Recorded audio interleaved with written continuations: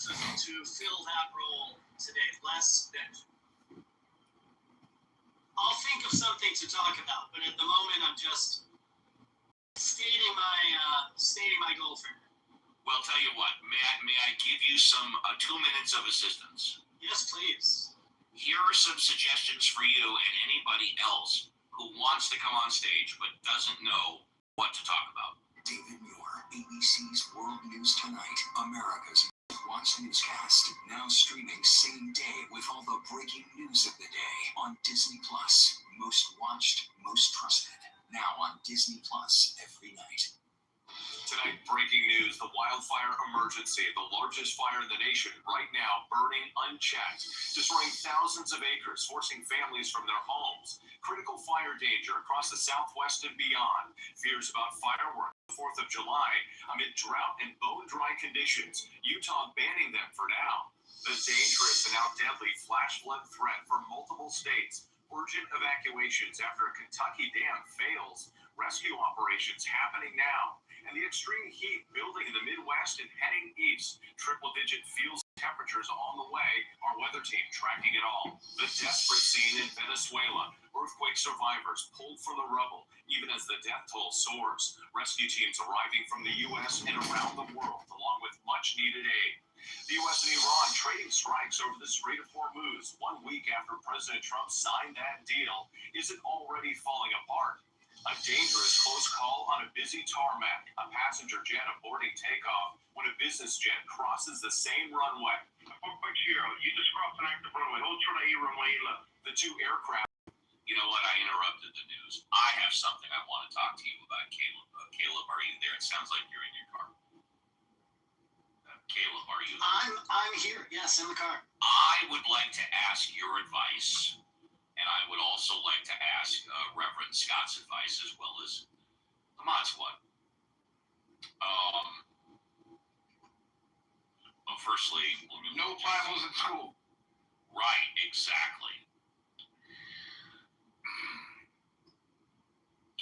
There is a hypothetical family. And a member of this hypothetical family has been going to family dinners. We could even say, like Rosh Hashanah dinners, Passover dinners, Thanksgiving dinners, Christmas dinners. Doesn't have to be any particular religion. And then the dynamic of the family changed. And that being that, forget about the dynamic of the family changing. So the member of this family who had been going forever, decades, has been told that although he has been acting the exact same way throughout the dinners, and that he's been talking the same style, same topics of discussion throughout the family dinners. The host family, where these dinners are happening, wants that behavior and that discussion to stop because they are afraid that other family members will no longer want to come to that dinner and they will simply start hosting their own. So the hypothetical family with the member has a choice. The member can either go to the family dinner, but then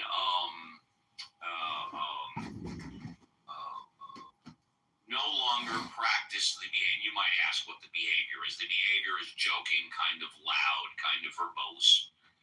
And also curtail and or edit the conversation that they normally have. And you could refer this to anything.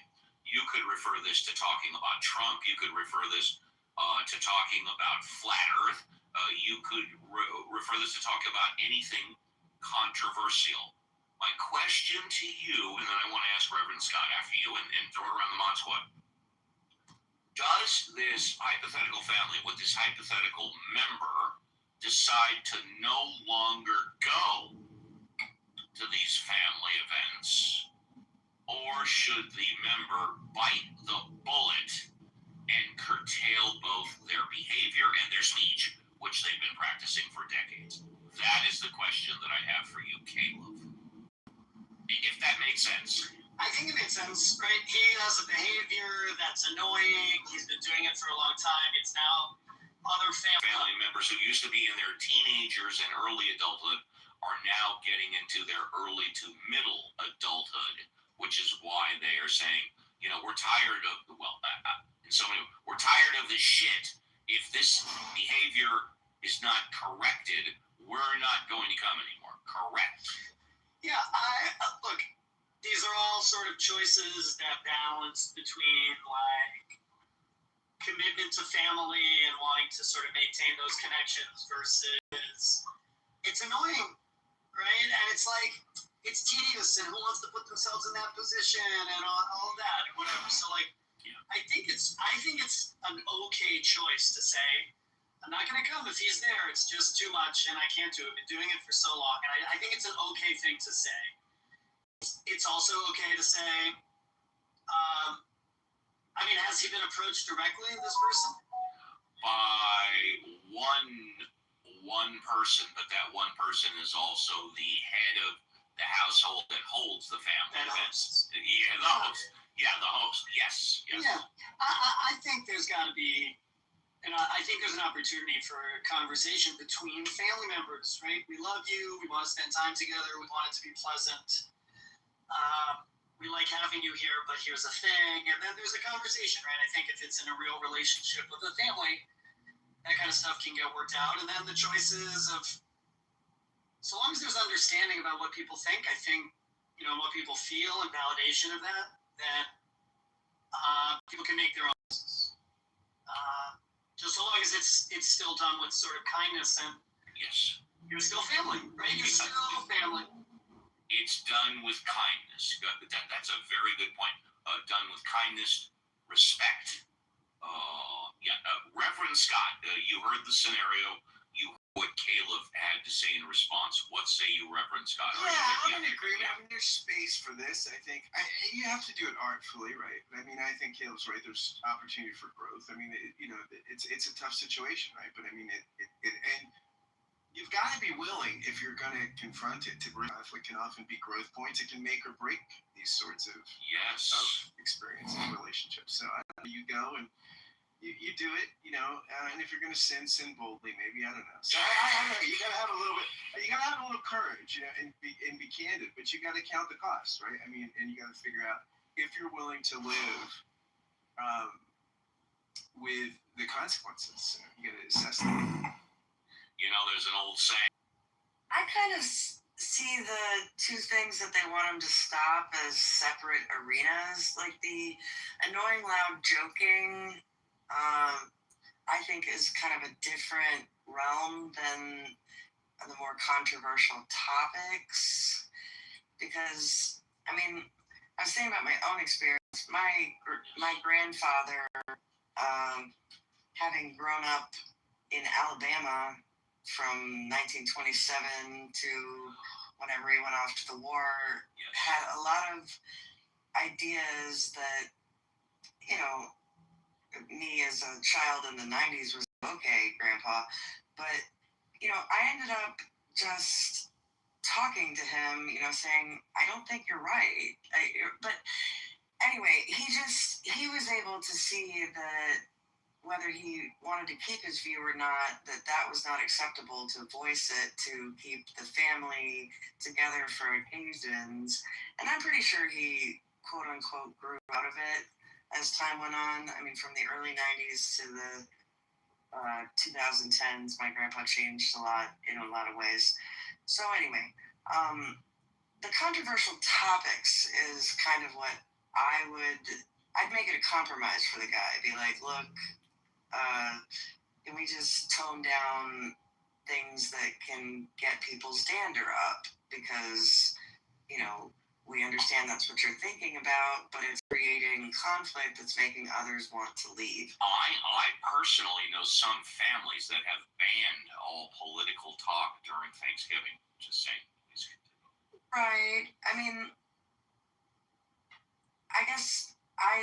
I just see like that is different and something worth toning down if he wants to continue to go and have everybody show up. The annoying joking and stuff, as long as it's not like offensive jokes, calling people fat or what, I don't know. But I mean, you kind of have to deal with your relatives' annoying habits. Like, my grandpa used to do that trick where it looks like you're taking off the tip of your thumb. You do it for small children. I know that. Yeah, he did that till I was like 14. Even though, obviously, by then I knew long before then I knew. Yeah. But I just humored him. It was kind of annoying because it was like, okay, Grandpa. But, those little habits like that don't seem like as big a deal to me. So it seems like it would be more important to correct. Well, he wasn't taking a match and lighting his farts on fire, was he? No. So, Okay. that's my take on it. Thank you. JCC, what say you, if you wish? JCC, what say you? I gotta be honest, I had to step away from my device for a second. Was there an issue with family members at the table discussing things that are controversial? There was an issue of family getting together, Thanksgiving, Christmas, Passover, Rosh Hashanah, where the head of the household, the host, came to a member and said, you know what, even though you've been here for decades, you've come to everyone, invited everyone, we need you to stop doing what you've been doing this entire time, because we're afraid if you keep doing it, the other family members that have now grown up are going to start coming, and they're going to stop coming and host their own. Yeah, I get it. Yeah. I think that's disrespectful. Even though you're a family member, you must respect the host that's hosting the gathering.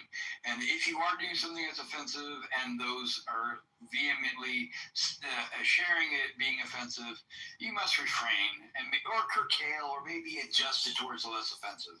But I think family should be able to prevail over those issues and hopefully overcome them. So yeah, that's mine. And communists, you've been invited. You have to accept the invite. I can't invite you anymore. It gives me a red bar. You've already been invited. And why he left the stage? Gosh. Yeah, why he left the stage? I don't know. I'm about to grill somebody. There you go, our grill master. So Caleb, stop raising your hand. Yeah, Caleb. There you go. Sorry, I interrupted halfway the suggestions, but that thought came to my mind. So Caleb, you still got some time if you want to talk about anything else. I think that was a great interruption. Keep it rolling. You got it, buddy. Thank you. And if you're in the audience, you want to come up, please do. New on my stage is Alvin and Joshua. Alvin first. Alvin, good morning. Welcome to the show. What would you like to talk about? Welcome. Yeah, what do y'all think about keeping it with like family members? One of my friends, he's an atheist, and he made an interesting point. So when he gets with his family for Christmas or Easter, he goes to church with them and does all this stuff. They have no idea that he's an atheist, right? Oh, the law's an atheist. Okay, go ahead. And I'm like, so will you tell them? And he just simply said, why?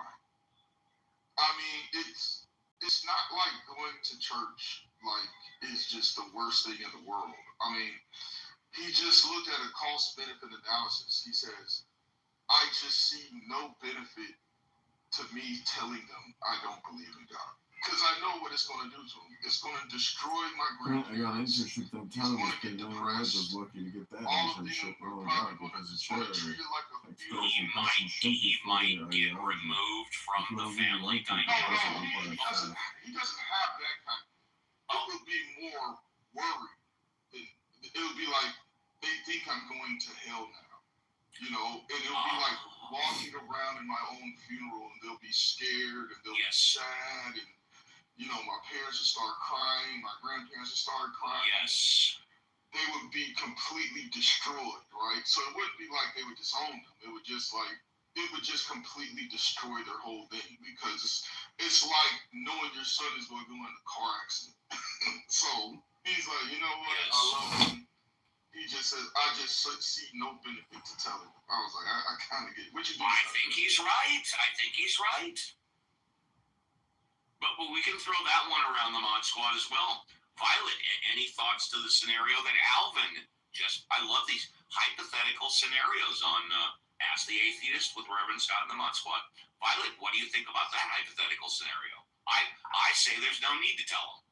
I tend to agree too, because his family's not going to reject him if he does. He just wants to preserve their feelings, and it's not hurting him to let them continue to have that for now. So yeah, I agree. It's just not worth the cost analysis or cost benefit analysis that Alvin mentioned is what was coming to my mind too.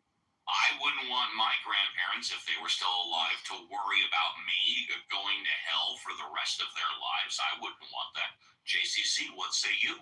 Yeah, it's a good predicament to be in, and from the standpoint of that individual that understands their family holds it with such like ending of life, afterlife. So if that person knows that it's really going to cause upsetness amongst the family members and concern and worry, then yeah, there is no harm in playing along. Because I did that as a teenager up until my 20s with my mom, and I was thankful that my mom took it the wrong way. Eventually, she thought I was trying to convert her when I finally said, no, it's just, I'm not convinced. I was never convinced as a child.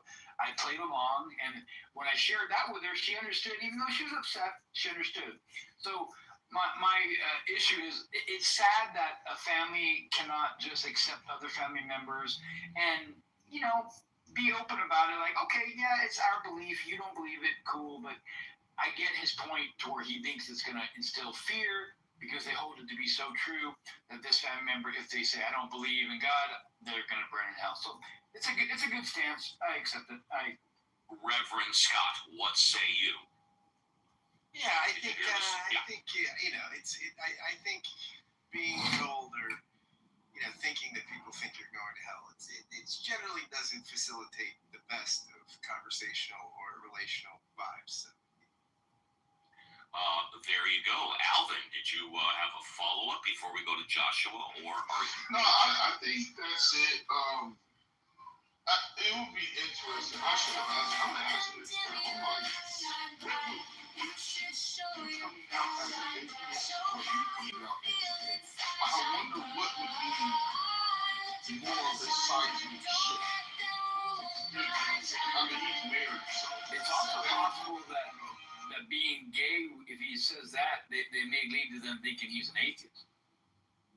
Yeah, I wonder which. You can also be gay and not be an atheist. No, I know that, Caleb, but from the standpoint of them being very religiously strongly based, they may throw that in the mix. Yeah, I just wonder what would be more of an emotional response. Well, it sounds to me like they both have the same effect. Yeah. And that would be that the grandparents would think he's going to hell. Right. They would be thinking that for the rest of their life. So it has the same effect on the grandparents, no?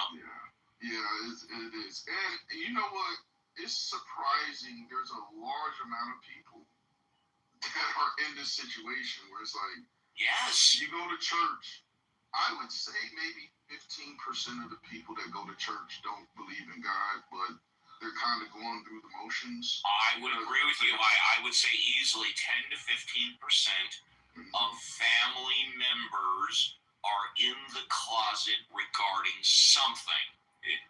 Whether it's being gay, whether it's being an atheist, whether it's being that they have a gambling problem, an alcohol problem, a drug problem, and they don't want the other family members to know. Yeah, they're in the closet about something, sure. Because that's my cousin. Like, my cousin, I guess he calls himself kind of agnostic now, but he doesn't believe in the Bible at all. But his dad's, my uncle, he's a preacher. But so he'll still do the stuff. He's like, yeah, I really don't know about this. Right? So, but he'll, his dad has no idea. Like, none. It's a pleasure to see you on the show. What would you like to talk about? Joshua going once. Joshua going twice. Hello, Gage. Oh, hi. Well, sir, what would you like to talk about? I'm just trying to get things ready. That's okay. What would you like to talk about? I had my sandwich argument that I wanted to bring forth to see what is exactly wrong with it and how it can be improved. Well, that's great, considering I've never heard the sandwich argument. Go ahead. Awesome. So, as an atheist, I would like to disprove God with the sandwich argument. It goes as follows. If nothing is better than God, then something is better than God. Therefore, something is better than nothing. Therefore, something is better than God. And you want my... I'm glad Caleb understands it, because I have no idea what the hell you're talking about. It makes no sense to me whatsoever, but I'm a simpleton. Let's throw it around to Violet. Violet, what did you think about the sandwich argument? I may have said it wrong. No, hold on, Joshua. Hold on. We'll come back to you. Violet, what do you think about the sandwich argument? I have no idea what the hell he's talking about. If I'm getting him correctly, he was trying to, that nothing is better than God, and so the nothing is something that's better than God, so therefore nothing is something, but I don't, see how that can be called a sandwich theory. I was really expecting some sort of deli analogy. Yeah, with that. I was expecting to hear like tuna. Hang on. We'll come back to you, Joshua. Don't worry, you're gonna get plenty of time on this one. I promise you. Yeah, I was expecting to hear like a roast beef, turkey, tuna, lox and bagels with cream cheese, but we didn't hear any of that. Yeah, so I was a little confused about the title, and then it seems like a semantic argument, like a child responding to when the mother says, I can't give you, or there's nothing for you right now, and he says, well, nothing is something, so that means you have to give me something. I don't really see how it's a strong argument. It just seems kind of like a semantic throw-off. Let's go to Reverend Scott. Reverend Scott, what do you see about the... Oh, wait a minute. You skipped me. It's okay. I'm sorry. My PTR changed. You're right. JCC, what do you think about the sandwich argument? I don't know what the hell he's talking about. Yeah, I think the syllogism was malformed, and I think Joshua said he may have said it wrong. I think he's getting at there must be something, because something doesn't come from nothing. And if people are saying nothing is better than God, that's illogical, because there must be something, and if there is something, that something could be better than God. That's kind of what I'm getting at. Now that I understand. Last but not least, Reverend Scott, what do you think about the sandwich argument? I think it's gonna play in Omaha, but there you go. I'm not gonna eat that sandwich. That's for damn sure. Okay, Joshua. Now go ahead, Joshua. If you want, I can mess with you. Trust me. But go ahead. So I'm so sorry. It's a P1 and P2 is what I'm trying to develop it as. Is the P1 is nothing is better than God. The P2, a sandwich, is better than nothing. Do you mean premise? Yes, premise, P1. Okay, go ahead. Yeah, P1 stands for premise, Steve. That's why I asked that. Yeah, go ahead, Joshua. Right on. So, I just meant the P1 is nothing is better than God. The P2, be a sandwich, is better than nothing. No. And then the conclusion would follow is that a sandwich is better than God. Okay. I'm happy to respond to it if you're done. If you're not done, please continue. Oh, yeah. No, that's pretty much it. I would just like it up for review and... we'll give it to you. Go on mute and we'll come back to you. Don't worry. You're going to have plenty more time. That's the round table. Go ahead. And by the way, David, I see you. You'll be next in about 5 minutes. So firstly, premise 1, premise 2, this clearly falls under the category of philosophy. No question about it. Anytime we use P1, P2 premise, you're involving philosophy, and in a manner of speaking, you're involving geometry. Some mathematicians would disagree with me, but that's fine. And I'm not saying you are part of this group, sir, but you are raising a philosophical idea, consideration, premise. People have heard me say hundreds of times, and again, this is not you. People have heard me say hundreds of times that my trials and tribulations with the clubhouse philosophers are well documented. Documented well. The clubhouse philosophers generally don't get along with me, and I generally don't get along with the clubhouse philosophers. Why? I am a simpleton. This is not an excuse. This is no bullshit. This is well documented. If I can say something in a 5th grade language, I'm not going to say it at a master's degree. I'm going to say it in a 5th grade language. Why? Simple. I'm a simpleton. I want more people to understand. Why should I talk at a master's level vocabulary when I can say the exact same thing at a 5th grade level? I'm a simpleton, and more people can understand me. Again, this is nothing against you, sir. Now, what you're saying, yeah, sure. But the question that I ask, and I'll throw it out to the mod squad, is that premise. How does that help my life? How does that sandwich theory help your life? How does it contribute to making your life better? That's what I'm interested in, not whether or not the premise or the scenario is true or accurate. I'm interested in how can it benefit my life or your life. Let's go to Violet. Violet, what do you think about P1 and P2? Violet. Violet might be busy. She might be feverish. Steve, you're absolutely right. I couldn't get to my buttons in the right way this time. And see, Violet, and everybody knows, okay? Everybody knows that Violet, it's very important to push your buttons. Yes, go ahead. Yeah, but I'm echoing you guys. A hot pastrami sandwich with Swiss cheese is sounding better to me right now than anything else. Joshua, we'll give you another minute or two to follow up, and then we'll go to you can when you get your next fresh five. Absolutely. Take a couple of notes, and you can go back and have a fresh five either at the end of this hour or coming up very soon. Joshua, final thoughts. Joshua going once. Yeah, I got you. Man, these rules are crazy. But yeah. No. Actually, they're very simple. Pretty strict. They're simple, but they're well enforced. Yes.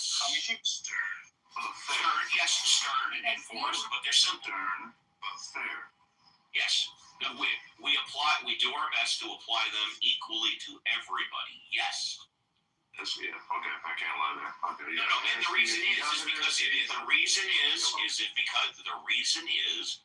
because we don't, then this show, this thing that we've been doing for 6 years, going on 6 years, just becomes like every other clubhouse room on Clubhouse. You have a tendency to have people speaking over each other.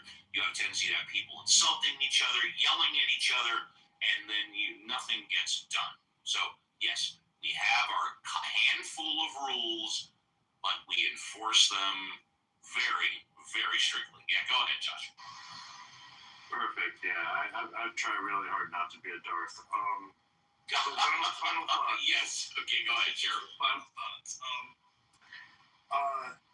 I'd like to try and build that argument into a best sandwich, possibly, argument. Like, if there is a best sandwich, then it kind of goes into the idea of disproving the best God, because if an all best God can be imagined, then if we can imagine a best sandwich, then therefore that it goes along down a deep line, I guess.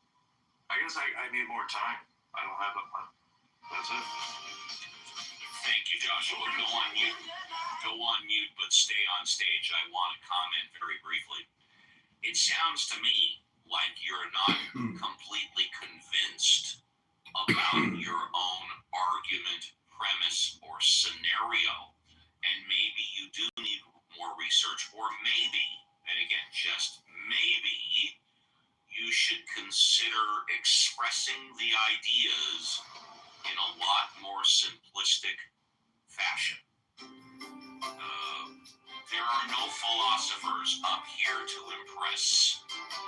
We talk about anything, never put a restriction on content. We love to get both sides of the coin, regardless of if we agree with you, disagree with you. No disrespect, I mean this from the bottom of my heart. It sounds like you're really unclear. They would be arrested. Or it seems to me like you are very clear that you're not saying it as well as other people have said it to you. And therefore you have two choices. You can go back to those other people, you could record them, and then you could basically repeat every word that they say, or you can find a simpler way of expressing it. Uncle Steve. That choice. Yes. Steve, my teacher, Jeffrey Stout of Summer yes. at Princeton University, said one time in a seminar, this guy was pretty good, had a pretty strong background in analytic philosophy. And he said one time that when we were 5 years old, and our mother came to us and said, your sister said you wrote on the wall with crayons. Is that true? He said, you knew exactly what your mother meant, and a century of analytic philosophy has not improved on what you knew when you were 5 years old. So take that to the bank. Yeah, and I'll just add one more thing that I was thinking of before we go to David. When you're 5 years old and you put your hand on the stove and it burns your hand, you don't need a reason why your hand was burned, but you know not to put your hand over the stove again. It's simple. Let's roll it. David, good morning. Welcome to the show. It's a pleasure to have you here. What would you like to talk about? David going once. David going twice. Sorry, Steve. That's okay. No problem, buddy.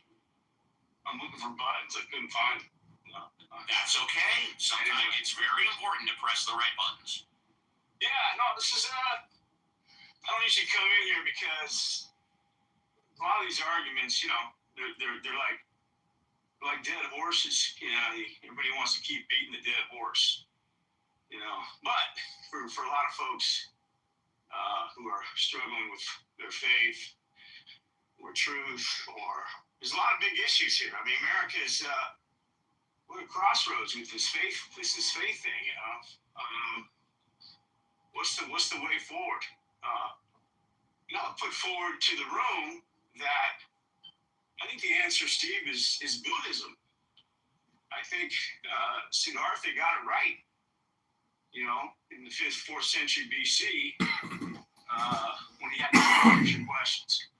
And I think it's not so much that it's a belief system with an outcome or a finality. If you don't follow, you don't believe.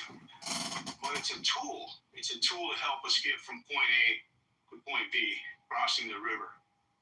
And if you guys, anybody understands Buddhism, knows what I'm talking about, or don't know what I'm talking about, it's very easy to source and illuminate on what that means. But I think that's the problem, is that we're looking for vehicles. We're looking for point A to point B, life experiences that are not fraught with, you know, all the suffering that the Buddha talks about in his writings. But whether or not there's a God or not is irrelevant. I think it's how you passage through life that determines your heaven or your hell, and how we arrive at our end days. As we sit here And I'll end there. Buddha doesn't belong in hell, or doesn't believe in hell, does Buddha? No. So, but there's, if you don't believe in God, then there is no hell. That's not what I said. That's not what I said. What did he say? He said that like how you live determines whether or not you have your personal heaven or hell. Okay, I will. Romero, go on mute. We'll come to you. We'll come back to you. I'm sorry, I misinterpreted what you said. Can you repeat what you said just to make sure we have it clear? I have it clear. Yeah, that's basically what I said. I said our heaven and hell is between our ears, and how we pass us through life, and whether or not how we battle the stimuli of life, and how we address and get through Now I understand. I apologize. I humbly apologize. I misunderstood you, and I thank you for the correction, Romero, and I apologize for misinterpreting you. Thank you, David. We'll probably get one more in, Carlos, and then Romero will probably be first up in hour number 3. Carlos, good morning. Welcome to the show. What would you like to talk about? Carlos, good morning. Welcome to the show. What would you like to talk about? Hey, how's it going? Hi. Do you care? Yeah, I was going to respond to the syllogism argument. Go ahead. You mean the sandwich argument and the P1, P2? Yeah, it's a bit confusing. I think I've actually forgotten what I was going to say to be honest. Sorry about that. But maybe, I think is it that God is better than nothing, the sandwich is better than nothing, the sandwich is therefore better than God? That's pretty much, I think, exactly what was said. Yeah, I'm not sure that that's about it.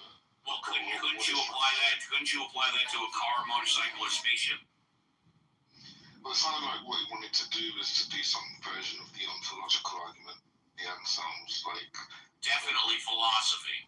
Yeah, and I don't think that's going to get you anywhere, to be honest. But I don't think the ontological argument is that convincing anyway. I don't think it's a good argument. Well, once again, the question is, how does it make your life better? The question is, how does it make your life better? That was my question to him. You can take all of these psychological premises and theories, but my bottom line, excuse me? A statement to make on that. My bottom line is, how does it make your life better? How does it improve the lives of those around you? That's my bottom line. It's called psychology, Steve. The higher your IQ, the higher your EQ, and the less time you'll be angry. You'll be happy, Steve. Hello? All right, very good. Yeah, Dave, we got 3 minutes. But go ahead. If I were to take the Buddhist argument with the Buddhist, No. Like a 5th grade student. Talk to me like I'm a retard. Talk to me like I'm a fighting hard. if you take the Talk to me as if I am retarded. you're gonna sit down and enjoy a sandwich, right? Yes.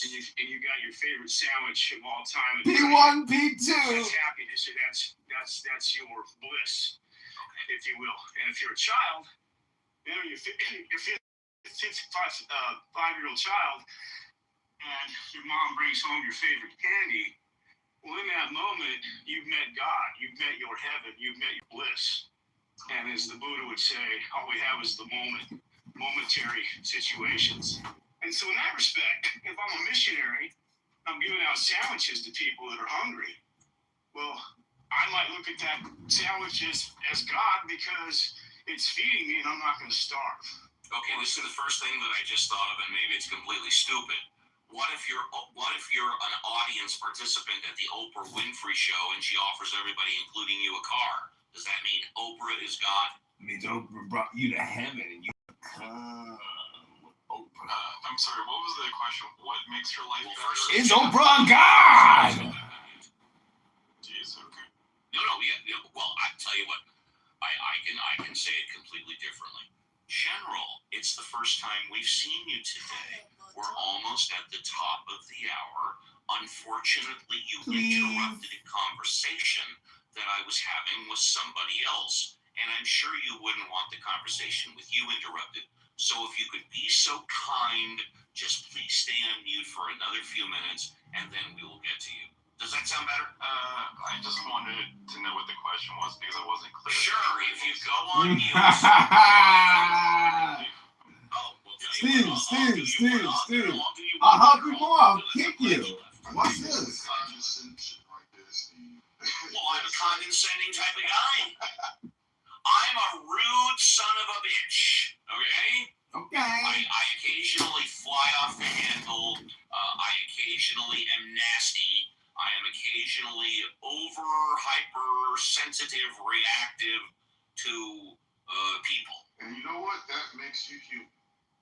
I was just going to say, and it makes me human. And to General, I apologize if I treated you like shit. It's coming down to the end of the hour. And if you would have come in during any other time, and that's not on you, that's on me. I wouldn't have treated you like that, but I feel like I'm up against the wall, not with you, but with the top of the hour break. The break must go on. The break must go on. And yes, Reverend Scott, I can send that to you directly, no problem. So General, and now I'm going to be serious. I'm sorry. I humbly apologize. That would not have happened if you would have come in like 15 minutes ago. Again, it's not on you. It's not on me. We've got some strict rules here that even I have to follow. Even I can't bend my own rules. So I do apologize. And I think, sincerely, the show would be better if you came on stage again, gave it a second shot. And by the way, I'm taking a break right now. So if you saying like, well, that's Steve Appel, he's an asshole, I don't want to talk to him, you won't have to, because Reverend Scott, Violet, and the rest of the Mod Squad actually it's Reverend Scott, Violet, and JCC will be running the show for the next 30 minutes. So you won't have to speak to me. I do, though, apologize. And I realize if I was in his shoes, I would have considered that Steve Appel, a son of a bitch, condescending asshole. Don't go away, and we'll be right back with Reverend Scott, Violet, and JCC.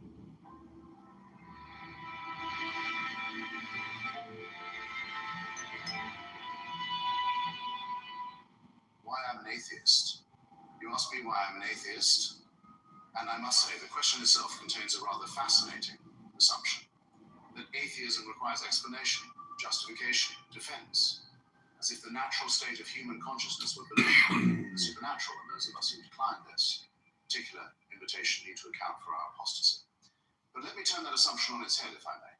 The real question, the one that actually demands an answer, is not why I'm an atheist, but why anyone would be anything else. Why, given everything we know about the universe, about human psychology, about the origins of religious belief, about the transparently man-made nature of every holy text ever written, would anyone choose to organize their understanding of reality around the claims of Iron Age mythology? I'm an atheist for the same reason I don't believe in astrology, homeopathy, or the idea that Elvis is still alive and working at a gas station in Memphis. I'm an atheist because I care about what's true. And religious claims about the nature of reality are demonstrably, provably, embarrassingly false. Not metaphorically false, not poetically false, but actually false in the same way that claiming the earth is flat is false. The universe was not created in 6 days by a deity who then needed a rest. Humans did not spring fully formed from the clay. The geological record is not evidence of a global flood. Prayer does not cure disease. The dead do not rise. Virgins do not give birth. These are not matters of interpretation or faith. These are factual claims about what exists. And I can't imagine what evidence would suffice, but let's grant it for the sake of argument. I would still refuse to worship such a being. The God described in the Bible, the Quran, the Torah.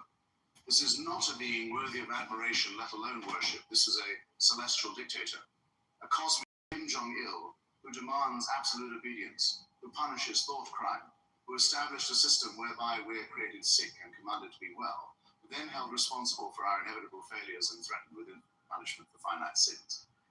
What kind of moral monster creates beings capable of suffering, designs a world filled with disease and disaster and cruelty, then demands gratitude and praise for the occasional respite from the misery he himself ordained?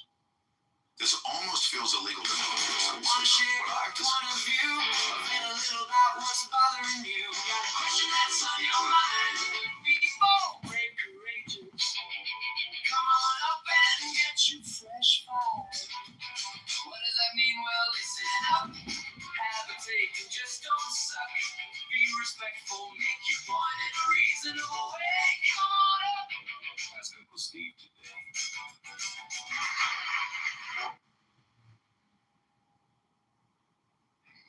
Okay, and then what is the point you're making? The capitalism. The point that I was making was about the different kinds of revolution, if you remember. and somebody seized on some point and decided to try to chew it to death, even though it was not a point that I had made. And that's what we're doing now. We're talking about different kinds of revolution. No, it's fine. Doesn't bother me if I get it. Let's just stay on the topic. Stop being meta. So after they freed the slaves, did Tsar Alexander II not, quote, transition to capitalist economy? Yes or no? You can answer your own questions. We both know the answer. Yes. Yeah. Good. Keep going. Oh, yes. And so capitalism had its own failures in Russia, correct? Did the capitalism have the failures in America? No.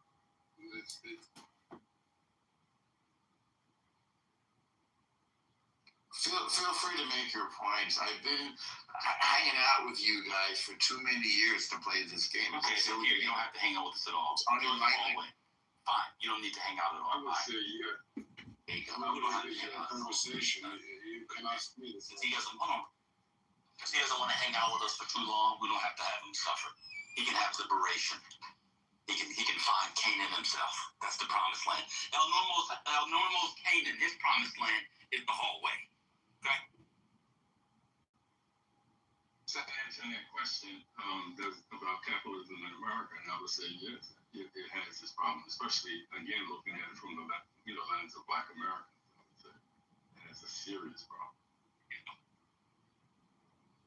Yeah, so let's sum up what Ben and we are speaking. So Norm is incorrect that Bolshevik My friend! is a capitalism. That is historical fact. Otherwise, just... Good morning, my friend. And that's the only reason why I came off the mic, because it was just so close. Shavuot. Well, my last name has the word Tov in it, so I know what Tov means. But Shavuot, my Hebrew and the verb, I'm not so sure. Maybe like go have a great new week. Have a good week, bro. That's exactly what it means. Shavuot. Kitover.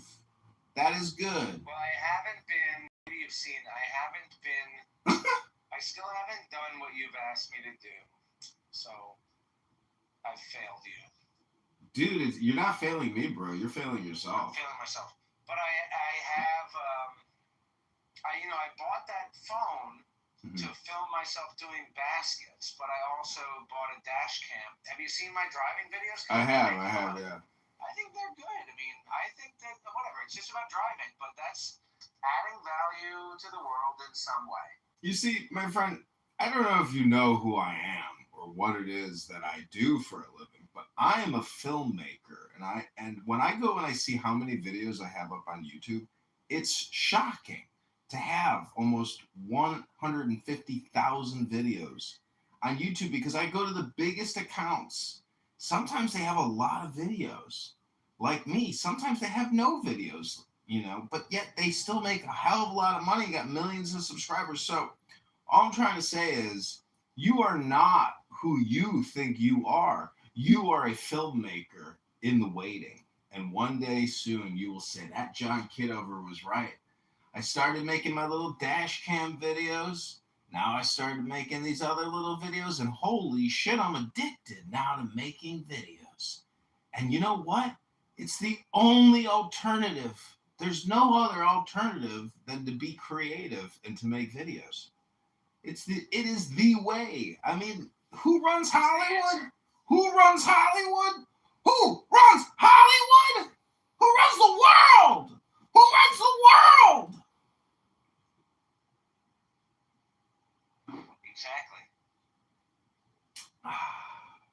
Well, a lot of people on this app, as you know, are fully R-worded out. Totally R-worded and F-worded out, like Steve Apple.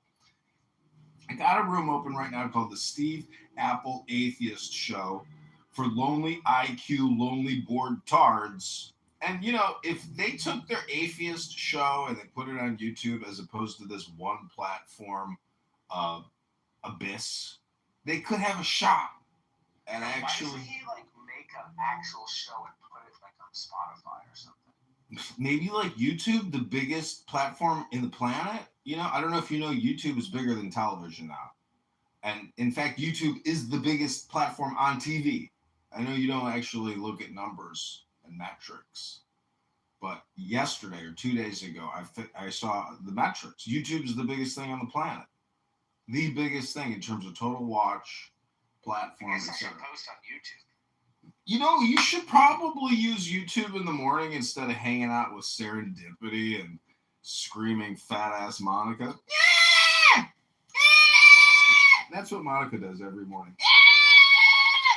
You know, try to create a video of you doing something, being productive.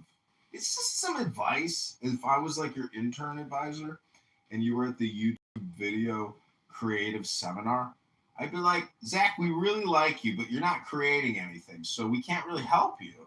All we can do is just keep encouraging you. Hello?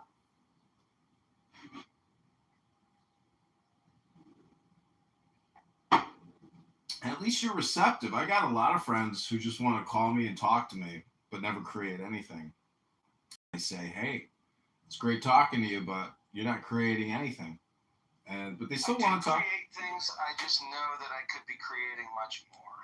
I could be creating all the time. Well, you're creating right now. Right now I'm burning a pile of wood in my backyard. I know, but you're on 20 YouTube channels. If you have the Tao Te Ching, you could just read it. If you have anything creative, you could just read it, and then you create right there. You'd synthesize immediately. Well, I do have this. I have an aphorism memorized, and they say, before enlightenment, you should burn a pile of wood in your backyard. And after enlightenment, you should burn a pile of wood in your backyard. That's what they say. The wise masters who said. I heard it said a little differently, like before enlightenment, the blue mountain was blue, the sky was blue, or and chop wood, carry water. Yeah, and then have you ever heard? I mean, I don't know if you have any curiosity about the things that I have created in the past. No, that's what you keep bringing up all the time. I know, you just want to hear the things I've created. No, because I want you to text me a link on YouTube. Text me a YouTube video and say, "Hey, John, I just created this basket video. It's of slow motion, or it's of a time delay, and it's very artistic, and I think it's great. Would you put it on your 300 different accounts to help me, juice it?" I'd say, "Sure, bro." Right. Bro, you sent me something creative, dog. You did it. You did it. Wow.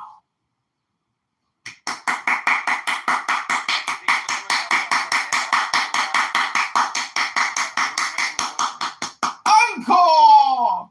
Encore! Encore! A lot of wood here. A lot of little pieces of wood. You know what you call a bundle of sticks? Can't say it, though. It would be abusive hate speech. Also stalking. I've been accused now by YouTube of stalking. That was a new terms of service violation. I had never known. Did you stalk? I don't know. Nothing. They never tell you specifically what's so hateful about your speech and so abusive about it. They never say specifically. They just say we've isolated a part that we think, in our opinion, is hate, but it's actually just accurate ad hominem. You can't talk about really the LGBTQ trans is the most and black, obviously. So we get back to N-word, F-word being the two protected classes in clown world. Watermelon rainbow. Watermelon rainbow. Watermelon rainbow. Yeah, watermelon rainbows. All right, well, I'm just going to burn this big pile of wood, I think. That's what I'm going to do. I hope I don't get in trouble with the city for burning wood in my backyard. Do you think I'm going to get in trouble? The cop come and say, you can't burn wood in your backyard. You sound to me like a man on a mission. To do. If I walk in the thick of danger, If I walk in the thick of danger, you will preserve my life you will preserve my life from the anger of my enemies. from the anger of my enemies. You will extend your hand. You will extend your hand. Your right hand will save me. Your right hand will save me. The Lord will fulfill his purpose for me. The Lord will fulfill his purpose for me. Lord, your love is eternal. Lord, your love is eternal. Do not abandon the work of your hands. Do not abandon the work of your hands. Psalm 138. Psalm 138. You might create a video of you making a wicka basket and, putting that little thing because it deals with the hands. And I know sometimes a lot of your customers, their hands are so weak, they can't interweave these difficult, thick sticks that you could call F words. But you see, if you mix in the Bible, you become irresistible. That's true.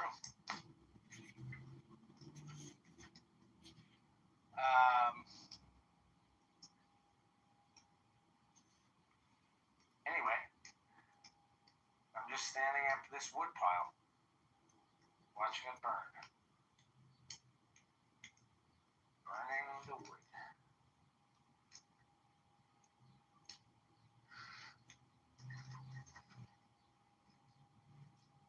We got this really good book. It's called Bible Promises for Men That Burn Piles of Sticks. There's a chapter here on dealing with stress. Would you like to repeat after me? Sure. God is our refuge and strength. God is our refuge and strength. A helper who is always found in times of trouble. A helper who is always found in times of trouble. Therefore we will not be afraid. Therefore we will not be afraid. Though the earth trembles. Though the earth trembles. And the mountains topple. And the mountains topple. Into the depths of the seas. Into the depths of seas. Though its waters roar and foam. Though its waters roar and foam. And the mountains quake with its turmoil. The mountains quake with its turmoil. Psalm 46. Psalm 46. That's good. It's a good one.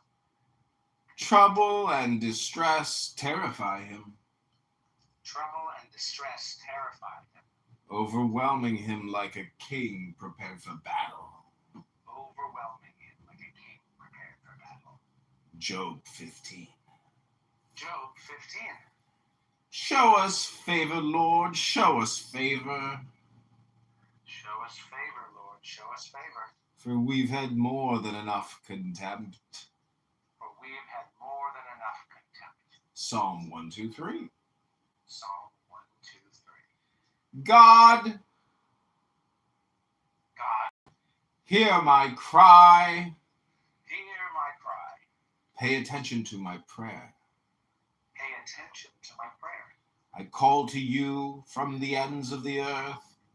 I call to you from the ends of the earth. When my heart is without strength. High above me.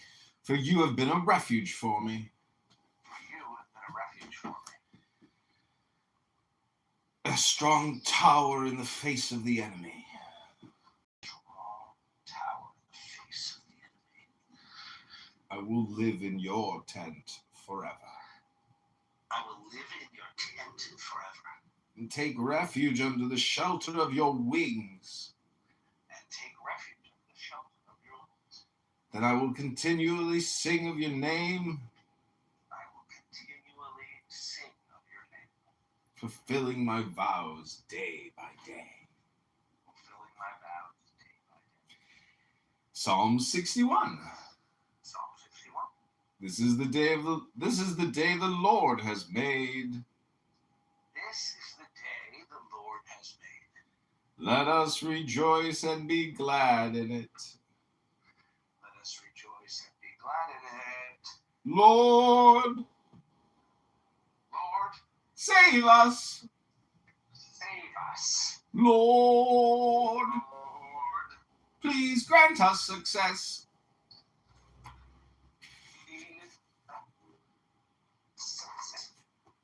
Psalm 755. Psalm 118. Psalm 188. I How many exclaimed, psalms are there? hundreds. I exclaimed, this is my intense suffering, but I must bear it. I exclaim, this is my intent, suffering, but I must bear it. Jeremiah 10. Jeremiah 10, that deal. Hello? Rabboni Shalom, hello? Shavua Tov, my friend. Shavua Tov. Hello? Hello?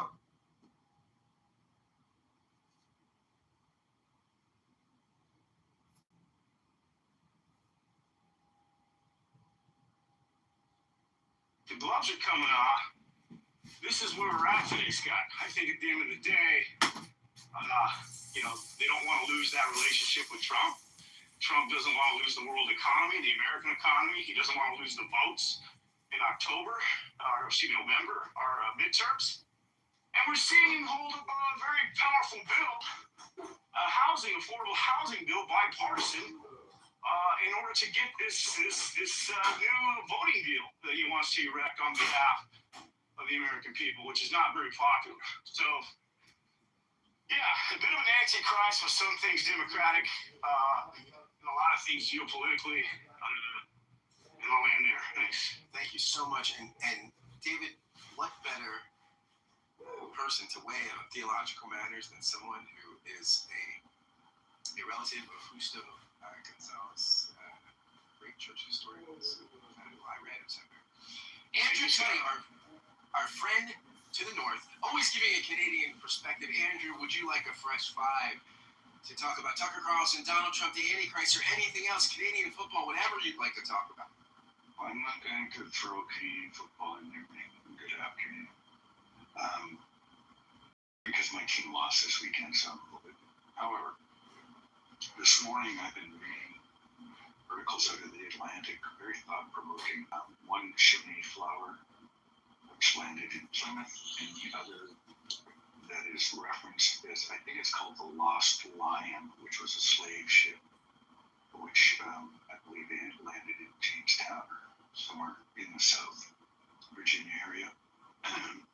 And it really highlighted the dichotomy that the United States has always had in the North and the South, and just where those roots come from historically. The Mayflower, I believe, left the Netherlands initially. At least that's what I understood from the article. But anyway, it's a very interesting article. The Atlantic was full of them this morning. The other one that was very interesting was on Mel Brooks, who celebrated his 100th birthday yesterday. Very, very funny individual, probably at the pinnacle of funniness. And it just spoke about his relationship with Gödel, a book that was unfinished by the author.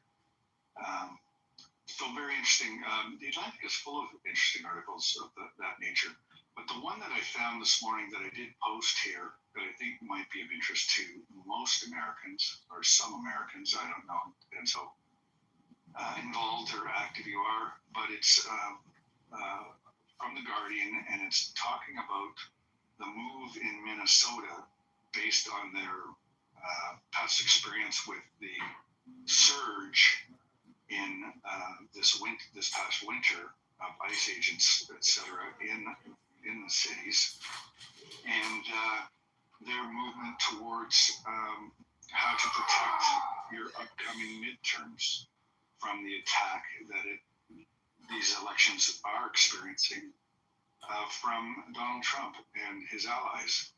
So I just posted that for anybody in the room who is interested in artillery to push back on the election denials. Only elections that Donald Trump wins are good ones, and those that he loses are bad ones. And I think it's good reading and some good information.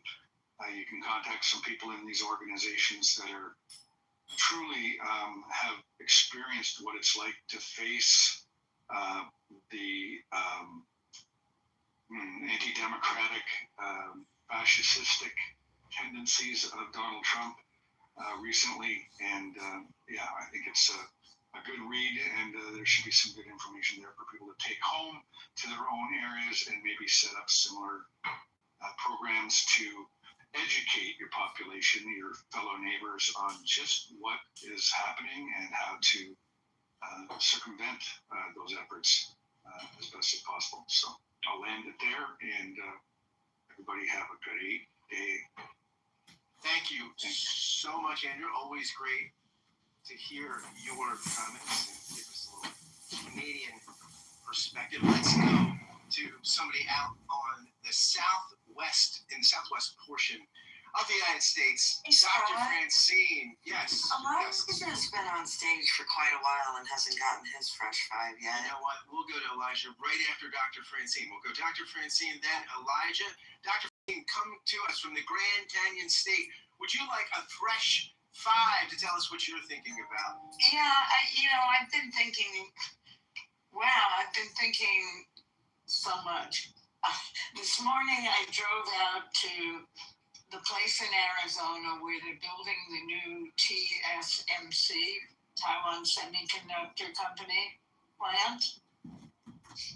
And there's almost inadvertently building a factory town. So there's like people building houses and people building, supermarkets and all kinds of stuff.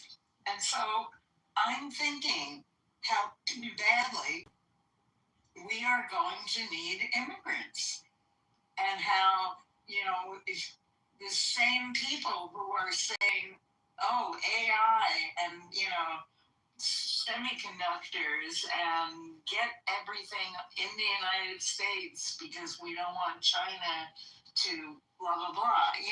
It's so inconsistent, because how can you have all that without immigrants? I guess that's enough for me. Thank you. Great questions, Dr. Francine. Let's go over to Elijah before we hand it back over to Uncle Steve. Elijah, George, how are you? Welcome to the stage, and would you like a fresh five to tell us what's on your mind this morning? Elijah going once, Elijah going twice. I'm not seeing him coming on, so I'm going to go back to my Uncle Steve. Uncle Steve, I'm handing the reins back to you, sir. Thank you. And I do see Moose on stage. Has Moose spoken? Moose has not spoken yet. You can go to Moose. Then we will go to Moose, and then we'll try Elijah again. Moose, it's a pleasure to have you on the show. Welcome. What would you like to talk about? He left the stage. He left the stage. Okay. Little stage fright, maybe. Little stage fright. Maybe it's Uncle Steve fright. Who knows? Has any non-mod squad, non-green bean, not had a chance to speak on the stage? Apparently, everybody has. Okay. If you're in the audience and you want to come up, please do, because it's going to be very difficult, if not impossible, as it gets to the top of the hour. I guarantee, though, everybody on stage will get a chance to speak. That being said, I see some green beans that have not had a chance to speak. Alfonso, good morning. Thank you for doing the heavy lifting. Would you like a fresh five, Alfonso? Good morning. Can you guys hear me? Loud and clear, sir. Excellent. Yeah, I'm quite busy today, but happy to be here as always. Very good. Thank you very much. Appreciate that. Let's go to Yakov. Yakov, good morning. Thank you for doing the heavy lifting. Would you like a fresh five? Good morning. I have to say, don't know if anyone else has observed this, but I like watching the videos of foreigners discovering America for themselves and bypassing media descriptions of a country and enjoying the people and the friendliness of Americans and unlimited refill. It's kind of nice. You know, maybe we should have this more often. I think I'm not a real FIFA soccer fan, but I've been enjoying it tremendously. I don't know what others think, but good morning, everybody. Good morning, and next in my queue, or actually in my queue, I show Alvin, David, El Normo, Andrew, Dr. Francine, Joshua, and Elijah. And so since none of them have spoken yet, is that correct, Reverend Scott? Well, Elijah's the only one who hasn't actually spoken. Right, thank you. Let's try Elijah again. Elijah, good morning. Welcome to the show. Would you like a fresh five? Elijah going once, Elijah going twice. Okay, well, let's go to then Alvin. Alvin, good morning. It's a pleasure to talk to you. You know, That's some Alvin and Chipmunk, Steve. You never heard that before? Yes, I have. Sorry, it just caught me off guard, that's all. Yeah. That's what I do. I like to catch people off guard. I love that. That's why you're the grill master. Alvin. Yeah, couple of things. Y'all call Scott Reverend Scott, but I'm the only one that knows his true religion, but we're not going to talk about that right now. Oh, yes, you do. Yes, you. My own friend. My own friend, Alvin. My man. He is a reverend of a. You think it's something mainstream? It's a very niche religion, but we can't discuss that right now. But we can discuss that it is a fact. He is not an atheist. We can discuss it is a fact that he is a licensed or reverend preacher of man of the pulpit, correct? But you don't know which pulpit, Scott. I understand that. It's a different pulpit. The pulpit. I understand that. But actually, it is a pit. It can't be described as a. I digress. Now. Yes, sir. One thing that look, I'm not a fan of Tucker Carl. Rather, you're in the Matrix, sir.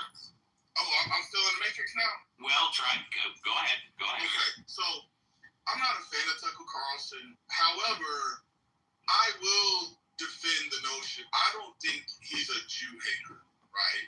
Because it's like I can criticize Kim Jong-un and the North Korean government, and nobody will accuse me of hating North Koreans, right? I can talk about how horrible the Iranian regime is. You're apparently in the Matrix again. Okay, Alvin, if you can hear me, go on mute. Alvin, if you can hear me, go on mute. We will come back to you. You are in the Matrix again. Let's try David. I just want to say one thing, Uncle Steve. Yes. Tucker Carlson's comments around Judaism, Israel, they don't just stop at the state of Israel.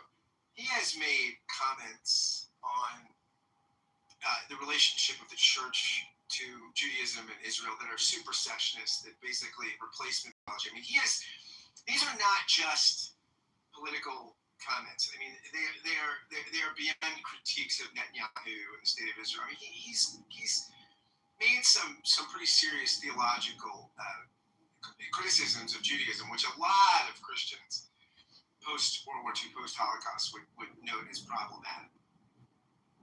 Well, my problem with Tucker Carlson is that for many years he was like one of the biggest Trump supporters and Trump cheerleaders, and then all of a sudden he got fired off of Fox, and now it appears he's anti-Trump, which is fine, but he never explained why. Now maybe I missed it, but did he ever say what took place during that transitional period, which turned him from like Trump's #1 supporter into no longer supporting him? There's a long piece in the New Republic a couple years ago called the flaw populism of Tucker Carlson, which traces exactly this, Uncle Steve. It traces his move from the ultimate Beltway insider, where he never missed a sort of DC cocktail party with his bow ties, to him sort of nipping at the heels of the establishment and becoming the populist gadfly. Do they quote him talking about why he transitioned? And I mean, look, he offers. Yes. He doesn't offer. I mean, he will say things about Trump and populism, and I mean, it's not as though he's never addressed this stuff, right? But many people find his transitions quite convenient, and point to him, not unfairly, I think, as a pretty opportunistic guy. And again, he has 20 million followers. If this is aggregate, though, if you add up, when I was looking up, if you add up like YouTube to X to this, that, his audience approximates Spotify and whatnot. His audience seems to be approximately 20 million folks, which is this is. But that doesn't mean he has 20 million downloads for each one of his videos. It doesn't. It does not. This is an estimate. This is an aggregate thing. But even if it's half that, right? I mean, this is 3 or 4 times. Well, all you got to do is pop onto one of his YouTubes like a week or two ago and see how many people viewed it. Right. I mean, but he's definitely got a bigger following than I believe. Fox Cable. I believe has 20,000 followers, 20,000 subscribers. But the 20 million. I'm sorry, 20 million. But the question is, how many people watch each of his YouTubes? And all you have to do is go onto the YouTube and it'll show you, right? Right. But certainly more on average than, say, the evening news. I mean, the guy is running a media empire out of his house, basically, which is remarkable.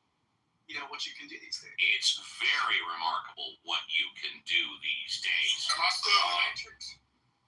No, you're not, but we're going to come back to you, sir. We are going to come back to you, sir. I want to go to Leroy, who's new on stage. Leroy, good morning. Welcome to the show. What would you like to talk about? Good morning, Steve. Good morning, Leroy. It's been a minute. I know, right? Good to hear your voice again. You sound great as always. It's good to hear you two, and the show is better with you than without you. Appreciate that. So here's what I was thinking. So Steve, I've been navigating my entire life literally of being a self-governed person, right? I'm sort of a visual. How I got there is by being a visual learner, right?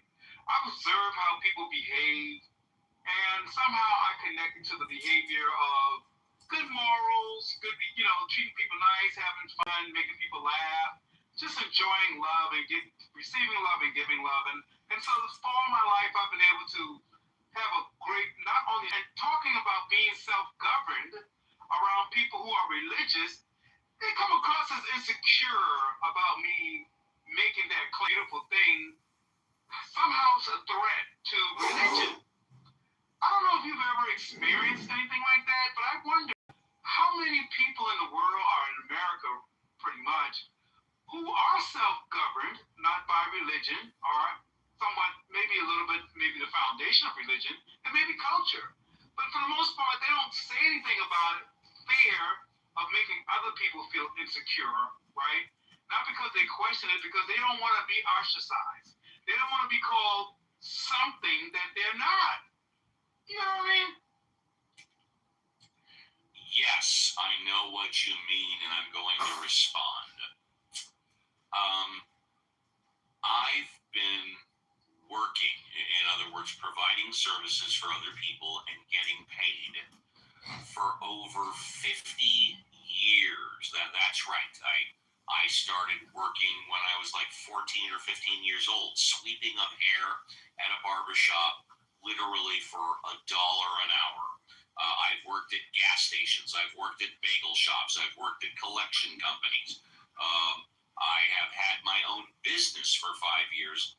And most recently, I'm working for a statewide law firm in my career, which I've been doing for over 30 years of workers' compensation, employment, and labor law. I bring this up because I have dealt with over in excess of 10,000 10,000 workers' compensation, employment, and labor law cases. I have contributed to the tune of 10, if not hundreds of millions of dollars to help injured workers receive money and doctors to receive money for work-related injuries. I have no debt. I have a 401k. I have money in the bank. And I have a home which I've been regularly paying a mortgage for close to 25 years now. I've also helped my 2 children not only go through school, but I contributed to my son getting a law degree and becoming a lawyer. I contributed to my daughter getting a master's degree and becoming a social, getting a master's degree in social services. Why do I bring up all these achievements? Because occasionally when I go into rooms and I tell people I'm an atheist, the first thing out of their mouth is, you're fallacious, you're not logical, you're stupid, you don't understand. Now the response out of my mouth from that is, well, all those claims that you just made against me for knowing me for 5 or 10 minutes, are you saying that I'm fallacious, stupid, not logical, I don't know what the fuck I'm talking about after knowing you for 5 minutes, only about God? Or is it about my entire life? And then a lot of the times, well, it's only about God. And then some, well, I don't know about the rest of your life. I say, yeah, that's right. I've been trained, I'll land it in 60 seconds. I've been trained in my 30-year plus career to think logically. And you have the chutzpah, you have the balls, you have the predisposition to accuse me of not being logical on this one issue, and you've only known me for 5 minutes? Who was really the one that's right believe what they believe is common sense? So that's the thing. So I think that we can universally agree, though, that we want I don't know, probably the temperature to turn down most people. But how do you achieve that? You understand? Like, I think at the end of the day, people crave realism, and they crave someone who is relatable. You know, here's the thing. At the end of the day, Trump, I love the guy, great guy, but he's not a blue-collar man. There's no way for him to ever experience the ability to be a blue-collar man. That's something that I crave. Here's the problem. Every time we get a blue-collar man who has experienced a blue-collar life, he goes to Washington and gets wined and dined and turned into a fucking swamp creature because money is power. Money is influence. And Trump's, you can't buy that motherfucker. You can't get it. Would you say that's the case with John Fetterman? John Fetterman, I don't know. He's hard. I think, the brain injury is actually helping him see a little bit of sense, which is crazy because I'm sure when you're talking about this virus, it's hard to see clearly, but him bonking his fucking head has somehow got him to see a little bit of common sense, which is scary. I think he's Joe Manchin reincarnated on their end. Yeah, I think that he's part of the party, but he's not with the extremism. And he brings common sense, and they don't like him for it. Well, there's some common sense left. Yeah, they definitely want to push him out. They want compliance, that's for damn sure. Whatever they want him to toe the fucking line and throw away his values so they can advance the cause, right? But he's not willing to do that, that's odd for someone on the left. They normally are. That's the very definition of woke.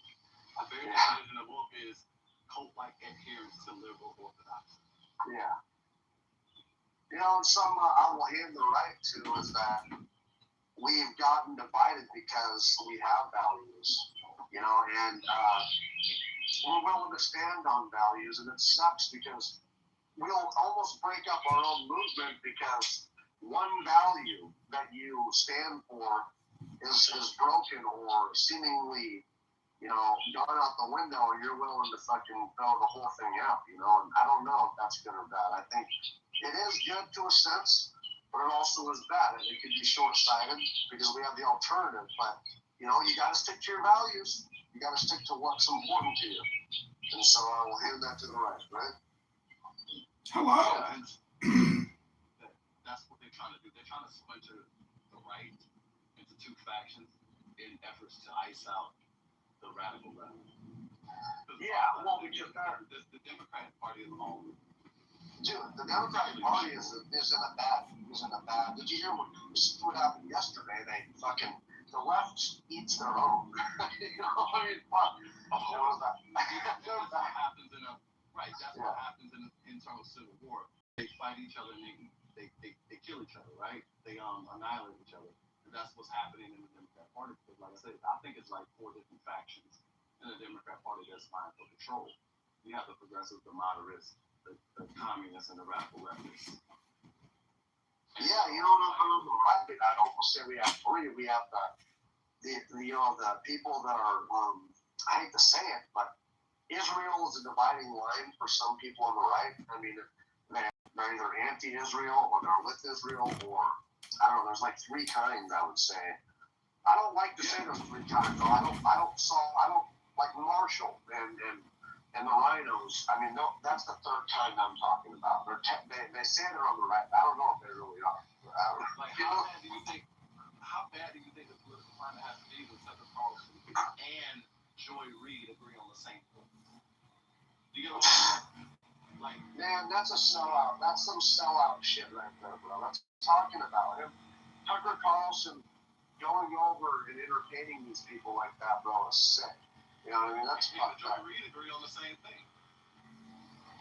That is real disappointment. You know what sucks about that?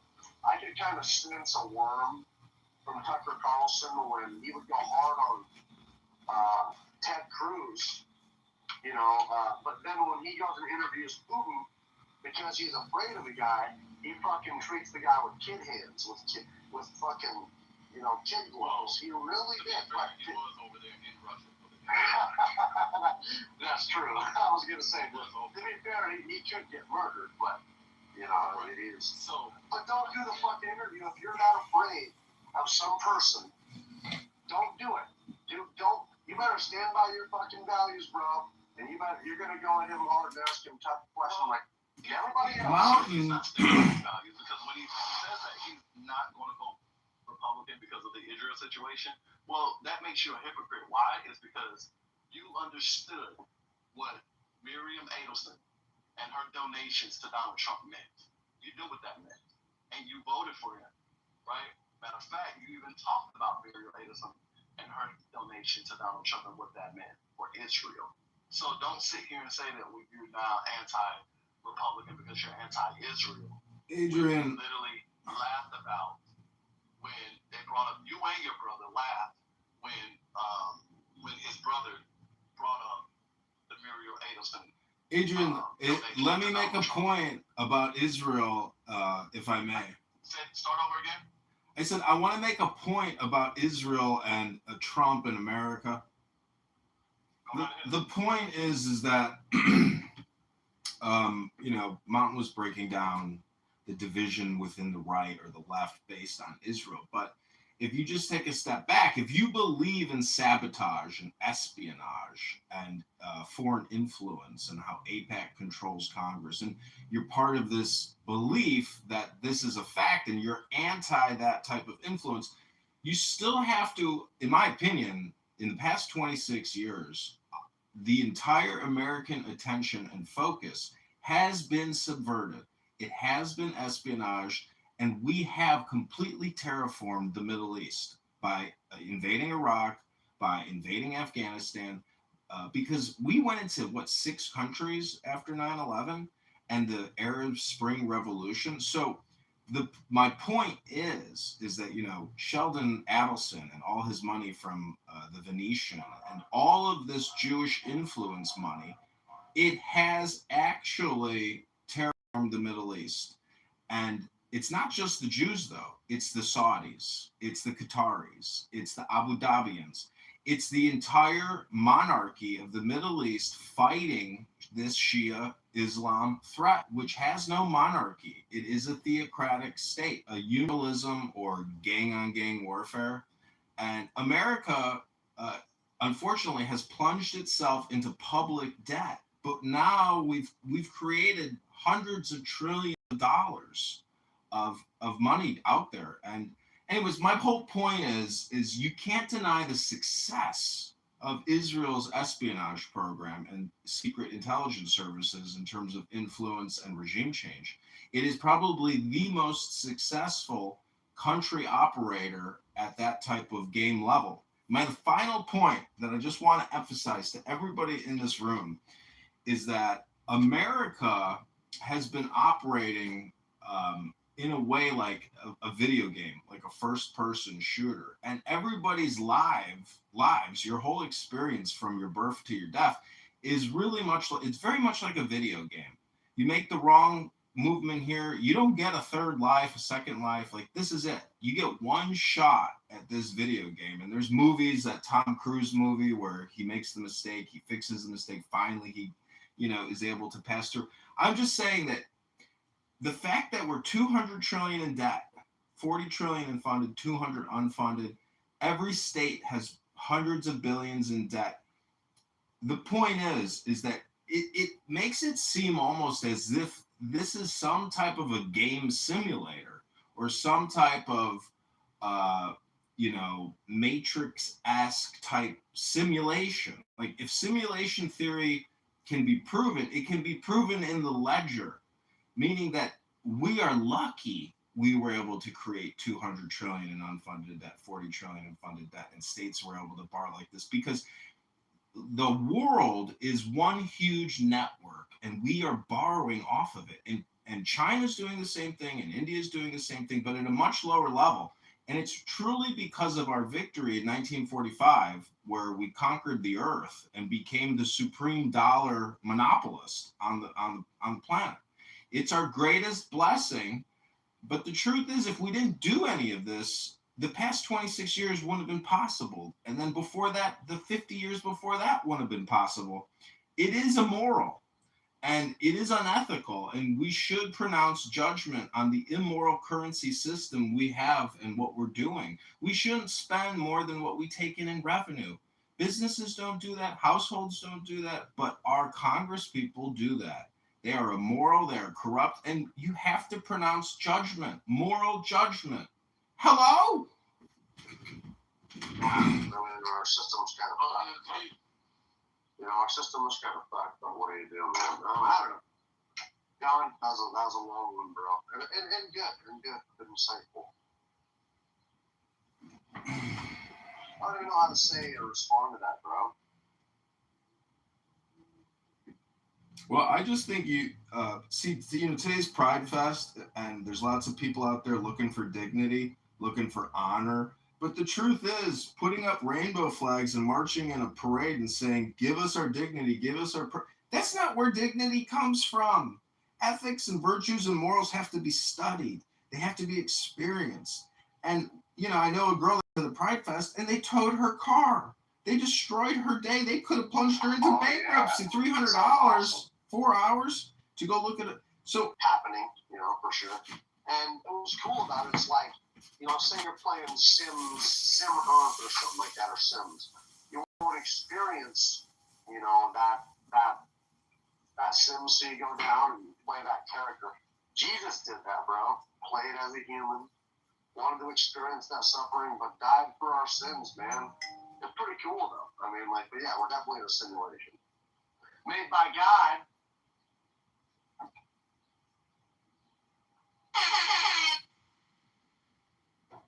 It's cool, too. I've convinced quite a few people to stop being atheists with the simulation theory.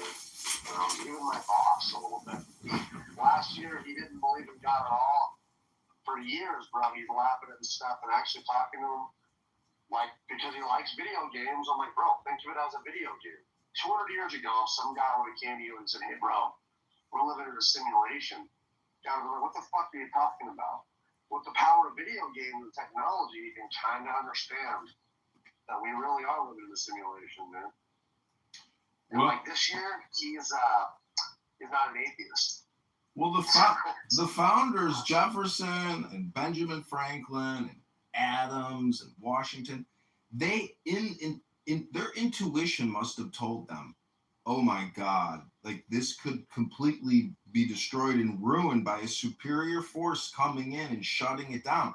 Because it's not just the military, it's the whole communication.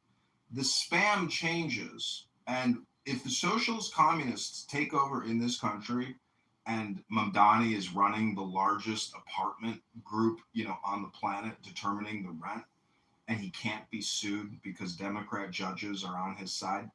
There are alternatives for future America. America could be splintered. There could become an alternative currency, an alternative legal framework, an alternative political network. America is not static, it's dynamic. And if you study economics, laissez-faire capitalism, according to Ayn Rand, is always the future economy. And this is what the communist socialists, why they're so disingenuous and hypocrites, is they never talk about the Federal Reserve because they want to keep it. They want their piggy bank, and they want to use that power of inflation to carry out their ideological agenda. Their ideological agenda of altruism is suicidal. It is anti-America first. It's anti-nationhood, and it's all queer ideology at the end of the day. And they're not based in history or reality or law. And when you get to the law, that's the big distinguishing part that they never talk about in the propaganda, is that they are not lawists or jurists or legalists. They want to transcend the law, but that's where their plan will never work, because we all know that lawyers, at the end of the day, either hit two buttons, yes or no. It either proceeds or it does not proceed. And in some ways, lawyers are the worst thing in society, but because they're so slow and because they can be manipulated and it's all about money. It says what? Companies are going to replace. It says what? Companies are going to replace all these people's jobs. They're going to be forced to all these people's jobs. They're going to be forced to make a universal basic income system. Well, for a universal basic income system, they're not going to let you rot in a favela. Well, yeah, possibly, but listen to me here. So we have to think about this. The universal basic income, for it to survive, taxes have to be paid, right? I mean, taxpayers have to support it. But as more and more, let you rot in a favela. Well, yeah, possibly, but listen to me here. So we have to think about this. The universal basic income, for it to survive, taxes have to be paid, right? I mean, taxpayers have to support it. But as more and more people are replaced by AI, it's going to be products, you know what I mean? Like, there's not going to be enough taxpayers to support universal basic income. So what's going to happen is they're going to task companies or corporations with paying this heavy tax burden to support universal basic income. So then you're going to have like 4 or 3 or 1 company basically tasked by the government or hired by the government to make all these products for the people in exchange for them paying the heavy tax burden required to support universal basic income. So then you have about 4 or 5 companies making everything for everybody around the world. You're not going to get everything. You're going to get less and less. It's got to be approved by the government. It's got to be made by this corporation. And that's kind of your digital or your communism that we're going to be getting there. Because it's going to be corporations making, a few corporations making everything for everybody. Well, see, this is where law comes back into play, where in Chicago, in Evanston, Illinois, they did the cannabis reparations tax, where they paid out $50,000 to 300 supposedly descendants of African slaves or had some type of property rights slight. And it was deemed unconstitutional and illegal. And so if you try to put a tax on Google to fund the minimum basic income, that will be determined illegal. So that's what I'm saying. The utopian, socialist, liberal, progressive, pluralist economic lies, you have to look at the statistics. What is more what is best for social abundance? Laissez-faire capitalism or hardcore socialist communist wealth redistribution through taxation? Because the whole scam rests on taxation and theft. Brandon Johnson, the mayor of Chicago, is stealing from the pensions billions of dollars, stealing it, but calling it an investment. It's all in the language and in the way that it's obfuscated and termed and presented. That's why I say all communication is political, and it's spam and it's hypnosis. And if you say that he's lying and using words that don't mean what they mean, you're accused of being racist or a homophobe or a transphobe. It doesn't matter. The point is you always have to just remember that you have 2.5 billion seconds in this game called life to exist. Look it up. 60 seconds times 60 minutes times 24 hours times 75 years. It's 2.5 billion seconds. What you listen to is probably more important than what you say in your life. That's one of my observations. And so I'm just saying, try to play the game with knowledge and wisdom and get some books. Look at my name, Book. If you're just using this app and you're not surrounded by books and you're not occasionally reading something, like if you just look at Psalms in the Bible, that's enough wisdom to know that almost everybody on this app is spamming you. Guys like Steve Appel in these atheist rooms and these never-ending Christian debate bro rooms, they're spamming you. You need to pick up a book and get out of their communication network of spam. It's political, and it's all hypnosis. You're wasting your time even listening to me now that I've given you my knowledge. I rest my case. I hope you all have a prideful day. But remember, what is the opposite of pride? Disgrace. And most of these pride people are just disgraceful people putting on a spam show for children because they are disgraceful. They have no virtue. They have no ethics, no morals. They pronounce no moral judgment. They know nothing about the economy. They know nothing about vaccines and war and spam and hypnosis. But you do, my clown house friends. You do. Yesterday, Bibi said that she lost her virginity to a rabbi, and I was about to say before I got kicked out, well, so did Pepe. Anyways, Well, Pepe. What a coincidence, Bibi. So did Pepe. Pepe was abused by a priest, not a rabbi. Let's get the facts straight. Oh, okay. One of those. And we know where Pepe comes from, which is the hardcore racist, right-wing, extreme Discord ghetto trenches, where he figured out how to say that. If you can't say that in 2026 and you say that or dis with every single thing that you say, you need to read a book. I'm telling you, books are not ancient technology. They are modern discoveries waiting to be integrated into your comprehension, into your central nervous system, into your memory. You've got the greatest computer system the planet's ever created. You are 65 billion years of human evolution, but you failed to pick up a book and read it because this app is so fucking dopamine creating. There's no better experience than listening to a guy talk about books, but not even read a book. Think about that. Oh, Lord. Lordy, Lordy. Lordy, Lord. You could go on eBay right now. I don't want to tell you to do it. I don't need no books, John. Well, no, you don't have to read a book. You could get what's called the Great Courses. They're on DVDs. They got math, they have science, they have history, they have religion. Just get the Great Courses on DVD and put those in your DVD player, and you will be amazed at the content. And when you compare that content to this content, you will naturally say that this app and the people that talk on it are just spamming you. Like, go listen to Ban and First Lady's Politically Correct. They are spamming you. It's just spam. I don't listen to those people. I don't listen to that, John. I do sometimes just to throw shit in my face.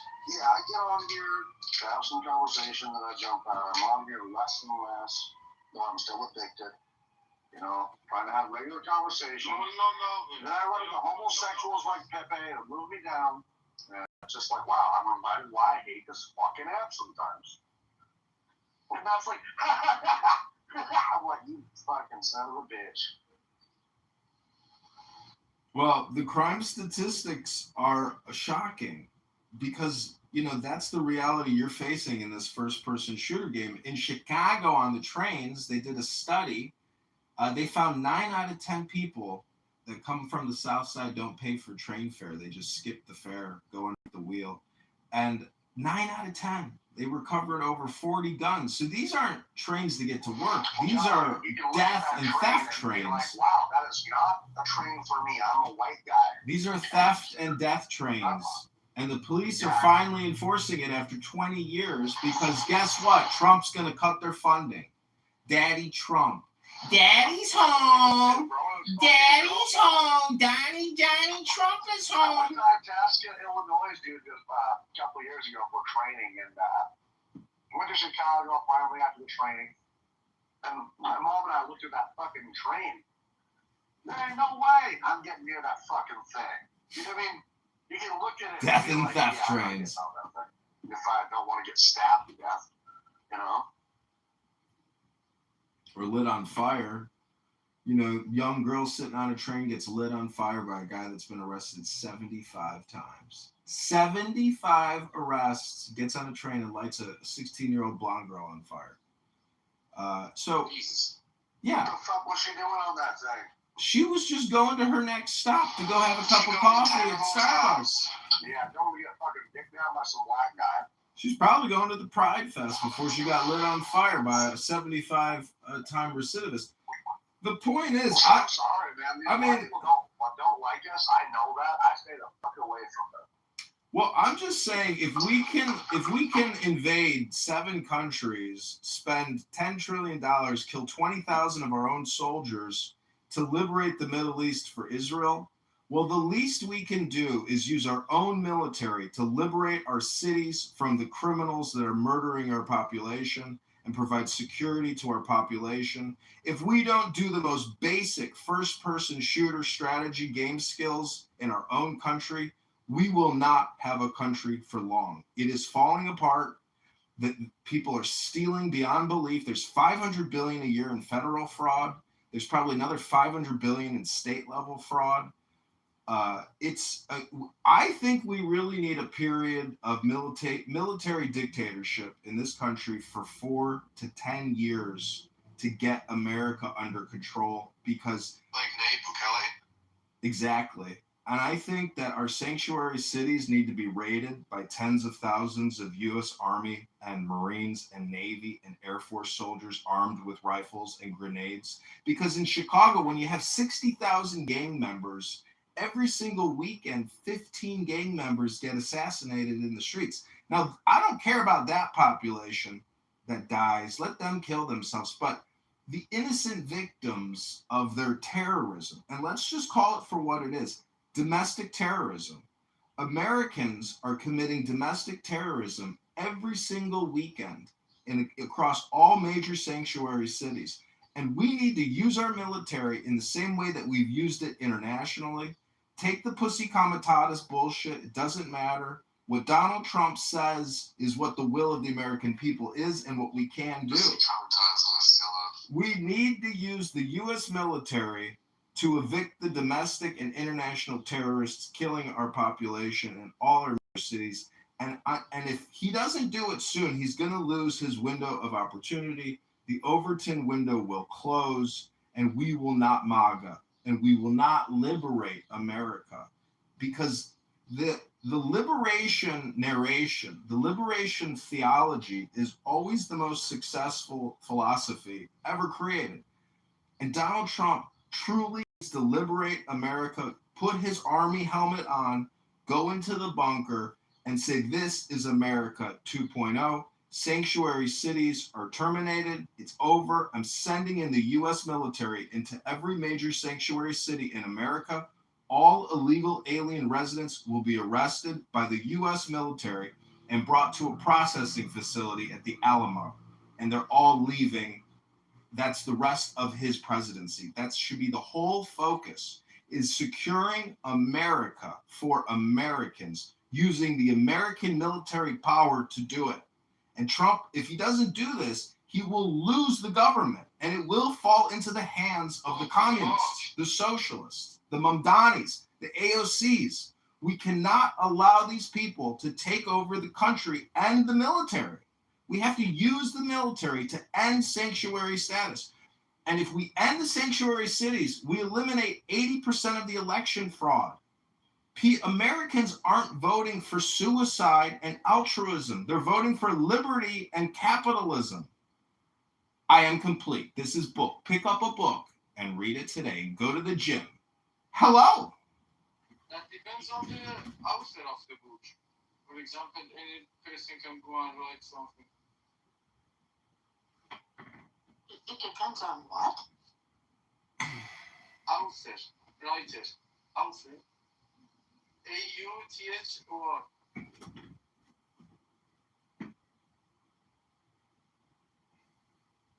I think Americans are ready to kick the door in.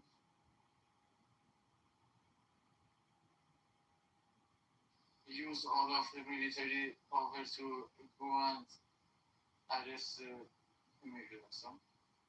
If that's what it takes, yes. That is in the book. I want to see the writer of this book also. We're all tired of the bullshit. It's simple. Very simple. And don't write books on the...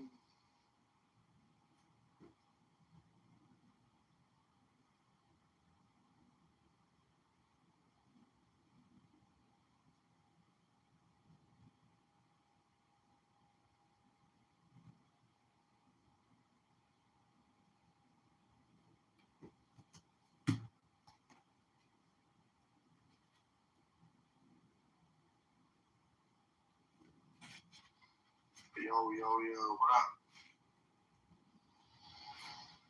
I can't hear anybody. You guys there? Puff, what up, bro?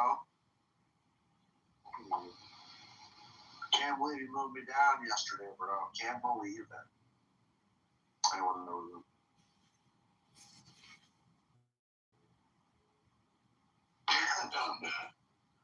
You gotta give them suck muscles a break once in a while. Yeah. Like a steaming motor, man. Once you get going. Stop you, bro. Gotta know what the breaks, man. I don't know, bro. You were the one talking for a long fucking time. I barely got in, baby. I was trying to finally respond. I was trying to respond, bro, because you were moving that like 4 different topics and expecting me to respond to that because you were having, why do I like Trump? All I was doing was just pointing out the things that I asked you a question, you responded, and then I began to speak. And you thought that you had been placed on some kind of standby to listen for the purpose of responding only. That was what was happening there. No, I listened. That's what I was trying to write. I listened to everything you were saying. I listened to everything you were saying. You were wanting to go on. No, that's all right. No, because the conversation was just saying, why do I like Trump? And then you responded, why? You told me, But then you went and made a bunch of counter arguments. And I was, I couldn't finish speaking because you wanted to jump in and respond. And I get it, I get it. Well, after 5 minutes, it's hard for me to track what you're saying, bro. If you want me to respond to that, you gotta mute up finally, The same. I'll tell you what. I'm gonna give you a very small cue. The way you track what people are saying is by paying attention. And you can only do that by staying quiet and listening with the intent of not wanting to immediately respond, but actually listen to what they have to say, so you can understand where they're coming from. And then, as you're going, Puff, is that how you have a conversation? You'll be able to respond back once you get the opportunity to do so. Well, I mean, I get it, but here's the thing: is say I'm trying to get you to respond to a question. I'm not gonna load that fucking question and make it a 10-minute fucking spiel with 4 or 5 different topics and expect you to track every fucking one of them and respond on them. That's what you were trying to do. You were trying to load that motherfucker. And that's where the problem lies, man. Once again, you were listening with the intent of responding. When you spoke, I was listening with the intent of paying attention, which is the Me too. That's what, dude. I was doing that. Did you know? You're doing it right now. Every time I go to talk, you jump in. I don't do that to you. Well, imagine having a conversation about a conversation, but not actually having a conversation about any topic, but just talking about former conversations and then criticizing the way that people have conversations right now. And then a guy jumps in and starts criticizing the conversation about a conversation. And then he gets kicked to the goo because he won't stop talking about a conversation. Guys are having a conversation about no conversation. Think about that one. Hello, Puff? Make a point. Come with a point. You got a point? Make a point. Say something intelligent. Hello? You're disappointed because of the Epstein files. You're disappointed because of the fucking war. You're disappointed. What were the other 2 topics that you brought up? Hold on. What were the other 2? What were the other 2 topics that you brought up, bro? So that was Epstein. That was the war. What else? Oh yeah, the checks. The checks. You were mad about the checks too, not being issued. So that's the 3rd one. What was the 4th one that you also brought up in that 10-minute spiel? What else was it? That was the checks. That was the wars. That was the Epstein deal. What else was it? You weren't paying attention. Bro, I got those 3. If I'm not paying attention, why would I? Bro, When I started talking, you're doing it right now. Puff, be honest, man. Puff. Bro, I remembered 3 topics from yesterday. If I'm not listening to what you're saying, how am I remembering all these topics? I'm trying to track what you're saying, but you're loading the fucking question, making it intentionally long, repeating yourself, because you're trying to fucking stop me, bro. So what is the 4th one? Sorry, I forgot. It was a 10-minute fucking spiel, bro. That's why I got pissed off. What was the 4th one that you said? What was the 4th one? Imagine having a conversation about a conversation from yesterday, but making no points, and you gave 3 variables, and you're worried about a 4th variable, but the guy won't tell you the 4th variable because it was a 10-minute spiel about a lot of generalized shit. And then you're back here on Pride Day on Sunday, 28th of June, 2026, talking about yesterday's conversation. Hey, Abdul is here. Welcome. Sing us a love song, a prideful song, Abdul Qadir. Take it away.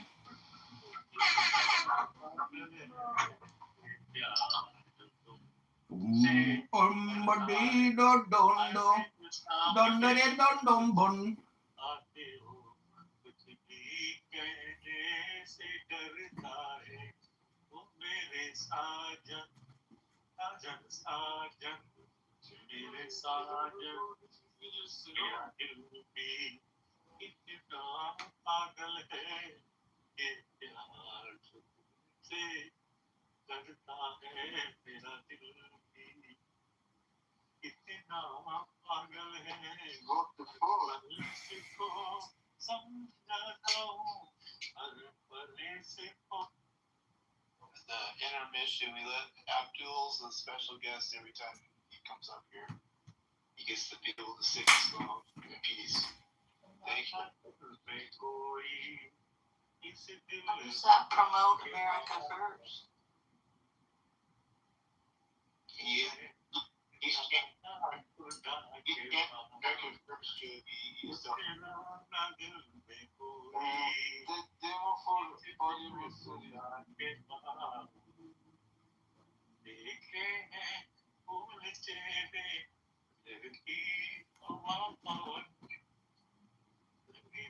Abdul. Monica. Thank you. Appreciate it. We love you, man. We love you. Okay. Hey,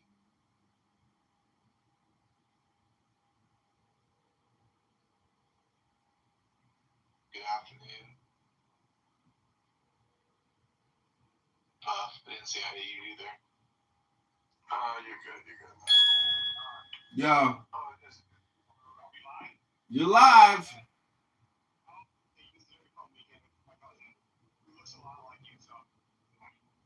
Nice.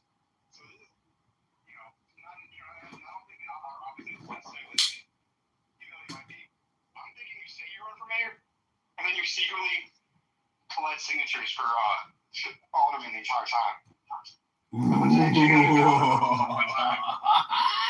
tell us so until you submit. That's fucking. You like it? That's genius. And really go hardcore on the mayor stuff. That's a very, really go hardcore. very good idea. Because here's the thing: is that the Chicago Republicans try to rig it to make sure no Republicans run. And so I feel like you have to be able to walk on the ballot or at least piss off whatever plain Republican they want to like raise money on. Yeah, that's smart. Yeah, but if you're running, they'll for sure put someone up. But if they don't know you're running, because isn't your guy a hardcore Republican? No, he's a he's a Democrat, but he's like a centrist Democrat. No, it's not firefighter dude. I know him, Gardner, right? Yeah, he's not Republican, bro. He's Democrat. He's a dino. But somebody, Trump or whatever. some woman, he's spending all his time. I just looked at it. He has Republican shit. I know. I've been following that. Yeah, he has an opponent. There's a woman that filed and a trans person that filed. No, I know a guy. I know a guy that's running against him. Yeah.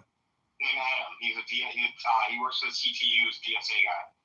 To get the he might lose. To get the signatures for alderman, it's only like 750 signatures or something. You actually can do that? That's totally possible. Yourself this time and not rely on Craigslist people? Yeah. I mean, this time is going to be, if it's only 750 signatures, that's worth it. Like 15,000. Outside your house. Like, what if you actually did 20 a day? Like, I know you just imagine getting the money and we say we get 30,000 signatures for the mayoralship and they challenge it and we lose the challenge. Like, could you imagine how fucking frustrating that would be? It would be insane. Imagine you spend $60K to get the signatures, or $120K in so much time. Unbelievable. Oh, you know, that'd be kind of fun. Just like stop being in the world. Okay, so listen to this strategy. I also thought that if I run as an independent for the mayor, I can create a new party and we'll just call it Brandon. No, there's no party. Well, there's no party for mayor. Oh, really? I thought it's not partisan. No, he's not Democrat or Republican technically. Well, or anything. See, I was just thinking, like, when you file though, on the petition you have to put the party name. So if we put, mayor, I don't think you do. Have you seen it's the same petition every time, dude. No, sort of. No, for different offices it's different. And I'm like, I haven't seen the mayor's petition in 4 years, obviously. But dude, it's nonpartisan. That's a fact. I've seen anyways, but my point is, if there is a line for party, we could put a ridiculous name for the party, like Brandon Johnson is a criminal fraudster party. So someone did Hitler some shit.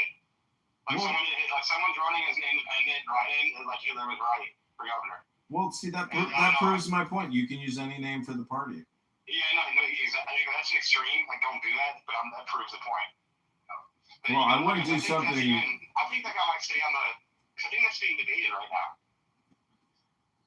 Well, anyways, I like your idea there. I like that pivot move. That's like when you play basketball. Don't tell anyone. You got to keep it. It's kind of like that trick play that you have for the fourth quarter basketball the entire time. Mm-hmm. That's the key. And also this time, I think just like, dude, if you could just come on and just once in the morning, like just once in the morning and then once like in the evening, every day for like 3 weeks to a month, you'll be good. Mm-hmm. Because I think you should do it yourself.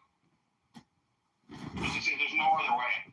And other people like myself will help out, but you want to make sure that you get like $750 yourself, and then other people get the extra. You know, that's my opinion, and that's how I've always done my campaigns. Mm-hmm. Of course, you accept extra help, but I make sure I got at least enough on my own.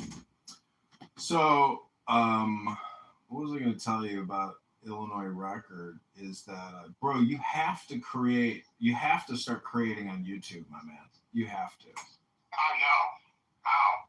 You just read what you do and just read my articles? Well, either way, I saw that it's the largest platform even on television now. Because you know how people have smart TVs. It's like people just open to. I only watch YouTube.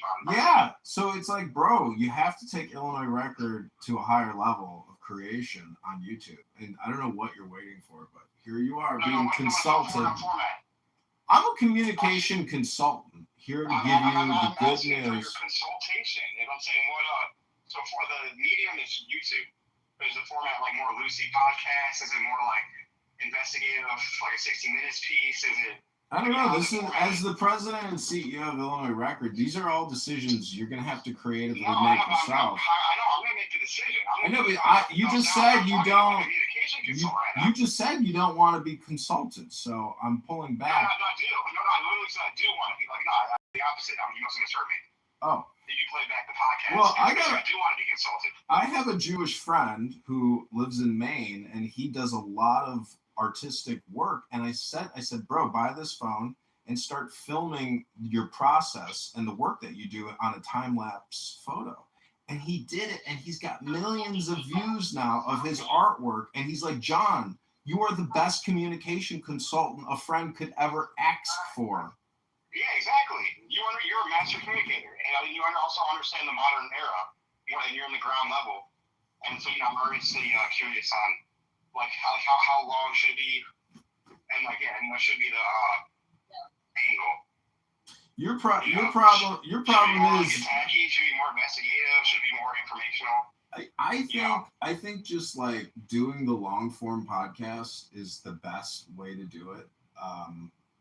Like an hour just on Aaron Omar, for example. Yeah, but just I'm just like unique specifics, like how in the same podcast, do I interview someone? Am I talking about a subject? Am I talking about subjects? Well, let me ask you this: what are you doing right now with John Kitover, the communication consultant? You're talking to him on the phone. I'm asking questions. While he live streams the convo. This is the work that I'm asking you to do right now. No, you're doing. I'm talking about like the.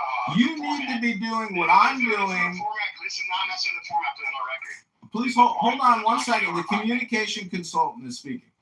I'm just telling you that until you get a phone up on a tripod, you're worth less than a tripod, my friend. And a tripod is only $4.95. That's deep. So how much do you cost? Because you got 2.5 billion seconds to spend. Less than $25 apparently. Do you have any moral values? Do you ever make a moral pronouncement? When was the last time you made a moral pronouncement and said, I'm worth more than a $4.95 tripod? I've made moral pronouncements. I've never made that moral pronouncement. Interesting. It is interesting. It is all interesting stuff. But so when's this podcast? But like, so my main question is interview or myself? So you're right. You prove your point. This is all I need. I can call anyone, and that's podcast. But do you think I should do by myself and just kind of control everything, or just kind of be like the anchor and have a guest and peek in their mind? Well, I've done that before. Chicago Flips Red is a good example of a team that creates a ton of content, and sometimes they mix in artistic stuff. And so what you realize is every day as you're building more videos, wait till you get to 100 videos, then 1,000 videos, then 10,000 videos, then 100,000 videos, then 150,000. You're so far behind in the film. I'm at over 150,000 YouTube videos. Let's go, John Kitover. Let us go. So what I'm trying to say is, until you experience creating, you have to be a filmmaker. That's ultimately what's happening here. And that's what all these politicians are doing. They don't know what you're doing is if you're not creating videos, you're worth less than a $4.95 tripod. Hello? You're right. I need to be creating energy videos too. Hello? Hello? Listen, there's a lot of people out there that think their shit so hot, but they don't even have one video up on YouTube. And I'm just like, I'm sorry, but it doesn't matter what industry you're going to work in. If you're not a filmmaker, you're worth less than a $4.95 tripod. That obviously should be a book, right? TED Talk. How much are you worth? Well, I ain't even worth a tripod. I ain't even worth. We should make a song called "I Ain't Even Worth a Tripod." It'll be a hit. It'll be a banger. It'll be a new Drake. It'll be a new Drake song. These girls will be dancing in the club. I ain't even worth a $4.95 tripod. Drake.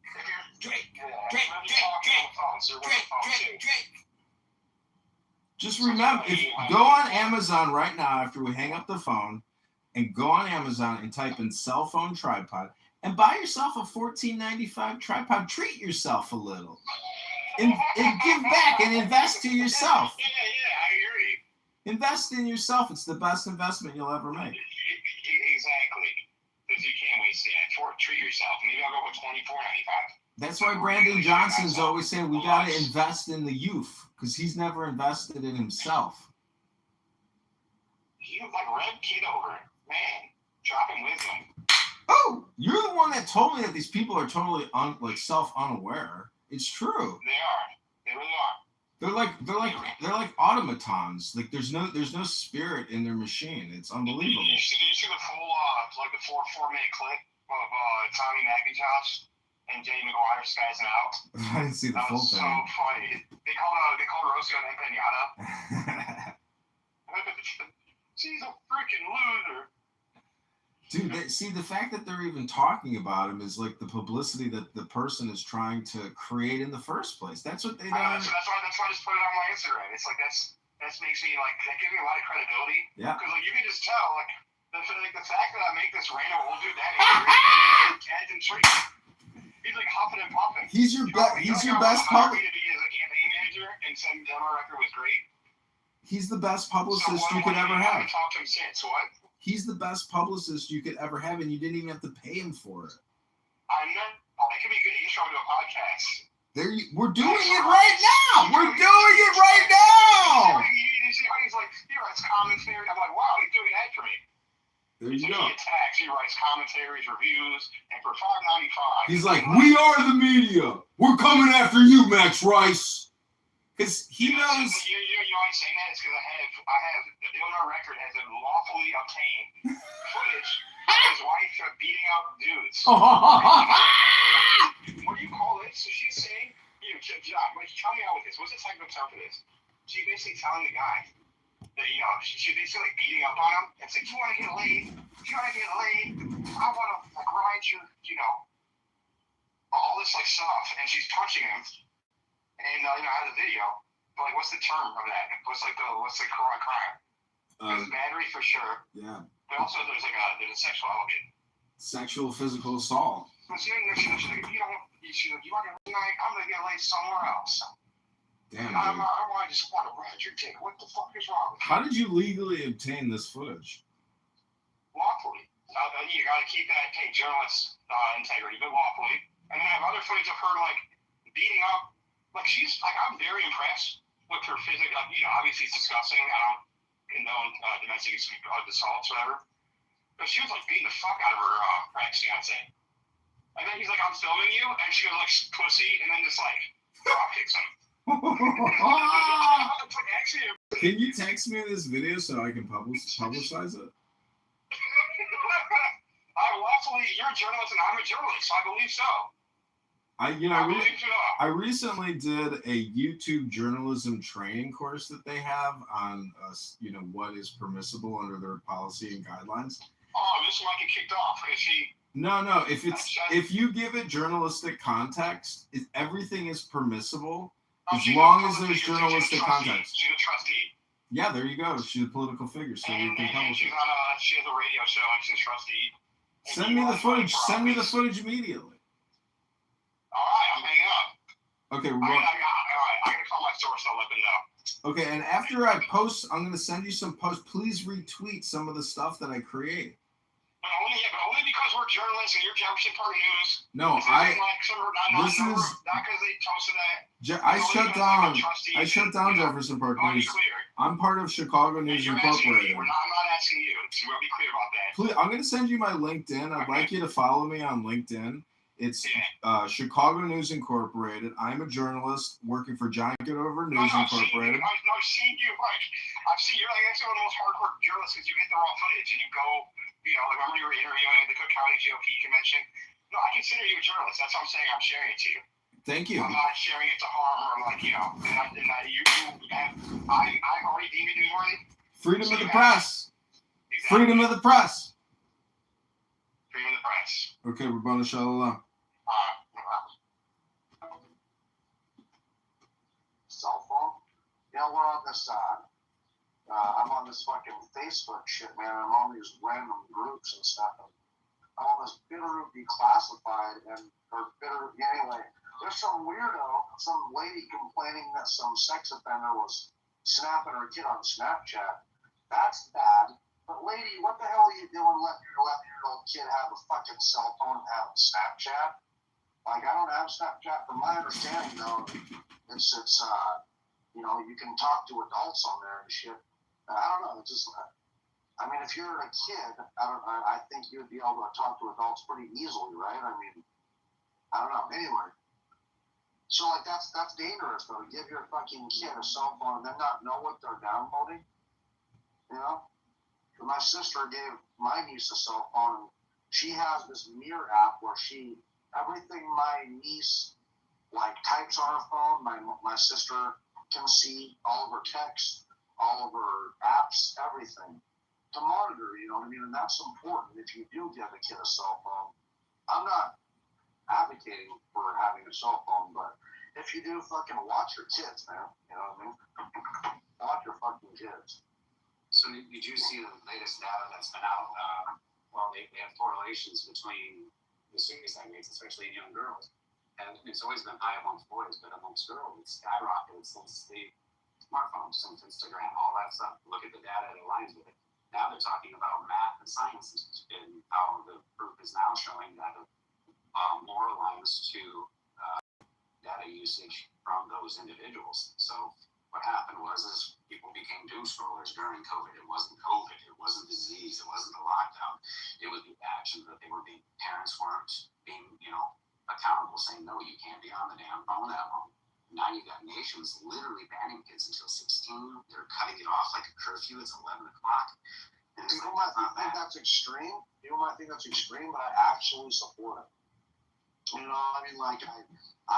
thing I don't like a lot what Australia is doing, but Australia, I believe, is banning social media till you're an adult, and stuff. And that should be, let them motherfucking kids be kids. I don't like how addictive social media is, and the reason why I've stayed away from TikTok is because I've been reading that short form content is actually causing brain damage. Causing a very powerful ADHD where you literally you lose the ability to have a long attention span because you're so used to the short form content of 10 seconds and 20 seconds and 30 seconds or even 60 seconds max. Your brain is wired to not be able to fucking, handle to keep that attention span long. It fucks with your attention span. It causes brain damage. So I refuse to download TikTok, and I try not to watch shorts on YouTube because they're just as bad. Because I notice it myself, man. My attention span fucking sucks now. It just sucks. In several industries, real estate, everything, it talks about if you're going to do some sort of a public, any kind of a videos, this is the length of time, emails, don't send emails anymore, send emails, or video mails, so that way, because people are more willing to watch and you got to keep them under, 20 seconds, stuff like that. Think about that. Our brain has literally gotten trained to that, the algorithms, they were just, I was listening to someone speaking on the data, they can now predict, Facebook can now predict what time you use the bathroom, how long you're on the phone in the bathroom, when you eat, where you're likely to go after you eat, how long before you go home, and they're learning us, and they can do it. Why? Because we are creatures of habit. Our brain gets trained, and then what can they do? It's not about to try to, it's 100% about marketing. Now they can market to us better because you know exactly what we're looking at online, when we do something. I remember getting my car, this is 9 years ago, and I would just get my phone or car,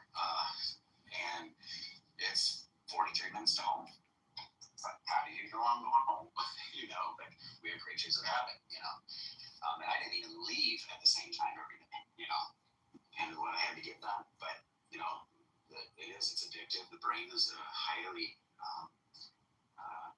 adaptive, and now it's being forcefully adapted to short term. And you think about short term, we forget about the promises politicians make, and then they go for them again a few years later. It's by design.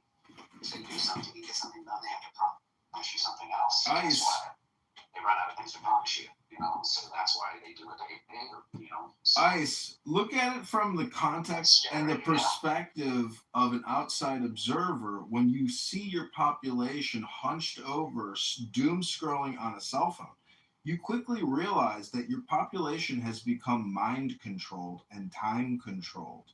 And there is no productivity in consuming never-ending amounts of content spam.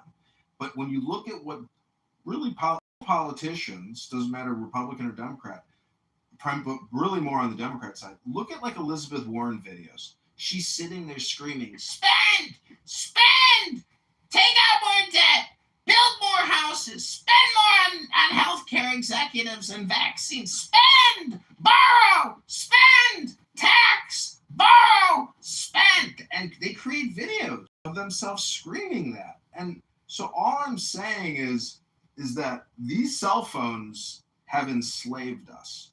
However, we can flip it around and we can retransmit the communication that we desire. But you have to do it. That means, in my opinion, is stopping most of your pre-existing communication, because most people are just spam chatterboxes repeating themselves like a never-ending record. But when you read a book online, you open up a new doorway, a new pathway of possibilities for yourself and for others. So I just want to encourage everybody here today to pick up a book, come on Clown House, and change the way you communicate. And don't do two-way communication. Just do one-way communication. Just let people listen to you reading.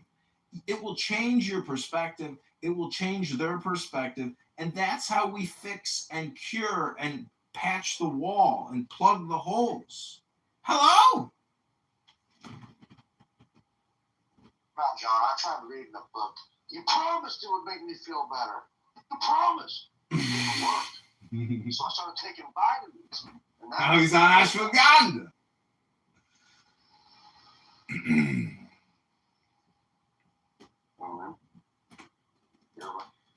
Yeah, I mean, get a bottle of ashwagandha gummies, come on Clubhouse, and just read a book. Oh, we got concrete. We got this. Come on, man. Just fucking around. Get up here, concrete. Where you at, dude? Look at that little sissy boy. Get up here. William, we should let concrete up, dude. There's a miserable black man that projects on us and says that I'm miserable. Yeah, I'm pretty happy. Projection says what? I'm miserable. Projection says what? Get up here. Projection says what? Peter. How unaware is concrete? Have you ever heard concrete do like a thought experiment in a room that takes him like 15 minutes and he demands everyone remain silent during his thought experiment of pontification? It's unbelievable. Peter, William, please let concrete. Projection says what? Yeah, Peter, could you mod up Mountain at me? Because last time you were in my room, Peter, I modded you and you said, "Oh, thank you. Thank you so much." Thank you, Peter. Come on, man. You guys got a mod in your room. Peter, would you? Thank you. The mothers have come to an end. The mothers are no more. Thank you, Peter. White power. Oh, God. What's up, dude? Hey there, buddy. Hey, buddy. What are you doing up there? I'm just listening to the whites. Angry whites.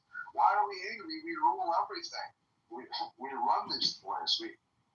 Projection says we what? run the country. We can warn your bank account, man. Hello? You want me to tell you that? Yes, I want to hear it, but I can't tell you. how much do you think you're worth, man, if you were to take all your assets and have like a valuation of your assets. I'm talking about your home, talking about your car, talking about your savings, talking about all of your retirement accounts.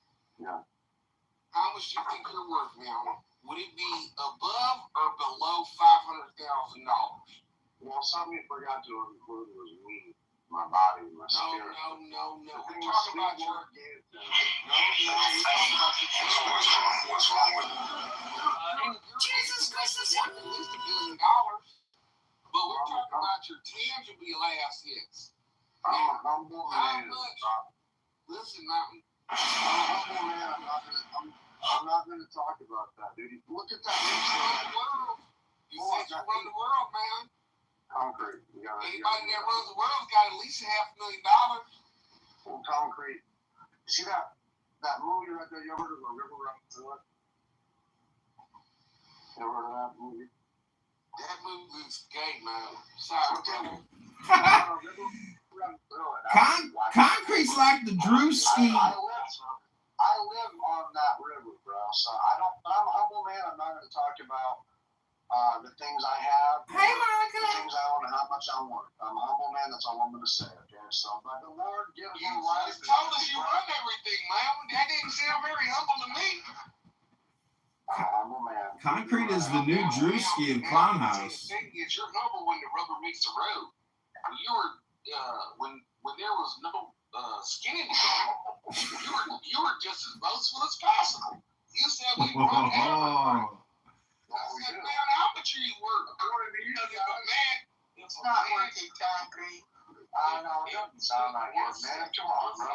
Let's talk to us normal, bro. One second. Don't be afraid, Concrete. Don't be afraid. I don't want to be interrupted. White power, please. White power.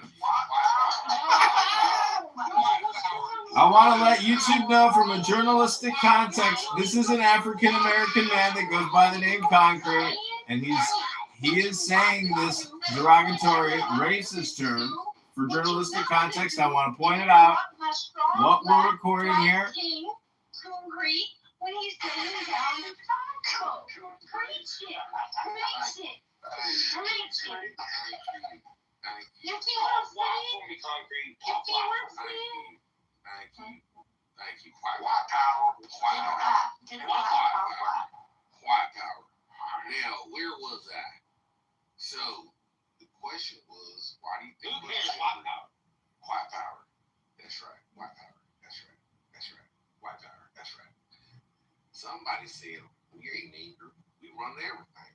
And I just said, well, some people run everything. And we aren't those some people. That's why we're angry. We want our free health care. When I get pulled over, I get warnings. Listen, you got to. Do not interrupt Drewski in the middle of a new Drewski skit, all right? Don't interrupt Drewski. You got that from the master's table, and that makes you feel like you're the master, but you're just a dirty dog just like me. No free healthcare. Why just a dirty? Hey, listen, you might have better scraps, right? But we're both dogs at the master's table trying to get a little something. So what we need to do, we need to stop hating each other, white power. We need to come together. I don't hate you, dude. We need to come together, pause, and we need to revolt against the system. But I understand that because you have so many choice scraps from the master's table, you don't have the appetite for revolution in the same way that I do. And I understand that as long as you feel satiated in your malaise, in your discomfort, right? Because I got another one. I got another one. If anybody else want one, anybody else going once, going twice? White power. Drewski, this is a new Drewski comedy skit. Anyway, if there anybody else, white power, just let me know. Idiots, white power. White power. White power. Anyway, like I was saying, we need to come together, white people. All the Negroes, beautiful thing. All the Negroes and the Indians and the Mexicans. This is a new Drewski comedy skit. Like the video to see exclusive new Drewski comedy. You're gonna have to share this beautiful country when we take over. Well, guess what? That's the price of freedom. You got to share. Now, what you could do could, on your own, revolt, but we could clearly see you just don't know how to do that because you hired Donald J. Trump, and Donald J. Trump don't give a fuck about you.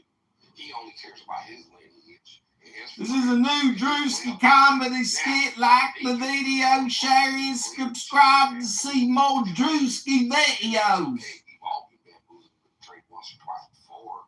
Not me, but maybe you. And so, what I suggest moving forward is we don't let these billionaires divide and lie to us, and we come together as a community. Wait, you said Mexicans and who? What say you? Mexicans and who? Niggers. Well, we don't mind Niggers. Mexicans. This is a new Drewski comedy skit. We're listening to Drewski Prank Call Radio Show. Penis envy, and there's nothing you can do about that, but they do have certain technologies where you might be able to help you out. There might be a little technology that might be helping you out. That's exactly it. Listen, there is no other reason for you to hate the Negro as much as you do, if not for penis envy. Yeah, dude, that's a lot of that great big obelisk that niggers be walking around with. That's what you got a problem with. That's what you got a problem down with, boy. And I understand it. I understand. When I see that big, great 6 foot, 7 foot nigger, say, gosh, that nigga's probably got a big old horse on him. And there's nothing you can do about it. Listen. This is a new Drewski Comedy Radio Prank Show. Like, share, and subscribe. I'm jumping out. We're going for You gotta let it go. You see how he's irate now? And I'm telling you why he got irate. He got irate thinking about that big old Johnson. He got irate thinking about his ladies thinking about that big old Johnson. There's nothing you can ever do about that big old. And he's going to keep on jumping out, and he can't control himself, So this is what I'm talking about. This is why we don't like you guys. This is why we prefer the Mexicans over y'all, because concrete is the epiphany of the people we don't want to be around. Fucking guy jumps out, never shuts up. He's like an adult child. It's like an adult child walking around. Just remember that you have 2.5 billion seconds in this game called life to exist. Look it up. 60 seconds times 60 minutes times 24 hours. He does this shit on the chillism too. If you ever hang out in chillism, bro, it's him fucking screaming and yelling, but he needs to be heard, and then he fucking never shuts up. So, Wait, so where'd he go? Yeah. He went down to the deal, but he left. He wouldn't shut up, but I didn't know. I understand. As long as you feel safe. I don't think he has a job. Oh, this is nice. Finally found the California. God damn! Well, some people do it in this. Why the fuck would you slam that shit that damn hard? Pick it up. You understand? How he gonna move the damn shit by himself? I got water. I'm definitely working. Look real good right there. Let's go. Why is my thing wrong? Coach's biggest tonight. Who's coming to the BET Awards? Do you plan on attending the BET Awards? BET Awards. Are you attending? Did you beat your kids? Depends on what they do. If they misbehave, I I beat my kids. Do you plan on attending this year's rally? What was that? I think so. I was pretty That was kind of cool. I mean, I like this. Okay. White power is good. Concrete message that you want the whole fan rally in the room. How you doing about that? Yeah, I know, but we gotta tell them, that's too much white power concentrated like that. People are gonna think we're serious about that shit. Monica, I thought you would say it right. White power. I don't know. I thought it was white tea. No, that's just people that are scared to say right. Come on, man, we're a bunch of fucking talking heads on a fucking app. No, it's got a whole hole you need. You gotta By like. the way, the big black cock stand with the white guy is a big myth, by the way. You're hungry. We can fucking sling it. I don't know why the fuck we get a fucking bad rap here. No, yeah. The Asians who got tiny dicks. Yeah. Well, It's just a myth. here's the thing about the Mexicans too and stuff. Like, I'd rather have the Mexicans than than them leading it, because the Mexicans actually have good food and they do have some values. And it's just I'd rather have big enough for that line. These lines probably run through. You have to bring both up to date.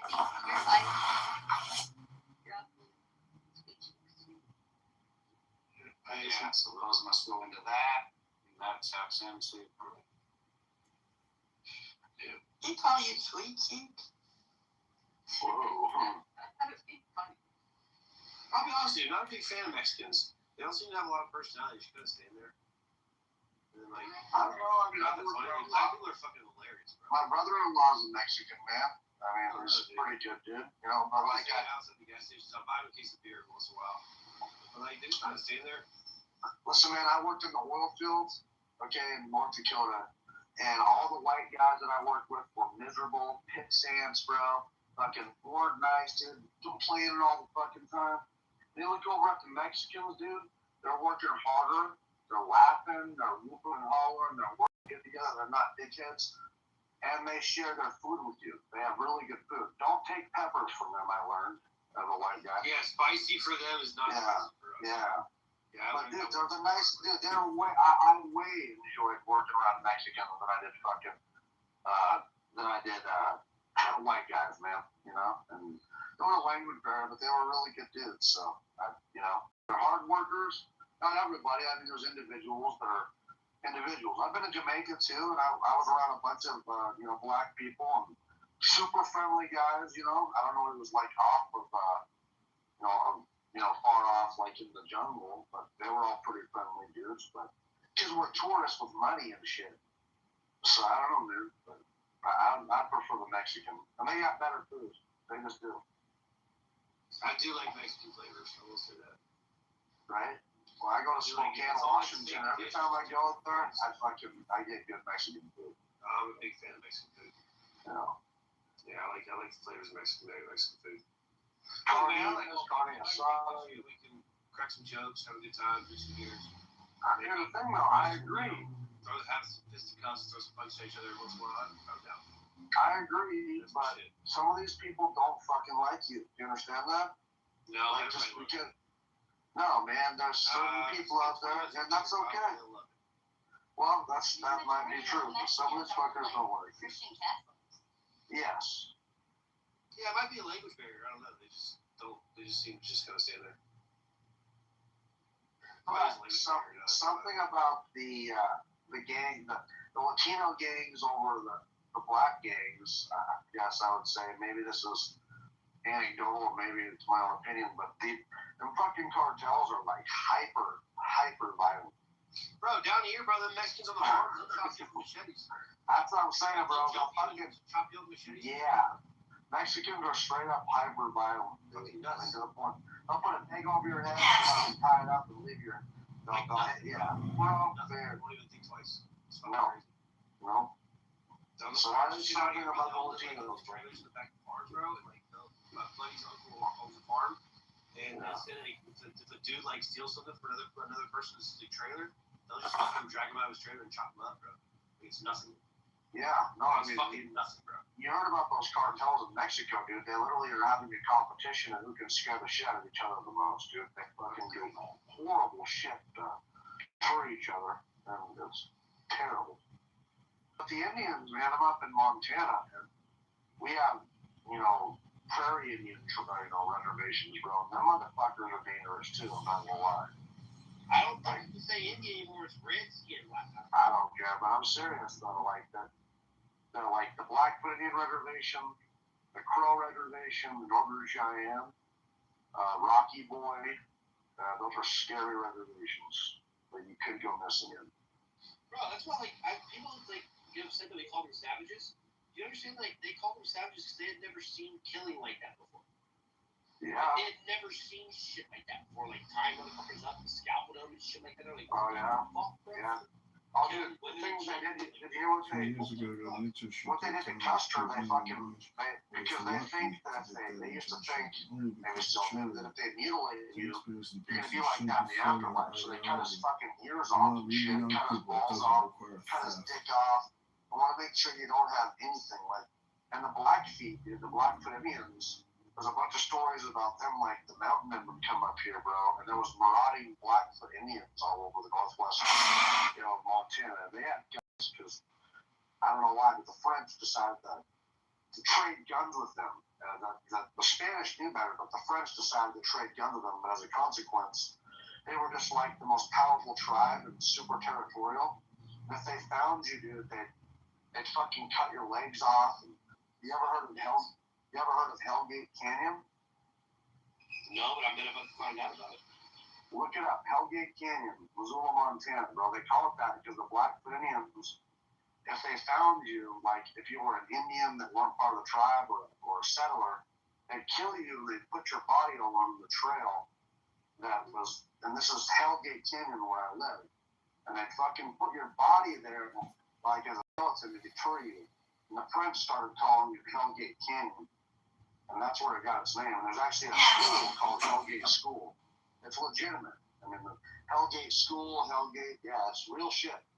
It's called Hellgate. Yeah. That was a Blackfoot Indians, man. So, but anyway, what's crazy about that is I guarantee that if we wouldn't have put them on reservations, if we would have allowed them to be what, the Palestinians are to the Jews, to Israel, they would have been launching missiles and attacking us just like the Palestinians would, because they're a bunch of fucking Indians at the end of the day, man. Just that's the truth, And they don't fucking like us, a lot of these guys. Some of them do have friends that are Indians.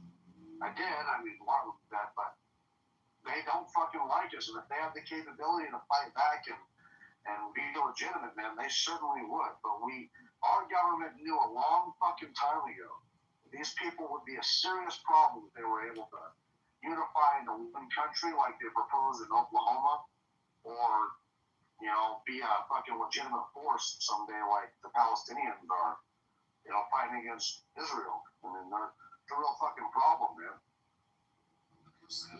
People don't understand that a lot of the land the natives had was taken and stolen from somebody else. They're completely unaware. That's the only way they enforced it, man. It wasn't through some fucking document. It was through blood, sweat, and tears, bro.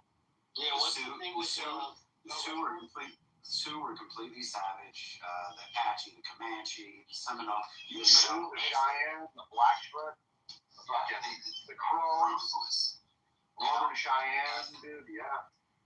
Yeah, the Comanches were awful, and then I think the Mount Rushmore is like I think it's the Lakota Sioux, like you said. They're like, built on stolen lands. And then you look into the Lakota Sioux stole it from a fucking other tribe.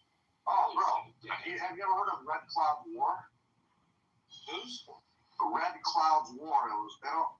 We don't talk about it because it's one of the wars that America lost, actually. And it was called Red Cloud War. That was a war where originally the Crow Indians, their hunting grounds were Powder River County in eastern Montana. I used to live there. And there was 30 to 60,000 of these fucking Crow Indians, man, using it as their hunting grounds. But the Lakota Sioux came in there, like the Cheyenne, the Sioux came in and pushed them off of there. And so the Crow, that's why they started being scouts for the American military, because they asked the American military to help push out the Lakota Sioux and that were pushing the Crows out. But we couldn't fucking win. Red Cloud was in there, and we tried to send in attachments to try to subdue Red Cloud, this group. They just kept on beating us. And there's actually, you probably know about it in your history books, but it's called Patahonia, accidentally, but it was a total defeat by the U.S. cavalry. We went over there to try to subdue the Indians and got our fucking ass kicked. For a straw, we go down there to try to get a bucket of water, and he fucking shot and killed And so pretty soon they were eating their fucking dogs and their horses. They lost a cannon in the river, and they had to leave because they just couldn't subdue them fucking Indians over there. Pretty wild shit. Red Cloud War. Look that shit up.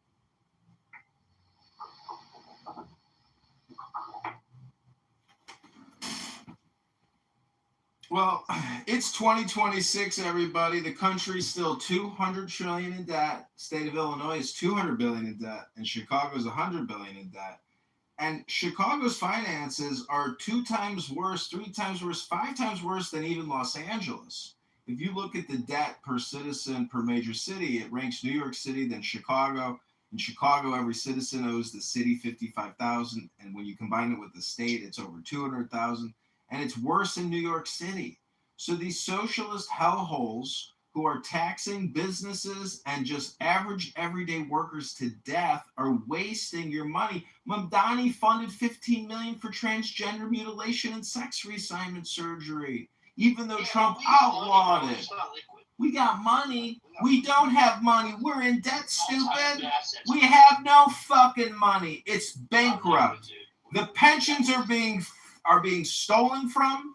They're underfunded by 60%, and these communist thieves are giving out $100 million grants to NGOs. It's the same USAID scam. If Todd Blanche and the Department of Criminal and Fraud at the DOJ doesn't step in and make arrests of politicians, this country will fall to the scammers, the thieves, the communists, and the socialist liars who use altruism and equity and social restorative justice as code words for theft, for thievery, for stealing, for misappropriating funds. Are there any patriots in this room right now? Hello? It's American culture. Hello? It's American culture. No, that's your acquiescence to thievery, lying, and fraud because you, sir, are probably a faggot retard and maybe a pussy. Oh, no! Oh, no! He's a faggot retard! He's a faggot retard! I like America. Man, what are you going to do, man? What are you going to do about it? Well, we got to do something about it, man. We got to do something. We can't just we can't be doomers. We can't, like I got a big old pissing match fight with my buddy, one of my best friends. You know that, right? What is? Well, just think of the taxes, bro. Like, I know, like, the taxes they take from everybody's check, right? The Social Security tax, blah, blah, blah, all these other taxes, right? Whatever it is, right? Some people get $7, $3. I mean, like, $3, right? Imagine you're taking $3 Oh, yeah, of course, right? Fucking crazy. They're only taking $3 from us. They're taking a lot more than that, man. I'm told, like, I'm in Florida, right? Every fucking car on that highway fucking is giving the government of Florida fucking at least $2. Every time they go through it. You know how much fucking money that is? It's crazy. It's not enough, apparently. No, that's what I'm saying though. Like it's $2 bucks, dude. Like, well, it's not. Yeah. Oh, yeah. So like and it's not enough, bro. That's what I'm talking about. So nuts. It's like we're talking like $1 trillion a day. Oh fuck, bro. And they want more. And they want fucking schemes on how to get even more out of this. So like let's tax the pollutants that come out of people's vehicles. Let's tax fucking every gallon of gas that they fucking. You know what I mean? It sucks, man. It's all a scam. Like look the same. I'm in Florida, right? I saw a thing that said for the said for 20 years the Florida lottery has donated because the lottery in Florida is supposed to be for schools, right? It's all for schools. That's the whole shtick. It says in the last 2 decades the Florida lottery has donated $300 million to schools. And I'm like, wait a second. Y'all just some dude just hit a fucking $1.2 billion one, and y'all took fucking $500 million from it. And you're telling me in the last 20 years you only donated $300 million? Y'all took $500 million one fucking go. And where's all this? Like, what are we talking about? Every fucking lottery winner y'all get half of it. In 20 years you only get $300 million. What's sad about it, bro, is that I don't know. Maybe I'm repeating myself. Maybe this is kind of a doomer thing, but as a Christian, I know that this probably is not going to end well, right? I mean, it's eventually, ultimately, it will end good, But before that, there's going to be a real fight. And I don't see any hint of America being there toward the end times. I try to speculate what it is that's going to destroy America. And it's probably this. It's probably the debt. It's probably uncontrollable debt, the uncontrollable spending, the wars that we constantly go in, the fighting that seem to escalate more and more. I don't know what it is exactly that's going to break America. I saw a theory on this one. They said theory was like capitalism. It's great. It's great. But inevitably, when you play it out, it has to implode because if profit is the goal, then you're always going to be trying to make profit. And once you max out your profit and then you try to get more profit, where does that come from? Like it just can't sustain itself, right? And so now we're getting to the point like the subscriptions. It's like, what the fuck, bro? Like, I gotta have all these subscriptions to just watch TV now. Like, bro, they're coming out with shoe and boot. They're coming out with boot subscriptions. You would get Channel 3, Channel 5, Channel 7, Channel 11.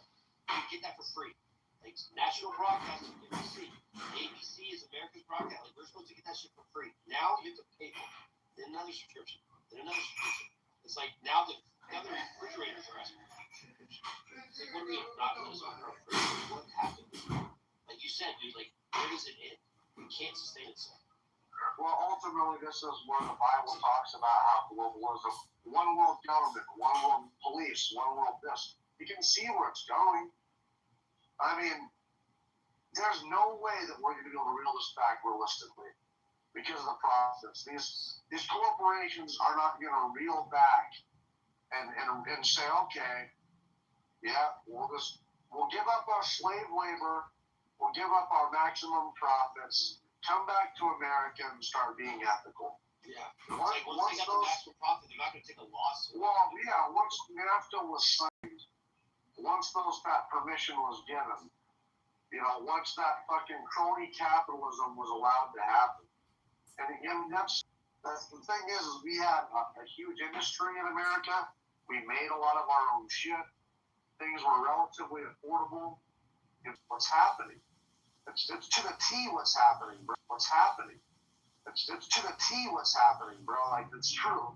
And globalism will ultimately prevail, but the Lord will come back. It's going to get really fucking dark. It's going to get really dark in the future. I was listening to one pastor one time. He's like, look, man, I get everybody's down and shit, but I read the Bible. The good guys win. So everybody relax. They do, but it's going to get really bad in the meantime. Especially being a Christian, bro, it's going to be very testing and it's going to get very bad for a lot of us, man. We're talking because this shit will not be reeled back. That candy bar that now is fucking $3 damn near is going to be $5 to $6 in a very short time. The things that are going to be unobtainable, it's going to escalate. It's going to get crazy, folks. It's going to get wild.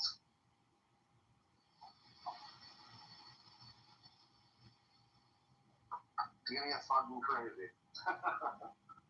Can't believe it, man. Yeah, highly doubtful. Well, okay.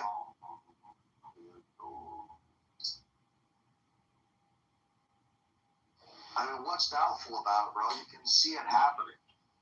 Because here's the thing, man. Like, it's crazy. My grandparents, my grandfather gave my mom his '68 Chevy pickup, and it's beautiful, and she's giving it to me, and so I open up the hood, when I go visit her all the time, and I look at that engine, and I feel so envious. Not envious of the pickup, but envious of the time that it was. Envious of the people that got to live at the peak when things were made to be repairable. When companies made things to last as long as possible, and you can fix them, and things were made in America, things were affordable. Now, these guys are predatory. They got things like planned obsolescence, and fucking let's make this thing as cheap as possible, but as expensive as possible. Now they're replacing metal parts with plastic parts that doesn't like cold and hot cycles. So they're going to get premature failures. and less reliability. But is the price getting cheaper? No. It's all fucking crazy, bro. It's well, like so, you know, the people that have these old houses, they rip up their fucking carpet. They like someone buys a house, and all of a sudden their house is built in the 1920s, and the hardwood floors like beautiful fucking wood. Yeah. It's like that's just how they used to build houses. Yeah. Like we covered it up. It's like holy shit. Like that was standard back then. And it was scary. We moved up to 1970 shag. It was green shag. And installing a fireplace floor actually, and when I cut out the carpet, it was a rare type of oak, is a tiger or something oak, and I was like, you might want to come here. And they got something wrong. I was like, you want to get rid of your carpet? Your floor was nice. Yeah, and they were just like, yeah. Four was a 2x4 back then. It was a fucking 2x4.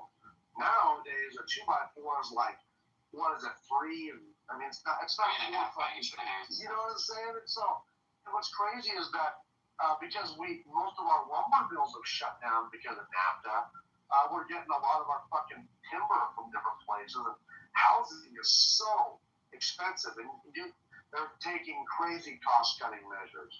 The houses are fucking built cheap and fast, and yeah, it's just terrible, bro.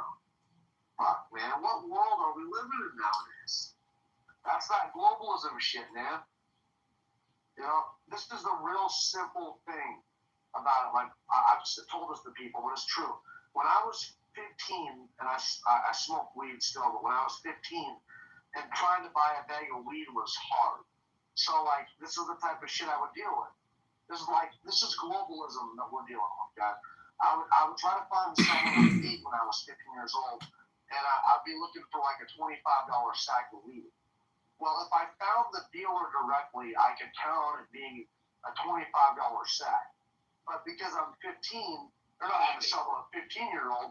Yeah, I'm gonna have to find someone who knows that guy. So because I gotta find someone who knows that guy, that fucker's gonna pinch my bag. He's gonna have a finder's fee. Sometimes I might actually have to. I might have to find 2 people. I might have to find the guy who knows the guy who knows the guy who knows the guy. So then, as it's going through more hands, that $25 sack of weed becomes less because everybody's going to get their finder's fee through that supply chain, right? So at the end of the day, I'm getting fucked. And that's exactly what's happening here with that candy bar. You're watching your candy bars shrink through shrinkflation because they got to make sure they are getting maximum profits after it's getting shipped from China. You know what I'm saying? You're familiar with Milton Friedman, correct? Cost-cutting fucking measures to the ass, bro. And this is Milton Friedman's amazing. And so that's what's happening here, bro. Is like they're pumping it full of more preservatives to last forever. It's getting fucking smaller and less of it. It's getting faker, and it's getting more expensive. And every year it gets worse. But Milton talked about why this is happening, and the reason that it's happening is because we listen to politicians who tell us they're going to do things for us, and we like these things for us, which means they have to print money, so they get to print money, which drives inflation. In reality, when you look at what really has transpired more recently, the costs gone through the roof. If you look at our debt up until the year 2000, we were 5.8 trillion in debt. Now think about that. Built the entire infrastructure in the United States, 5.8 trillion in debt, 200 years. Since 225 years. And since 2000, we've gone from 5.8 trillion to 39 trillion in debt because they're printing money. Inflation is going through the roof. Now think about this. When you hear billions now, it's not that big of a deal. And that was by design. Look at the money gone to USAID. I said all this money's coming back roads. Now look at, they've literally cut this, and the Democrats are $16 million in debt after taking a $19 million loan. This is what their party is dealing with. Well, wait a minute. You guys raised $1 billion, quote, air quotes here, grassroots. You don't go from raising $1 billion in days, grassroots, to not being able to, well, unless you know where that's coming from. Now you hear about the backloading deal with the Bidens and Ukraine, And let's talk about the 2% for the big guy. Why was that case never heard? It went somewhere. You had a guy who was involved with it saying, I was part of the Biden thing. He was so immune to it. Like the $100 billion in Ukraine shit. Like, I get billions of dollars as common folk. We're just like, yeah, billion. Like, think about this. $999 million. $999 billion. That's not even 1 billion. And they did that to 100 billion times. It's me. It's fucking $999 million. Then you go to 1 billion, 999 million, 2 billion. Like, that's fucking nuts. How much money? It's fucking nuts, man. I mean, there's no end in sight. So, dude, like, power, absolute power corrupts absolutely, bro. It's fucking nuts, man. We're not real this shit back. Phone, right? Remember when you used to get an iPhone? You get a lock and a set of headphones with you. Oh, yeah. Now you get a cord, no lock, no headphones, no nothing. They changed to chargers. Now you gotta buy a new fucking charger. And now these apps now, they're like, every time you try to log in, they're like, verify your identity, we're gonna send you a text message. And the only reason they do this, they get a fucking 99-cent text message fee. And you're like, twice. Boom, they send you another one. Not only that, bro, they fucking passwords. Like, not only that, man, like, you can't find a free app anymore. They can't find a price to change your password. You can't even find a free app anymore. They fucking want you as, oh, you gotta pay this subscription fee. You get a week free for fucking. So what is going on with this world? Crazy, bro. Two-factor authentication is not like a scam to make you pay 99 cents per text message. First of all, it shouldn't cost you that. I don't know why you're paying. Standard text message rates apply. That's when they send you that, delusion. they send you a code. You gotta enter the code in. What, you think they're in the boots with the phone providers? What are you saying? Do you not understand why two-factor authentication is? It's to protect your data. They do it every time I log in. All your settings in most apps and I remember like to have but most people that's a free SMS though. It's just hilarious that you think that's some kind of conspiracy theory. It's obvious to protect your data. If you work in a company, it's mandatory. What the hell? Carl the J, listen to me. In Bank of America, they did a thing recently. They're like, change your password. You've had the same password too long, whatever. They sent me a text to give me a code to go, or send me a text and click on the link to go change my password.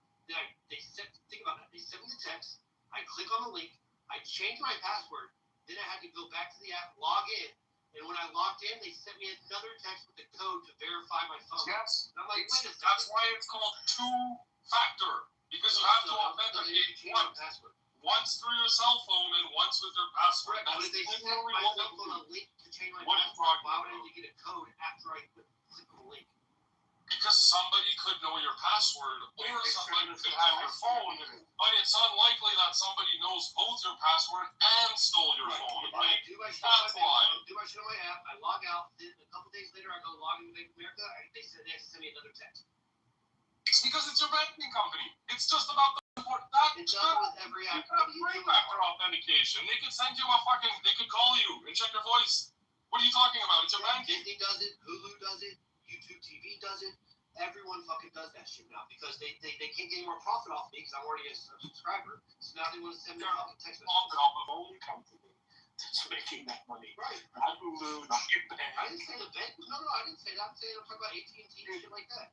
It is the standard within security now because everyone's on an unlimited plan. When they say text why the fuck do they have the option of remember the device? What's the remember the device option for? Because that's right. Of course you want to remember the device. Right. Okay. But it doesn't matter. It's still sending me a text next time I try to log in.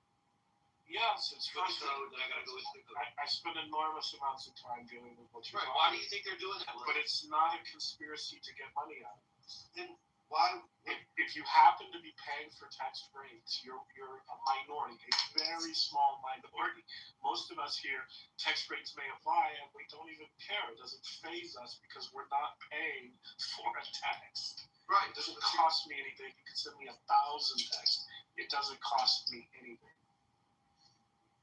So you're saying all those texts are sent for free? Yes.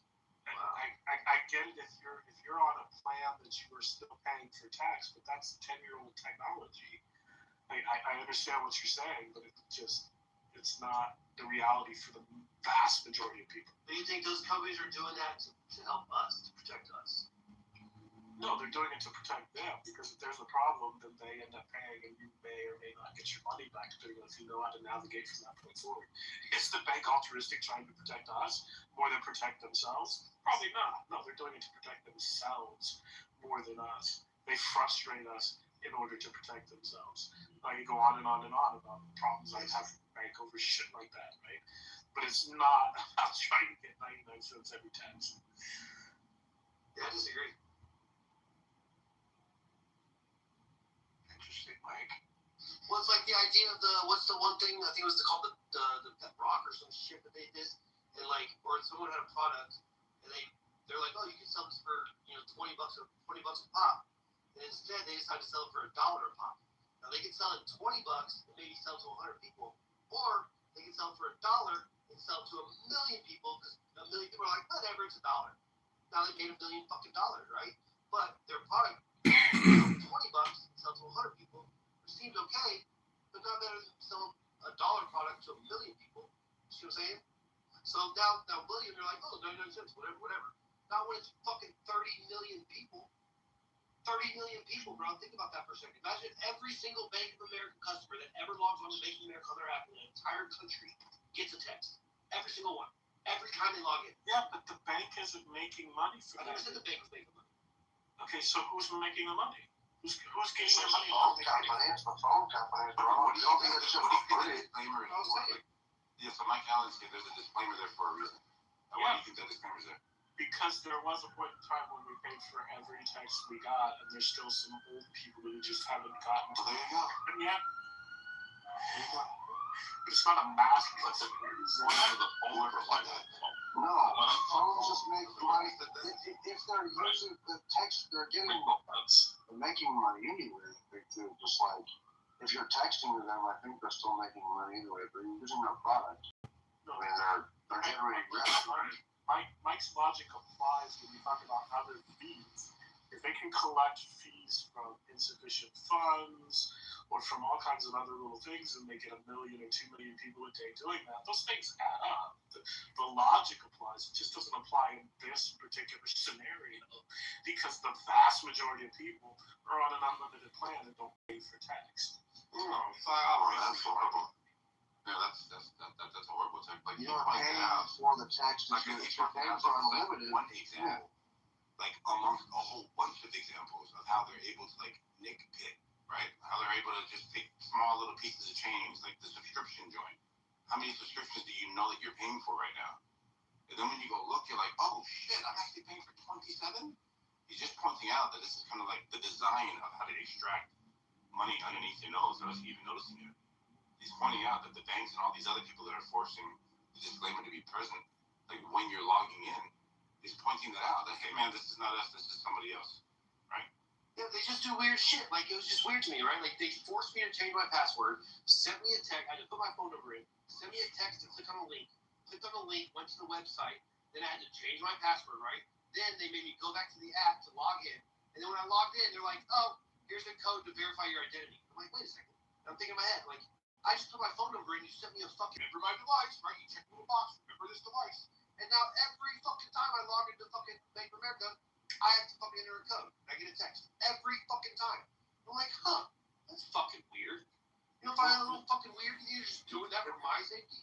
Okay, then that means you have something else going on. Your account's been flagged, because that doesn't occur for most people. I don't have to put in the code every time I go to my bank. I have to type in my password. If I uncheck the save and it doesn't remember my username, and I'm actually logging into it from a different device, or my device I think it's only for yes, it will force me into a code system. Typically, it will send me an email, but I'm not having to type in a code every time I go to my bank. Yeah, if you are, you'll get there. Yeah, if you are, then your phone has been flagged. Your account. Hold on, like, no, that's not true. Like American Express, Bank of America, all these institutions understand that like we need multiple layers of security. So they do like the whole face thing. Then they do, hey man, we know that you're actually from that number, and we know this is your number, but let me send you a text so that you are like consenting in this interaction, this one's interaction, right? So like they've already acknowledged that is your number. In some level, if it's texting, if it's sending to your email, it's about security. Well, it gives you a choice. It says you can text or they can call you. Like it gives you a choice on which box you want to pick, right? But what they're doing at that time is saying, hey, in this one interaction, is this really you? And if it is, we're just going to cover our ass by making you put in a code. I mean, this shit is getting pretty like, bro, I had my rewards. I had 900,000 points, like with Hilton, bro. They took all of my points to purchase like Amazon online shit. I was like, whoa, how the hell did that happen? Right? There's 3 major like purchases of converting like reward points. And just saying, criminals are pretty smart. Fucking crucify me. I'm just dumb. I thought it was fucking weird. Like, again, I had the same password on Big America forever. I've been using it for fucking decade. You must change your password. The only way to change it is to get a text message. Click on the link, I change your password, and I have to get another text message. It's like, that's fucking weird. That's really fucking strange. Why am I getting 2 text messages when you just sent me a link? Clearly, if you sent me the link, then you know it's my phone, and it's me. If I click on the link, then I have to enter my phone number again to get the code.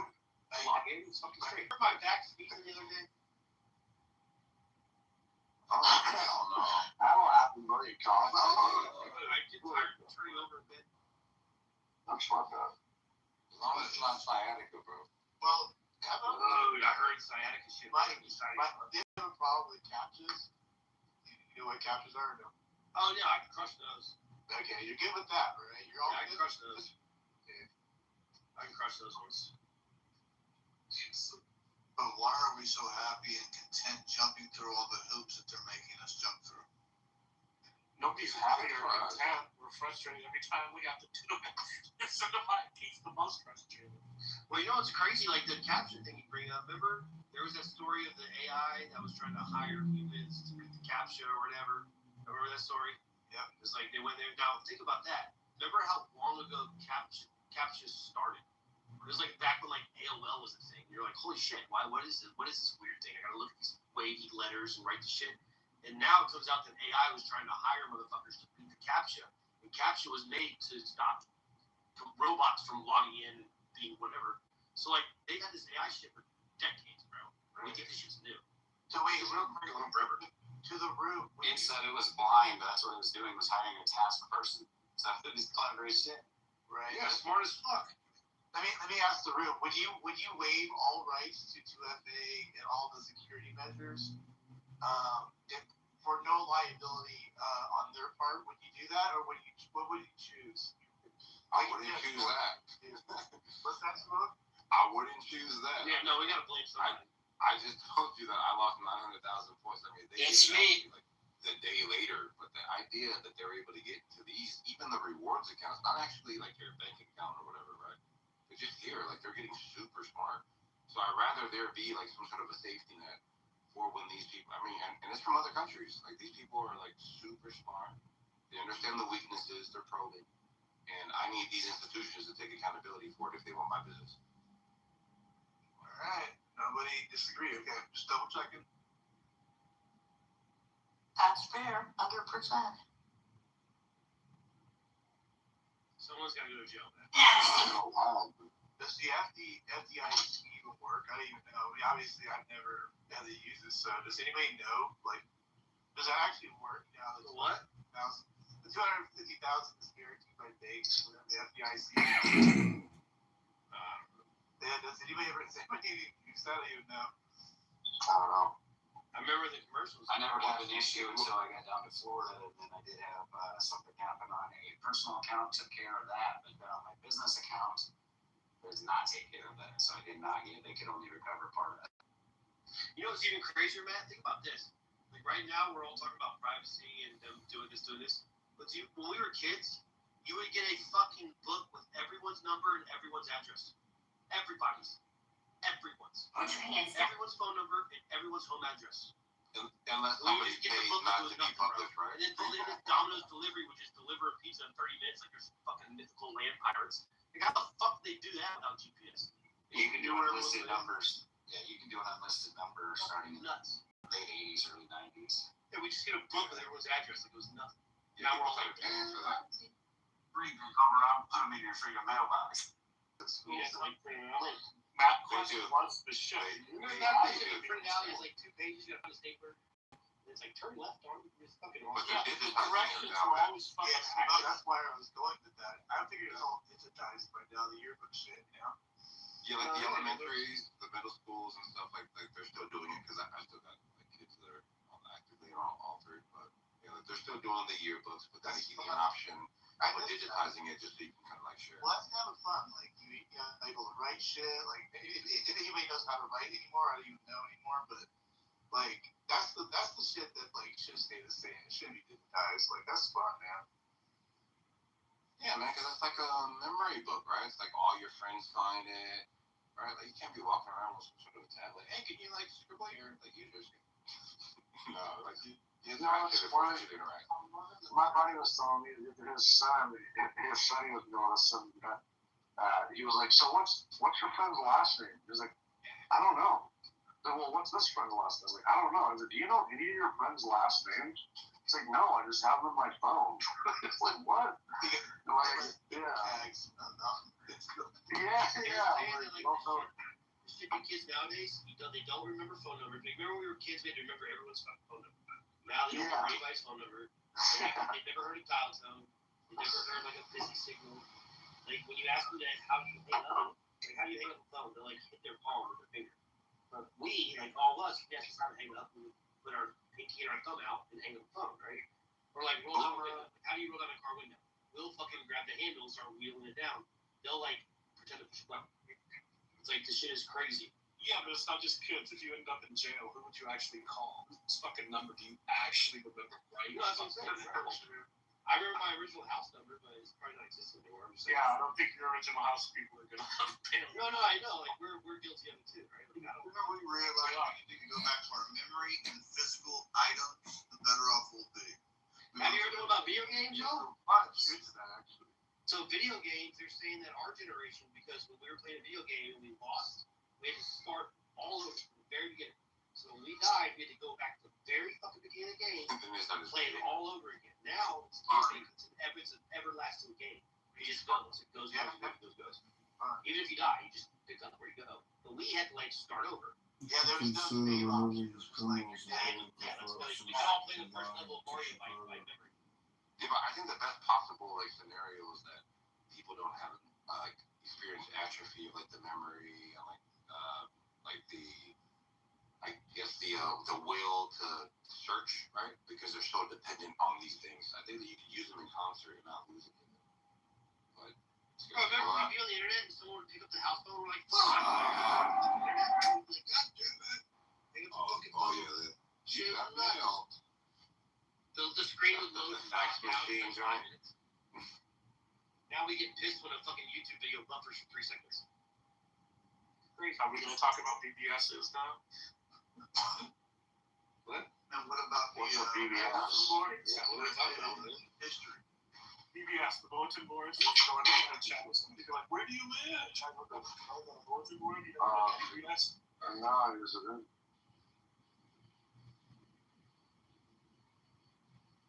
Also, they're going through it and not only changing documents, they're going through and changing TV series and movies and editing and changing scenes and redoing. We're allowing it to happen because nobody wants to have digital, like physical copies, hard copies of things anymore. We all want to have it online. Subjective, right? To like what you find valuable.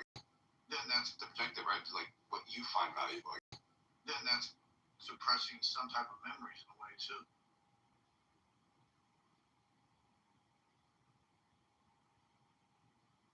Okay, but that existed before, just in a different form. I mean, that revision of history has always occurred. They just publish a new version of the book. Put your hands down. Quit being. Wait, what do you mean? I mean, there's people who collect rare books and go and look at the versions that came out 100 years ago, 50 years ago, 20 years ago, and there's differences within versions of books. So the idea that society is not new. If they were all on digital, online, they would never know the changes unless they went back and read it every month.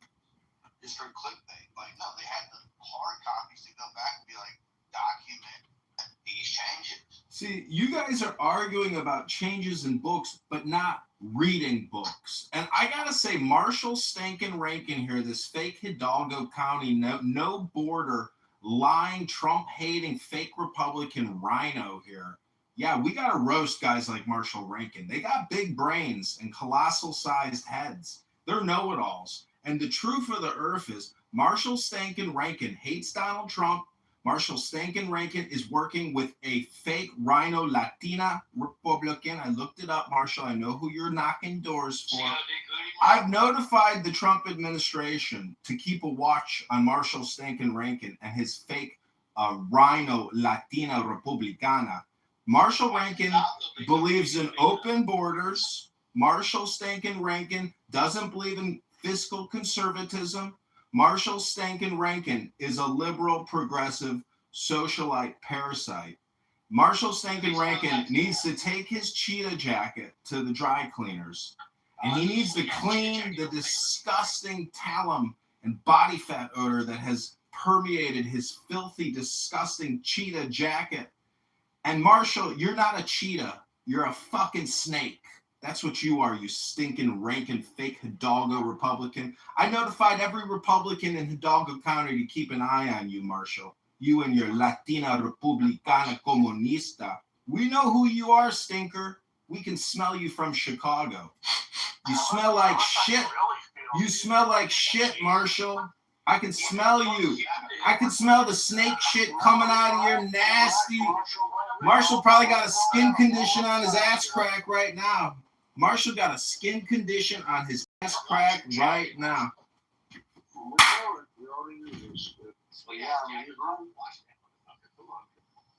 think if we're looking to add that Marshall is great as opposed to young motherfuckers.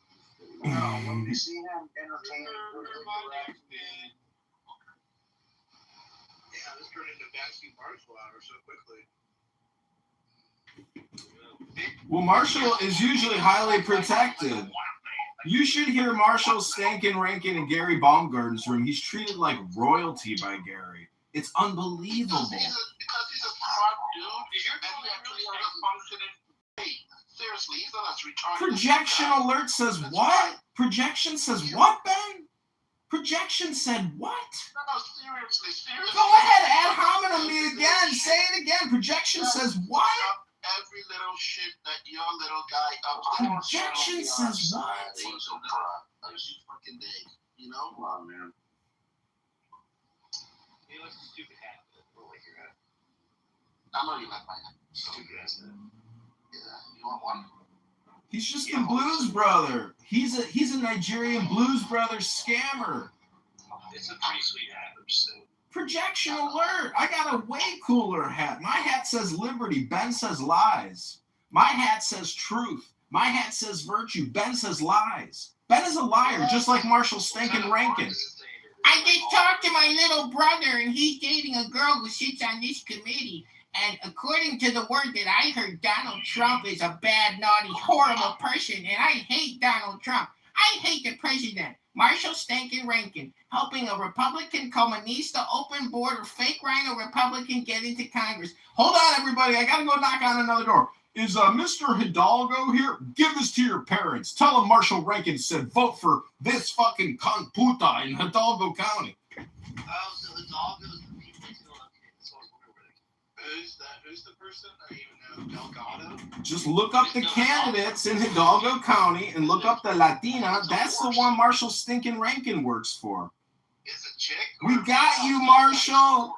We got you, Marshall Stankin Rankin. We've reported you to the Texas GOP, the Hidalgo GOP. Stankin Rankin Marshall ain't going to have a job after this election cycle's over.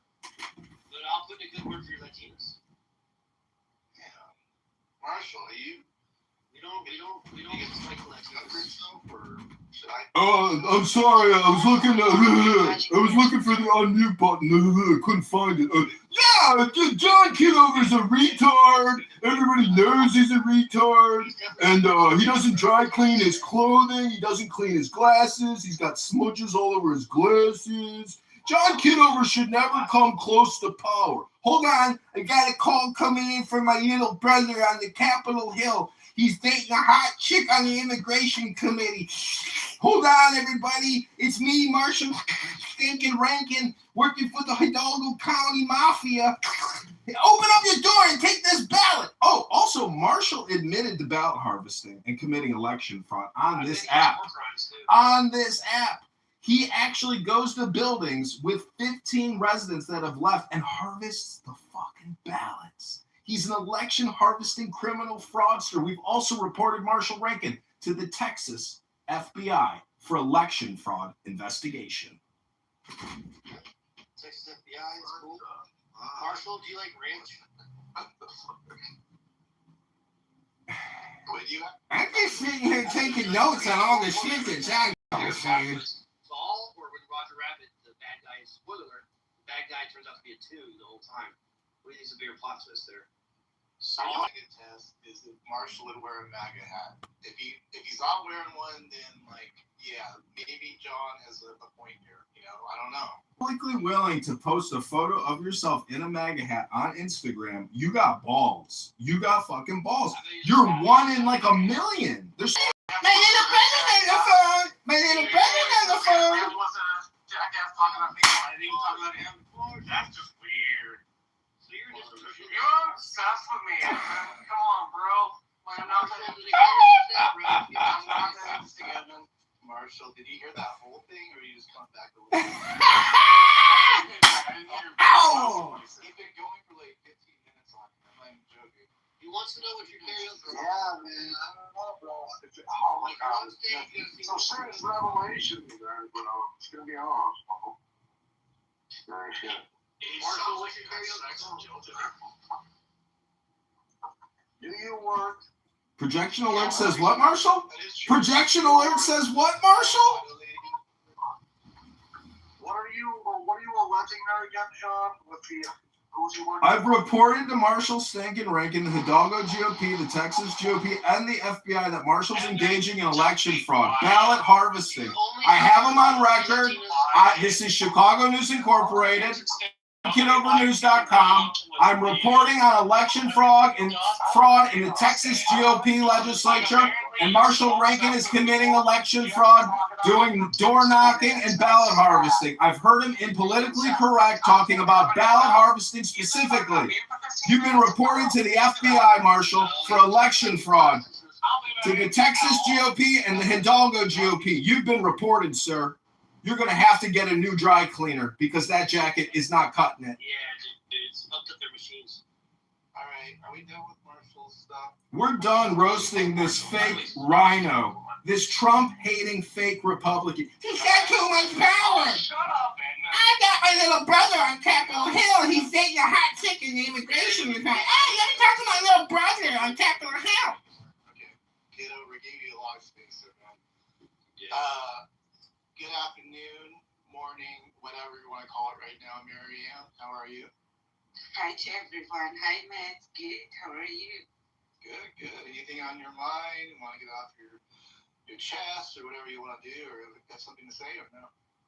Yeah, I want to say something. And thank you for having me, guys. I am for 10 years in USA. My nationality from Afghanistan. And nice to meet you. That's it. Welcome, welcome. Would you rather have no eyebrows or no ears? Oh, never mind. Sorry, say it again. You get to hear and everything, so no eyebrows or no ears. Okay. Make sure you join the house. I don't know how long you've been on the app. I didn't check your little profile yet, but Sure. yeah, definitely join the house. Sure, of course. Why not? Yeah, we got a lot of good opinions. We let the opposition come in here and talk too. We have our Ben down over there, so he's been. Curious on why Ben is such a big Trump supporter. I love Trump. You do? Wait the Yeah, fuck. I love So does Ben. This raises a good question. Is Marianne more American than Ben? I think you guys are starting to convert me to Atta boy, man. Fuck yeah, let's crack a fucking beer. Oh, fuck yeah. Fuck yeah. That's never gonna happen. That's never gonna Let me happen. tell you why. He finally threw the corner. Let me tell you why. Because my door is open for daddy trying to kiss my ass. Yeah, fuck yeah. Motherfucking Lord. Motherfucking glass window. What the fuck did I just walk in? I don't know. I didn't should don't to be rude. She wants her ass again. I have to tell you something, man. Since my last visit in your room earlier, It's so rude. fucking friend requests went off the charts. Man, what the fuck? Well, we're friendly people over here. We tend to do that. We're not a monolith of just like Why? bad news talking to each other.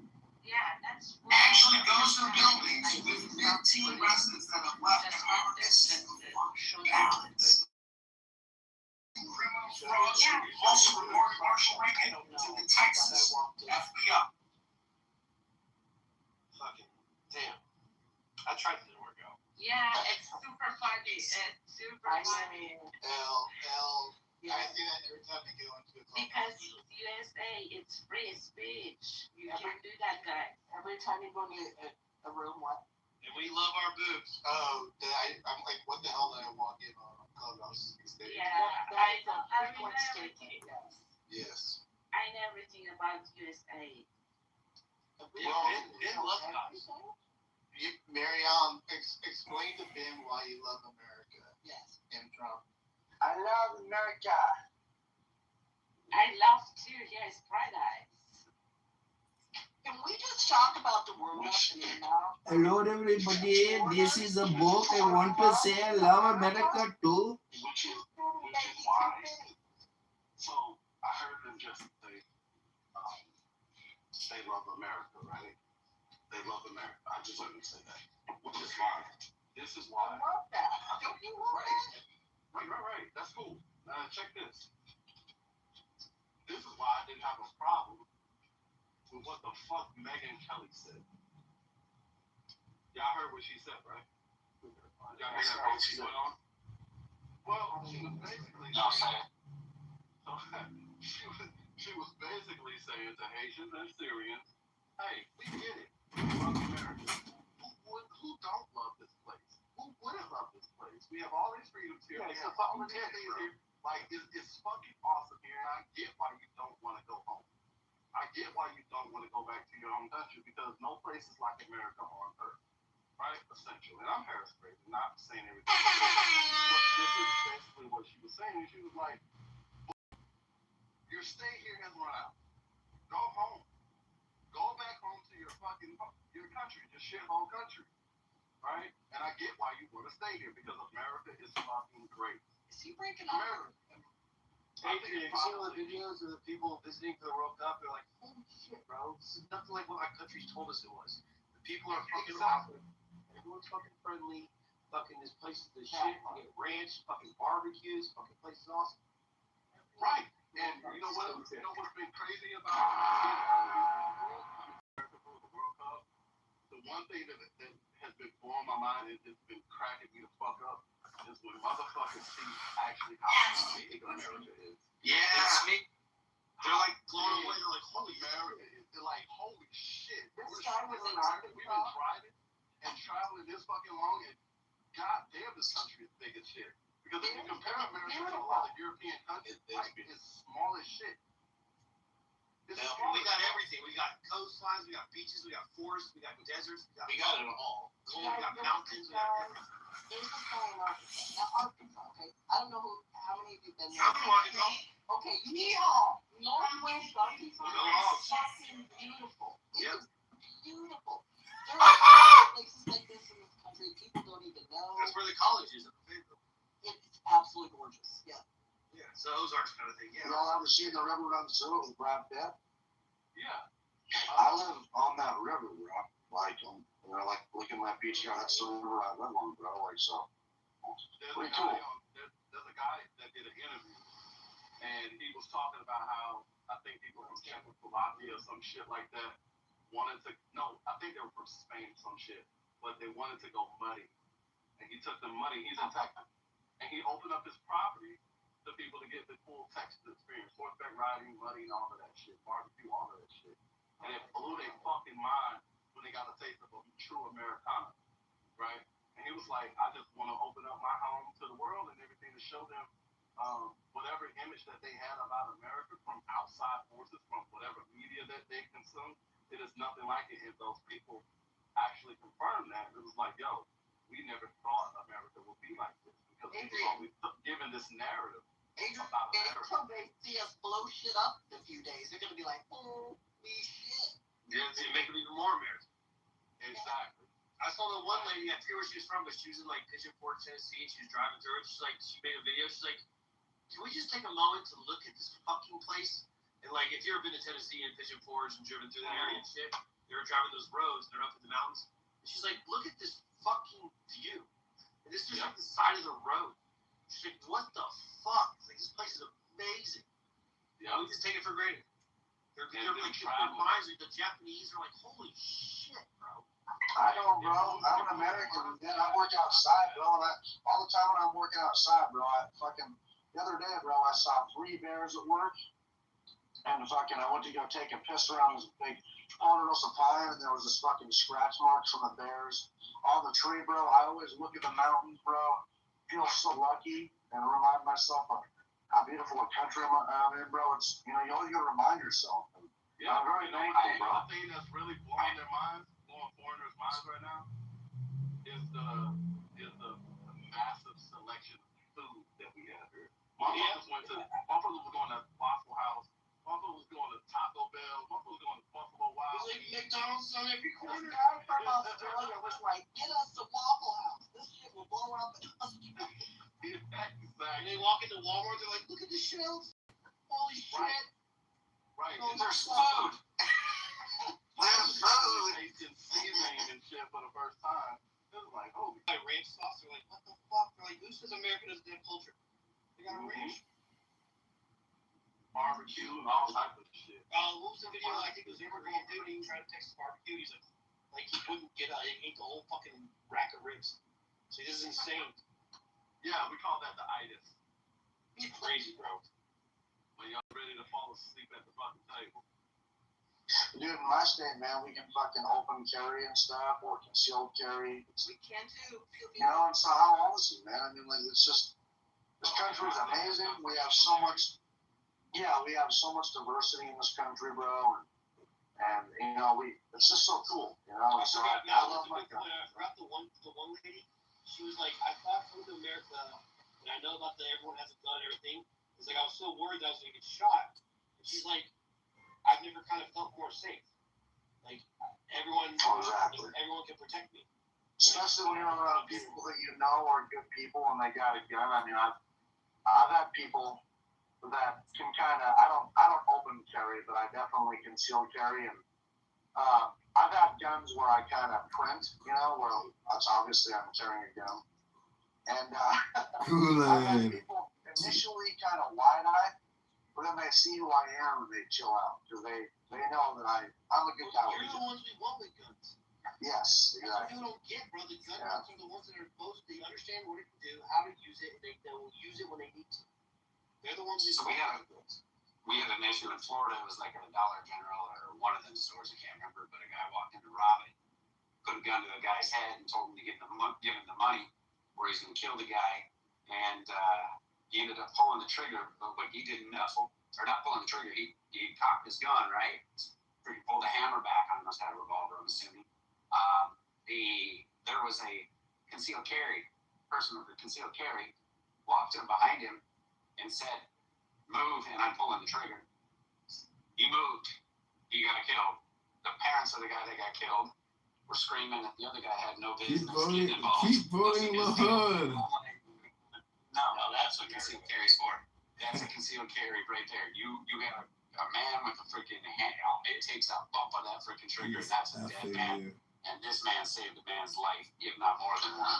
And what's sad about that? What's sad about that is that you never hear about that in the news because the media doesn't want to portray USA children showing the got the lowest tuner related to Chicago's 100. Keep voting on hoodies. Effing you. They want to fucking, you know? Indiana malls, like the mall in Indiana, dude, let it go. If it bleeds, it leads. So scary, shot him and killed him. They probably saved fucking 10 or 12 lives. And no one reported on it. No one said a fucking word. Yeah, I'll go back to what you guys were talking about, though, when you're talking about everything America has. A cousin who has literally been all over the world. He works for USGS, head of volcanology, lived all over. And I asked him, so where's the most beautiful places on the planet? I wasn't expecting what I heard. He goes, summertime, Alaska, hands down. He goes the rest of the year, and it was the small island that they filmed Jurassic Park on. He's a well-known alcoholic. Hawaiian Islands. He says it's the most beautiful place. He's gone into Colombia where they literally got a partner with the gorillas with their electronics. To bring in double of what they can assure themselves getting in and getting out. They've been in the easiest places. And he's like, those two places, he goes, I'm not saying it just because they're in America. He goes, they're literally just amazing. And most people in this country will never go. It's like, I know people who did never want to travel. My neighbor finally convinced him to go on the cruise and came back. And he was like, holy shit, man, it was unbelievable. I've never seen that guy talk like that. He's like, whatever. You know, he's just one of those guys. And he was blown away by Alaska. Well, you said you're in Florida, bro. Like in Florida, I've done like driving trips with my kids and stuff, and we drive up through Florida. We've done a road trip a little bit. I always drive back to Arkansas, see family. We do a road trip. But like Florida, we got like caves with like these natural like springs with like cold ass pools, like fucking deep as fuck, bro. You gotta like climb down. These crazy ass pools you can just jump in, bro. All these fucking crazy ass. All the springs. The springs and shit, bro. It's fucking nuts, bro. We just got them like nothing. Oh, people literally will be on their paddleboards or kayaks or whatever, and gators swimming right by them in those springs. You know, gators want nothing to do with those people. And it's, I mean, I ain't gonna lie, I haven't had that happen yet. I've seen videos. I can put up a picture of us. I brought some people out to Shot Valley. They were nervous at first, but I got a picture of them standing within about 3-4 foot of a 9-foot gator. His tail. These are wild. This is out in the Everglades. They are not aggressive animals, you know. But they just swim right by them in those creeks, in those springs, and just people watch them swim on by. Like it's no big deal. Yeah, that's what I'm saying.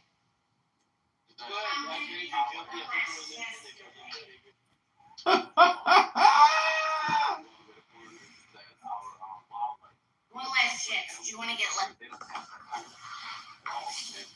For a lot of people, this is their first time seeing grizzly bear. Right. I never thought after, yeah.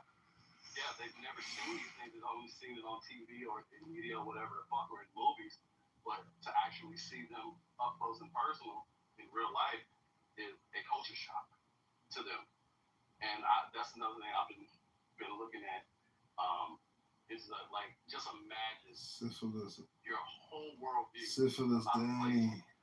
Syphilis, Danny. Danny the syphilis.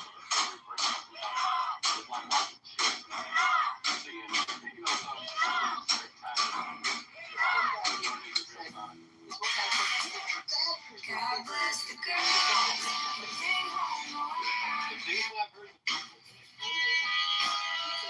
They're so fucking nice. Without getting rid of a bunch of assholes. They haven't been close now. They haven't been. Yeah.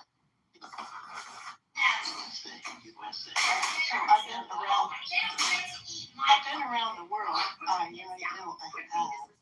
The best. It's me, I assure you. I just. In the world is Kauai, the island of Hawaii, and then second to that would be Guantanamo Bay, Cuba. Just saying. These are communists. No, it's gorgeous. Hilly, gorgeous, green, beautiful white beaches and black beaches, mixture of all different colors of sand. They got black beaches and white beaches? Yeah, they do. Don't want to be on Hawaii, or not white, know, like you don't want to see that shit. You're gonna go out there and say it's not okay. One thing though you got to remember though is with Guantanamo, that if they get too many more Marines on it, it could tip over. Against ballot harvesting fraud that he admitted to on this app and politically correct. It's not boom. We need to talk about the Hidalgo. John Kitover, Chicago mayoral candidate, fighting for the Republicans to stop these rhinos that hate our great president. This is a MAGA afternoon. We love America, unlike Donald, unlike Marshall Stankin Rankin, who doesn't love this country. I didn't say anything to him. I have you on record, and I've notified the authorities. Can y'all do something about this, John? I didn't say anything to him. John, stop. Marshall, I will help you out, even though you're a dick to me. John, let's just chill out, bro. We'll do it another time, huh? Bro. Well, I understand, but Marshall censors me and kicks me from rooms. You know, he is a censor, and he is a rhino. Because we can't even hear you, John. Guys ran Mary him off. Another time. Is it just me or is the audio on staff ass now? It's got a lot worse. It has gotten worse for sure. Like stuff like the pool, so I'm Oh, right along. I think they're doing it on purpose to eventually just get rid of us all. That's how they're closing this thing down, you know? Eventually, if you can't hear anybody, what's the point of being here? Leave. Like you guys all four of you sounded like you guys were drowning in water. talking to a sock, right? We You know? need to read, and I'm by the pool, and it is loud as fuck, so I apologize. Nah, you're good. There's somebody. Me too. I'm poolside. Somebody sounds like they're like in a car wash. It must be a few. Well, it is windy. I'm outside, and it's like 100 degrees, but it's windy. It's like a furnace. Well, Marshall's out knocking on doors. How hot is it as you ballot harvest right now, Marshall? Oh my God. Hi, everybody.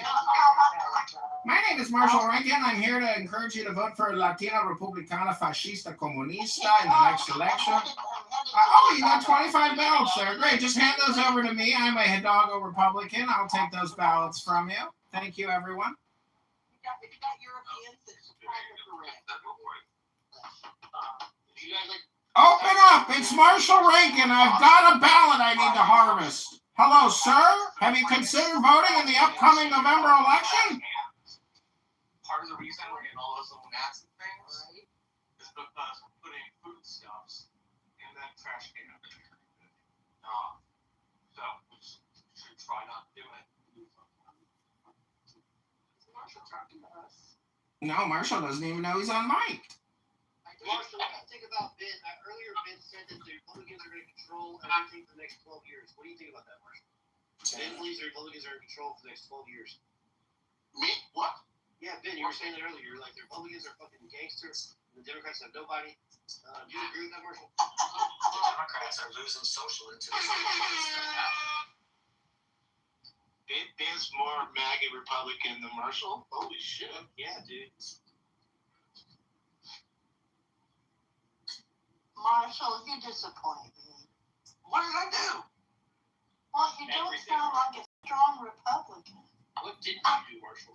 I don't measure my worth as a Republican based on social media. I'm sorry, I just don't. No, I don't do it. I don't do it because the thing I actually do for a living is working for the party. So of course I don't measure my worth on social media. It's fucking stupid. Ben, aren't you glad you're not a Democrat anymore, Ben? Am I what? Democratic what? Aren't you glad you're not a Democrat anymore? Yeah, I think you guys are starting to change me a little bit. Fuck yeah, we're awesome, dude. Yeah. Yeah, go to the left room, everybody's just yelling at each other, cussing at each other. If there's no Republicans in there, they just cuss at each other. If they start eating each other, it's fucking nuts. And see, and elk and moose and Mike, that's so true, bro. which state has the best pizza? I mean, we're having America love fest here. Fuck yeah. Hell yeah, hell. Bro, fish tacos. That is wild shit that how they eat each other like that, man. Some good fish tacos. Hey, man, That's fish taco. I from Mexico. I just want to address, Marshall Rankin said his social media work means nothing to the party because he does real party work. Well, then why is he here on Clown House all day long espousing fake Republican values? Really, the reason why they beat each other over there is because you can never pass the purity test with them. That's true. Right? Their purity test is ever evolving, and there is no right answer to the purity test. You can never pass each other. Never. No, exactly. Not even. What do you mean by purity test? What do you mean?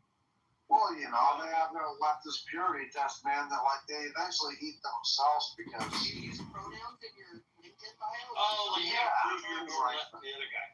oh well, yeah, they're like, you know, like they'll get offended by, you know, I mean, that's just it's crazy shit. And it's like, I watched this video the other day. Yeah, where they were chasing this candidate just yesterday at this meeting. They were all happy about his transgender. They were pissed off about the way he was voting on Palestine and shit. And the way, dude, they were just fucking. Yeah, and they're chasing it. Like, even though I like your trans agenda, I don't feel like Palestine. Yeah, bro. Like, yeah, dude, they're just fucking crazy. They're eating themselves. And so, when, you know, a couple experiences like that, and that happened to Candace Owens, you know that? Like, I've never trusted that bitch, but the reason why she even came to the right is because she got eaten by the left. And we are so welcoming and so tolerant that we welcome that bitch in with open arms, and then she shit on us. She can get it done. You know what I mean? Yeah, she So can this get it done. is coming from the same right that would brand you a rhino if you miss one vote supporting Trump, right? No. Oh, he's a rhino because he doesn't support Donald Trump. Yeah, 2 votes. Okay. I mean, Trump would literally, Trump would force something within 99% of the time, and he goes against him one time. Oh, he's a fake Republican. Oh, he's a rhino. That's who you guys want us to believe. Other party you guys want us to believe. We have rhinos. We do have rhinos. That is the funny thing. That's been a long time. Rhinos are folks, by your definition, rhinos are folks that do not support Trump. That's it. No, that's not true. Rhinos have been things long before Trump. Yeah, man. Come on, man. We're not retarded. We just all of a sudden woke up and we worship. Retarded? Well, bro, it's just like crazy. You don't know what a rhino is, man. Like, a rhino is someone like Lisa Murkowski. That is how Trump defines rhino. Whoever doesn't vote for him is Then here's a fun little quiz. When did the term? No. It's like 5 questions. You ready? I'm not All right, Ben, you ready? Do you believe that we should be able to arm ourselves when we have guns? Everybody, that's a trick question. No. Do you believe that we should be able to? It's gotta be conditioned. The easiest question. Yeah, the answer is yes. No. It has to be conditioned. It has to be like, If there's kids in a time, I was in Texas. You're only number one. I was in Texas the other day. I'm not a gun person. I don't own a gun. I was in Texas the other day, walked into a gun show. Literally, I saw like all kinds of guns. I've never touched all kinds of guns. And I asked the guy, how do I get this gun if I want? He was like, oh, just show your ID and you can buy it out of here. I'm like, what the fuck are you going on? Yeah, you know what? All you have to do for an FFL dealer is show your ID, pass a background check. Don't pass a background check. Yeah, as long as you pass the background check, you're good. Do a gun, dude. That's all you need. Pass the background. By the way, I believe Ben's story to be 100% made up. Not a gun show. Well, so Ben, you failed the first time. I think people can be curious to see what guns do. So Ben, let me ask you this question, right? Let me ask you this question. Watch this, y'all. Hold on. I can sense that too. He's full of shit. When the guy said, just show your ID, why do you think he said, just show your ID? Exactly. Hold on, y'all. Watch this. Why do you think he said, just show your ID? Because that's how simple it is to get it done. Nope. No. No, it's not. You're in violation of state law if you just use an ID, and you're in violation of federal law if you just use an ID. Marshall, I did not buy a gun. I asked. You're fucking up my experiment. Hold on.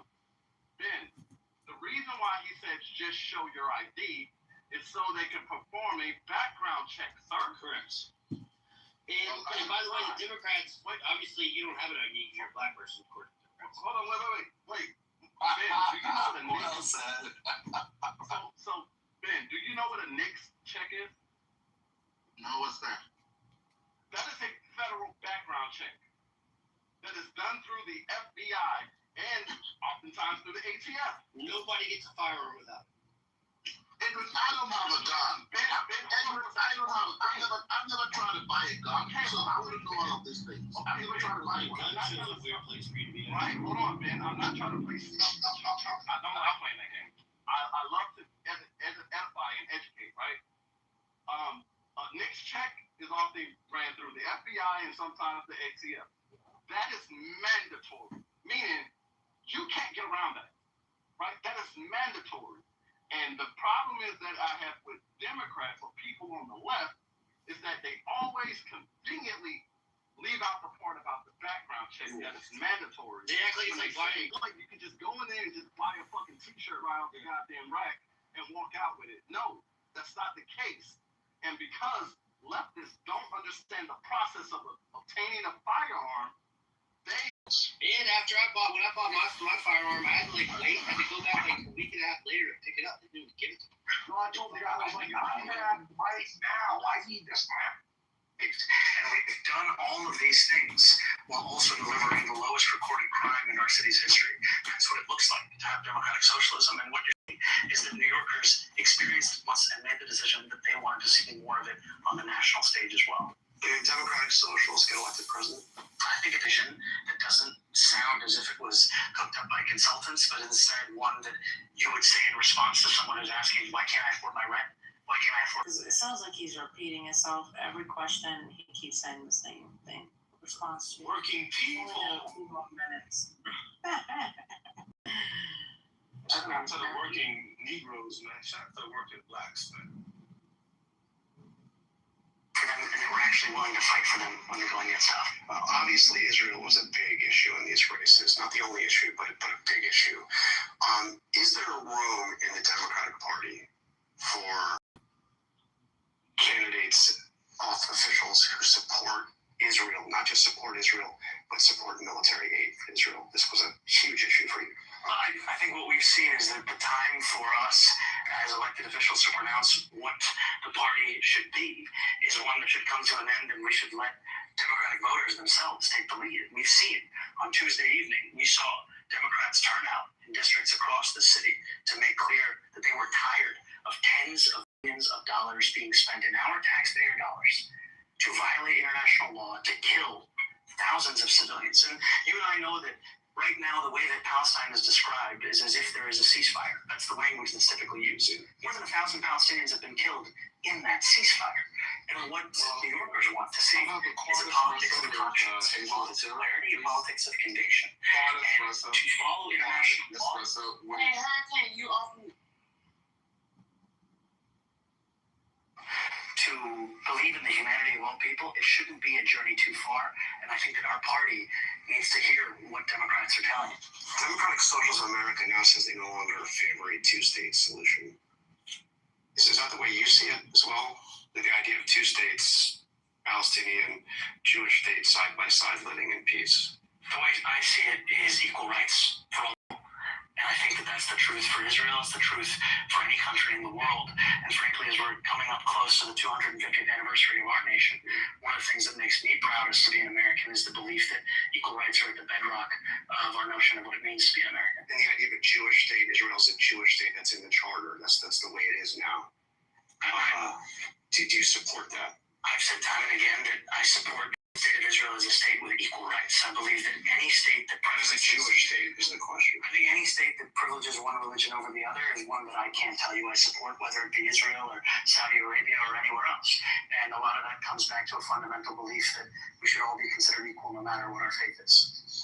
How big a problem, you said it's rising, is anti-Semitism in the city? We've seen anti-Semitism rise in the city. We've seen the fact that Jewish New Yorkers comprise a minority of our city's population and yet continue to constitute a majority of the hate crimes that have been prevalent in this city. And that's something that's unacceptable.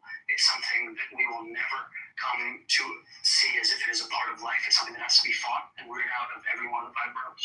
What did you think when Dan Goldman did that coffee shop in Brooklyn said that they wouldn't serve him because of his support for Israel?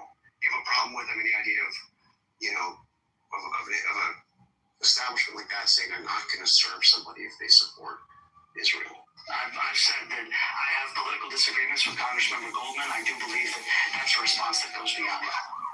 So that's not the right thing. No, I think it's much better to keep that particularly that we've got. Okay, so we're just about out of time. I got to ask you, I noticed you're turning 35 soon, right? In a few months, yeah. So you now hit one of the constitutional requirements to run for president. But there's another one that says you have to be a natural born citizen. You were not born here. Yes. But do you think that's something that should be changed in the Constitution? We'll take an amendment, but do you think that we should change that? No. I think the Constitution looks good the way it is. Just the way it is. Just the way it is. I'm very excited to focus on New York City. But thank you for reminding me of my upcoming 35 years old. 35 years old. All right. Yes, sir. That's great. Thank you very much.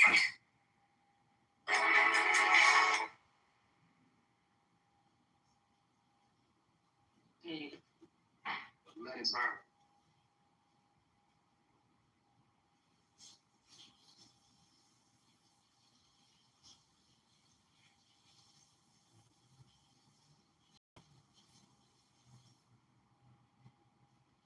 Well, y'all wanted to hear it. Hello? I don't hear no response. You know what? The only thing that I have from the interview, but also in our column I read yesterday, he might have a problem because he still has the arbitrage of frisking, stop and frisk. And he's beginning to turn away from police having oversight and reform. So I don't know how that's going to look down the line, but it's a sign that, yes, he's saying all of those things, but he still has this issue. And the issue has not changed. And his position is pretty much the same position that the previous mayors have about stop and frisk. And also the oversight board. Whether or not the oversight board has enough power to rein in the NYPD. I know that's not mentioned in this interview, but I do see that as a problem ground with New Yorkers. Particularly Black and brown. Sherry, well, this is what I heard. He a Democrat! Exactly. He walked away from being called a Democratic Socialist multiple times. It wasn't until towards the end of the interview that he even engages it. Every time he's asked about being a Democratic Socialist, what does he do? He goes back to the point about centering working people in the conversation for solutions for New Yorkers. Mm-hmm. If this was any other Democrat, if Hakeem Jeffries sat down with Jonathan Karl on ABC and said the same exact thing verbatim, the left would say, both parties are the same. That's what I came away with. I don't know about anybody else, but I came away with that thinking that guy sounded more like a regular Democrat, maybe a little bit of a progressive Democrat than what I thought he was going to say. And only that, and maybe correct me if I'm wrong, but he has a similar position about Israel as the rest of the Democrats. Hello? I was like, hello, yes. Yeah, we spent a whole several years fighting, and the watermelon carriers, God bless y'all, fought Democrats for the last few years, and he said equal rights for everybody. He might as well have gone to the UN and said these famous words: women's rights are human rights. Shout out to Hillary Clinton. I was just gonna say that. It sounds, if you take Hillary Clinton, not foreign policy, everything except the foreign policy, it's exactly there. And to be fair, Hillary by today's standards is progressive Democrat. Again, excluding foreign policy. I mean, you know what? I'm going to say this again. Yes, he has a similar position as the Democrats concerning Israel as a state. That's not that much different from what the Democrats are doing. What are we talking about? What are we doing? Yeah, maybe I'm wrong. Maybe I didn't hear. Maybe, I don't comprehend well. And that could be totally true because I'm packing. But what did he say that a Democrat today, like a sort of a progressive Democrat, doesn't say today about Israel? He didn't say get rid of the Israeli state. In fact, he pivoted away from that and said he wanted equal rights. Exactly. That's what so I'm confused. I mean, I don't know. Maybe I don't know anything about politics and especially New York politics at all. So maybe I don't know what I'm talking about, but I thought that's what he said. Yeah, I thought so too. You and me, me and you, maybe we did not clean out our ears today. And I don't know, maybe we got distracted, but I heard the same thing. What's going on? I'm so glad you came in.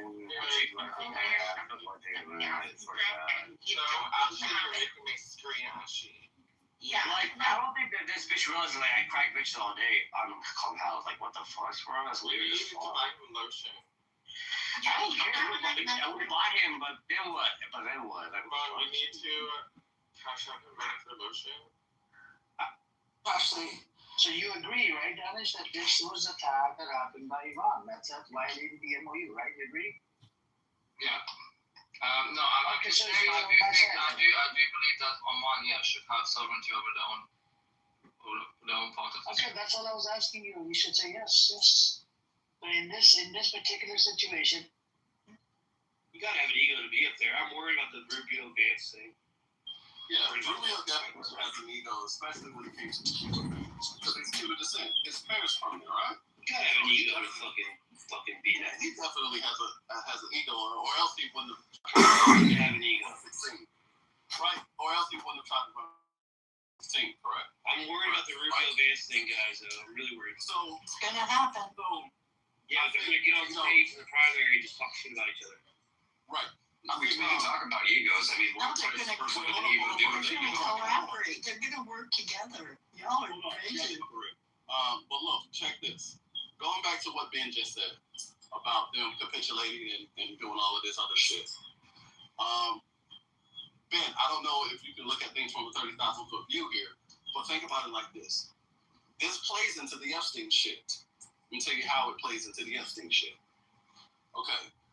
If you had a choice in outing all of these global pedophiles in one fell Epstein files, or shoring up hegemonic of the oil industry in your favor to one country only in the Western Hemisphere, which one are you opting for?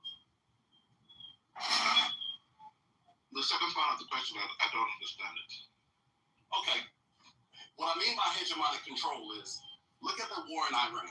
A lot of people think this shit has everything to do with Israel and what Benjamin Netanyahu wants and blah, blah, blah. Wrong. It has nothing to do with Iran. The war in Iran, ironically, I know that sounds like a paradox. The war in Iran has nothing to do with Iran. It has everything to do with China. Everything to do with China. Because China, let's look at China's three major oil suppliers. Russia, Venezuela, Iran. We have Venezuela. Venezuela is offline for China. Iran, we got them to shut down the fucking Strait of Hormuz for months on purpose. Which, honestly, fucked up China's oil supply. And so what little oil that they were getting from Russia, which is only a small percentage because Russia needs their oil for not only for themselves, but also for Eastern Europe. So they can't really supply China with the amount of oil that they lost to replace Iran and Venezuela. So what China is going to do is they gotta make a choice. What are they going to do with the oil that they have left on reserve and the one that they're getting from, the little bit that they're getting from Russia? They're going to have to choose between either their industries or their military. So if they choose their industries, that means they don't have oil for their military operations, such as going into Taiwan. They can't do it because they don't have the oil for it. So look at everything that Donald Trump has done up this far. He got back in office. He restarted drilling, right? Renewed these are exactly it, bro. Exactly.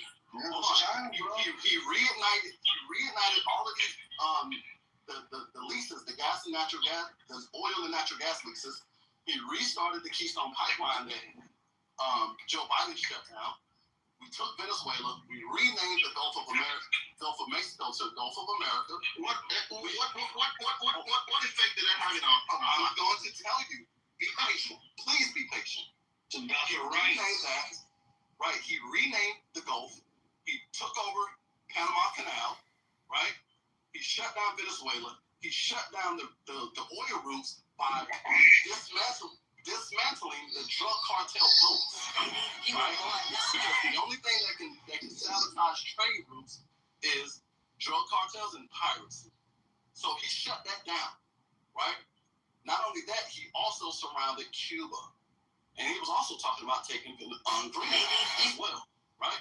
So all of that is indicating that he is shoring up hegemonic control, because with the Strait of Hormuz closed down, where are all those other tankers are going? They're coming into the Gulf of America.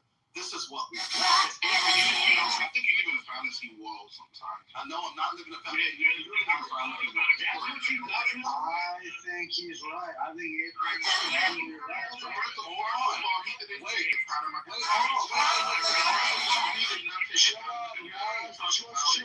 Let's chill out. Come on now. Wait, buddy. I can't be living in fantasy world if everything that I'm saying is a fact. It's 100%.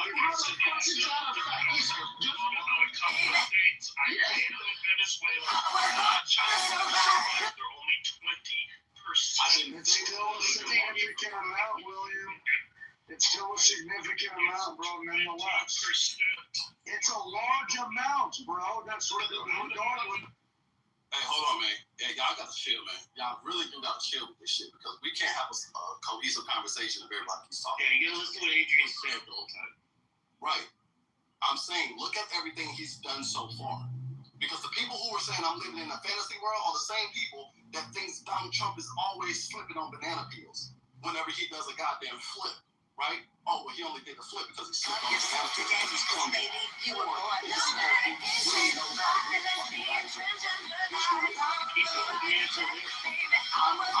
opting for the option that he really does know how to do that. He knows what the fuck he's doing, bro. We're all back here playing checkers and he's playing chess.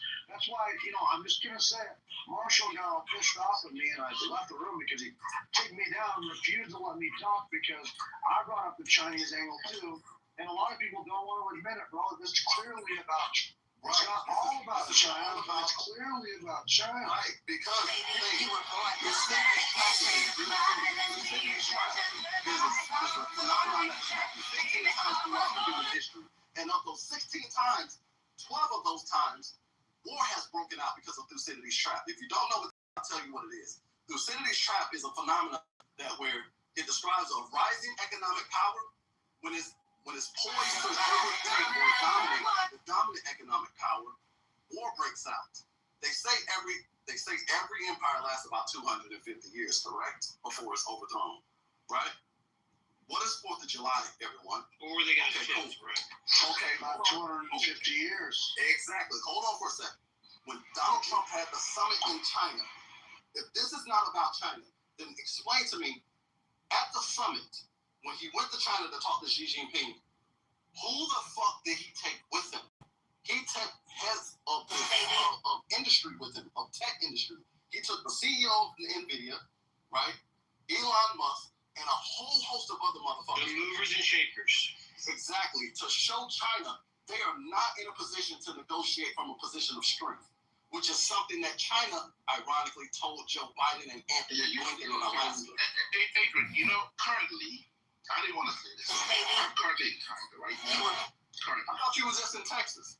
I live in Texas, but I'm visiting China for business. And the way you guys sit there and think China is some backward country, I mean, Are you treating like a god? What'd you say? I heard they treat Americans like gods. No, they don't. Right. Hold on, wait, hold on. Sorry, I need to come off. Ben, hold on for a second. How can you say I'm treating China like they're a backwater country when I say literally they are a rising economic power? Yeah, bro, we're not a power. You got this all wrong, and we actually respect the Chinese, and we're worried about them trying to overtake us. But I think that's an attitude we should take. We're still number one. America is still number one, but we should be worried at how fast China. I've visited a couple electric car companies here. What they are doing is ridiculous. We keep talking about dependence on oil. I think there's a stat that came out like China's energy, about 80% of the energy comes. That's not true. 22. It's about 20%, 22%. That's overstated, dude. That's their feed. That's their figures, by the way. So Malcolm, we have to count on them telling us the truth. Hold on a minute, Adrian. Yeah, we have to count on the Chinese telling us the truth. And they even admit, dude, that they only make up about 22%. If you just go by the cars, I know this is not a factual data, but if you just go by the cars you see on the street, we go to America, we see a lot more gas cars on the street than we see electric cars, right? Am I right or wrong in America? Yeah, I would say that, yeah. In China today, it's 3 a.m. 4 a.m. in China right now. Mm-hmm. You get on the streets, you probably, because they have to designate the electric cars with a green plate number, the gas-powered cars with a blue plate number, it's literally color blue. You see 70-75% of the cars on the street are electric-made white cars. Okay, something about the Chinese. Something about the Chinese are a little bit different.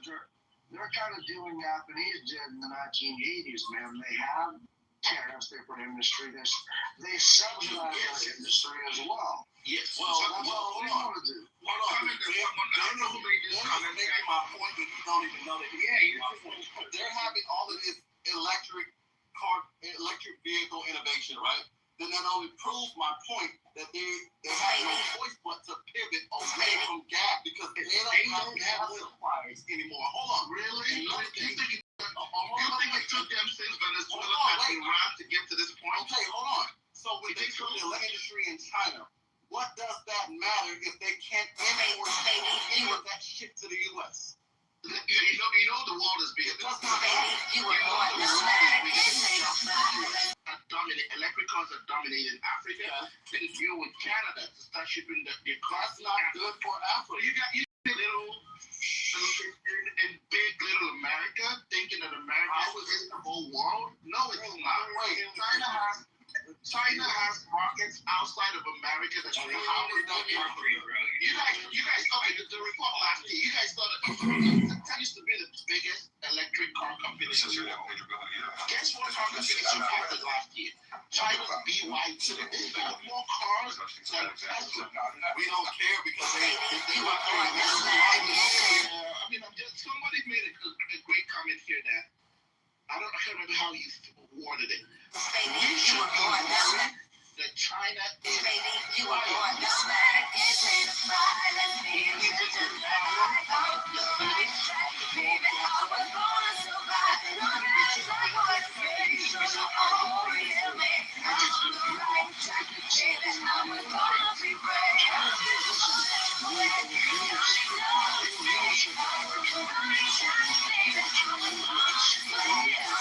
the ones are literally allowing them to rise. You know, I mean, Who do you think needs new wars? China need us, or do we need China? I think we need each other. China has a population of 1.4 billion. What did you say about that? Nothing, bro. Well, I mean, at this point, dude, they can diversify. It's sad that we've allowed them to do it. I mean, they were a peasant nation, and fucking Richard Nixon comes in and fucking normalizes relations with these people and allows them to rise. We give them, we allow them to enter the World Economic Forum in 2001. That was a mistake. Hoping and praying that, this communist nation would change if they just understand free market capitalism. They're not. They are using free market capitalism, but they're not doing it for good. They intend to rule the world. They intend to rule the world, bro. Certainly, they really do. I mean, anybody tries to deny that is fucking. No, hold on. You guys, one thing that you guys are missing and completely missing, and you've missed it since Adrian's point came up, was Adrian was explaining what was happening. And everybody seems to have forgotten one thing, and Adrian was right about everything he said, except for he forgot one part. What is the most important thing happening in our society today? It is AI. What does AI require? Insane amounts of energy. Yep. And what happens when you limit the energy supply of China? You limit them becoming the dominant force in AI. That is what the whole thing is about. You cannot let them have a foothold. Now, I will say this. Which is why we took the CEO of NVIDIA with him. Yeah.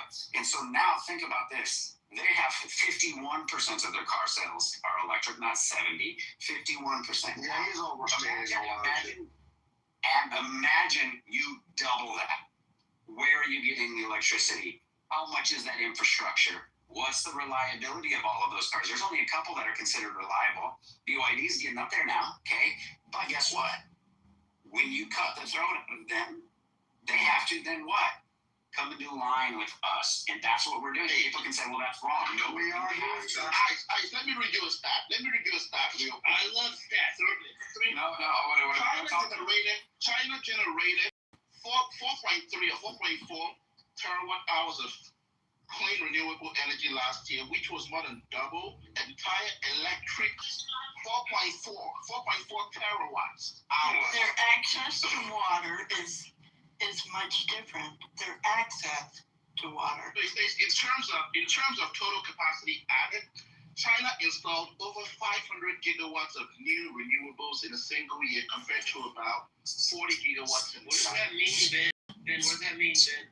It means somebody's talking about, they don't have the power or the breakdown. Limiting it.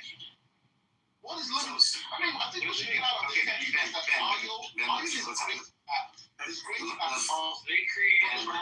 We're gonna have a discussion here, Ben, and this is what I want you to tell me. When you want to talk about, when you look at the numbers like that, what I like to do is we can look at data, we can look at stats, but if you don't know what the fuck that really means, it's irrelevant.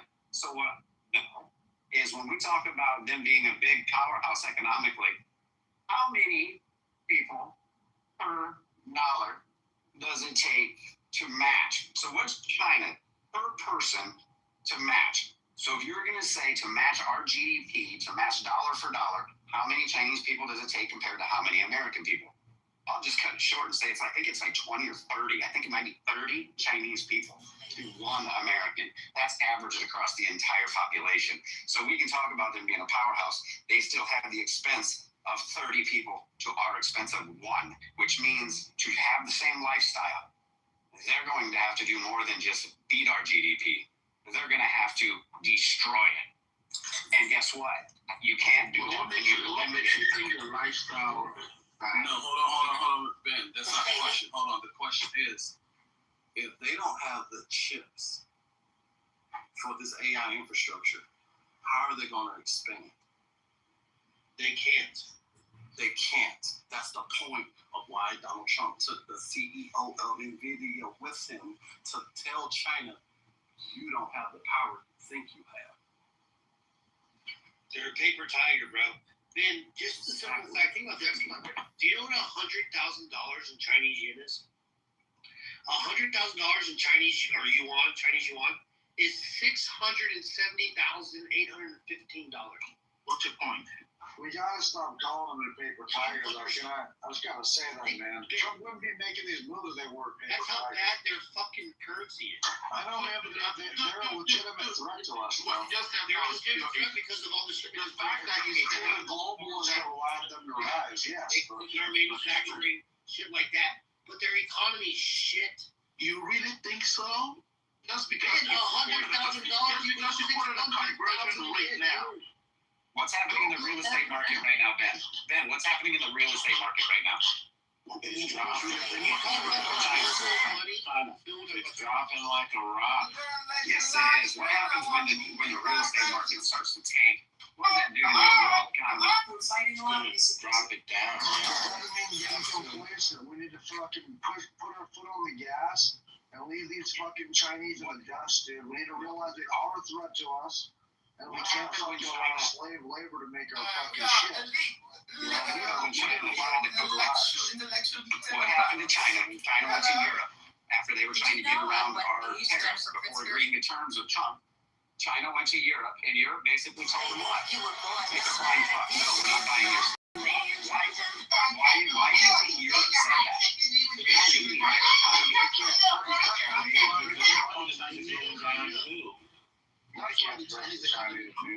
GDP grew 5% in China last year. I'm not advocating for China, but I'm just saying this. You guys population growth. You guys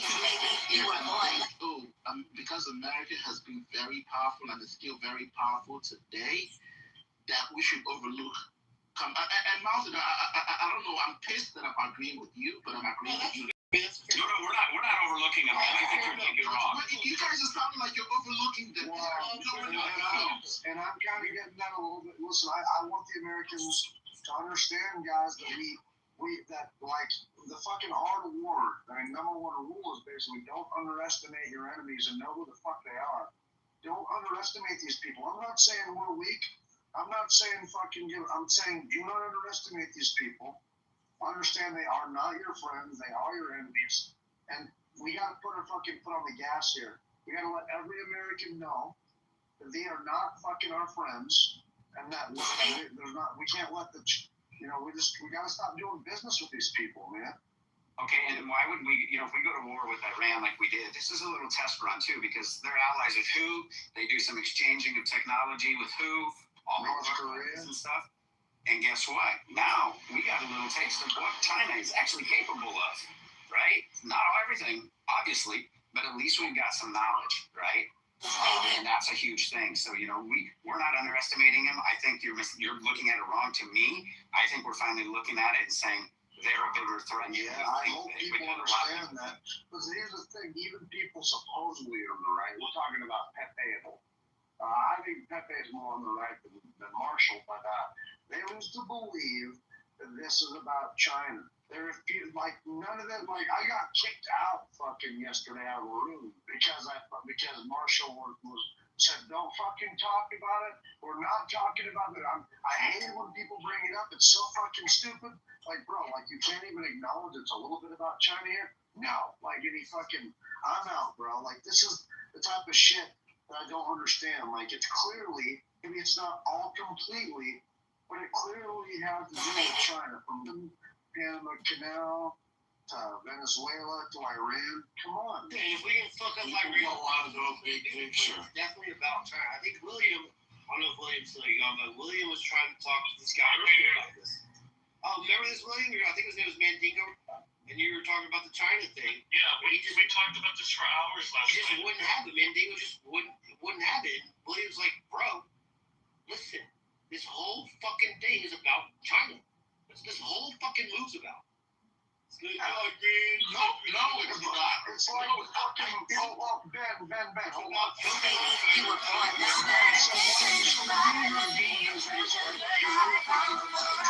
Venezuela to Trinidad. Do you really believe that? No, it's about that untapped oil that fucking it's about rare earth minerals. There's about a few things. One thing I know for sure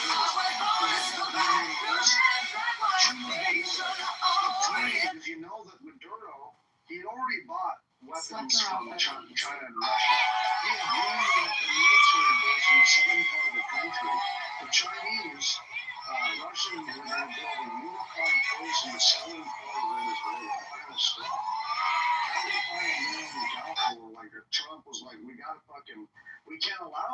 You know, let me give it to you guys that Venezuela was to cut off China's access.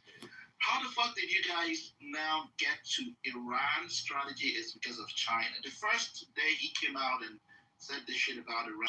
American strategy. You really think Trump is going to come out and tell you what his strategy is? Well, he states it every day. He states it every day on Truth Social. Why? He's doing what he's doing. He blurts out his strategy every day on Truth Social. So do I think so? Yeah, definitely. I think he will.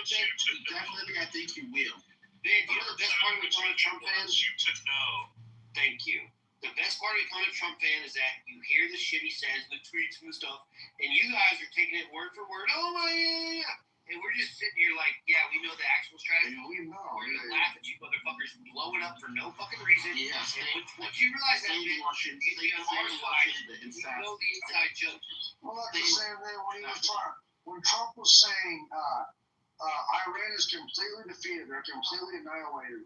Any smart person know that's not true, but he was affecting the market. Where you guys? He was affecting the market. He wanted to make anything he said was affect the markets, you know? It feels like there's a switch behind your neck that when Trump flips it and says, oh, go this way, all of you march this way. That's and not all of you go that way. Then he's like, oh, it's a new this way. All of you sheepishly. That's not an argument, then. That's just a personal attack. We can't. Okay, no, that's a personal attack. I apologize if I hurt your feelings. That's not a substantive argument. I apologize. I'll give you the best example. You ready, Ben? I'll get you some candy for hurting your feelings. Hold on, Ben. Here's the best example. Ben, here's the best example. Do you remember Obama did that interview with the one guy, and the guy asked about aliens? And Obama, ipso facto, kind of admitted to the alien days, blah, blah, blah, right? And then they went and asked Trump. I hope you remember this. They went and asked Trump on his plane. They're like, hey, Obama kind of admitted to aliens. And Trump says this. Now, pay attention, Ben. Trump goes, well, that's classified information. He shouldn't have said that. Now, think about that comment, right? Because they're asking him if it's true what Obama was saying. Trump never said if it's true or not. Trump actually ended up saying, well, I've never heard anything, never heard anything. But that comment, well, that's classified information. Obama should never said that.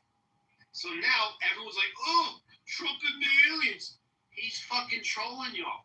That's what you guys did. He says that. Just run with that shit. In reality, Trump doesn't give a fuck about aliens. Trump doesn't give a fuck less about aliens. He's like, I'm going to destroy an entire civilization. And you guys call him a liar because he didn't end up destroying an entire civilization. It's so fucking nuts. Trump was never going to civilization. Trump wants you guys to pay attention on that so he can deal with his deals. Y'all ask him questions about the real fucking deals. I mean, how does he kill their top 40, the big wigs in the IRGC, the top 40 guys, and no one knew a word about it? You know how much planning that probably took? Years. We're talking years. Years of planning. And they take him out in one night. They do an allyship with Israel. You'll never know what he's doing. They've been watching that guy's movements for years, so like, why would he tell you? Right, why would he? They're like, oh, you didn't go to Congress. Why the fuck would he go to Congress? I've been watching Xi Jinping too, bro. He wasn't required to go to Congress until the end of the 60-day Marshall, we from the War Powers Act. But either way, Marshall, he's not going to go to Congress because there's fucking rats in Congress. They're going to fuck. They're like, tell us your plan. No, Mike, that wasn't my point. My point was he didn't need to go to Congress. But I know, 60 days. He would be required to go to Congress on the 61st day, but he's not required to go to Congress in between the 60 days. Now, the Gang of 8, the 4 people in the House on the Intelligence Committee, and the 4 people in the Senate on the Intelligence Committee, those guys usually get informed. Over the last, say, 50 years, it's typically been done post the operation. Right, got it. Totally. But then you got to start understanding the genius of Trump. And once you understand the genius of Trump, you'll start to actually appreciate it. You'll actually have a lot of fucking fun. And I'll give you another example, Dan, real quick example. This was a while ago during the debate, right? During the debate, when he said the eating the cats and dogs thing, right? The eating the cats and dogs thing. Now, if you watch the debate with Kamala Harris, the moderator goes, well, the sheriff, hold on, guys. Then he goes, well, the sheriff said that never happened. And Trump says, he goes, well, I don't know if it happened or not. I'll look into it. But he said the eating the cats and dogs thing, and everyone blew up. But Ben, here's the thing. Did anyone before that comment, did anybody know that little town in Ohio that only had 50,000 people was fucking 30,000 illegal immigrants? Did anyone know about that? But no. After that comment, we all knew about it. We're like, whoa, you're sending 30,000 illegal immigrants to a town that only has 50,000 people? Because you know how crazy that is? And that was the point. Why you guys try to connect nonsense to justify Trump's stupidity? It's really you know what? Let's get back here next week. Mike, let's get back speaker in 2 weeks. I think you will try to find a way. He's a to millionaire. And you know, please. Don't you think almost doubling of the population overnight? Please, let me just make this thing. No, I like honesty. What reasonable though? What's reasonable about him saying cats and dogs and now you get to connect it to this? Because it's reasonable because they're not necessarily against society. I bet you next week. So he's making this sell cars and other culture at the expense of the Americans. It has nothing to do with cats and dogs. I bet you come next week, you guys are gonna find a connection or a justification to this shit. Like saying are you gonna use the 350 foot flip on the national on the reflective rule? You guys are gonna find a reason next week or in 2 weeks for him to say this dumb shit like that. You guys are gonna find a reason why he said he wanna highlight this and that. You're saying that you could be wrong about a small detail, but be initiating a larger conversation, right? Thank you. Yeah, that's the point. Look, he's a grandfather. Yeah, kind of makes sense.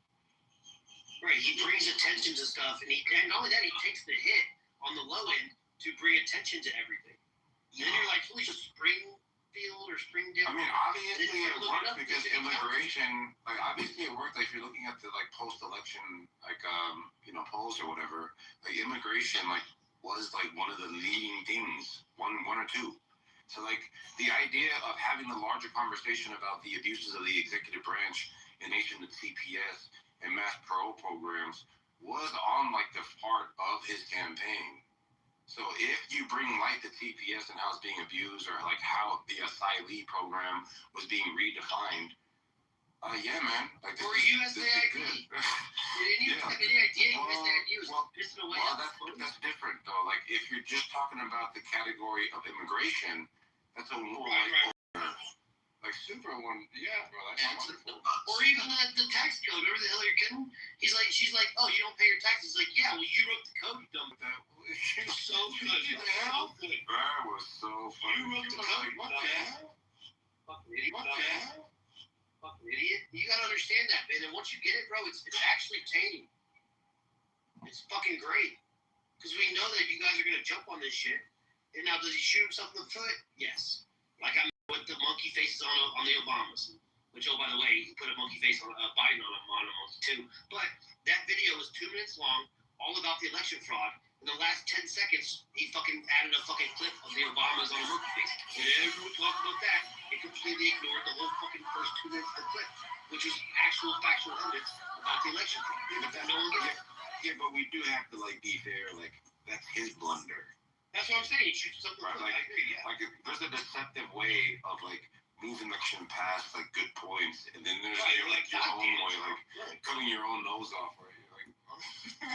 Really impactful thing, and then you fucked it up at the end. Yeah. But that's kind of the genius of him, right? Do you remember the one lady, the reporter, asked him during the QAnon? She was like, Mr. Trump, is it true that you're the leader of an organization that's trying to stop child sex trafficking? And he goes, well, if I was, that'd be a problem. Fucking idiot. Think about that for a second. That's why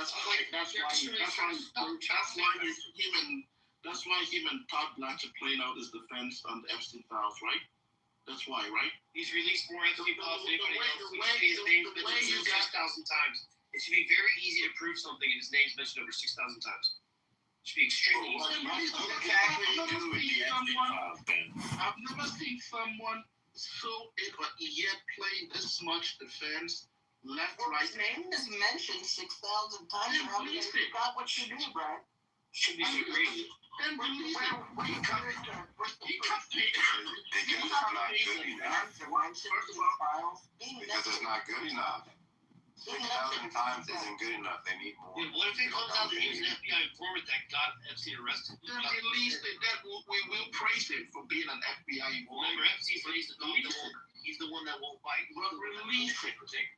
The fact that you got when he was They're sitting in Congress right now. Anybody can go read them. There's nothing there. Lady Vance, Karen Patel, Dak Bongino, all of you, all of them were saying about release. You guys were out there saying release. Now they're released. Now He becomes president and he flips the switch on your neck, your back. And now you guys like, oh, there's nothing in it. There's nothing in it. Hey, hello. Do you know why? Well, what's in it? Tell us what's in it. I don't know. Hold on, guys. Let Elle get in there. Go ahead, Elle. They're sitting in Congress and it's scared. Norma, quit being weird, bro. Let Elle. They read it, right? And if you know why the politicians have quit talking about it, because there's nothing there. They read it. Hello. There's something there. Using Biden. Nothing's online to keep talking about it. Then release it to the public. Why are they still holding over? He's released. You guys are just trying to justify the unjustifiable. No, you can't release it to the public because there's some people in The there. Democrats didn't release what they couldn't release either. Exactly. Thank you. Hey, why would you want to hurt innocent people by releasing their name? Well, I understand Ben, like, so, you know, Biden and Obama had an opportunity to release the files too, and they didn't. Maybe what they would love to crush Trump. It's become so hyperbolic that just having your name in there. I mean, I think what's done there. I think Spider-Man's in there a couple times, but like just having your name and no one reads the context, they're immediately going to associate you with Epstein. So they just can't do that, bro. Because Epstein tried to get dirt on people just to make shit up. There's a part there where they threw a girl in front of Trump and Trump left. He left. Is Pokey in there too? This is why they say you guys are in a cult, or you guys act like you're in a cult. So you think Trump comes out today and says Epstein good? All of you guys run with it, Epstein good. He comes out tomorrow and says Epstein bad. Well, you said that. Nobody else. That's why folks keep thinking that you guys have been brainwashed. Do you think Trump's a pedophile, Bill? I don't know. I mean, release it if you're not. Do you want him to be a pedophile? They said that a long time ago. They're sitting there in Congress. You can go look at them, and there's nothing there. If there is something there, someone just posted an article. If there is something in there, then they need to enroll bring charges against the guilty. The Justice Department, whether it's Merrick Garland under Biden, or whether it's Jeff Sessions under Trump, or whether it's Eric Holder under Obama, right? Because Obama was president during that time. Any of them could have charged these people, but nobody did. So what's the problem? I mean, Trump and his they campaigned on releasing. It wouldn't have been a big deal. They released a long time ago. What have you found so far? The files were released. Hold on. The files were released. Now what? This article from 6 to 5. Trump did not run on releasing the files. There's millions of things released. What's the problem? Did you find anything in? That's a good point, Al. I didn't think about that. No, he did not. Go find any clip of him running on this. Go find it. Let me get a clip of it where they asked me about what was that.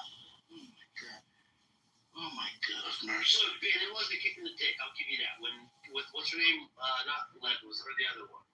No, it was the other one. Bondi, I think. When she was like, oh, I got to stack them on my desk, and then they're like, no, there's no files. It's like, all right. Yeah, Dan Barney was a fucking idiot, bro. It was a kick in the dick. I'll give you that. Well, that's There's nothing in there, man. Like, I'm sorry to break your heart, and the president's not a pedophile. I'm sorry. Run on that. That's what made up. I will spoil Trump about, appointing people like Pam Bondi who's hot and shit. That was fucking stupid, bro. And Christy Nolan because she's hot. They're looking enough for him, and they're fucking idiots, bro. And Bill Pulte, but he's not hot, right? And he's not hot. And we don't care about he's not hot. We don't care if he's not hot, right? AOC can get it for sure. AOC can fucking get it.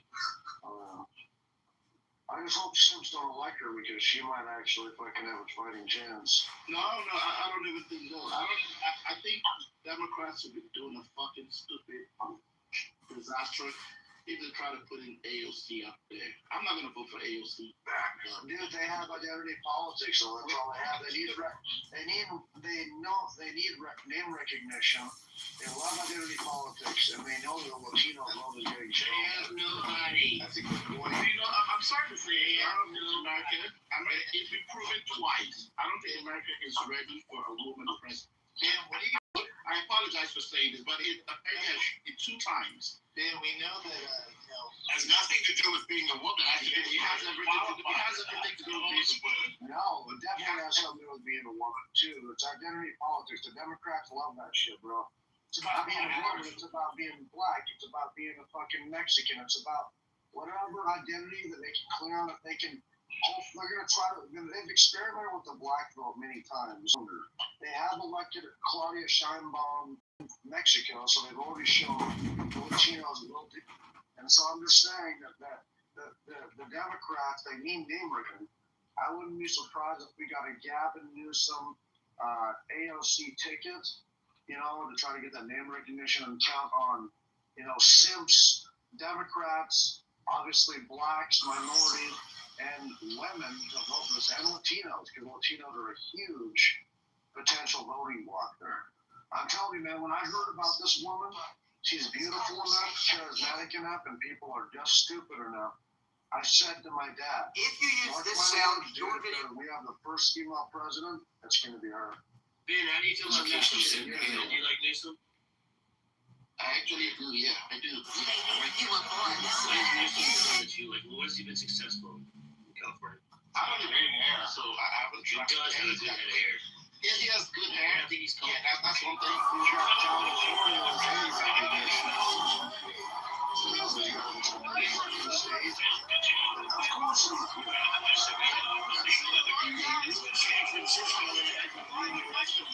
oh yeah, people have a short memory though. Well, that's what this short attention span shit is so beneficial to these politicians. I'm about to show you some of my skills. People don't give a fuck at the end of the day. When they have enough hate for the right, they will vote fuck, dude, they will vote some idiot in like this, bro. Yeah. I know it seems unfair. You were born this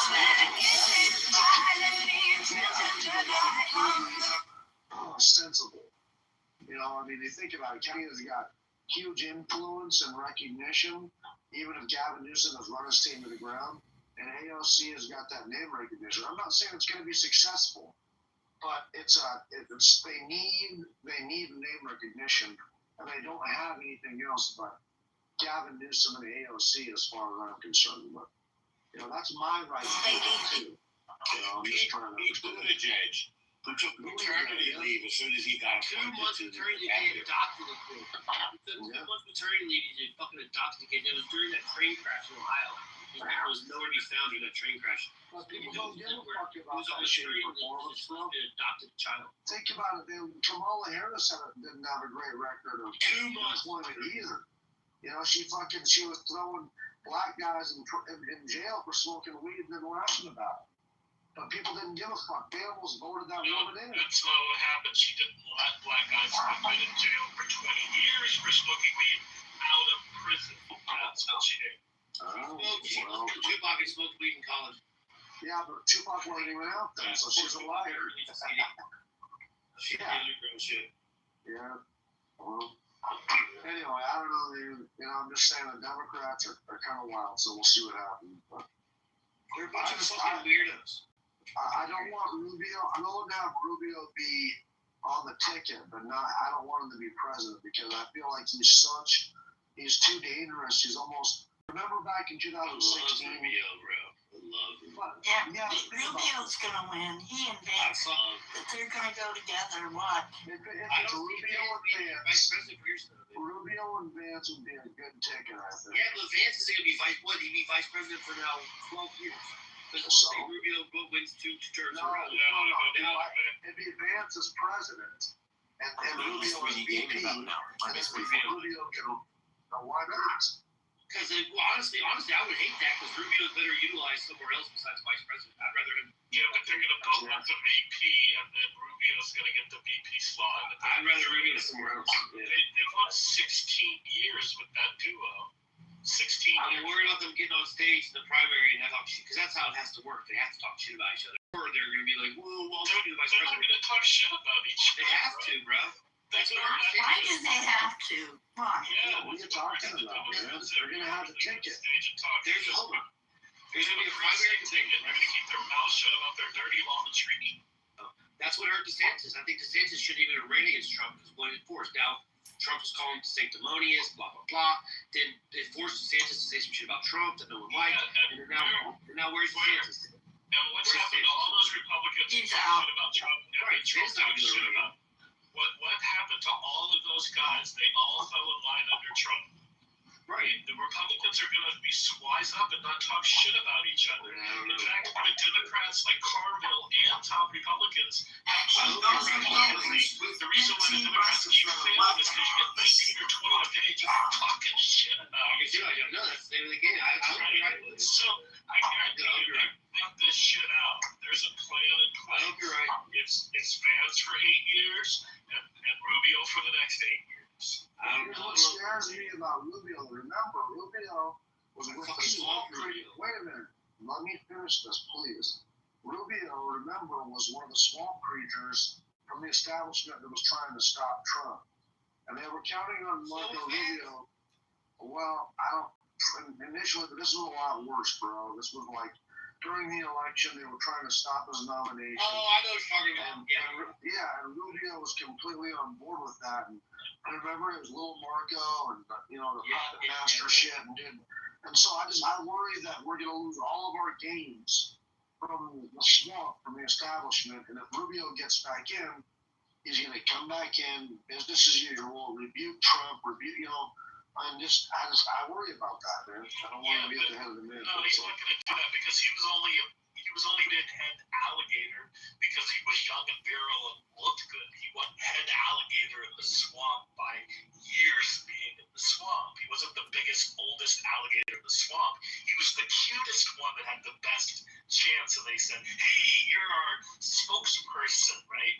Rubio's totally in line. They're not going to go after each other. Those days are over.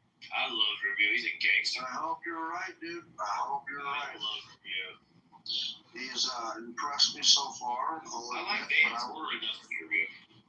Yeah, man, but Vance is the VP, bro. He That's shows the thing, Vance for a reason. winning and Vance He shows shows 12 years. Vice President Trump and then a Rubio 8-year presidency. Vance be vice president for 12 years. No way. He's not gonna do that. So now where are we, right? Like Rubio, I don't want Rubio to be vice president because he's better utilized somewhere else. I don't know. I'm worried about it. See, man, y'all Democrats got nobody, and we're worried about our top two fucking cancel each other out. And they got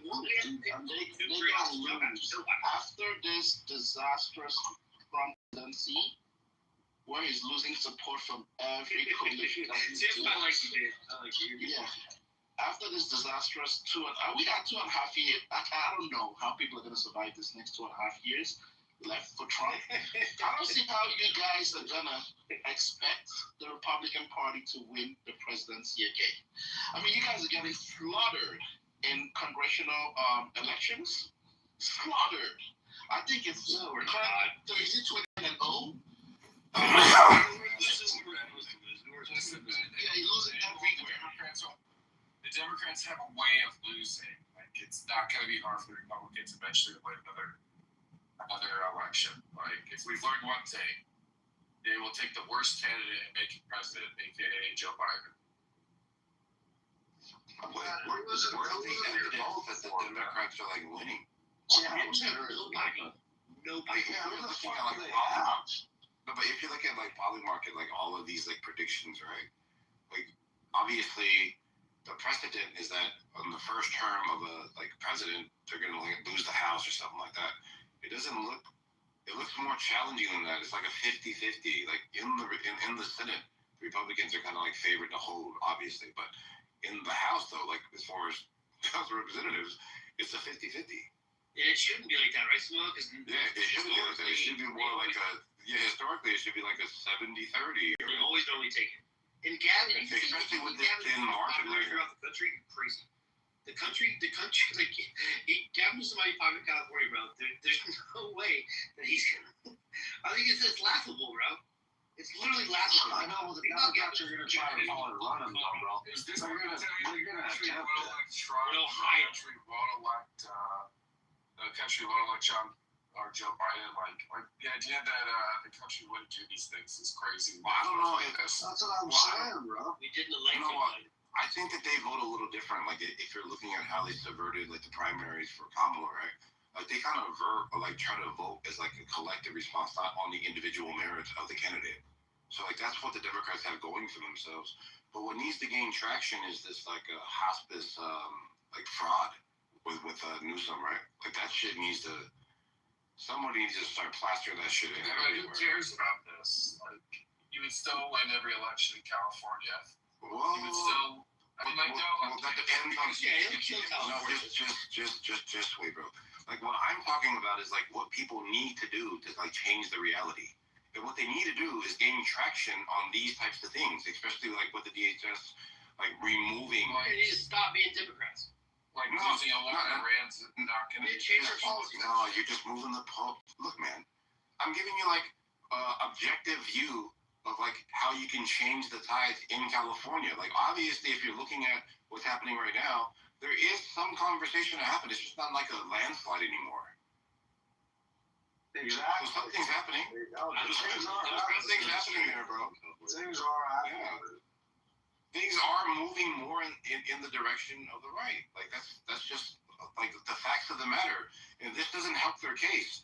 Like his own attorney general telling him, hey, bro, like there's like massive amount of fraud here with hospices. They're just popping up everywhere. And him having that. Okay, the next topic we're going to discuss is porno. Especially with this whole fraud thing with Medicare and Medicaid and then how it affects illegal immigration. Somebody's got the answer for that money. Hey, Samoa, I think that why would somebody have to answer for it? Like, I just don't understand. Like, I would love to. The same reason why people have to answer for Iran. What's up, Sword? Who's answering? Yeah, what's up, What's up, Sword? Yeah, I was gonna say, I think to what Samoa was saying, I think that was the plan all along. I think they've been sitting on this information ever since Elon Musk was in office. Whatever he was doing in like the first 90 days, I think they literally on this information and they're planning to roll it out right now. So that way they can use it as an advertising tool to win the to keep controlling power when they fail. So you see, like everybody's starting to go to jail right now. But months ago, people were saying, "But when are people gonna start going to jail? When are people gonna start going to jail?" And now we start to see this shit happen. And I think the bigger the fish, meaning like the more powerful the person is, the more we're gonna start seeing those public figures going to jail. So I do think that was the plan all along.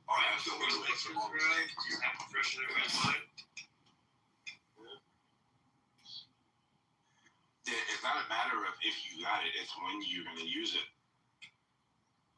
Yeah, when you Am I a blue collar kind of guy or a white collar kind of guy? What kind of guy you want me to be? He was only there for 90 days. Why do you want me to be a blue collar guy for you? Video, like a year later? Like they've been on this. They've been on who the people were. They probably knew within the first few months that Ilhan Omar was, fraudulently filled out the paperwork, but they staged it out and they waited and waited and waited. And so Elon's been charged with a crime, right? Say again? So like Elon's been charged with a crime from the Justice Department, right? I'm not following what you're saying. So Elon Omar should be charged with a crime, right? Oh, you said Elon. I thought he was talking about Musk too. Nah, I don't know if she's been charged yet. But we're trying to come to her for the business. Right, yeah. So they've had what's happened exactly since that story broke that's actually like shown any sense of justice, what's going on there? I don't think any. I think the Elon thing's different. I think Soares mentioning the fraud in Minnesota and all that stuff. And I think he's saying like they knew this shit all along. They could tell discrepancies, especially discrepancies that big. When you get guys that go with it, like, what the fuck is going on? Where's the accountability on that? I'm just curious. Well, there's already been arrests, a bunch of arrests in the Minnesota shit. Now, Ilhan, I think it's different now because, well, I'm sure it's still ongoing. Remember, she's like it was a clerical error. So he really wasn't supposed to say that. He's supposed to say something else. So now they gotta fucking tackle that one. But like her business and her husband's a winery, which by the way, a Muslim having a winery is fucking super crazy. But her and her husband, like their business was like $3 billion, and the next year was like, what was it, like 58 billion or some crazy shit? Like in 1 year. That is so fucking crazy, man. That woman needs to go. Those fucking Somalis need to get the fuck out of here, bro. Trump has the full Justice Department. He has the House and he has the Senate, and yet there's really no accountability. You know. Well, you're not yet, I guess. I mean, you're not yet. So what is he waiting for? I'm taking up your sarcasm. You're laying on pretty thick here. What I'm saying is, it's hard to just charge politicians. It's not like you can't just go and charge politicians of shit. You know what I'm saying? And I guess you're trying to go through. I was told that you could do it because Trump was told to charge the politicians. Correct. Trump was charged the politicians. No, the funny thing is you're demonstrating the fact that you don't respect strategy. Well, the strategy, I just haven't seen it. Yeah, you understand. Right. You write the indictment. Just use your 2 ears in your brain. You don't want to rush the strategy here. So they've already had the information. They know who did what, and the only thing you have to do is just drop little breadcrumbs out there and watch the roaches run. Just like, and then you see, right? as you see the roaches run, then everyone's saying Comey's a phony. That's shaking the shit. What's Comey now? No, like Swalwell would be an example of Swalwell's a great drop, right? Like of a timely drop of information that right before he was trying to run for fucking governor. Boom. Right, and then like another example.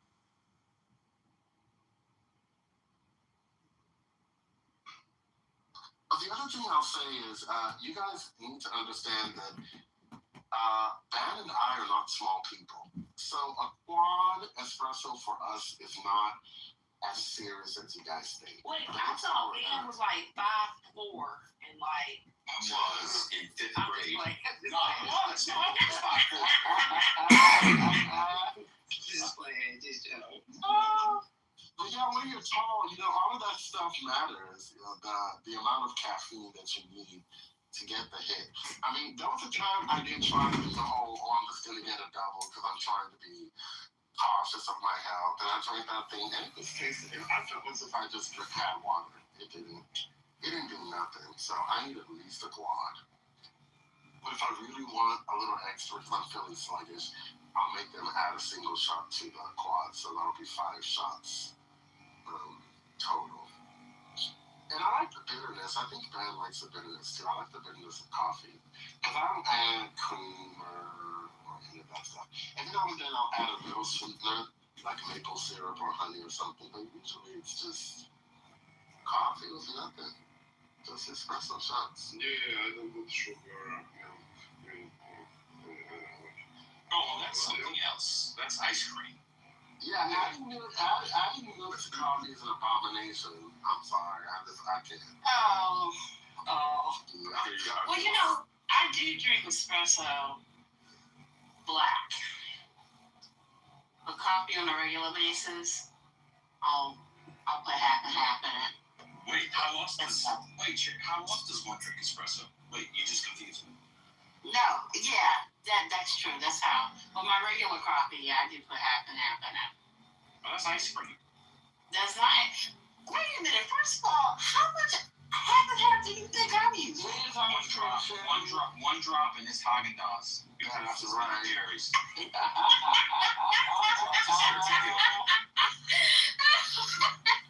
Oh my God! You know what? I used to get pissed at Dunkin' Donuts when I ordered coffee and I would ask for half and half. They would literally put damn near half a cup of half and half my coffee. That used to piss me off. I'm like, I don't need that much.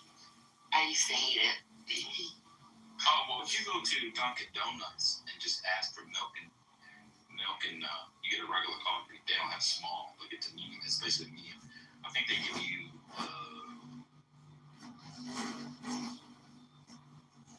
it give you 3 or 4 creams and like 5 or 6 sugars. Yeah, it is. And you know what? I said, look, just give it to me black, and just give me the rest on the thing. Give me the sugar and the cream to the side. I can't. It's not good. The only reason slugs works is that if you're in a bind and you know you need energy from the caffeine, you can go there and order a particular thing, and you know with the assurance that you're going to get what you need in terms of caffeine. But in terms of taste, I ordered something, I don't even know what I ordered, and they asked me for a name, and I can't smoke inside in Starbucks, and I was like, what the fuck is going on here? And they gave me a big glass, it was like creamy, and I said, no, I can't do this. I like mocha. I mean, I like espressos, that's not Goku, but I like mochas. I like lattes with syrup. Well, of course, you love lattes, you liberal. Of course I do. Or got syrup or almond just Coke. You see what Europe would do with the Soviets, make them soft.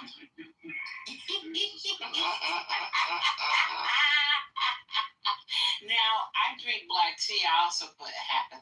Oh my God, Sherry! Yeah. She thinks she's British now. Child, the Brits just fucked up everything. Child. But you know what? No. It depends. It depends. Here, bro. What's going on? Nothing much, man. I was just asking you something too. I mean, you were asking my question about Crystal. Other Crystal's here, I want to know what's going on. Brother, when did I say that? Now she's here and you're saying like that. Maybe if she's listening, what would she should think, brother? I never said that. I never took her name, brother. I mean, no, it's AJ, man. AJ was here. Amira was here. Yeah, you can call him and ask him. I never said. I never took her name. And then, no. Listen. All right. So once you agree with her, then you go to like publications and how the whole world is down with this conspiracy to say that it's not 3 gods. Like, everybody's in on it. So Wikipedia, she says 3 gods, pagan. Okay, let's look through the Wikipedia page. No, it's not paganism. They must have drank. They must be part of it. Like, just go along with it. Like, why can't you just play along? Just agree with her. Be her friends. You know what? You're right. It's 3 gods. So what does 3 gods mean? 3 gods means paganism? Okay. All right. Let's go to Britannica Encyclopedia. You say polytheism. Then it's polytheism. So why can't the world define Christianity as polytheism? Why not? Why doesn't the world forget about there's many people in this world, many philosophers, doctors, lawyers, publishing people, all types of shit. You have no argument against polytheism. Nobody says Christianity is polytheism, but she says it's polytheism. So explain to her how isolated in the world she is. Because you're a bully, Nargis. You want to bully them. You're a Salafi. You're a Wahhabist Salafi. Why would I That agree you with want to something that's not convert everyone to the sword.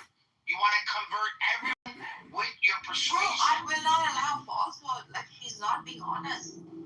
No Christian sees it as 3 gods. It's never understood as a 3-god problem. Why couldn't It's you just tell her embarrassing 5:17? Why couldn't you just read her 5:17? Yeah, she does take entirely from the Quran. Let me go read it up. Oh, you don't know what 5:17 is? No, I'm not It's saying my you're newest. not the answers. It's my newest argument. My newest one. Her whole Islamic faith will collapse if she agrees that Christianity is not a polytheistic religion. Because she has this really, I think the problem is it doesn't rely between her and Trinity. It's even before, it's between her and what she thinks the Quran says. So Yes. you have to break down for her that the Quran says it's three theism that is condemned in the Quran and not the Trinity. Not the Trinity. But good luck to whoever tries to explain that to her. Jesus' Trinity is the tritheism. The three minds, the three wills. The Quran refutes the belief that Jesus the Messiah is divine. That's 517. It emphasizes absolute monotheism by challenging the idea that God could be confined to a human form. How are you using this verse to your benefit? Is Allah saying this? She's refuting you like anything. Who's saying this in the Quran? Is it Allah?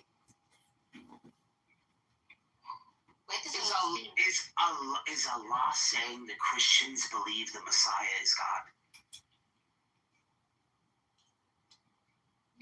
Nargis, I'm asking you a question. Reading the refutation to Speak this up. verse. Speak up. I don't know. What is this saying? Listen to me. Stop. Don't be a jihad now. What is it saying? Reading the verse. What is the verse saying? It's saying they have certainly disbelieved who say Who that disbelieved? Who? The Christians, I guess. Oh, you guess. This is the word of God. The They have literal. certainly disbelieved who say that Allah is the Messiah, the Son of Mary. Say. Then who could prevent Allah at all if he intended to destroy Messiah, Son of Mary, or his mother, or everyone on earth?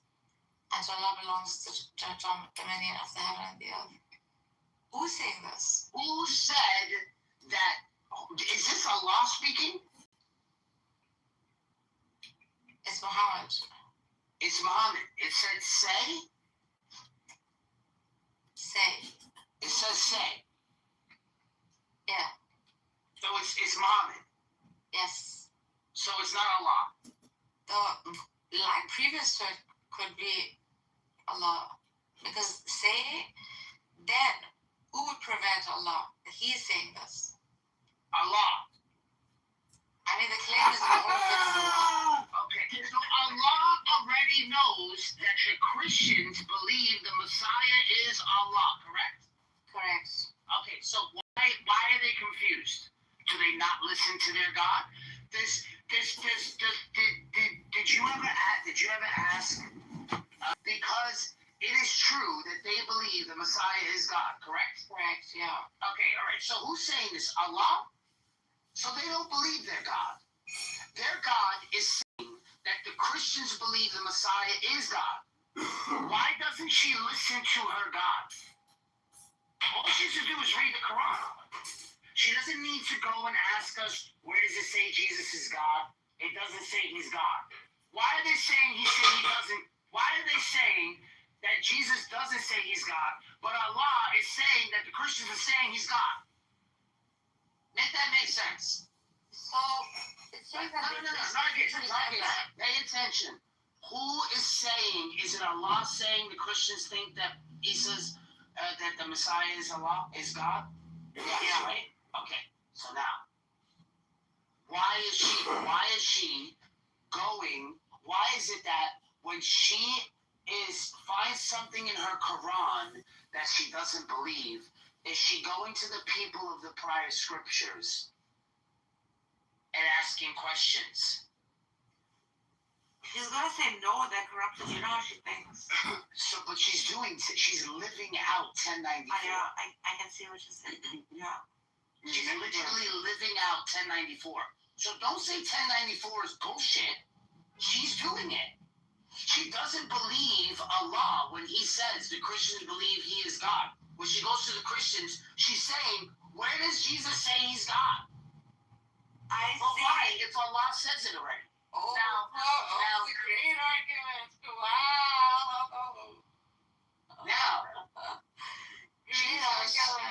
Jesus is claiming all that the Father has is mine. Right? He says this in John 16, 12 to 14. 12 to 15. Can Muhammad say all that Allah has is his? Can he say that? Opens a mouth and says, where does Jesus say he's God? This is 517. Here, Allah says that the Christians say it, and that's what Jesus is God. Let me ask you this, Megatron. Good. Following that idea. You're really doing polemics. You keep repeating the same arguments. It's so annoying.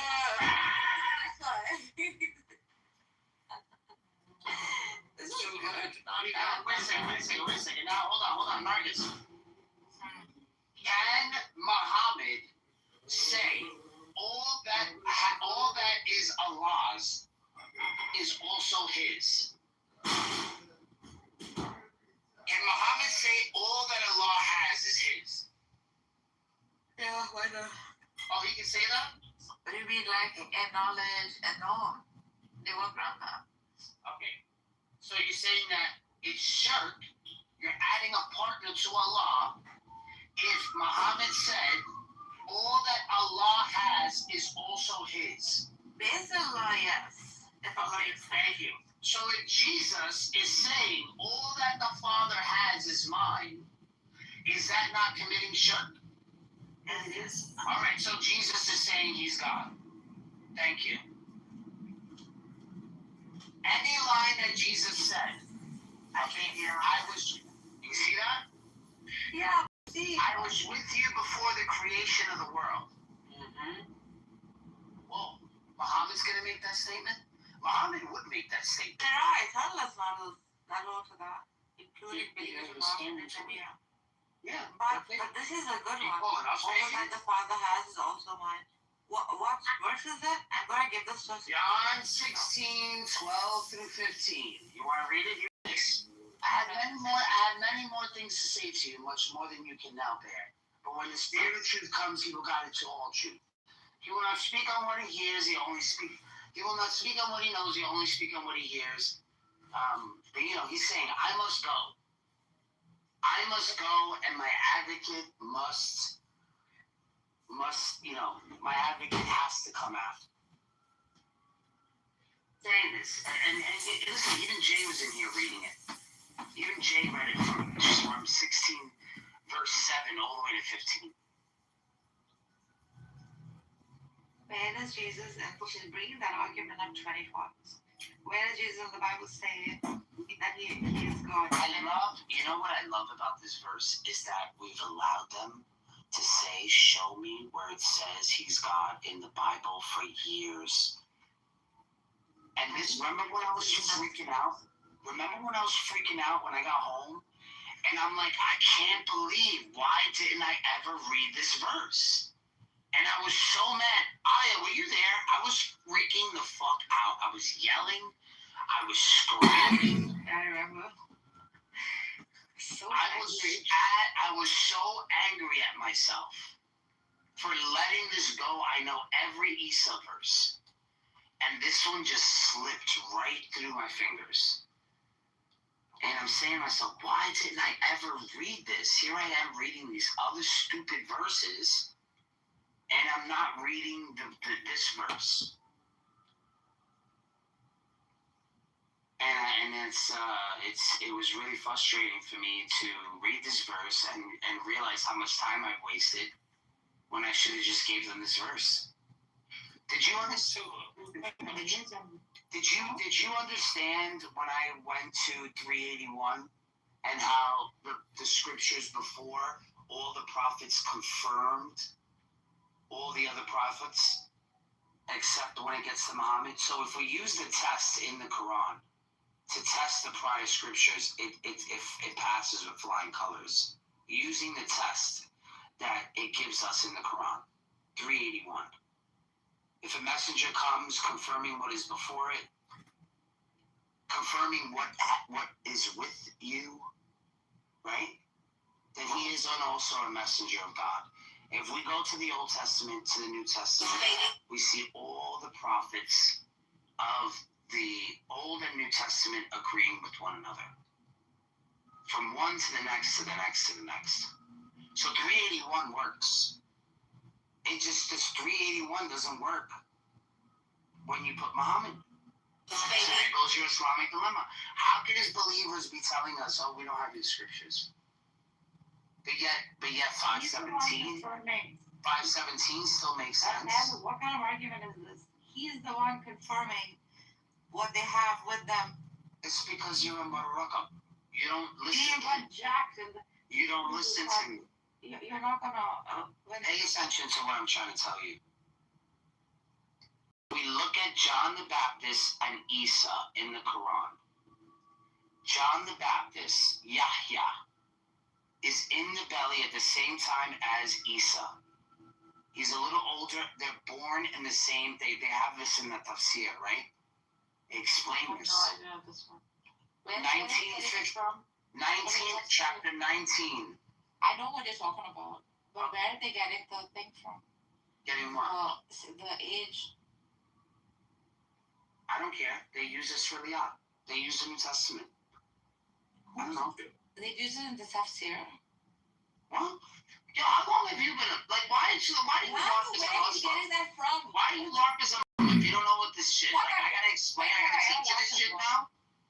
Where are you getting the age from? When have I fucking laughed as a Muslim? What's wrong with you? So wait a second. Are you telling me right now that in both theologies, you're not aware that John the Baptist was beheaded during the lifetime of Jesus / Isa? I know about John the Baptist. I'm talking about the stomach, the belly of the fish. What about? I never mentioned that. What are you talking about? Shit, I don't know why I was seeing visions of that. Sorry. Access. Yeah. No, I have sensation. Sorry. Yeah. I don't know why you Yeah, I saw the entire freaking inside workings of the stomach of a fish. Them sitting in it. Sorry. Yeah, I don't know why you would think because I have anesthesia. It's not related visuals. It's alright. I forgive you. I was born with that. Fuck. Alright. It's my power and my downfall. Yeah, so if we use 381 in the Quran, the John the Baptist is confirming Jesus, right? This is how it works. Confirming the scriptures that he had with him. We can go all the way down the line of prophets like this in the Old and New Testament. So what is the problem here? It's just that when it comes to Muhammad confirming the prior scriptures, his believers are telling the world they no longer have the scriptures. So then who's confirming Muhammad? If all the scriptures are corrupted. You still won't get it. You're another one. I get it. He's confirming them, right? So therefore they're not corrupted. This is why, like, I'm going to send you Elias's paper where he writes about how the previous scriptures are not corrupted. The greatest misconception of Muslimdom, right, which holds to this freaking fraudulent belief, he says. Let me ask him for the paper again. It's in my WhatsApp group chat, but it's from, like, I don't know, a year ago. And I want you to read it. He's written a great academic paper on it. Yeah, well, he's not interested in talking to me. I don't want to talk to him. The misconception of the Muslims with regards to the corruption in previous scriptures. He's published it and everything. I'm going to send it to you. It's groundbreaking. I'm never going to read it. Yeah, I don't appreciate you insulting the Muslims like that. Who? You said that the Muslim is dumb? No, he didn't. He was saying I laughed as well. I never laughed as well. I'm going to save the underdog when Megatron comes to You said that. Destroy them. I feel an immediate need. My maternal instinct needs to save the weaker one. Even if I don't agree with them. Yeah, that's why. And then she gets. See, the only thing is, you can only play stupid, but for some. When I do that, I feel like, shit, what am I doing? At the same time, I'm like, Megatron, you're not seeing your side, and the loop is in yours. Even if plutonian thought was used, right? Even if like Justin Martyr, what is his name? Augustine of Hippo and Philo of Alexandria, right? These three were born way, way before Jesus and came up with the freaking philosophy of it all. And even if that was adopted, as Augustine very clearly, like, confessed, it doesn't, I don't think it changes it doesn't change anything. But Converse was finding it very hard to sort of digest it. Because of this super exclusivity that each religion wants to give itself. Like as though it was like born in isolation. Whilst you can see that Jesus rested on the shoulders of Judaism, right? And he too, I think, was propagating something that went wrong with the Jews of his time. There is no need for a Jesus if something is not off in that paradigm. And even if it took just 3 years for them to like brutally freaking kill him like that, right? Completely reject him. Freaking there's something he's saying that is not sitting well with them, which they are doing wrong. What is that thing? Can you speak in English, please? I'm saying Jesus came to rectify something. He did? For sure. There is no need for Jesus if there is no need for rectification. Something needed to be changed within the existing people of his time. What is that thing? Benny Adam said something very crucial. Like he was the only one who said that. He came to like show them that we're all equal in the eyes of God. Because if you talk to the Muslims, they say that. Not Muslims, the Jews. What went wrong with the Jews? Well, it's the shit. It's very important. That's the entire purpose of Jesus. No, it's not. No, because you're missing it. You're thinking that something went wrong with the Jews, and then Jesus came to fix what went wrong with the Jews. No, that's not what happened. That's not what happened. He stopped talking to the Jews. Something was off in their paradigm. The treatment of the dead. So read her. Alright, so do me a favor. You want to do me a favor, DV? Because we'll read her the last book of the Old Testament. And we'll read you chapter 1.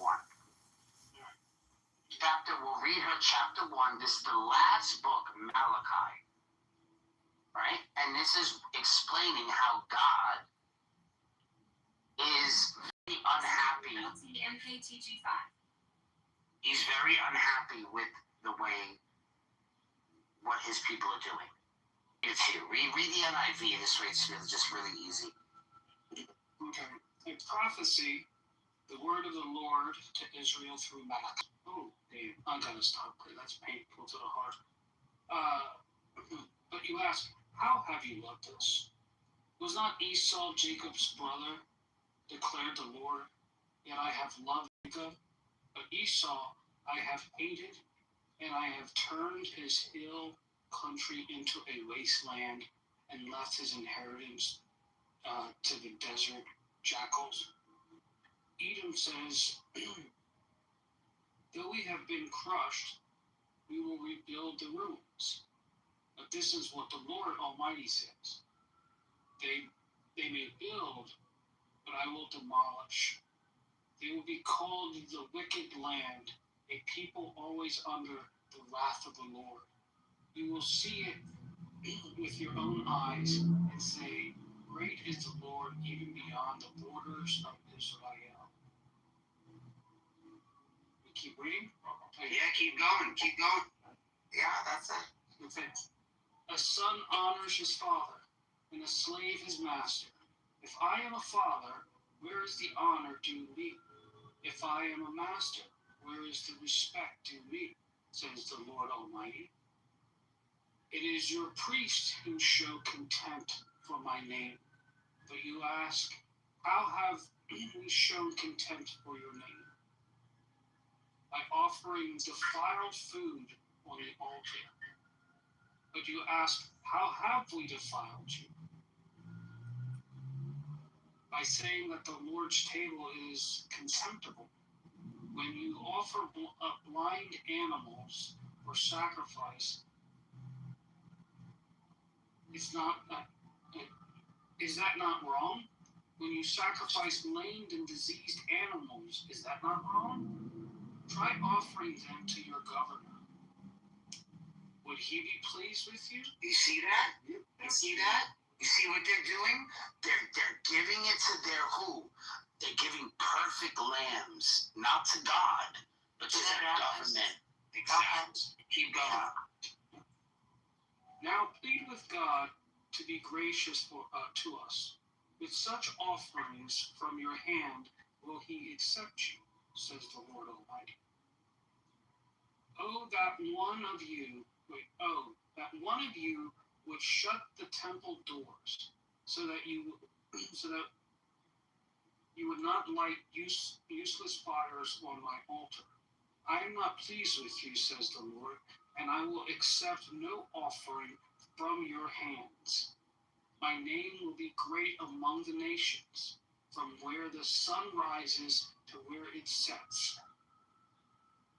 In every place incense and pure offerings will be brought to me, because my name will be great among the nations, says the Lord Almighty.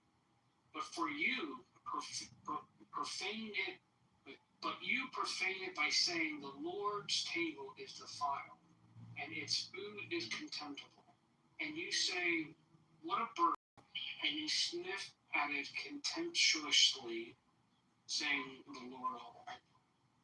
So go down them from your hands, says the Lord. Cursed is the cheat who has an acceptable male in his flock and vows to give it, but then sacrifices a blemished animal to the Lord. For I am a great king, says the Lord Almighty, and my name is to be feared among the nations. What is the purpose of these sacrifices, these blood sacrifices that the Jews did? They come from the covenants that they have. So so you know that they used to get the what is it called again? The parchment. Mm-hmm. So the parchment is from animal. So you get it from there's two different types of parchment. There's one that's from an adult, and there's one from a lamb, a baby. There's two different types. So the parchment, they were writing scripture. They needed paper that was going to actually last longer than papyrus, and they found it with the animal skin. So along with sacrificing it towards those things, they used to skin the animals. But it's a very expensive process because you have to raise the animal, you have to feed the animal, you have to wait till it's fully grown and fully fed, and then you're gonna cook the animal, and then you have to, you have to spin it, then you have to scrape it, you have to wash it, you have to scrape it, you have to wash it, you have to scrape it. Like, say, how many pages do you think you're gonna get? Like, you're gonna have to do a lot. Yeah. So these guys went cheap and started sacrificing freaking dead animals and feeding the good stuff, the good ones to the rabbis. Well, the Lord is not happy with the system, sacrificial system. He's not happy with the way he's not happy with the way they're worshiping God. Right. So it wasn't so much that Jesus came to fix it; God came to fix it. And he fixed it by doing away. This is not a job for a prophet, like a Bedouin, desert dweller, or or camel jockey. It is something that God Himself must come and do. Right? This is already in prophecy. It's already in motion. They knew He was coming eventually. And it starts with Abraham, because God makes a covenant with Abraham.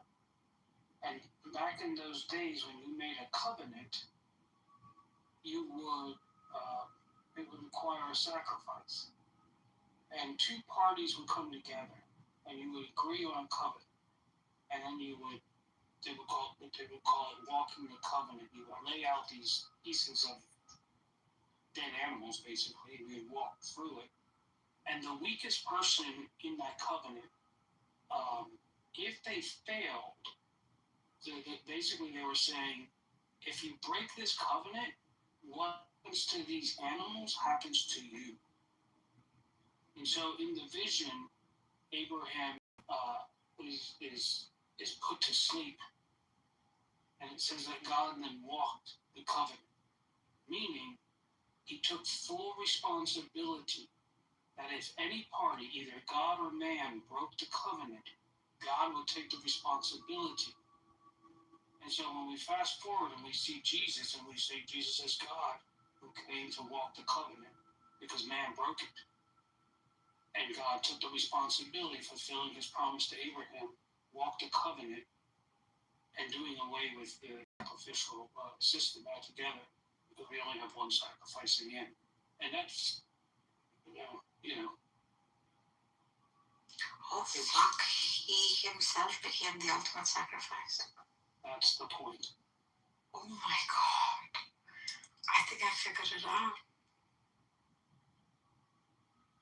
He Himself He was showing that you're going to drip my blood eventually. And my sacrifice is necessary so that you guys can stop doing the shit you're doing.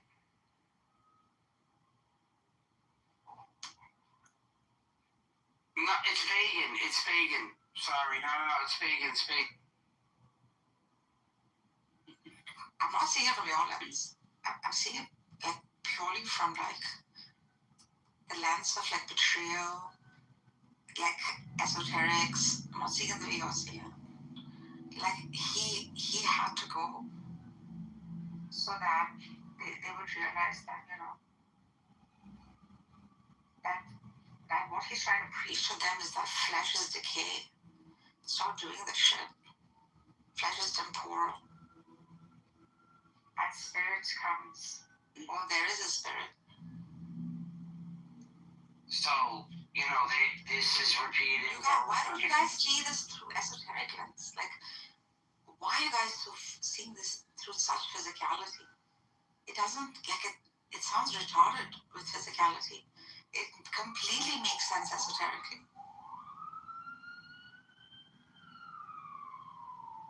Whether he rose or not, all of that, like, becomes immaterial at this point.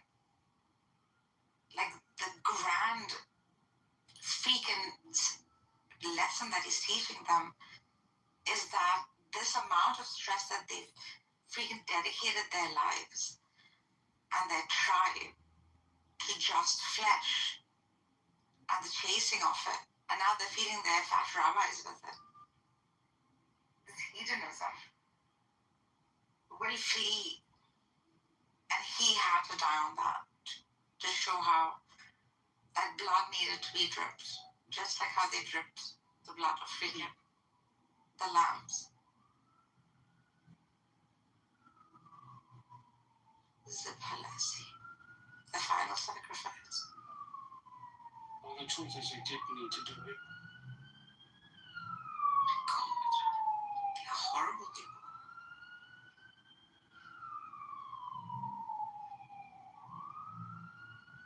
How do you forgive them?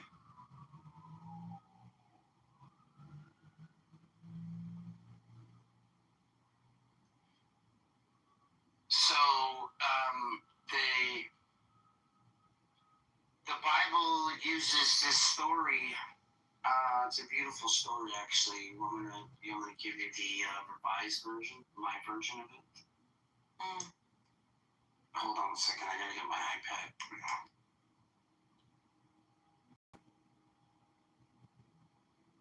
Oh, my wife's texting me.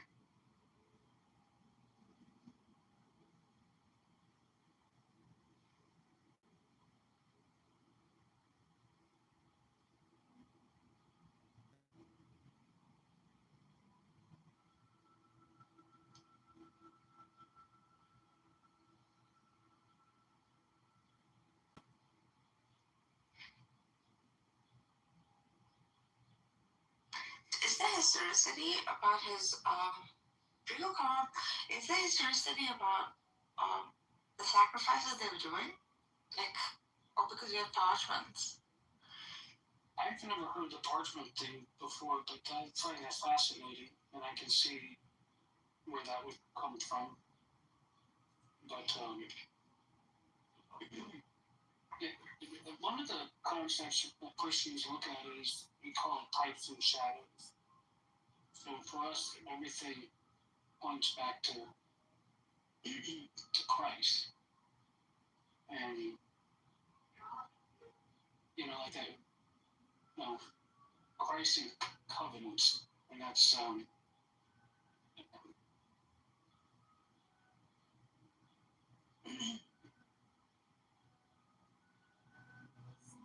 and every time God makes covenant with someone, there's always the shedding of blood.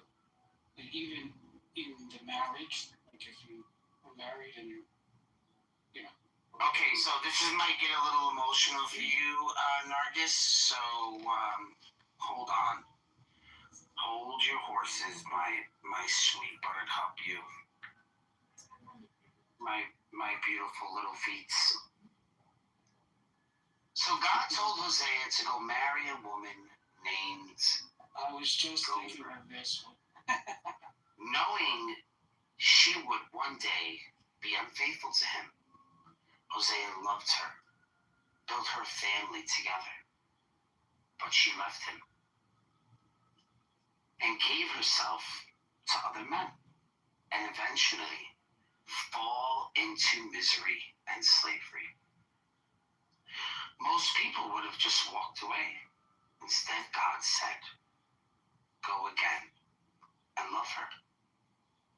Hosea went looking for her, looking for his wife who had broken his heart. He found her at the lowest point of her life and paid the price back so he could own her. He brought her to his home, not because she deserved it, but because he loved her. Then God said, this is how I loved Israel. Even though Israel had repeatedly abandoned him for idols, God had not abandoned them. Like Hosea, he pursued his unfaithful people in mercy, willing to redeem them, to restore the relationship. So I could have really went into the Hosea story, because the Hosea story, now that you have a gist of it, he does marry her, and he has the first child, but he seems a little weary. He doesn't know if the child is his, right? Then they have another child, and he's feeling empty about this too, right? And later figures out that the children are not his, and he sees her being sold off, and he goes and he purchases her, he buys her again, and he brings her home, and he rejoices her and everything. But even though, right, this is how God loved Israel.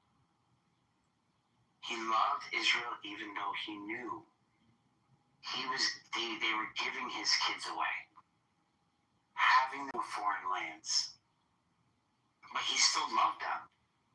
He still loved them as their children, right? Just like Hosea loved his wife. And this is that relationship that they've been having. And this is the relationship I think that all of us have with God. always there. He never walked it. He never leaves them. So a lot of people don't like the fact that Israel is called a whore, or that it's depicted in this way. I'm not saying that it's trying to make women look bad, because it's not. It's just trying to use an analogy of someone who is, has fallen away. And you still continue to see God doing this for his people still to today, right? Even though we fall short, we fall away. He wants us to get back up. He's going to always accept the fact that you're going to say sorry. Right? The one who doesn't get up and says sorry, that person's not really connected with God, right? Even if you do it every day. Even if you say sorry every single day, right? God still makes you get up. Until that day comes where you don't. But he has to be there in order for you to say sorry, right? He's got to be there in order for you to start over. And that might take years. At first, that might take years. For certain people, it might not take as long. For others, it might take half your life. Right? But if he really loves you, then he'll never give up on you. And that's just the moral of the story. So this is something I wish that the Muslims would understand more about. A covenant relationship, or even having a relationship with God. I wish that they understood these types of things, these types of, what are you calling Israel a whore? Ha ha ha ha, you fucking slut, rape. That's what you get from these people. It's really hard to have really nice conversations. So. And that's why, at the end of the day, we don't serve the same God. Because our God, you have the Hosea story, you have the one in Ezekiel, which is almost very similar to that, where a king says a baby girl to die. And the king sees the little baby girl and takes her and raises her as his own. Again, he's being the father to a child that's not his. And raises her in his kingdom. And she grows up, he adores her. Then he enters a covenant with her. Not really sure what that means. I kind of imagine it means he probably married her. And but then he flees and runs off with someone else. And it's just this repeated relationship that is being illustrated where, and then the prophet says, oh, the girl is Israel, and the king is God, and he's entered covenant with you, but you break it. And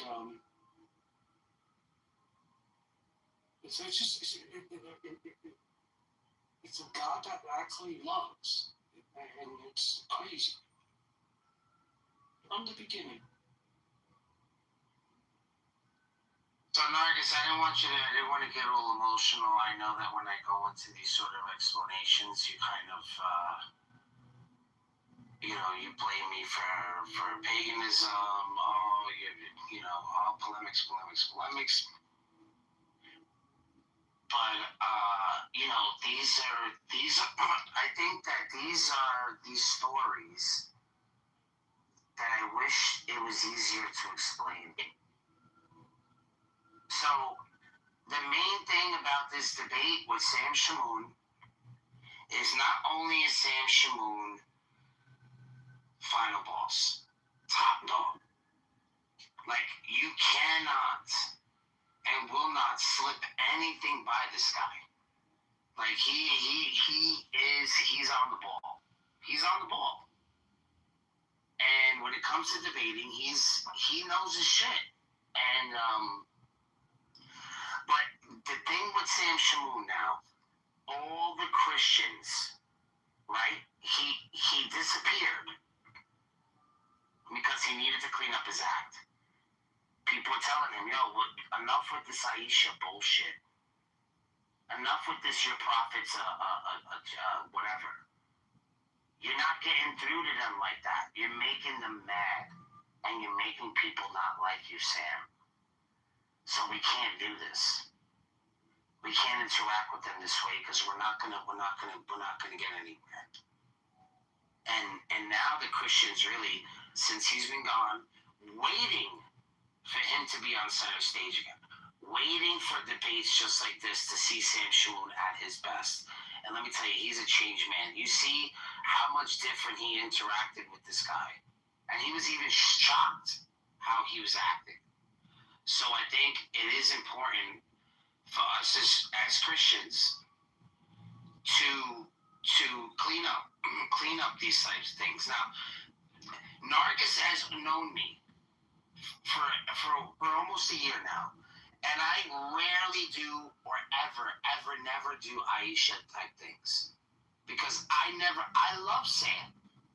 I love Sam Shamoun. I could watch his videos every day, which I pretty much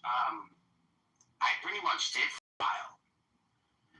Not only on Islam stuff, like a lot on the Trinity and a lot on other stuff. And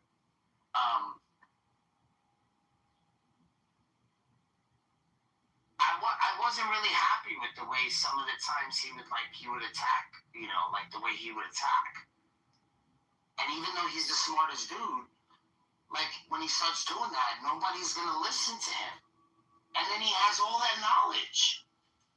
And then look, and then it's completely gone. Once he starts going all he throws these little fucking digs all the time. And we're like, bro, we just lost the message, bro. What are you doing, Sam? Like, you're not getting him on the shit that he says. The shit he says is good. But you want to try to get through to these people. You can't just keep insulting them, even though we want to. Because they're insulting us. They're telling me that Jesus didn't die on the cross because of one verse. No evidence. No evidence. One verse. That's crazy. You know how many prophecies he completed just on the day he died? How much prophecy he completed? It doesn't make no sense. You're giving me one fucking verse, I'm giving you 40 prophecies? Are you serious? I'm supposed to be like, but you want me to be like, how are we gonna be cool about that? But we have to be cool about it. Because I'm sorry to tell you, but there's more truth to our story than theirs. I'm not saying it's the more true or it is the truth. I'm just saying there's more truth with our story than their story. Because their story is just the Antichrist. Sorry. Not sorry. It is what it is, bro. It's the truth. What happened? What's up, Habibi? What message? If they ever insult me, insult me, Habibi. I'm here. Antichrist. When they do Again, insult me. I'm not allowed to have an opinion because it automatically makes me Islamophobic. I'm sorry. I'm sorry. I'm sorry for defending myself because that's Islamophobic. My bad. Just because, like, wow. No. Defending myself against a Muslim is Islamophobic. Did you know that? Sister, can you calm down, please? Can I make a point, please? Just for 1 minute. Thank you so much. I love you guys. Take 5 minutes. Take 5 minutes. Go ahead, Habibi. Go for 5 minutes. Don't ask no questions. Yeah, you got 5 minutes uninterrupted. Are you sure? Yeah, go. Thank you so much, brother. Yeah, listen, I born in a Muslim house, right? When I was a young kid. I'm from UK, right? And I was only Muslim because my father was a Muslim.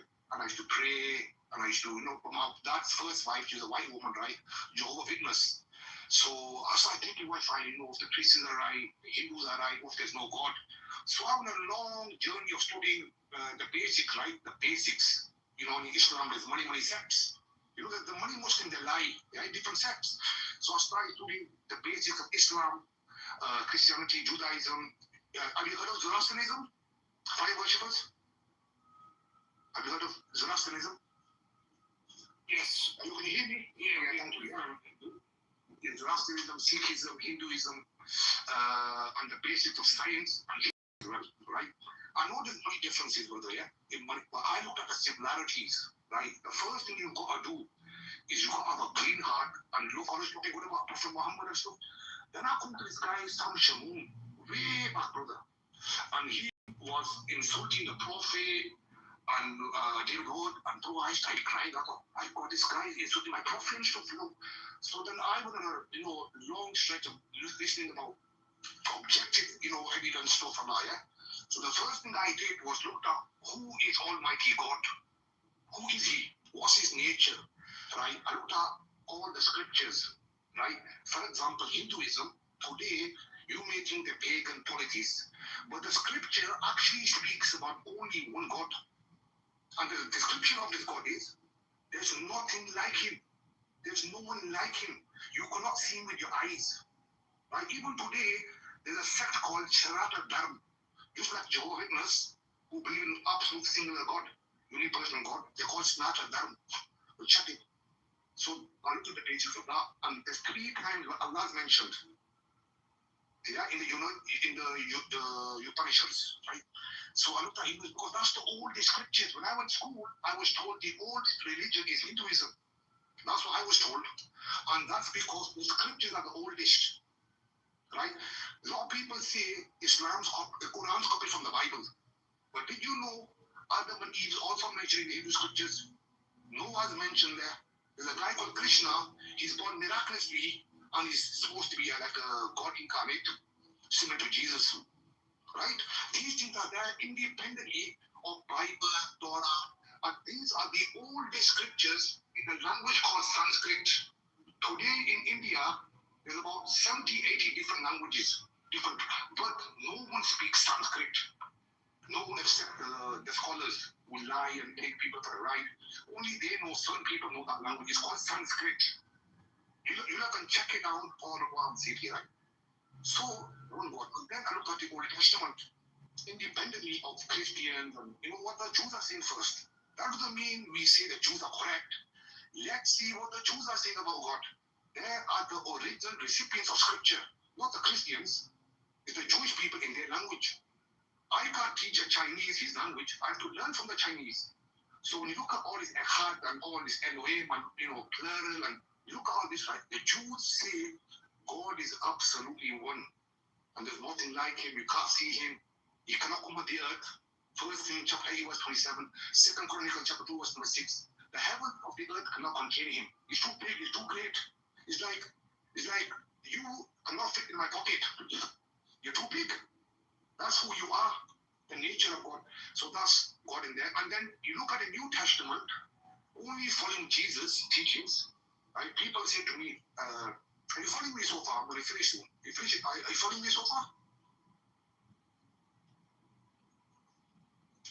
Yeah, we're following. I'm following, buddy. Yeah. I'm going to finish soon. So when you go to the New Testament, I'm going to put another 3 minutes on the clock. All right, Ken? Thank you. So when you look at Old Testament, the Jews, they believe in God, right? Jesus was a Jew. And then when we say to Christians, look, where did Jesus say this is God? So many Christians say to me, look, right, because I go to church as well. I do a lot of charity work. We help the prostitute, the drug addicts, with water wells, with the Catholics, Protestants, Jehovah's Witnesses. I go to church as well, right? Lectures and stuff. I invite a lot of Christians to my house and we sit and talk like brothers and sisters, right? We have tea and biscuits anyway. So from the John 18:20, Jesus says, I've never ever spoken in secret. Whatever I've spoken, I've told you all this. So the criteria should be this, right? The most important person in the Bible, New Testament, is Christ. Matthew 10:24. The disciple is not about the master. The master is Christ. So if anyone says anything that contradicts Jesus, you have to reject it. If anyone's in line with Jesus, you follow him. Right? So in the New Testament, Jesus only worshipped the Father himself. He keeps saying, I keep preaching the Father, Father, Father. Regardless of John 1:1 Revelation, they're not Jesus' words. So anyone contradicts Jesus, you reject it. Christ always comes first. Right? And the word he used for God was Allah.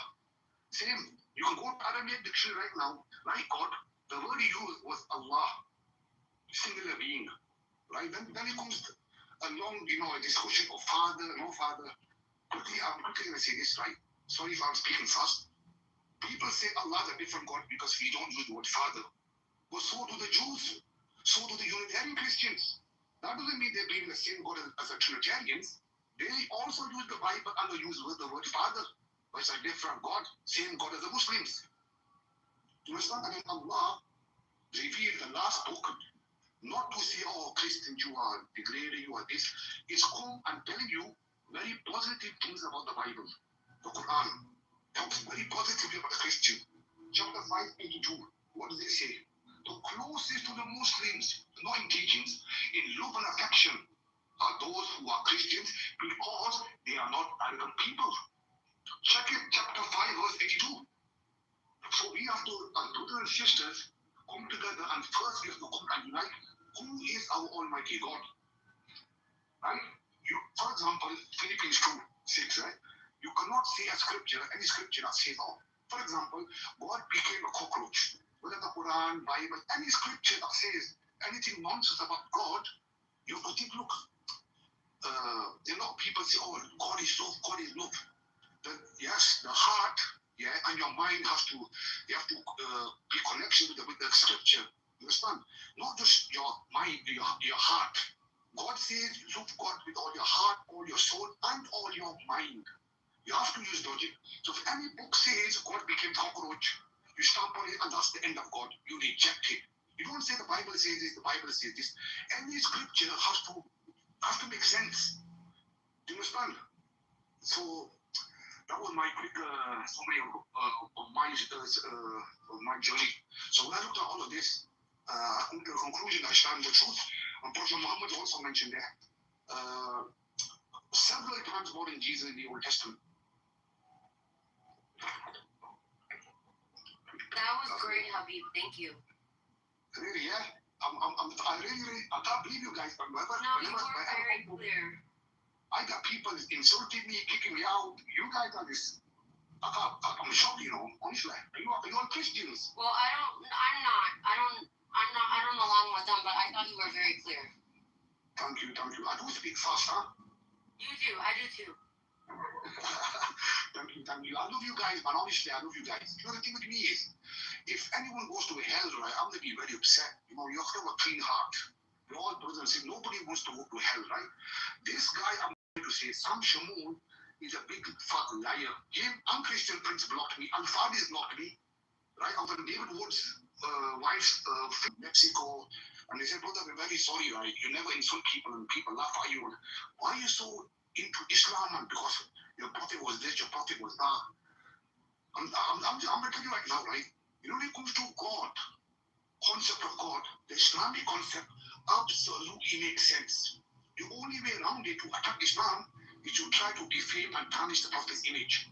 That's the strategy they use. All these logic, all of them. You understand? So what I'm trying to say, right, is the main thing is to worship the one true God. All Muslims are saying in 1 second, right? I'm going to say this, 2 seconds. All Muslims are saying, don't insult God. If I give you Bible verses, you love me. I'll give you so many verses where you glorify, glory God, glory to God. Don't say God emptied himself. God became baby. And, he knows, he doesn't know. He dies and he doesn't die. These are called, that does not, that's you. Have you heard the verse when they say God humbles himself? Right? So, yeah, but Habib, let me ask you a question. Let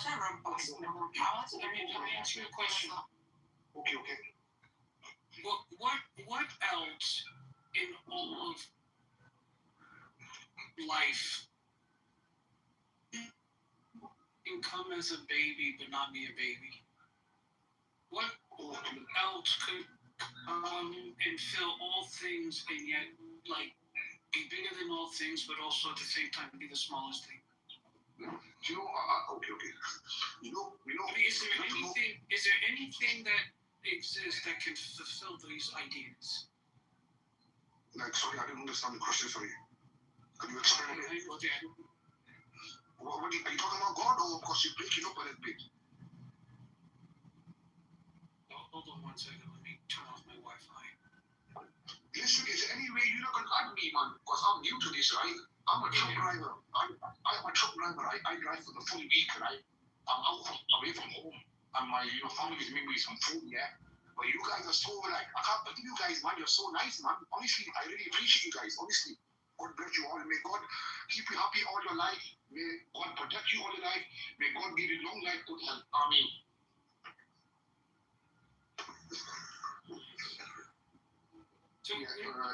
So if we have a conversation of right?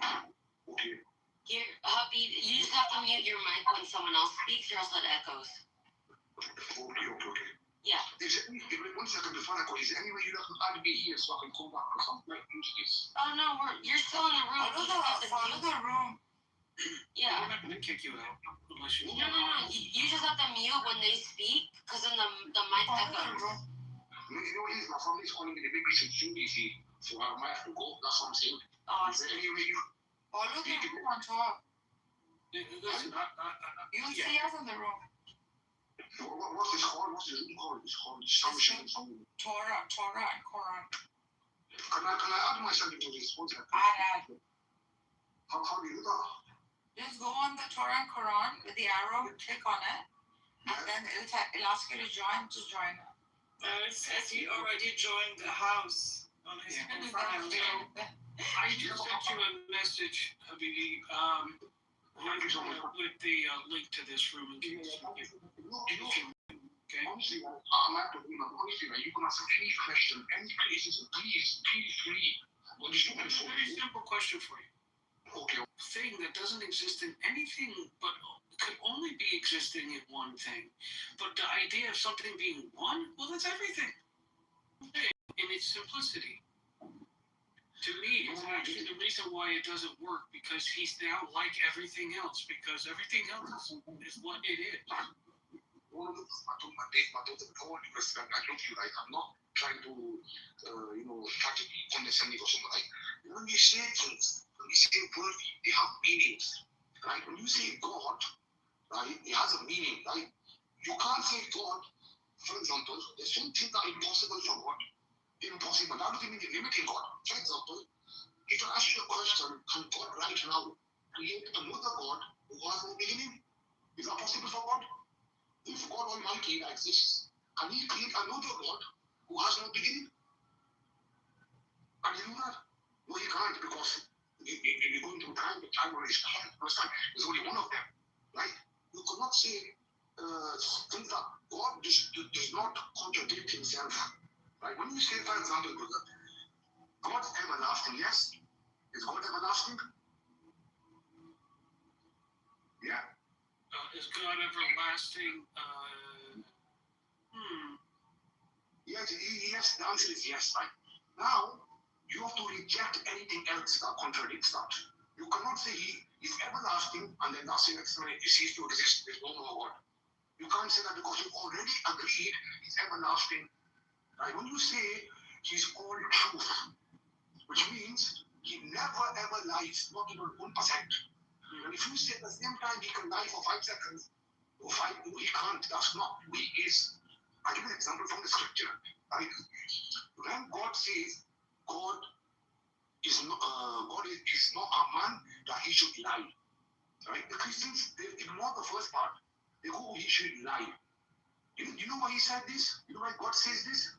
Because He has no potential to lie. Which means only, humans, you and me, we have the potential, the capacity. We are able to lie. Right? God is saying He has no potential to lie. Another thing, right? 1 Timothy chapter 6 verse 16. It said He alone is immortal. Alone. Right? Who dies? Humans. The moment you only die, my brother, when you're a human. You don't die as God. It does not like resurrection. Listen to this question, right? This statement, okay? Crucifixion and resurrection does not apply to an immortal being. You understand? These word persons and it doesn't make. They're just hiding behind person. All due respect, right? You know, you ask Christians, they're three persons, right? But who are they? Each of them is one full, complete, independent God Almighty. There's three of them. When they say persons, they're hiding behind the word Almighty God. They're not who is the, when you say who's the person, right? Now, the one question they can't answer, right? If you ask them, the Father, how much of a being is the Father? How much of a God is the Father? God had sex with Mary and had a baby. I understand, but you use words like in my first book, Colossians, in my first one, you use the language. But the Quran's very careful. You understand? As an example, you answer this story now, okay? With all sincerity. Are you ready for the answer? Yeah, yes, I'm asking two questions. Why the Trinity is absolutely false. Okay? Now you tell me, is the Father one full, complete, independent God? Same with the Son and the Holy Spirit? Or is the Trinity God? Which means the three persons consist, and the Trinity is the one that's God. Is the Trinity God, or is each individual person God on their own? You can't say God is 0%. It doesn't make sense. When you say God is one, it means something, right? If I say to you God is 0% God. Let me ask you a question.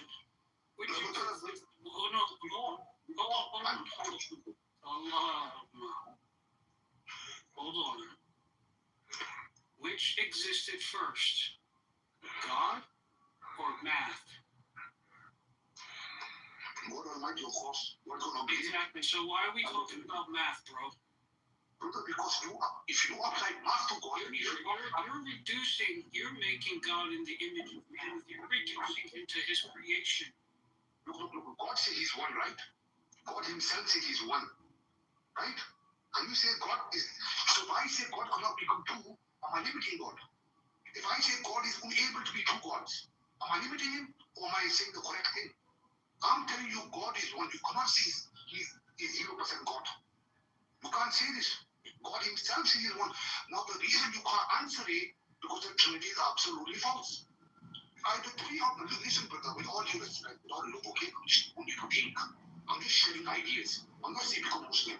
Please, my brother, please, focus, okay? I want you to think. Either three of them are God, fully complete God. Because the Christians say the three persons. They're hiding behind the word God. When you say to them, who is this person? The soul is fully complete God, equal, right? Either three of them individually are God, or the Trinity is God. Which one is it? What is God? Is it the three persons that are God? Because the Bible says the Father is God. We know that. That's one thing. Habib, how many Qurans are there? Brother, before I come to that, the answer I'm very detailed. I talk for the whole month. Yeah, but to be honest, you said a lot. You've got a lot to say. I think maybe if you've got a lot to say, maybe you should just answer some questions instead of just keep talking and talking. So the question is how many. I really answer mine. I think he's trying. Yeah, so how many Qurans are there, Habib?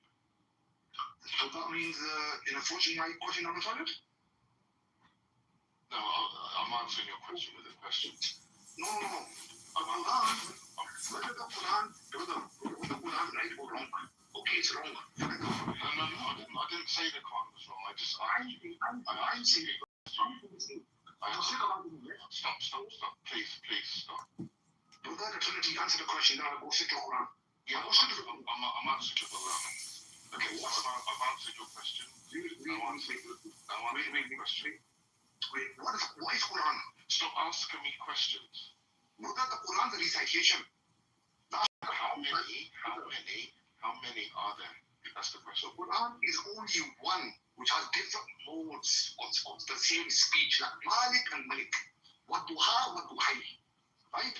They're not different Qurans. You have a style, brother. The Hadith, the Prophet Muhammad, the Quran was given to him in 7 different modes in Sahih Bukhari. What are modes? You explain what a mode is. different way of reciting a word. Like, for example, a wow, you can say Malik or Malik. Right? Why did you have different modes? Because they were racist Arabs. But in Muhammad's time, the Arabs were racist. They used to bury daughters. They were ignorant people. They used to bury daughters alive. They were very racist. So when the Quran came, the recitation, the whole tribe was jealous, or because it was time of poetry, right? They were poetry. They were very advanced and they were very arrogant. Oh, my poetry is better than yours. The Quran, the recitation. That's why I ask you a question. You say speech of Allah.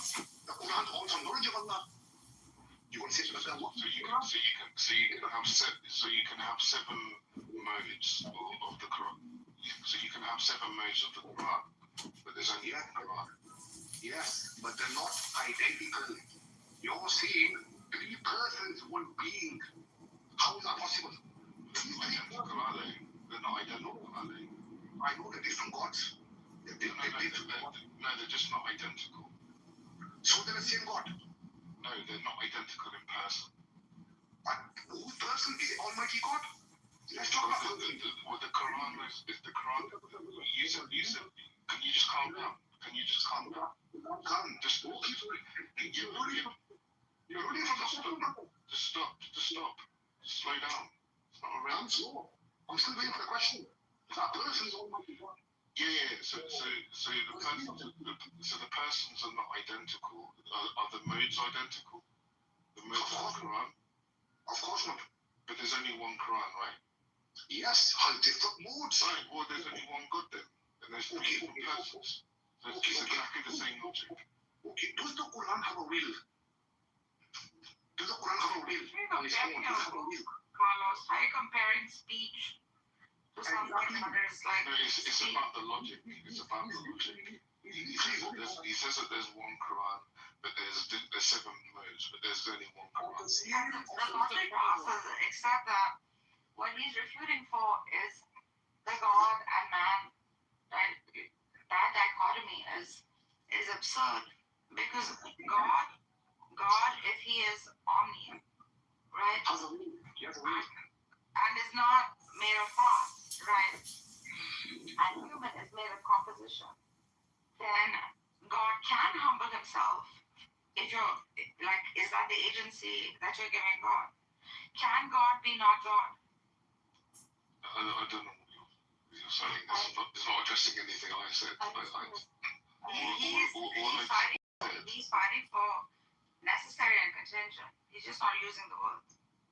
He's basically saying he's arguing for that. Super charitable because I didn't hear him use those words either. I don't know why we can't understand. If you have water and you take some of that water and put it in a vase, it takes the shape of that vase, but it's still water by its nature. And just because you break the vase, the vase doesn't change the. It's not the modes even. That's not even the problem. Is God cannot not be God. Necessary is uncomposed. Human is composite. Each part dependent upon each other in order to work.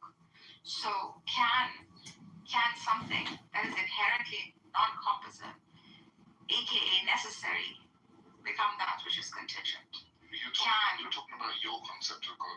No, he's talking about that. He's been arguing for that from the beginning. No, but you're describing what your concept of God is. But that is his God too. God. You guys, what I'm hearing is that there's two things going on, right? There's us understanding that God is one, and then there's us understanding how we explain it. So someone can hear the Trinity as you explaining one God, and someone can hear the Trinity as you explaining three different things, right? So if we can explain it in a way. It's not three different things at all. It's not even the problem of three. So that's the issue, I think. Good shows up. Yeah, it's not the problem of one and many. It's the problem of that which is necessary can never become contingent. Before you came, he's been pressing on that. Yeah, I don't understand. Right, no, I hear it. I got you. Yeah, I don't understand. I'm hearing, why we try to force God into something that we can comprehend. And that's to me the whole thing. It's like you're forcing God into a human.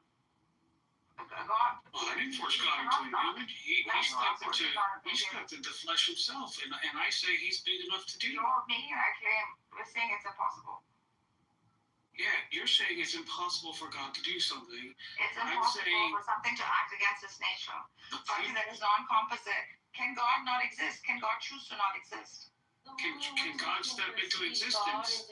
Can God choose to not exist? Yeah, but Marcus, Can God choose to be not God? Marcus, you're talking about your concept of God. He's been explaining that before you came in. Hold on. Can I just finish? You are trying to represent Habib, and you're describing. Habib has been talking about what. Can you just let me finish? Yeah. I can listen to you afterwards, right? You are describing your version of God, like the nature of God. Christians have a different idea or concept of the nature of God, where it is possible for God to be a Trinity. So just purely saying that God is one, God is not made of parts. Well, that's not. You're not representing them. You're representing yourself or Islam or Habib. That's the point. All I was saying is that this idea of the one and the many is the actual problem. You think that God can't. It doesn't matter what the mode represents itself as, whether it's a human being or whether it's a different dialect of the Quran. It's the idea of that something can be looked at as one and it can also be looked at as many. Muslims do this with the Quran. It's the same logic. So that's the point.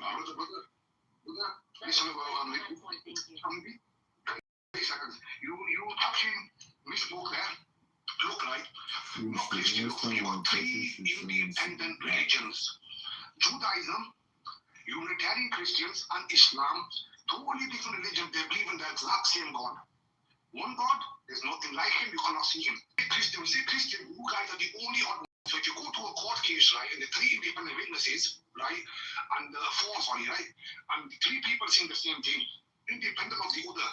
Jews don't believe in Islam. Muslims don't believe in Christianity. Three different religions. Unitarian Christians, Jews, and Muslims. They believe in the same God. You are the only odd ones that are 3 and 2.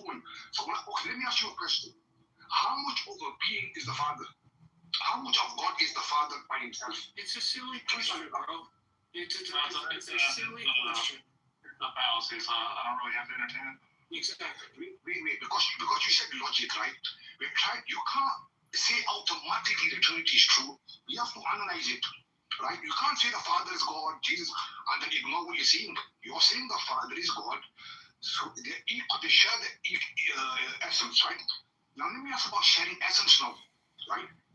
Imagine, right? Please do not misquote me. Get me wrong. Right? I'm not trying to insult, but just give an example, right? Imagine there's a pizza, right? You got pizza. Could you share that one full, complete pizza? We're talking about sharing the essence. When you say the Father shared the essence with the Son, Holy Spirit, can you share one full, complete pizza without slicing it? Could you share that with 3 people? Within the constraints of matter, space, and time, no, you cannot. Therefore, God exists outside of time, matter, and space, and so it's no. You have to deal with the reality of God, not your main. We're talking about sharing, that's all. We're talking about sharing. You have to comprehend. Look, the Bible says, love God with all your heart. I'm talking about sharing. That's a lot. You're going to say, how can you divide up God? So we're not talking about sharing. We're still talking about the Trinity. The reality is you're trying to force the idea of God within the constructs of the universe. And he's the one who created the universe, so therefore he exists outside of that thing. My lovely brother, I'm only going by what you guys are saying. You have to remember, going by what you're saying, you're not. You're starting to straw man of their position. You think that Allah is unlike his creation. So why would you try and compare God to a pizza? No, brother, that's what I said to you. Forget the pizza. Do you talk about sharing the essence? We're talking about only sharing the essence, which is impossible. Sharing the essence is God, divine nature, right? It's fully I'm not talking about the Godhead. Okay? We're just asking what you guys tell us. Sharing the essence, right? The pizza is full. The God Almighty, the essence is full, right? We say, for example, in Nehemiah 9:6, you alone are Yahweh. It's a singular pronoun. When you say, no, this is the essence speaking. Right? You say this, not us, but it's only the Father speaking. Verse number 7 says, it's the Father who gave Abraham his name. Verse 20 says, he sent his good spirits. Now, either the essence sent the spirits, which is the Holy Spirit. He doesn't send himself. If he says the essence, right, that does include the Holy Spirit. Does the Holy Spirit send the Holy Spirit? No. You have to choose a person. Right? So we're just going by what you're saying. When you say they share the essence, we are trying to understand what you're trying to say. Right? I'm really sorry, either it's nonsense or it's correct. So now, thank you. Now, when you say the pizza, that's to say the Trinity. Okay? Now, the three people are Jesus, Father, and Son. How the hell do they share? Wait. Hold on. You just said the pizza is like the Trinity. I'm giving you, brother, So the you essence. lied to us then. Okay, No. that's my case. Listen, when you say sharing essence, the essence is shared by three persons, correct? I'm asking how the hell is that possible? When you got three people, cannot share full pizza. The essence is God. How can three persons fully complete God? Right? They share that essence. If you're not going to go to polytheism, these persons are almighty gods. Okay, define for me polytheism, please. What does polytheism mean? Multiple gods, right? Right? Polytheism means multiple gods, correct? Christians believe in one God. Stop. Christians believe in one God. It's a monotheist religion. Trying to bring up polytheism is not addressing. I'm not even a Christian. It's just embarrassing listening to you. The question is this: how are they one? You're saying one, but how?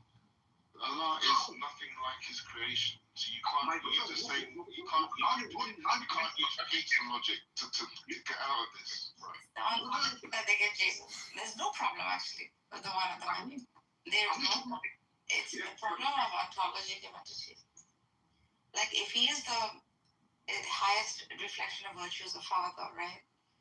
He cannot have ontology. Only God can have ontology. Father can have.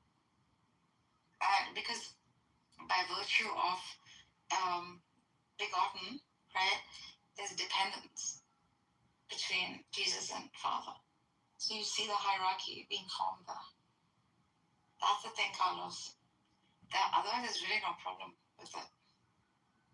Well, relationships are dependent by definition. Yeah, that's fine. I grant all of that. And all works. It's the ontology for Jesus. It immediately makes like two different ontologies. One is that of Father, one is that of Jesus. If this wouldn't work, if they weren't giving Jesus like ontology, God's power have a different ontology than God? Yeah. It seems like different ontologies. You're giving Jesus a different ontology. Right. Okay, well then the God we're talking about is a God composed. So.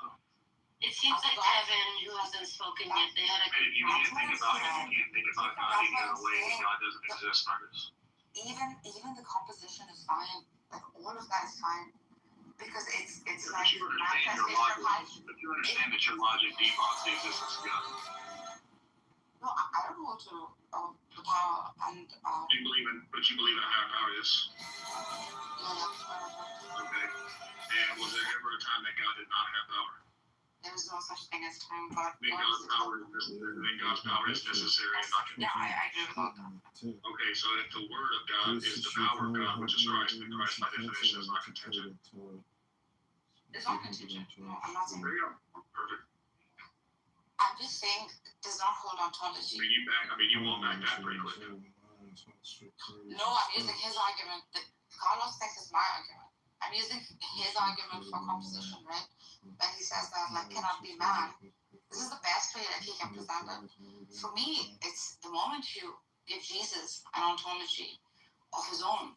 This is you've split it into two gods. Father is one God and Jesus is one God. There can only be one ontology of which Jesus. The same word of God. The word of Samuel. The spirit of Samuel is a separate person. You see, when you No, pick it's and the choose, principle. Is God's word a different ontology than God? No, it's not different ontology. Okay, so why do you? I mean, That's why I'm saying only God can have that. Therefore, don't give Jesus ontology. Jesus is flesh cannot have ontology. You give Jesus ontology in and of himself. There is only that. Therefore, you're saying there is only one ontology. Saying Jesus there. No, but you're saying there is only one ontology, and There's you're only one saying the same thing, right? He also believes there's only one ontology. Nobody gives Jesus his own ontology. Ask him. Well, not the flesh. He talks about The flesh. He gives the flesh ontology. If we can. Yeah, but that's not part of the Trinity. The flesh is not part of the Trinity. Right? The flesh is not part of the Trinity. Oh, that's fine. So yeah, so I'm saying like his belief is very similar to yours. What is his belief? That yours is polytheistic. His is purely monotheistic. I think Christians say that God and Jesus are of the same essence. That's fine. That's how they. That's one ontology. It's one ontology. Yeah. Not his flesh, but his person. In personhood, yeah. In essence, right? There's no problem here, except for the only thing I would argue for would be exclusivity given only and only to Jesus. Like this first intellect, right? That if flesh is not doesn't have ontology in itself, what's the problem? If you look at if you're assuming classical logic, then it's then there's a problem. So if you look, more and more people are adopting relative identity, right? They're relativizing identity. So they're stepping outside of classical logic to to justify their distinct attributes, right? Like how you are. So now we have to deal believe in with the Trinity, basically. The personhood, because you hold distinct attributes and you're giving them relative identity, right? They're relationally, they exist through relational identity, you're telling me, and they align with the nature of God. You hold to the Trinity, basically, and you then come here and try to destroy the Trinity. No, they have. What I hold to is the divinely simple part of the Trinity. Would it be helpful if I read a definition of this from Britannica, or is that not helpful? Which definition? There's distinct logic here. You know what the Trinity is. You're trying to dissect. Yeah, we know. I can tell you the 7 premises of the Trinity by heart. Like we know what the Trinity is. Now, if you're talking about relative identity, yeah. So I mean that some people are not familiar with that, but that's what is used now to get out of the problem. It has always been used. Atheism or modalism or partialism. That relational identity has always been used to explain personhood. Because they're 3 distinct persons, which also makes it a problem for you because they're 9 distinct attributes. So if relational identity is the freak and insert a word to cope for it, right? And you're inserting the same word to cope for it. Instead of solving the problem, you punch back. 99 gods. Come on, now They're not making yours 99 gods. So mute your mic, Islamic, because you follow the Trinity too. If relational identity is the word that is being inserted to show relation between distinct. He's a divine simplest. Because eventually he goes back to one nature. He goes back to one ontology. You on the other hand. Hold on. With 99 distinct attributes, right? Making them relationally identical and not the very nature of God. At least he makes it. He gets away with monotheism because he gives the divine natures equal status. You, on the other hand, do not make it identical to the very essence of God. I'm sorry, you believe in 99 different gods. Okay, anyway, so enough of that gibberish. So basically, instead of, kind of admit that, look, yes, what she believes is right? You believe in the Trinity. I believe in the divine simplicity of the Trinity. Yeah, I got you. So what I'm saying is, unfortunately, if you just do a basic research and see that attributes are not considered parts, right? Her best shot is partialism. She can't say that each attribute is also another God because you don't believe the attributes are another me. right? My attribute of strength is not another me. This is completely ridiculous. She's forcing that upon us because that's the only way her argument works, even though it's not told to, even though she can't show that there's an entailment from that, from what we believe. So instead of dealing with your own problems, Nargis, you're trying to point out a problem of God having multiple distinct attributes. Well, the problem is that if he doesn't have multiple distinct attributes, well, if he has the attribute of mercy and he has the attribute of greatness, right? Well, these two attributes are not identical. And if God is identical to his attributes, then you have more than one God. So it's actually you who believe in multiple gods, Nargis, because you believe that these attributes are really distinct. The attributes They're really, attributes are identical and are equated to the very nature of God. There's always been one divine nature. For you, these distinct persons, aka distinct attributes that you've inserted your neoclassical relational identity, copied Christianity, you piece of shit, that you freaking managed to copy your relational identity and then attribute it out. Where's the problem, Daniel will massacre you with the 99 gods. He'll massacre you. So that's why, for the time being, you know, the only one who's massacred is you. Because he agreed with me the other day. So that's what I was asking for. But anyway. He's trolling you. Look it up. The only ideal freaking model for pure monotheism, aka Tawheed, is absolute divine simplicity. The Christians solve it with divine nature. You, on the other hand, do not equate the attributes to the very nature of God. At all times, Jesus' nature is aligned with the nature of Father. At no time, this is how they obtain ism. You, on the other hand, cannot obtain that monotheism. Okay. Is mercy identical to wrath? I guess. You answer me that question. Yes, you loser, by virtue of them being perfect, not by definition. Not by definition.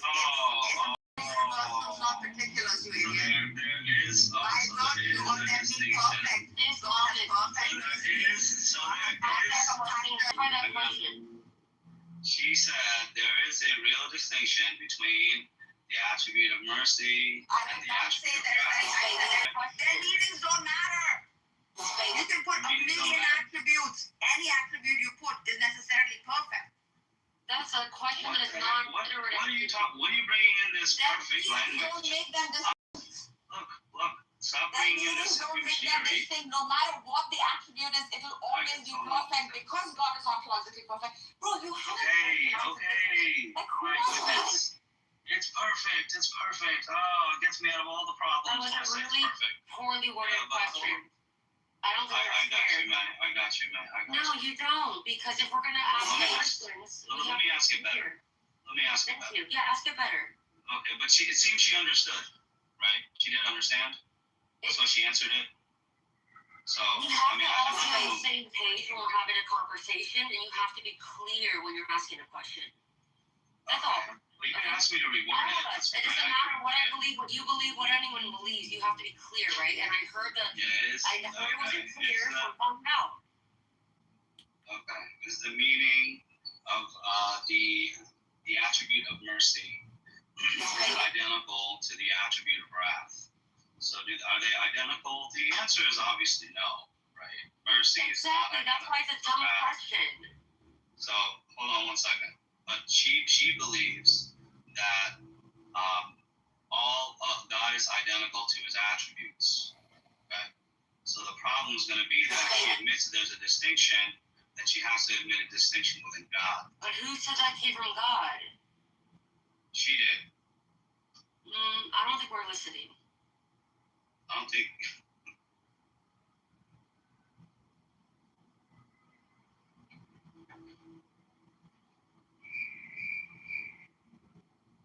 Fine, there is no answer to this critique.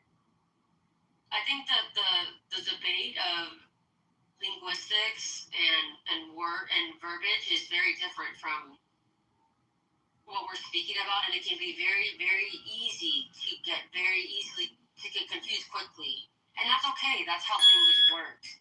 But they're very different things. And I'll end there.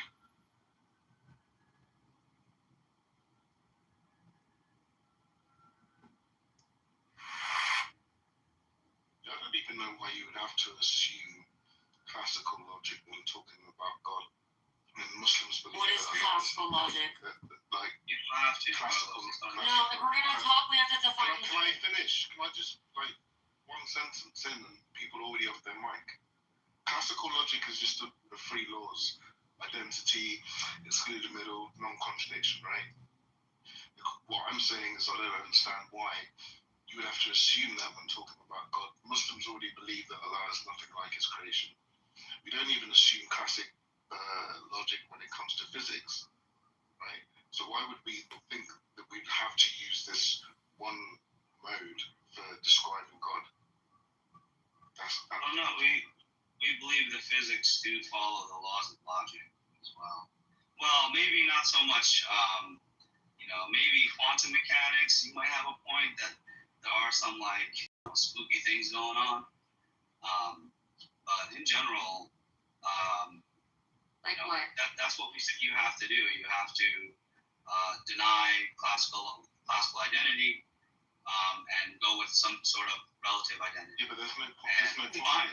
We admit that you can do that. We admit that. Okay. There's no problem then. Yeah, there's no problem when you invoke relative identity. Yeah. There is actually a problem. There are many problems actually. It's not the same. When we talk about Allah, when we talk about the idea of being one, it's either this thing is one and it has no other attributes to it or anything that you can connect to it, or it's one in the idea of gestalt. You gotta be careful with this because we're still focusing on one God. It's not many gods that make up one God or something like that. So there's a nuance to it. And I think it's a very complicated conversation because there really isn't anything that we can picture or point to say, oh, that's what the Trinity is like. So in that sense, there's only one thing that holds this concept, and it is God. And so I think the mistake is that we try to approach Him with the idea of oneness in its simplicity. I don't think that's a good thing. I think it's actually the very opposite. I don't know. I just think you guys are all really biased because you understand these texts so well that you're not seeing it from an outside point of view. My issue with Muslims in this Trinity debate is that they just... No, it's all everything you guys are saying. I thought you made your point already. Okay, I just want to be clear. Go ahead. Yeah, so I was saying that, listening to the debate when it comes to Muslims and Christians over the Trinity, Muslims just either don't appreciate what Christian theology is about and actually represent them correctly, or their arguments are just bad. If they actually had good arguments against Christians, I would say so. I don't really care about who's making the argument. I only care about the argument itself. Well, one, you simply don't appreciate it. Most of the arguments I hear coming from Muslims are how can God be 3 and be 1? How can you get 3 into 1?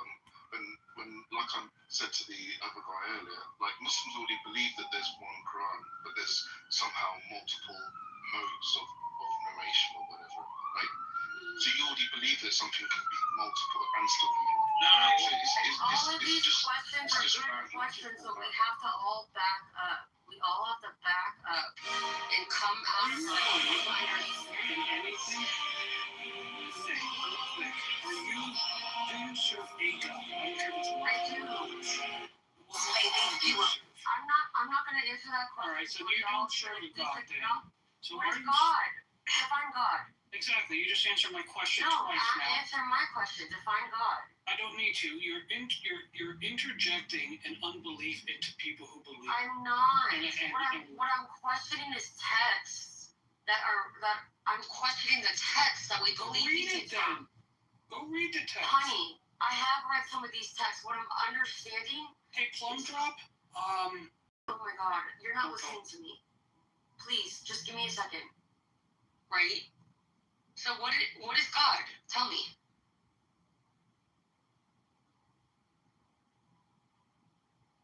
No. God is love.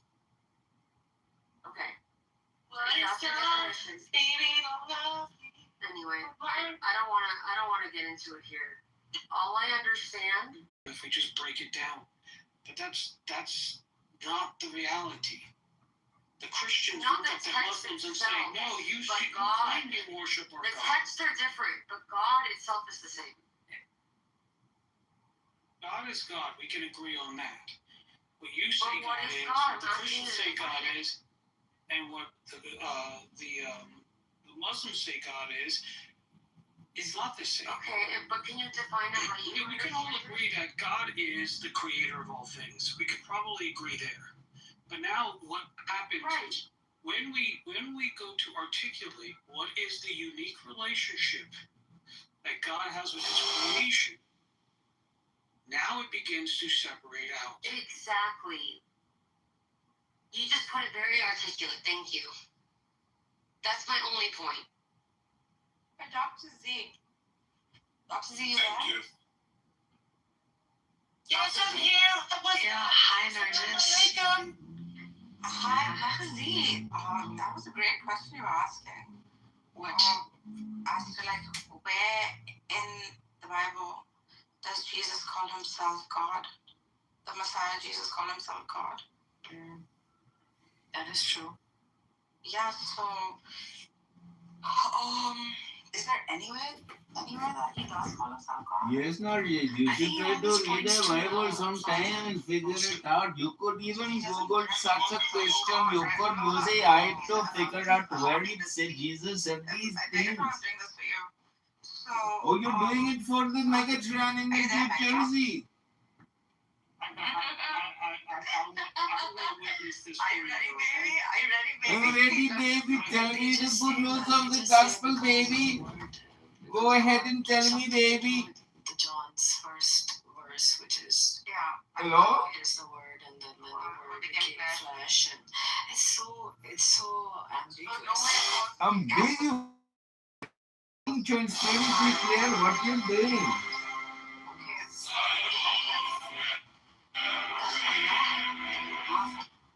In 517 is freaking telling the Muslims that you have called Messiah Allah. Allah's affirming and confirming that they do call Jesus God. They call Jesus God, but Jesus never called himself God. So Allah is correcting their misconception and correcting their disbelief. No, but he's saying that they are calling him God, right? Yeah, but Jesus, but the contradiction. So when you ask them where in the Bible, right, does it say that Jesus called himself God, right? Allah is saying that don't call him God. That you say that he is God, right? Whilst the Bible is very clear about Jesus holding all properties of Father. Give me the verse, TV. All properties of Father? Yeah. How?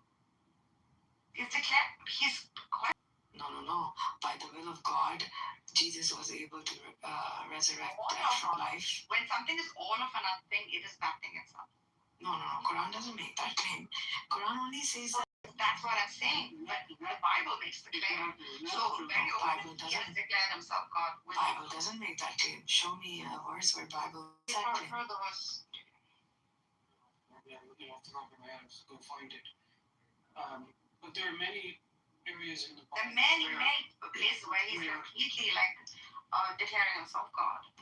Just look at it. Show me, give me a few verses where Jesus said unambiguously that call me God and I am to be worshipped. What is that unambiguous? Like, what are you talking about? Where does it say in the Quran, without ambiguity? Allah interview with my own beautiful fiance. Name is Ramona T. Bondia. I love you, baby. I know you're watching right now. gonna marry that woman. She's I'm with the not saying Chicago GOP, 31st Ward, only Muslim and she's on the ballot He's asking for where 8th the District Quran County says Muhammad Commissioner, is a prophet. Republican, and she's going to run for alderperson He down is, the line. several places. what kind of Oh, wait, go find the messenger is the Muhammad is a messenger. What are you saying? Man, a Maybe lot what of kind of people. question is that? Ask her questions. No, I'm asking for where it actually specifically says it, not alludes to it, not talks about it, not talks around it, not says this Comedy before this. or psychopathology? Comedy or psychopathology? Yeah, he's a messenger of God, and that he's a man like you. There's no reference of him being anything other than the messenger or a human. Quran is very clear about that. I am the father of one. I am the father of one. John 10:13. Allah. Quran also says follow the messenger and follow God. Quran says that Atiullah. Father of one. So we could take this in the context that Atiullah, Ati Rasul, when you follow, does it mean that Rasul is God? Because we're supposed to follow the This is that the Jewish leaders use some of blasphemy, right? No, she got you. Let's just say, yeah. Now you want to go with the Jewish interpretation. Well, they also thought he was crazy and he was doing magic. Yeah, that he was blasphemous, right? Because that's the sentence is blasphemous. He was inspired by the devil. This is what the Jews said about him. No matter what, he's calling himself God. That's why. But no, you just said the Jews. Sorry, This is where he's calling himself God. Yeah, that's why he said this. That's why the Jews said he was blasphemous, was because he was putting himself with God. He was taking partnership with God, and more than that, he was saying that he is God. That's why they tried to kill him. Before Abraham was, what was he convicted of in the court? Legally, in one thing, but that's it doesn't matter. He makes himself God. Where in the Bible does Jesus call himself God? Hey, in the courts, Jeffrey he said that he was the son of God, right? No. And that's what was blasphemy. No. Well, that's to the Jews. But to the Romans, to the Romans, they killed him because he claimed that he was a king. Okay. But he was accused of being, right?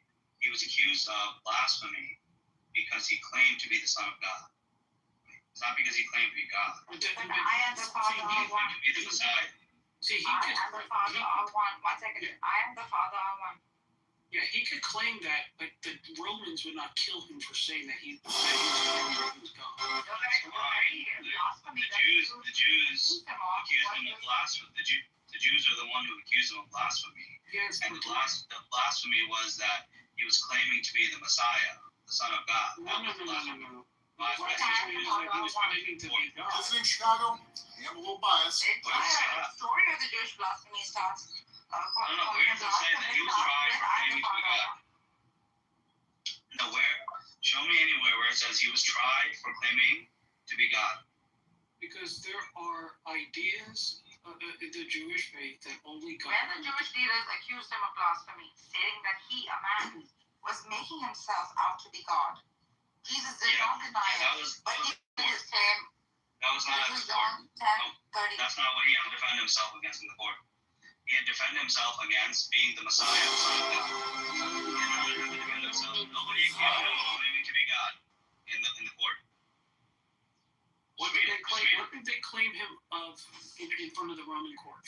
Because he was in different courts. He was warning the Jews. Yes. So therefore, Does that necessitate having to be God? No. Does that necessitate having to be God? If you claim that you're the Jews, are you claiming to be God? I want to calm myself down for a second. Let's set the scene correctly, okay? I have a question. Hold on, let's begin. Thank you. There are several courts that Jesus chair. One of them is the religious courts among the Jews, and that is there were talking about him claiming himself to be God. The other court was, hold on, I will. The other court was within the Roman thing, and that's where they were saying, oh, he says he's a king, okay? And that's what they put him to trial for, was for being the king of the Jews. The Jews, when he went to the Jewish court, that's where they were calling him blasphemous for identifying himself as God, okay? John 10:33. We are not stoning you for any good work, but Just for the stop. No, because yes, you, my God. because Just you. stop. You went. I want to go now. Just stop. I'm giving you the what I'm telling verse. you is, can you show me? Can you show me? The verse. No, that's not the word. I'm not asking for that. 10:33. No, yes, I'm not asking for that. I'm asking for in the court. What was he accused of in the court? And he said, In the court, was the accused. trial was Okay, so I'm not asking you. I'm not asking you. I'm not asking you. You have to understand, I'll tell you right now, when he was before Caiaphas, okay? No, can you give me the verse? Yeah, I cannot. Why can't I even get a question out? Why can't I even get a question You out? interrupted Nardis though. No, she interrupted me. No, you asked a question, I was going to answer it, she answered it for me, and I was letting her go, and then... No, she didn't. I asked in the court. I'm asking in the court. In the court. Yeah, what was he accused of in the court? He is the father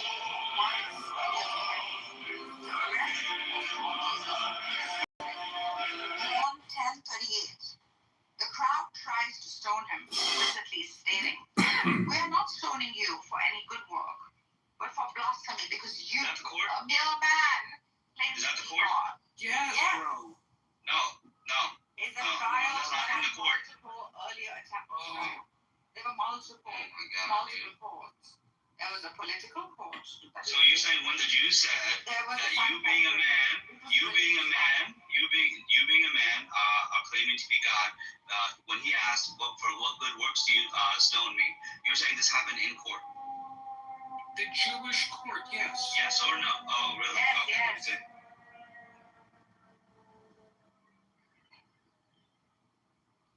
He had to go, it wasn't the Roman I'm court. gonna catch you guys out right here. Okay. Be careful you don't stumble. I'm very good at You might hurt your tiny toe. Alright, he's good. Let's see what he comes up to.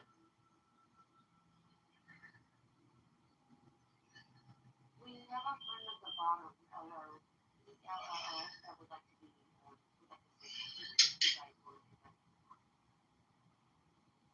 Is the noise in the chat? Obviously not.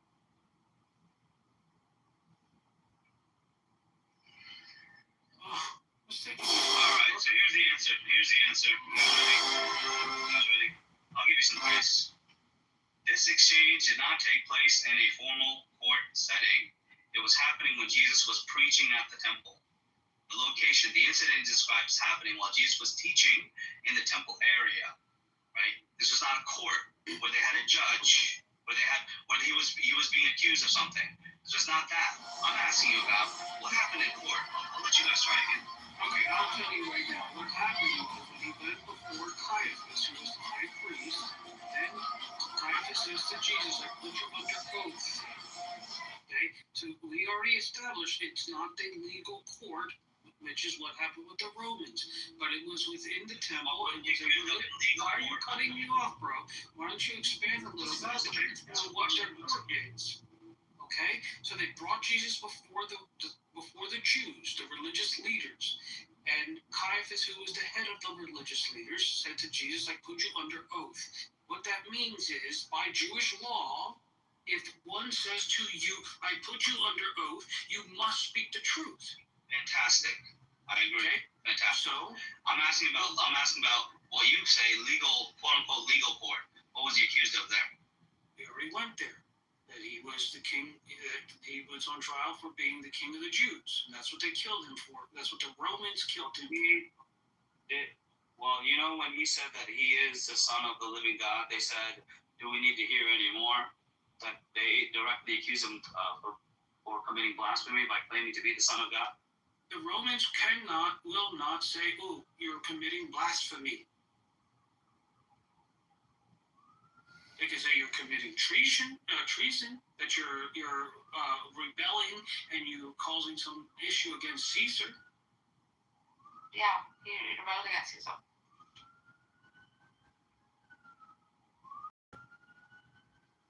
Like a lot of things, you Muslims can mix things that shouldn't be mixed.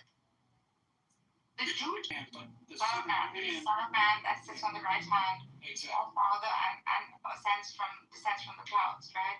Yeah. This was holding a high status, the king above Caesar, right? Yep. And that would be the Romans. But Jews prior to that have already they had no rights to courtship.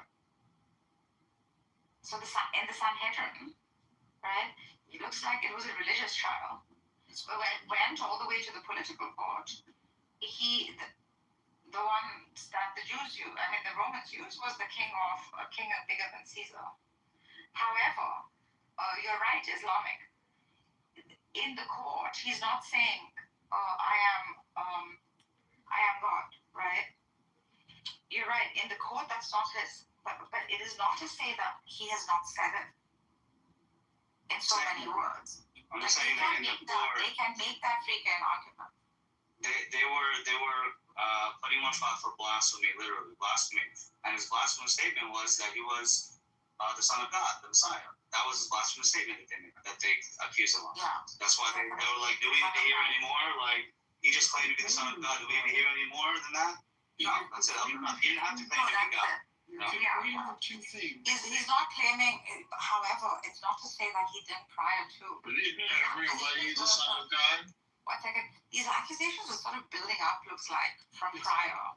So this trial was like a culmination of like multiple earlier attempts, right? So I mean, they still have it in their scripture, right? Like John 10:33 and 5:18. I mean, he's clearly saying that where these guys are telling him right after like freaking being ordered for being stoned, where they're saying that we're not stoning you only for your good work, but for the blasphemy because you are just a mere man and you claim to be God. Looks like it either could be that they're accusing him of making that claim, and he's not called himself God. Okay, the two ways of looking at it. Yeah, the two ways of looking at it. He's not done that, or he's really called himself God, and they may be saying this.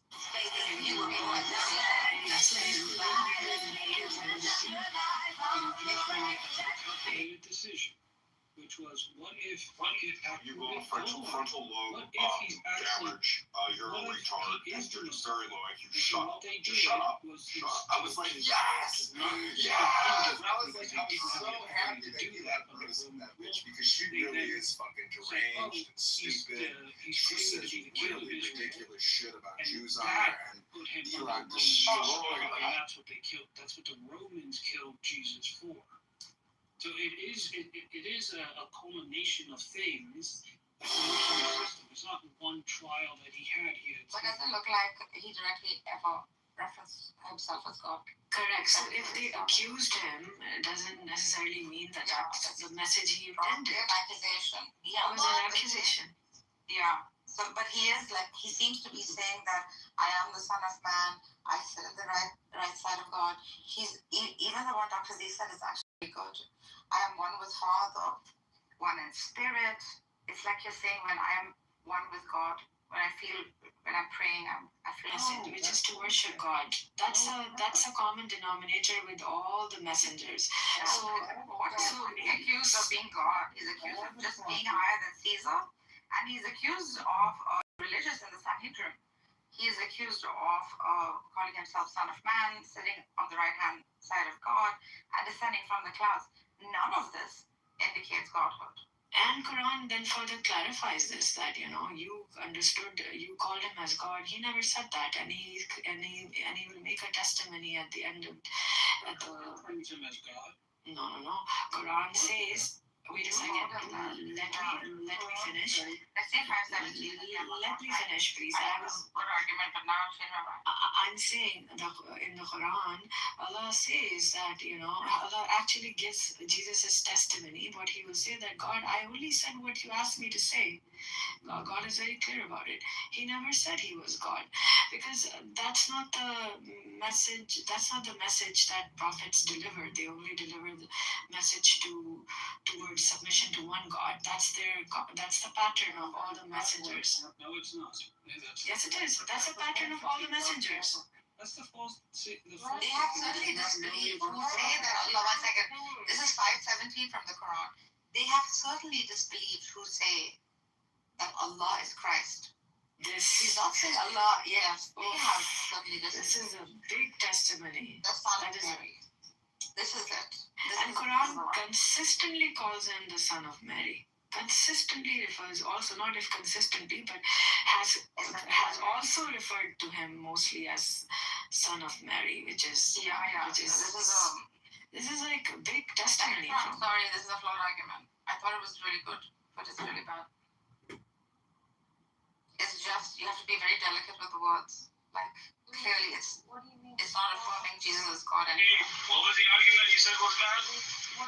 He was saying that and most Muslims ask the same question, right? Where exactly in the Bible or any scripture does Jesus ever call himself God? Doesn't look like he's ever directly referred to himself as God. He's always shown himself in relation to something, right? Even when he's saying, He separated himself from God multiple times. Yeah.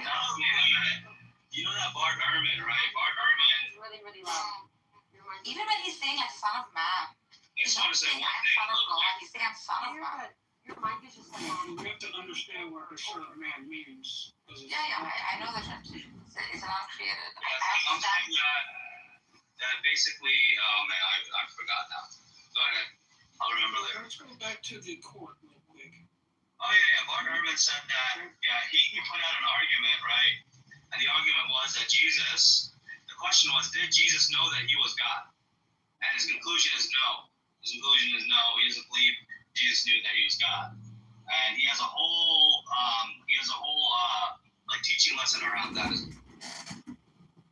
But when they made him God, he never was.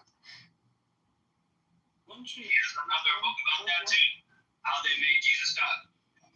Once you understand who Jesus is, then it's hard for you not to see him as God. Because I would even grant more than like the student position, right? I would even grant the sheer position of the first intellect. But even then, the first intellect is never God. There's a clear-cut distinction. Christianity stands alone in this, and I think Habib was right. It's the only odd one out. That is equating, and there's proof from scripture either. Where are you guys getting it from, man? TV. Where are you guys getting it from? Right, see, the difference is this. Let me explain something to you guys. Yeah, I was upset. Yeah, you have one scripture that came in. How many years did it take to write that thing? A few years? Okay? Let's say you can count it one lifetime, one generation. Our scriptures spanned thousands of years. And there are many, many parts of it that speak to what is to come. Allah! And that is what you guys, you don't get, is that you say, oh, the prophets came to say, oh, worship one God. No, they did not. Sometimes they did. But all of them pointed to the Messiah that was to come. Now, Muhammad points to the Messiah that did come. Okay? So everybody points back to the Messiah. And that's why we stand out from the rest. And the idea that he is called the Son of Man does not mean that he's a son. I don't know the question. Can I ask one question? No, you cannot. Why not? Because I was going to Because talk.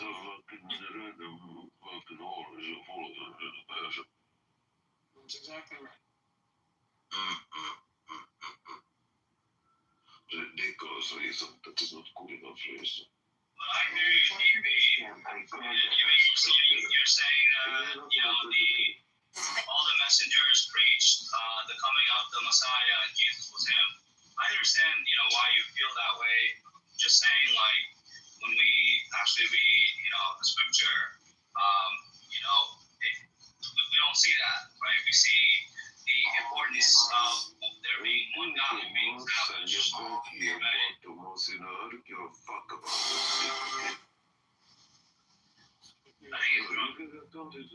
him down already, DV, what's going on? Why is he still? Anyway.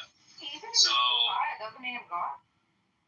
So, yeah, that's what I'm saying. Like,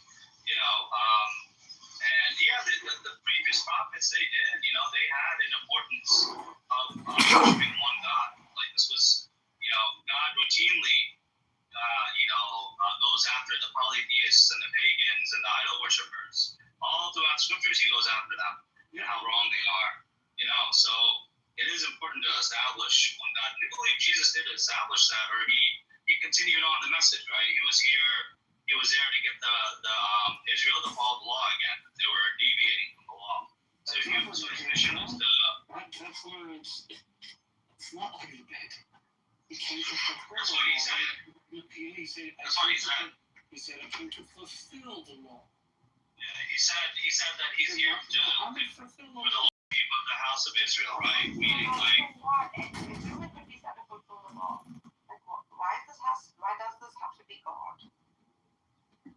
Because a human can't fulfill the law. That's what the Bible tells us. I see. That's how they get. He what does with the law, please? Hello? Oh, that's how they What get are it. you talking about now? I hope you are enjoying the show. It is so interesting. No, say that again. I didn't understand that. Hello? Let me Google that for you. Only God could fulfill the law, right? By dying on a cross. How is the law fulfilled by God's demise? But how is the law fulfilled by God's demise? Just see the word. He said only God can fulfill the law, therefore only God could do it. Okay, how is the law fulfilled by God's demise is the question. Like, what is It's not about the script, the script could be anything. It is that only God can fulfill the law. So is this necessary, therefore, that God come down? Like as human to fulfill the law, because has God never achieved anything through, has God never achieved anything through a human? Can God achieve something through a human? This could be another question. A human that is infallible, sinless, for example. Adam is the representative of God. Does that mean I have to worship Adam as God? Saying like, no, he was still under the condition that what you asked is also directly proportional to this question too, just the same ideology. Guys, God can be the only one who can fulfill the law. If God is the only one who can fulfill the law, why didn't Jesus come at why isn't it that the first thing that happened was that Jesus died on a cross for everyone's sin? That should have been the first thing that happened. Because now everybody has a chance to be forgiven.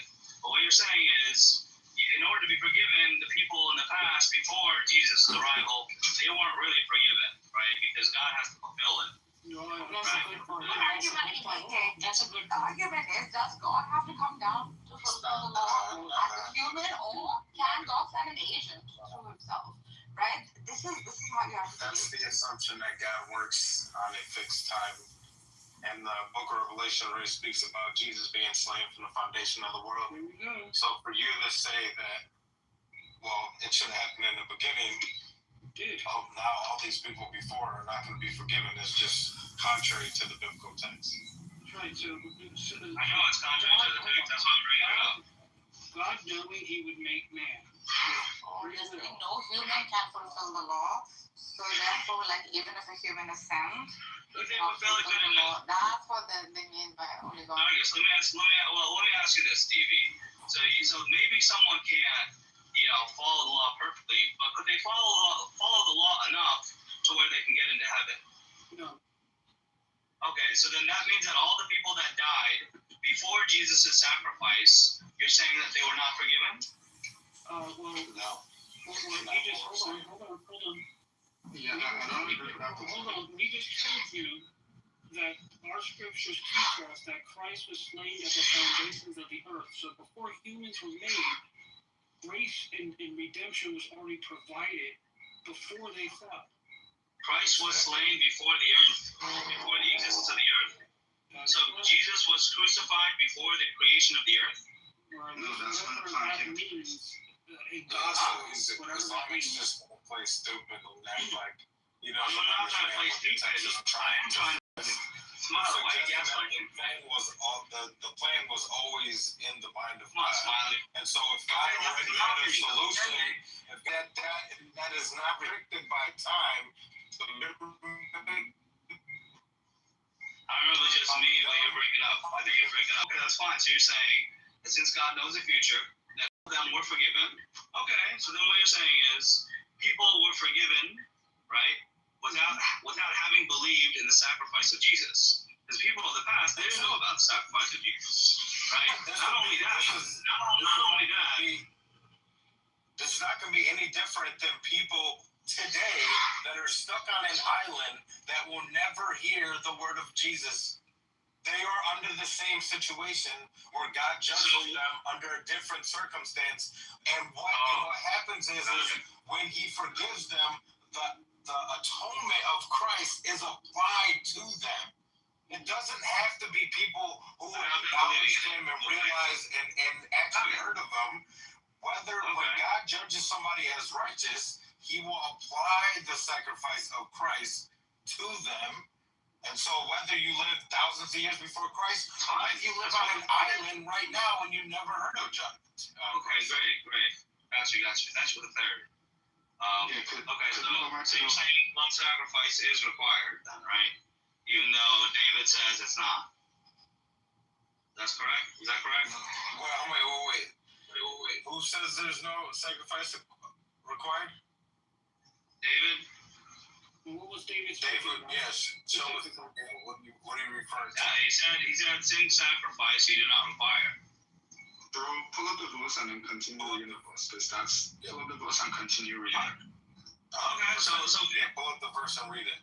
So when I keep reading, it's gonna tell me that sacrifice is required, right? Yeah, it's still required. Yes. Pull up the verse. So he says it's not required, and then he says it is required. Got you. Okay. I mean, there's nothing to argue there. Really. Are you talking about Psalms 51? Just let him pull it up and read it, because I'm sure he's taking it out of context. I'm sure you guys know the verse I'm talking about. No.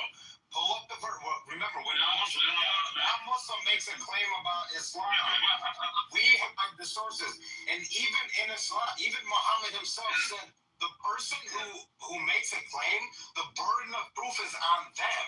That's an Islamic teaching. So when you make a claim, follow your religion and bring the proof. Now go ahead and bring the verse. Listen, man, you don't need to tell me how to practice my religion. Okay, then why aren't you doing it then? If I don't have to tell you, why aren't you doing it? I'm driving. Okay, then, so don't make a claim. And it's raining a lot. I'm talking as an atheist. Why you? Because now this whole cope of like putting Islam under the thing is going to happen. This is why Islamic, I declare myself an atheist before making any freaking arguments. Stop it. I'm the smiler. I don't care about that. Look. I'm the smiler. All right. I'm trying to figure out, what his understanding is when David says to God, sin sacrifice, you have not required, nor do you desire it. Right? Bring up the verse. This is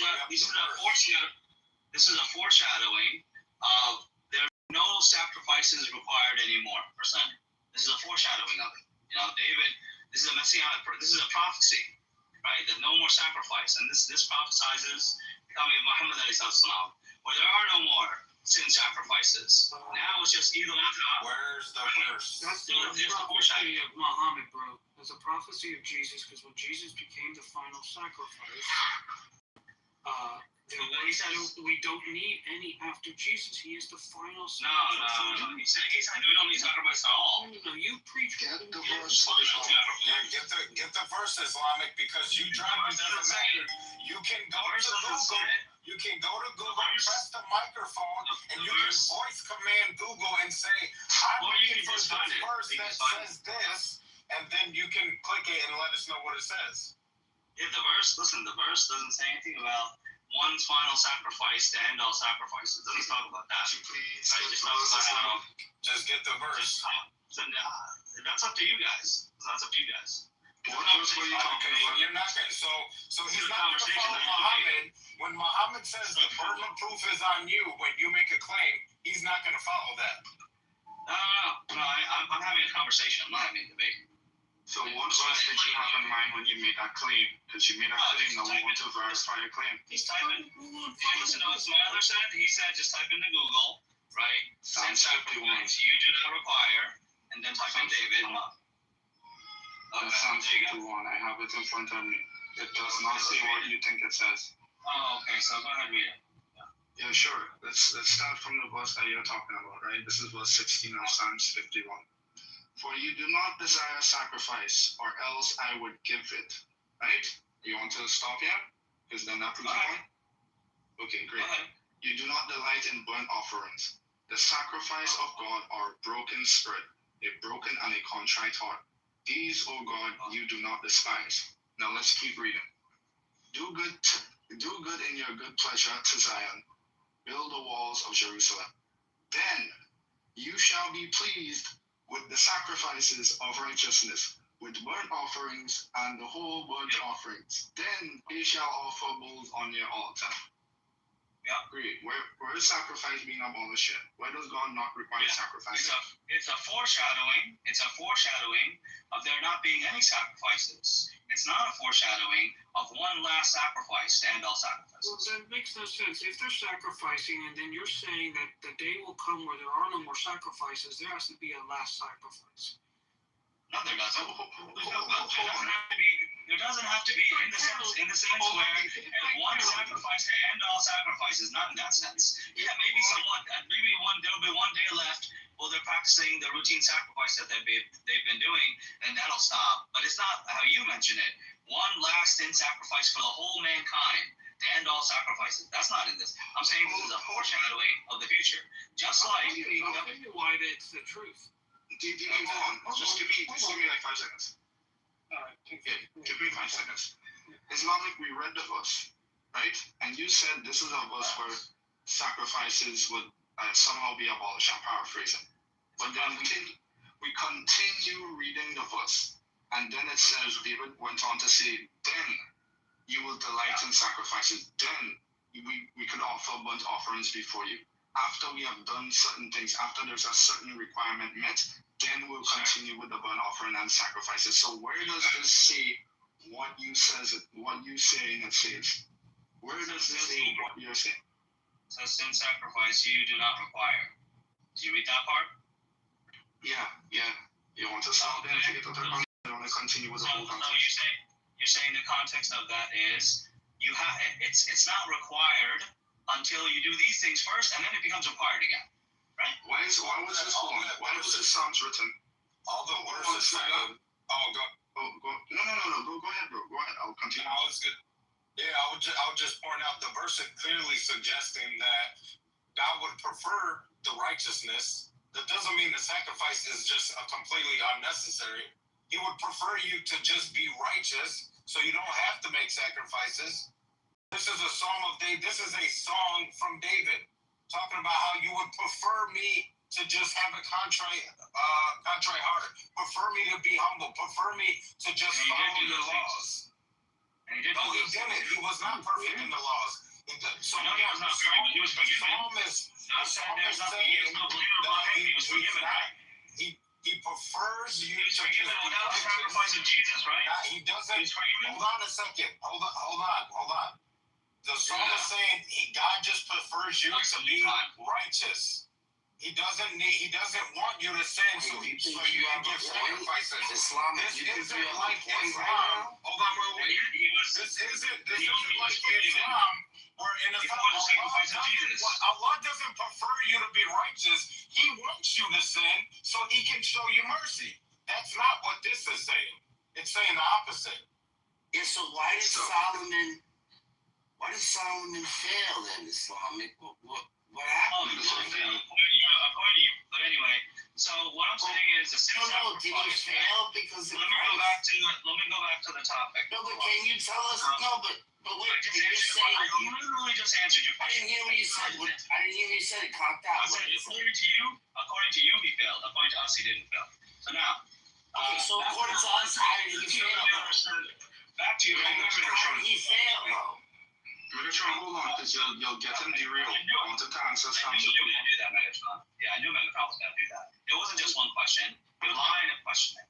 See, Well, that's what I'm saying. Like, tell us. He's very deceptive. That he did He's very deceptive. Yeah, he's very deceptive. Anyway. Megatron, hold on, bro.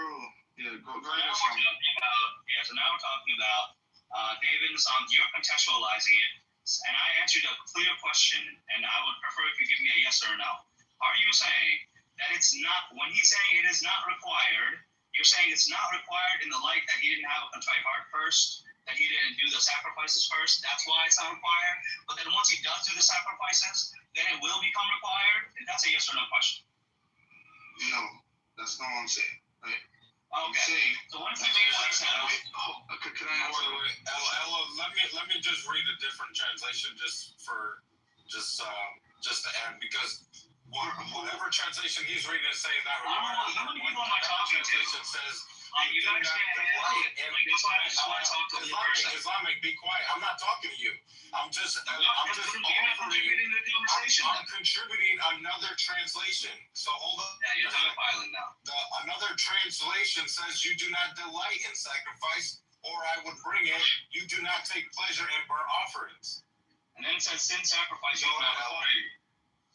Yeah. Anyway. Thanks, man. So Islamic. Do you know why the Psalms was written? It's okay if you don't know. Do you know why the Psalms was written? It was written so that David can deliver the message to the people. It was revelation from God. Why was this specific psalm written? Why did David tell this specific one? Okay, it's okay. It's like no clear your position or anything.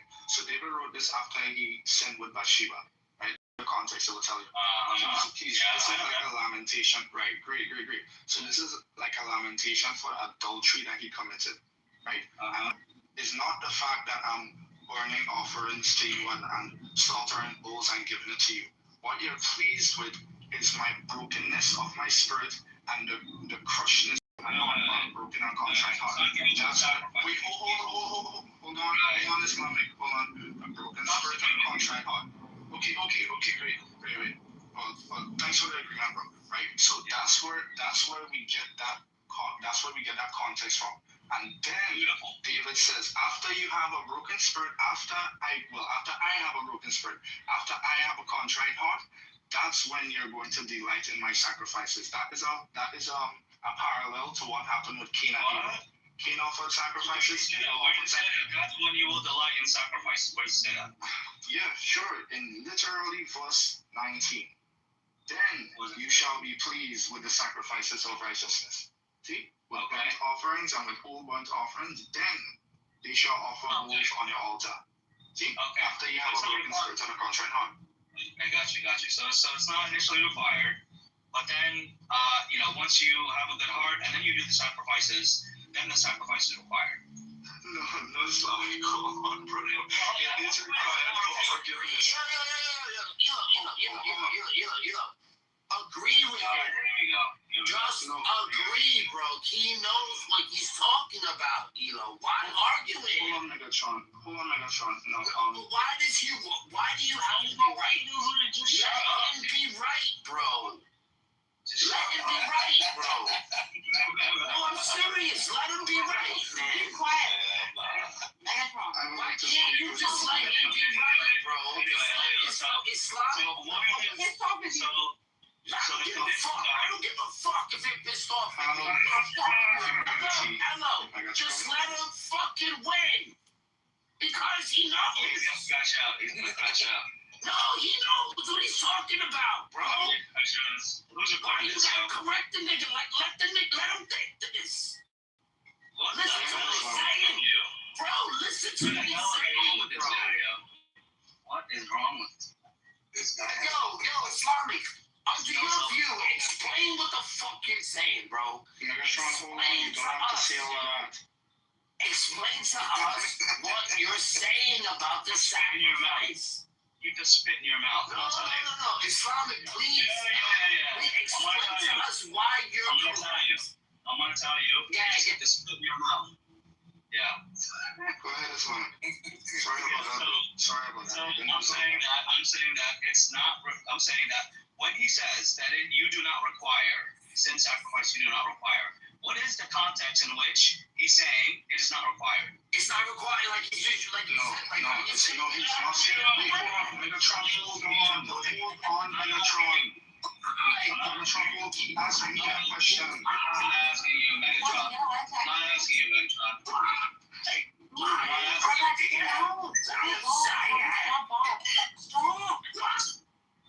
Oh my god, stop. Getting stressed. Stop. Yeah, could you repeat the question, Islamic? Is Megatron crying? Is he getting in their heart attack? Yeah, so anyway, what I'm saying is that at one point, when he says sin sacrifice you do not require, what is the context in which sin sacrifice is not required? No, it's not saying required, it's saying please with me, no, that's not the thing that, that's not the thing now. Broken. Wait, hold on, Islamic, because you're saying something different than what I'm saying, so I want you to listen to my point or respond to it in full. So, yeah, he's saying, David is saying, you're not pleased with sacrifices if my heart condition, if my heart posture isn't right. If I get my heart posture right, then you will be pleased with my sacrifices. Do you understand the position now? I understood the position from the beginning. I'm just getting you to understand it.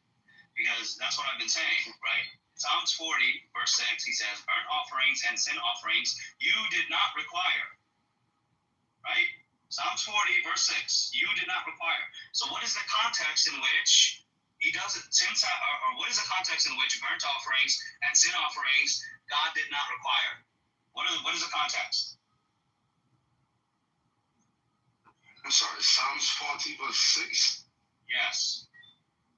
Let me turn to that real quick, because I don't understand what you're asking right now.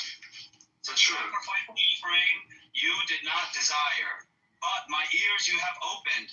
Burnt offerings and sin offerings you did not require. He is saying, imagine if you have a kid. Hold on. Imagine if you have a kid, and the kid keeps misbehaving. And every time the kid misbehaves, he runs back and says, "Oh, I'm sorry, Daddy. I'll clean my bedroom." At some point, the kid may do something very egregious, like David did here, where you're like, whoa, little Johnny, cleaning your room ain't gonna cut it, bro. Saying sorry ain't gonna cut it. You just ran over the neighbor's dog. Like, this, doing this little sacrifice and going through these little routines ain't gonna cut it. It's not answering my question, bro. Yeah, I do not understand that analogy. So let me answer it from the book, brother. So yeah, I'm going to. Can you repeat my question back to me, so I know we don't get off the track? Yeah, burnt and sin offerings you do not require. So it's saying that why is it no longer required? Why is sacrifices and sin offering No. That's not my question. My question is, what is the context in which sin sacrifice and burnt offerings are not required by God? Oh, okay, cool. No problem. So it's sin offering and burnt offerings is for the forgiveness of sin. God doesn't require them when your heart position is not right. This is by the context of this particular scripture that you brought up. Sacrifice and offerings you do not desire. My ears you have opened. Burnt offering and sin offering you not require. God opened his ears not because of the sacrifices that he did. God opened his ears because, I guess, of God's sovereignty. So, yeah, that's it. Correction point. So yeah, sure. Well, that didn't quite answer, because look, if you're saying that it's only required after the person has a good heart, then it's been required the whole time, right? It's just that to get to God's forgiveness, it is required to get to God's forgiveness, right? First you have to have a good heart. First, you have to have a good heart, and then the sin sacrifices are required, because he went on to do that. You agree with me so far, right? Hello? Right. Yeah. Okay. Hold on. Wait, Islamic, hold on. Before I fully agree with you, why is the sin offering necessary? Why are we supposed to sacrifice? No, Islamic, that was never my position. Why is sin offering necessary? I know that's not. Well, I'll give you ever. Right? So that's not answer my question directly now, please. Sin offering necessary. Why is sin offering necessary? Is that what you're saying? Yes. Why is the sacrifice necessary? My position is that you have to prove that it is. What from my dilemma, right? Why is sin offering necessary from what my book says, my Bible? Sin offering is necessary. It depends. There are multiple theories. It's because it's a way for some unintentional sins to be forgiven. So now, in that case, it's not necessary. So I don't believe that. So in your own paradigm, why is it necessary? I don't know. It depends on the type of question you. Hold on, Islamic. When you read according to the Old Testament laws, when you read for sin according to the Old Testament laws. So it's going to be following the law and doing the temple sacrifices. A combination of following the law meaning the Torah. Does the Torah mention sin sacrifices, or does it mention law as well? No, I'm asking you. Okay, so let me rephrase the question, right? Okay. After you sin, how do you get rid of your sin? What wipes away your sin? When you repent, and you follow the law, and you also do temple sacrifices for some sins, not all. So if you repent and you don't sacrifice, bro, I don't know why this is very difficult. If you repent and you don't sacrifice, would your sin be forgiven? Yeah, it's still forgiven. No, according to the Old Testament. It depends on the Old. Yeah, it depends on which sin you're talking about. The majority of Jews, I know you're saying it's the majority of Jews believe that these animal sacrifices and these temple sacrifices are for unintentional sin.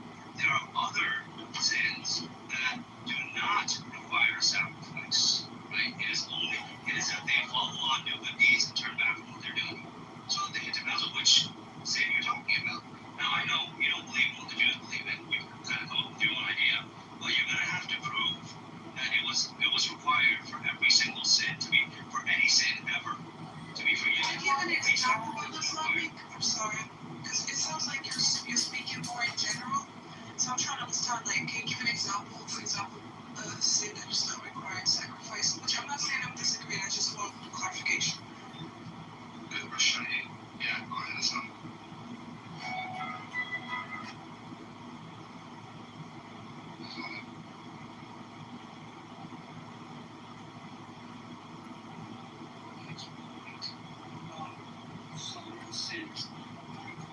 Wait, DD, don't help him, please. This dude knows what he's talking about. Please, don't correct, don't teach. Let him show us. You guys are too gullible, bro. Go ahead, Islamic. One of them is going to be for deliberate or defiant rebellion. The book of Numbers, chapter 15, verse 30. As a person who sins with a high hand, open defiance against God, is cut off and does not receive the ordinary sin offering. This refers to willful rebellion. Okay? Now, another one will be murder. Another one will be adultery. Another will be idolatry and apostasy. Another one will be blasphemy against God. So there are the unintentional sins. That is not required sacrifices. It cannot be expiated by sin sacrifice. No, it cannot be expiated by nothing. Because the law requires for you to die if you commit those sins. So Islamic, we're asking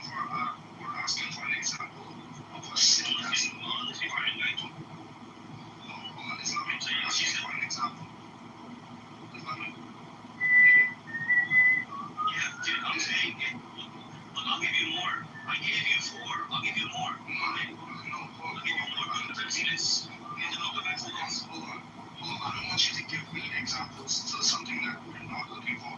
I'm asking for examples of sin that you do require a sacrifice for. I just gave you some. Yes, that's what the book says. Let's look at more. Let's look at this book of Exodus, chapter 21. Dying about me. Correct. That's the point. Yes, it's the whole.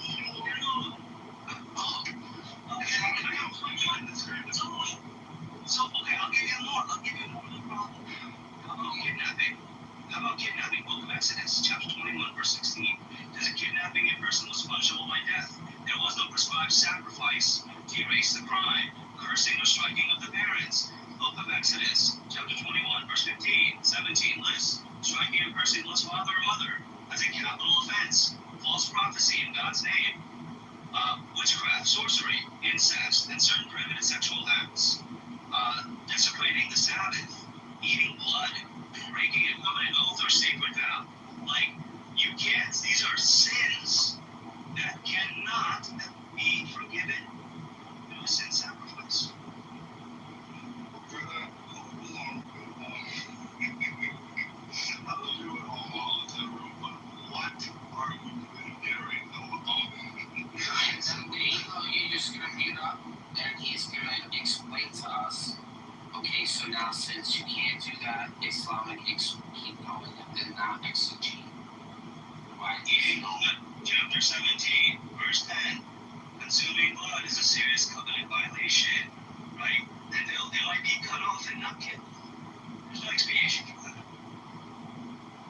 So what do you want exactly? Awesome. Thank you so much. That is language, bro. You're fucking good. Okay, so Islamic, yeah, that's the point. The point is that death is a requirement for sin. The soul that sins shall die. That's what Ezekiel says. So as soon as you die, this is what God told Adam and Eve in the garden, that they need to go from them to die. So the penalty, punishment for sin is death, no matter what sin that you commit. As long as you transgress the law, because that's what sin is, falling short, transgressing God's law. As long as you transgress God's law, the requirement is death. The worst sins. But the death that expedited them, right? They didn't die. Like if someone commits adultery, they're to be stoned to death. They don't die as a disbeliever and go to hell. They paid via punishment for their crime without doing any sacrifice. No. What? What was animal sacrifice? Oh my goodness. It's not the sacrifices. The point is your heart posture. That's the point. I agree. So come back to God and they do good deeds to help people and read scripture. What kind of sin? Any sin turns away from God and and ask for forgiveness. Do we need? You're saying that he will not be forgiven unless the blood of being spilled. That's the only way that we're speaking. Even though he regretted what he did good deeds, and he helped the community to try to, right the wrong that he did. You tell me this is not enough. He has to believe in the sacrifice. Well, yeah. Well, the Bible tells us. I'm asking you. I can answer after because I kind of interrupted you. Sorry. I'm gonna put you down for a second, Aya, because or can you just go down for a second, because I'm trying to get Aya back in the room.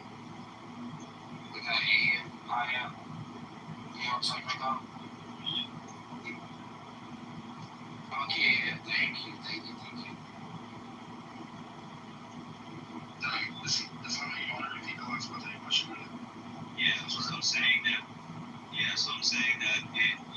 have to believe that the shedding of human blood has to be shed in order for you to be forgiven.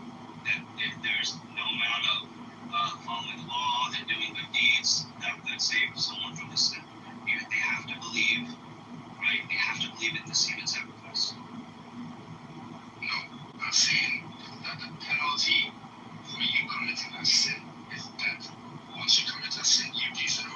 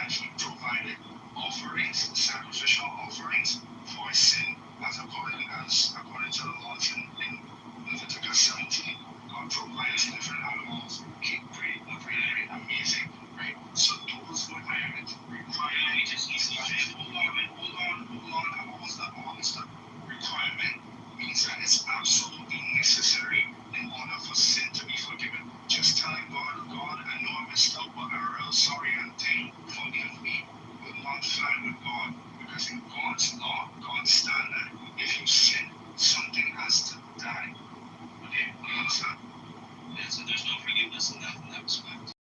Yeah, but here's the thing. Here's what I'm saying. You're shifting from animal sacrifice to a human sacrifice. Right? You're making that shift. And I'm saying this is absolutely ridiculous, right? To make that shift. Animal sacrifice is one thing. Right? Animals are here for that purpose. But then to have practice this new thing about human sacrifice, this cannot be found in any of the prophets. These prophets of old, Jeremiah, Isaiah, everyone, right? You study any of them. None of them preached or believed in a human sacrifice. Now, where do we find that in history? We find it with the pagan. We find that the ones who practiced it were pagan idol worshippers. Right? They were Isaiah 53, right? Did Isaiah sacrifice a human being? Isaiah 53. Isaiah 53, the human being sacrifice, but the iniquities of Israel. Isaiah 53. That's your dogmatic meaning. That they're not sacrificing anything. Yeah, that's your Yeah, listen, your dogmatic meaning of it is that this is speaking about human sacrifice. Now, I dare you to find a single Jew, a single rabbinic Jew, or a single any Jew at the time, or any of the classical Jewish scholars that interpreted that, oh yeah, Isaiah was mean that a human sacrifice was coming. But it does not matter if Jews agree or not. Jews completely missed the Messiah coming. So whether or not Jews agree or they don't agree that Isaiah 53 is talking about the human, hold on.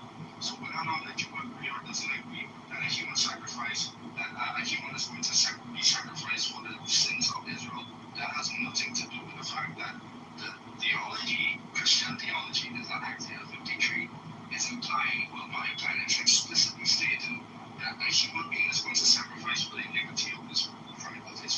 That's very clear once you read it. Yeah, where do we find that in history? I already read it plenty of times. At least you agree with me with this, that not a single messenger of God ever practiced it, correct? Practice killing themselves so that they practiced human sacrifice. That's a sin sacrifice. Let me ask you this question because can you answer this question, bro? It's really simple. She answered yes. Human sacrifice was not a practice. Any messenger of the past. Okay, great. Now that gives more credence that Isaiah is not suddenly switching it up and saying now a human's going to be sacrificed. No, God detests with this idea of human sacrifices, right, in the Old Testament especially. So I don't see where you're getting this from. How you're interpreting Isaiah with the dogma of your Christian church instead of interpreting it in the light of how Jews saw it. Is Jesus God? Is Jesus God is God? According to you, yeah. Is Jesus God according to Jews? Is Jesus God according to Jews? Great.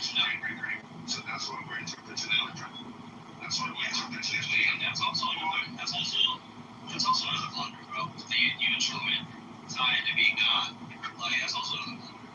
There's nothing in the Old Testament that's going to tell you that.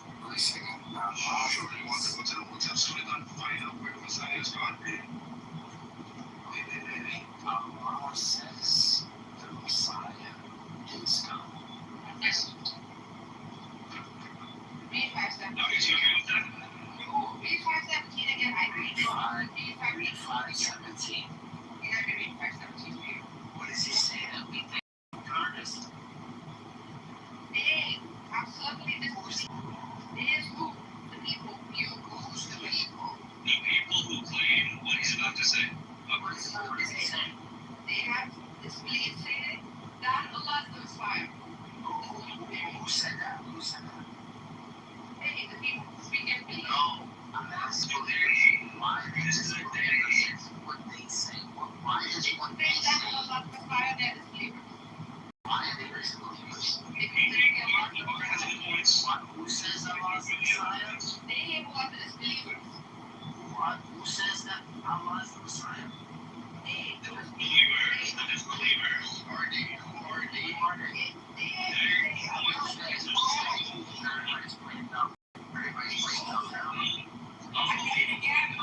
Who says it? Who is saying? I don't know. once again. No, it is. No, Allah is called the because they're saying Allah is the Messiah. Thank you.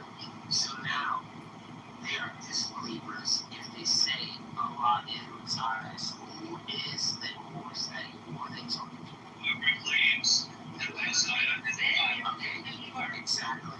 So who says the Messiah is God? You do. Okay, so then we do say exactly. So we would be considered disbelievers according to your God, correct? Correct. Absolutely. Why? Why? Exactly. Because you disbelieve in the Thank you. So there's people who believe the Messiah is God, correct? Yes. Allah calls God. Exactly. Exactly. Why is this a problem? Anyway. So what's the problem? So I think the problem you have is that you're saying that this can't be applied, Isaiah 53 can't be applied to Jesus because nowhere is it foreshadowing a coming Messiah, right? Or a Messiah. Nowhere does it say that a Messiah is going to be a man God, that a man God is coming down to be sacrificed for your sins as a sin sacrifice. This is nowhere in the Old Testament. Does it say that God is going to come down to be the sacrifice for sin at all? Or God to come down? It's going to be an agent of God, as they always are. Always are. God sends agents to do what He tells them to do. Wait, who says the Messiah is God again? Hold on a minute, Sean. Let's go through this. Because this is a really good point. So God sends agents to do what God wants to do. Okay? So God doesn't send Himself. Is that what you're saying? Yeah, God Himself, right? Even what's his name? Not just martyr, but there's other guy, other church father who said that even people of smallest of intelligence would not say that the Father came down and was visible on a little place on earth. He says even the most stupidest people wouldn't say that, right? That God Himself, the God, the Father, will come down and be. Okay, no problem at all. So let's go to Isaiah 48. I really want you to give me who this is, right? Who this person that's speaking here is. I just have to show you it's not a man God, right? I just have to show you that it's not a man God. It doesn't matter. So go to verse 12 right now, right? And read from verse 12 up to verse 17, and then tell me who the speaker is. I believe it's about Hezekiah. So the Isaiah 53 most closely matches Hezekiah, the one where it says Isaiah 48. No, we're on Isaiah 48 right now. 48. What does 48 say?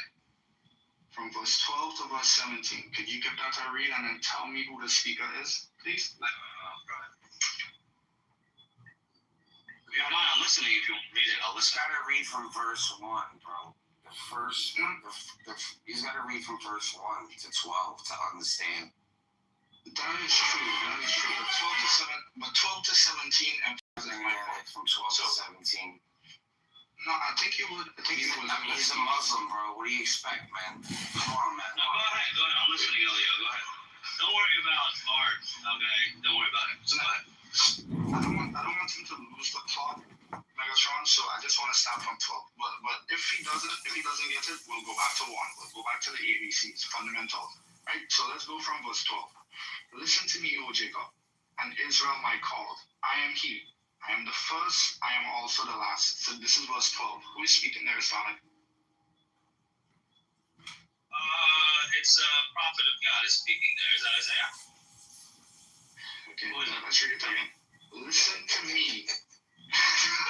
Listen to me. Just talking Islamic. Just talking a little bit. Right? Yeah. Track a little bit. Listen to me, O Jacob, and Israel my called. I am He.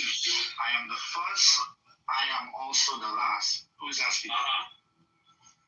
So this is being spoken about by God, who is giving this, who is saying this through one of His messengers on earth. Cool. It doesn't matter who is saying it through, because I could write a letter, but I could be the one speaking in the letter. I'm just writing it by the hands of somebody else, but I'm the one that's speaking. Who is speaking? Beautiful. That's all I'm asking. Right. Who is speaking? Yeah, it's God. God is speaking through one of His messengers. Okay, but whose words are these? These are the words of God being spoken through the messenger. Okay, no problem.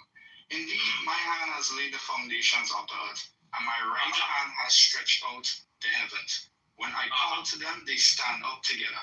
All of you assemble yourselves and hear. Hold on. Who among them has declared this? The Lord loves him. He shall do his pleasure on Babylon, and his arm shall be against the Chaldeans. Even I, have spoken. Yes, I have called him. I have brought him, and his way will prosper. Is this still God speaking? Of course. Yeah. Okay. Great. Let's keep going.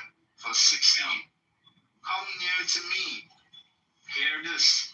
I have not spoken in secret. From the beginning, from the time that it was, I was there. And now the Lord God and his Spirit have sent me. Who's that speaking? That is his messenger.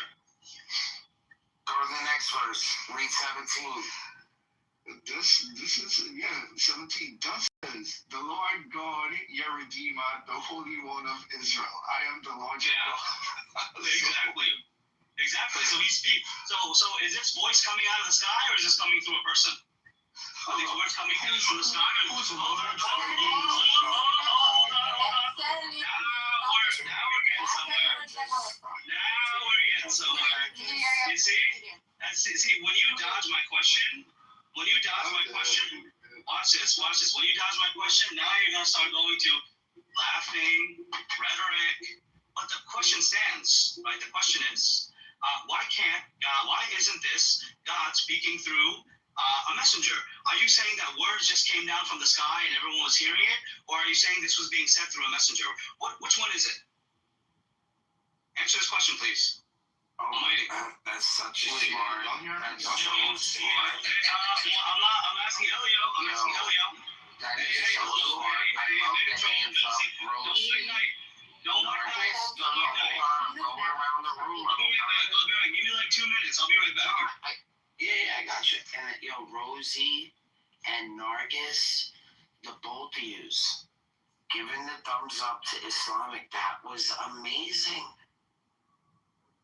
No, I love it. I don't agree with Islamic ideology or even. No, I'm agreeing. So why? Wait. Why are you adding your theology?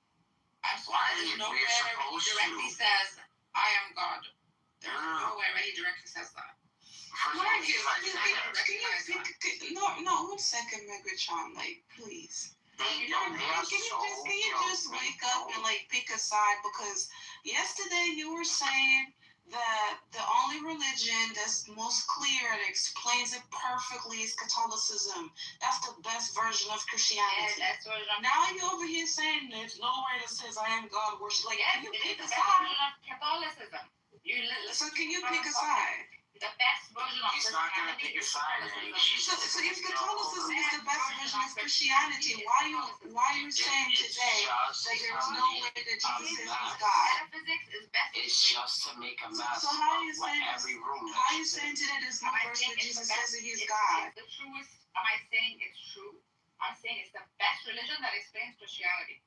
So the best religion that explains Christianity, according to you, is the one that goes against what you just said, where it doesn't say Jesus is God. Metaphysics is refined. Its metaphysics is good. No, you should take a side, bro. Side of what? It is the best representation. How today you're saying nowhere it says he's God?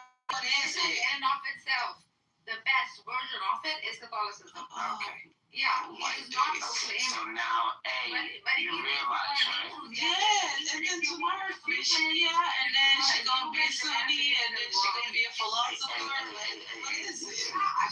Any messenger. Utilized by mind. Any messenger. Listen to what he said. Any messenger can say that he is the first and he is the last. Any messenger can say this. You heard what he said, right? No. That's what he said. No. Wait, say that again, Megatron. Philo of Alexandria, Augustine of. Wait, say that again, Megatron. Philo of Alexandria, Augustine of Hippo, and Justin Martyr. Okay, so let me give you something, Ella. Right, Ella. So you were Googling.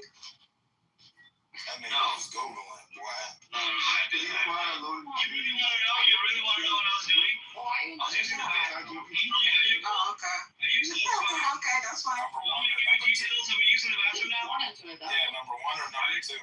Alright, so now. Did you go ahead and Did you walk into the bathroom with your left foot first, like you're supposed to? I thought it was the right one. No, it's the left one. And you're supposed to sit down. Well, then I was supposed to be with the left hand, right?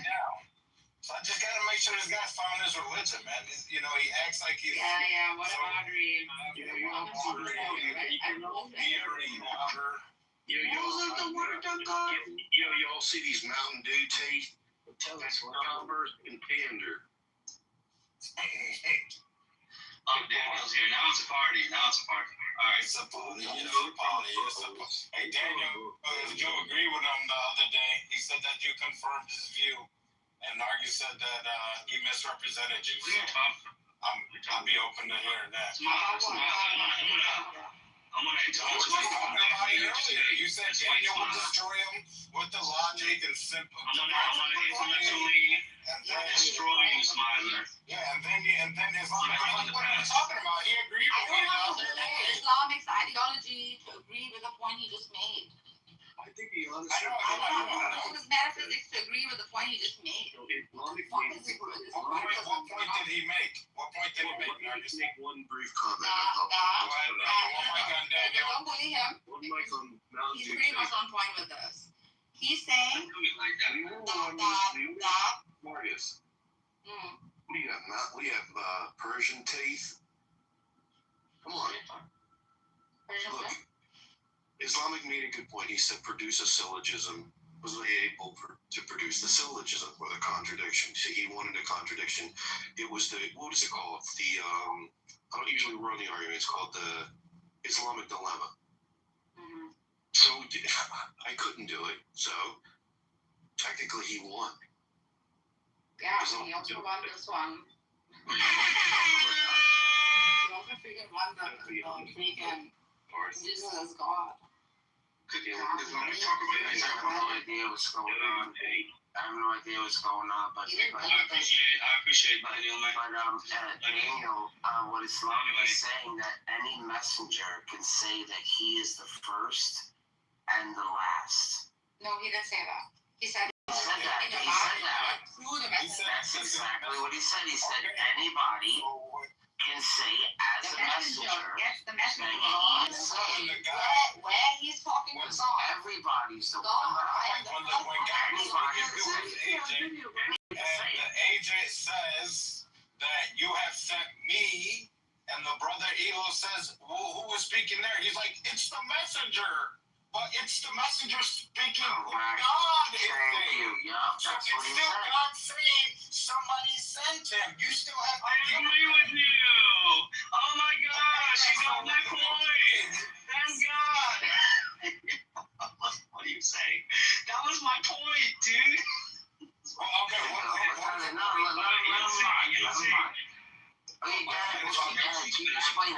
You're such bad faith, man. Anyway. Let me go back to Ella. Like, even an Islamic is biased toward doctrine. I'm an onlooker, right? And I can see through them. Deep down, you like me, Smiler. Deep down, I refuse to believe that you don't like me. Deep down.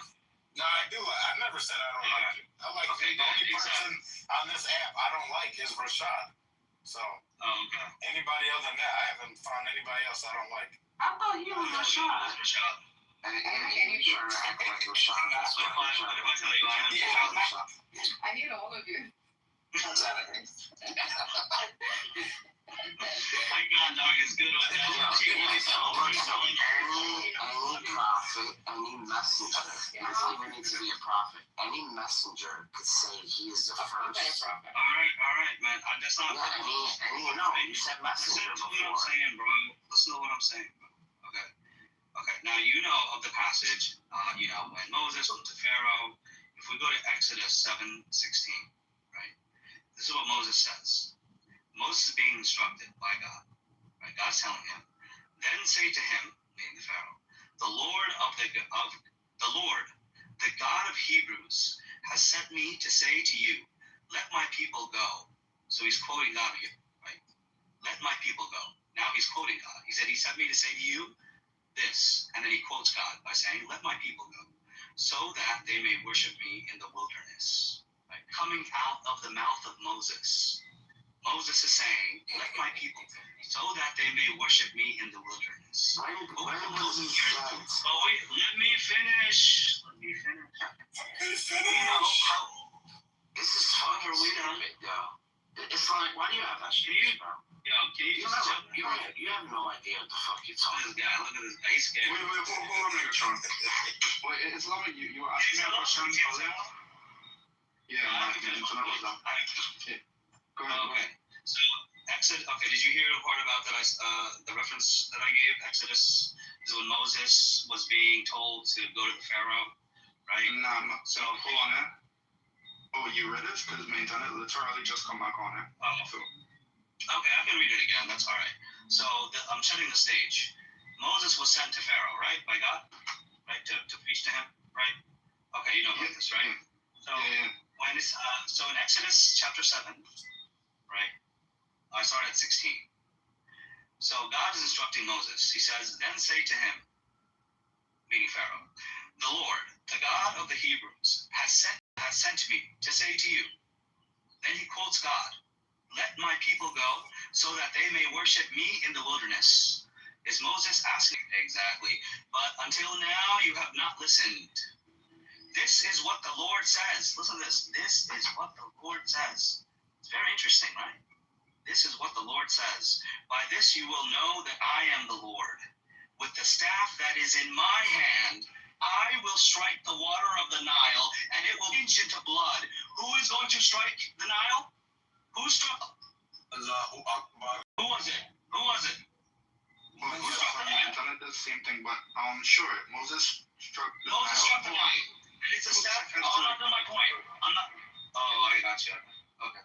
Sorry. The reason I'm elevating my voice is for Smiler and only for Smiler. So. Okay. Yeah. Ready. So Moses struck the Nile. I want to give him a piece here. So anyway, this is what the Lord said. Yeah. Okay. Cool. So this is what the Lord says: "By this you will know that I am your Lord, with the staff that is in my hand." This is God speaking through Moses, right? Moses is not saying that he is God. He's not. Even though these words are coming out of his mouth, one of the words that came out of the mouth of Moses: "With the staff that is in my hand, I will strike the water of the Nile." This is how you will know that I am your Lord, right? This is what he's saying. He's quoting God. Now let's see what Jesus says. Okay. Jesus says in John 8:40, "I'm a man who has told you the truth that I heard from God." Whatever he's telling you, he heard from God. So when he says, "I am the first and the last," he's quoting God. When he does a miracle, he's doing it through God, because God allowed him to. Authority was given to him. Everything was given to him. You don't have to jump to polytheism, bro. You don't have to do that. You don't have to jump to polytheism. Hold on. The Jews never jumped to polytheism, so you don't have to either. Hold on, Islamic. So when Jesus said, "Therefore the Son of Man is also Lord of the Sabbath," he is referring to himself as the Son of Man, and he's equating his status to be all like human beings are Lord of the Sabbath. What is he? All human beings are Lord over the Sabbath. Brother, no. Yeah, why do you have Elo? But why would you say anything after that? Let's read it. Just like let him win. See, this is what I mean, man. Megatron is so butthurt look, he's so butthurt. This is what I'm saying with you Christians, that you don't let them cook themselves. Like, why correct him? Watch this. Watch this. Go ahead and read it and show me. Right, go ahead and read it. Go ahead. If you disagree with me, go ahead and read it. We'll go through it. So it's Matthew. Son of Man is also Lord of the Sabbath, Matthew. What? Not true, because that's what I was quoting. Yeah, Matthew 12. Son of Man is also Lord of the Sabbath. Sorry, I didn't understand your lovely accent. My bad. So Matthew, yes. So good. Nigga's racist.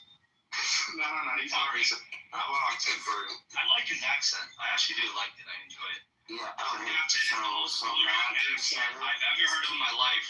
There's no nuance. English in America is like disgusting. Like there's no linguistic element to it anyway. So what I'm saying is that so you understand me that here Jesus is saying that he is simply telling you what he heard from God, just like Moses did, right? Just like Moses did. So whatever he says, right, just understand that he's quoting God, or he's delivering a message from God, because everything was given to him. All authority was given to him.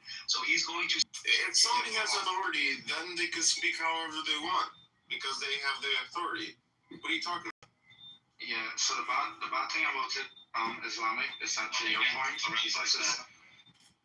Yes, but to your point, Islamic, is that Jesus is described as the Word of God. So, of course, he speaks as a representative of God, because that's who he is. He is God, and he's the representative of God on earth.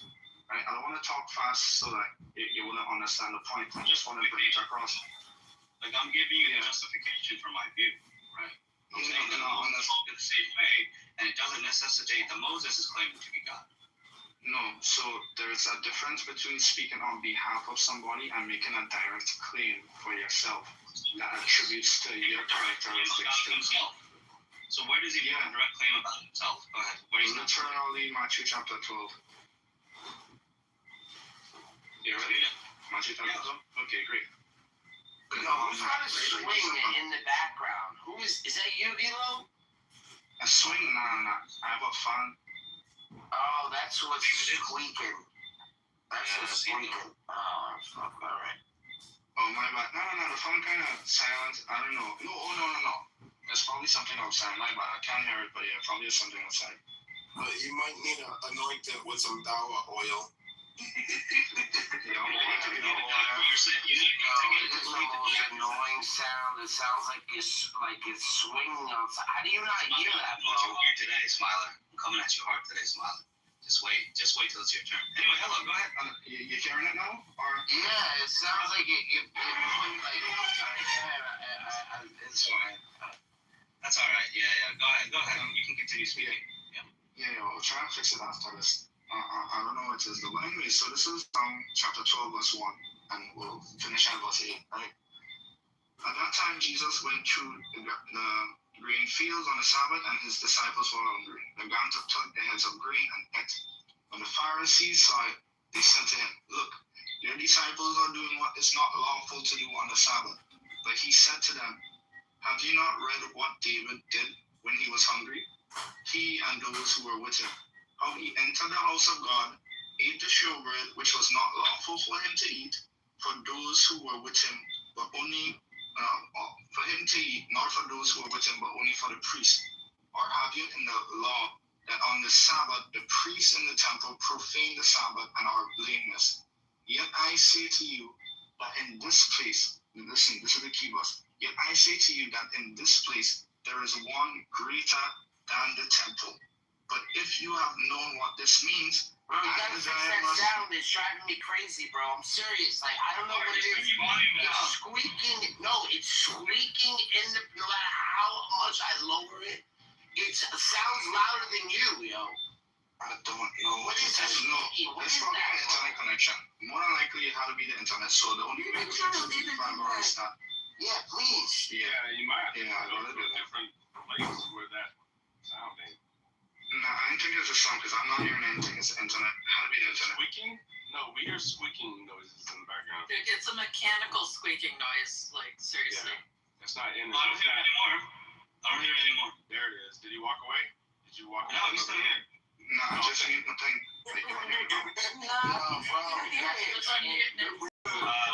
It's driving me crazy. Okay. Maybe it's an Islamic alarm clock. Yeah, I guess I got it from the room or something. Alright, well, I can't answer Islamic. Come back, just see if it'll shut off. Yeah, I want to. Okay, let me do that. If it's an Islamic alarm clock, I want to be thankful. Yeah, and don't make me come after you too. You're number 2 after Smiler. Sorry, you're not gonna distract me, Smiler. Coming after him. What's the argument? No, Islamic knows everything about our theology. He's saying that any prophet could say he is the first, he is the last. Right? Yeah, any messenger, any prophet can say it. Yeah, any prophet. Yeah, he could say it. Yeah, he could just say it. Exactly. And Moses, and because Moses said, Exactly, and because Moses said that he is God to the will Pharaoh, you will know who I am. that any prophet could say that he is God. That's a straw man. These No, that's collards, wrong, man. I've been collards are phenomenal. Like, I don't know. It's hard to explain. Wait, what's phenomenal? Which is Who's collard greens? collard greens. Did you make them? No, I got them from an Ethiopian place. I knew she had to get them from a black person. The only way they're good. No, my granny used to make good collards, but she's dead. Yeah, right. Ain't no white When people she's from making good Eastern collard Tennessee, greens. she That's a knows how lot. to make good greens. I take that back. I was gonna say you ain't never been to like Louisiana or anything like that. So Jason, Yeah, he they're said right from the that niggas. he said that Isaiah 53, right? No, not Isaiah 53. Isaiah 48, right? And that a messenger can say that he is the first, he is the last, and that he is. Yeah, no. He's not quoting God. No. It says here, a man who has told you the truth that I heard from God. This is what Jesus said verbatim. If he is a man who told you the truth that he heard from God. We went from Isaiah 48. What I'm doing? Yeah, I'm telling you about Jesus. And I'm this is teaching the reason you why. about Jesus before you hijacked him. You hijacked Jesus, right? Yeah, you literally did that. Jesus was a Muslim, Moses was a Muslim, and you decided to hijack him. Can I finish explaining it to him? So we explained this is why I didn't want to read from 12. I needed to read from verse 1. And now he's running away. Read from verse 1 in Isaiah 48, bro. It says who's context. speaking. You won't get me to dismiss context. Yeah, Moses was speaking. Moses said, this is how you know that I am the Lord. Through the staff that is in my hand. Book, chapter, verse.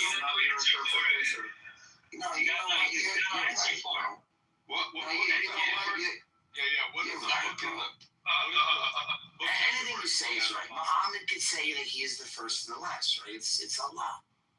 Speaking, right? Exactly. Yeah. Oh, any prophet can say that. Any prophet can quote God, yeah. So how does a prophet commit shirk? How does he do that? If they start preaching shirk. How is it? Because can't they just say that they just saying those are the words of Allah? Yeah. What? Can they say what? They'll just say those are the words of Allah. Yeah. The words of Allah. Essentially you're saying a prophet can never say shirk. No, not at all. If the prophet teaches something other than God told him to teach, that's shirk. You don't know that though, because everything that a prophet says, everything that a prophet you qualify that's a false prophet. What you're talking about is a false prophet.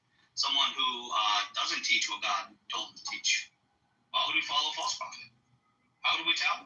We test the person to see if they're a prophet or not. How do you do that? But Jason, do you see this? Look, Jesus literally said in John 8:40.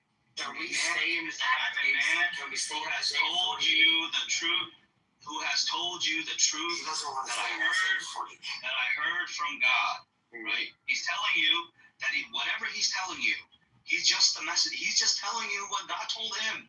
He's just telling you that, which at times means he's quoting him, at times he's teaching, right? So it's if you're telling me, can a messenger, right, claim to be God, right? How are we going to tell between a messenger who's claiming to be God and a messenger who's not?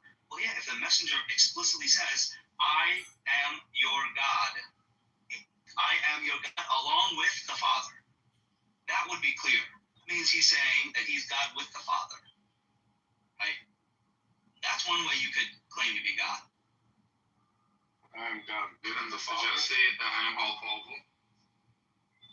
You need those exact words? Of course he can say that. Of course he can say I am all powerful, but he's just quoting God. Because he said, you know why? What qualifies the statement? The statement in John 8:40 where it says, I am a man who has told you the truth that I heard from God.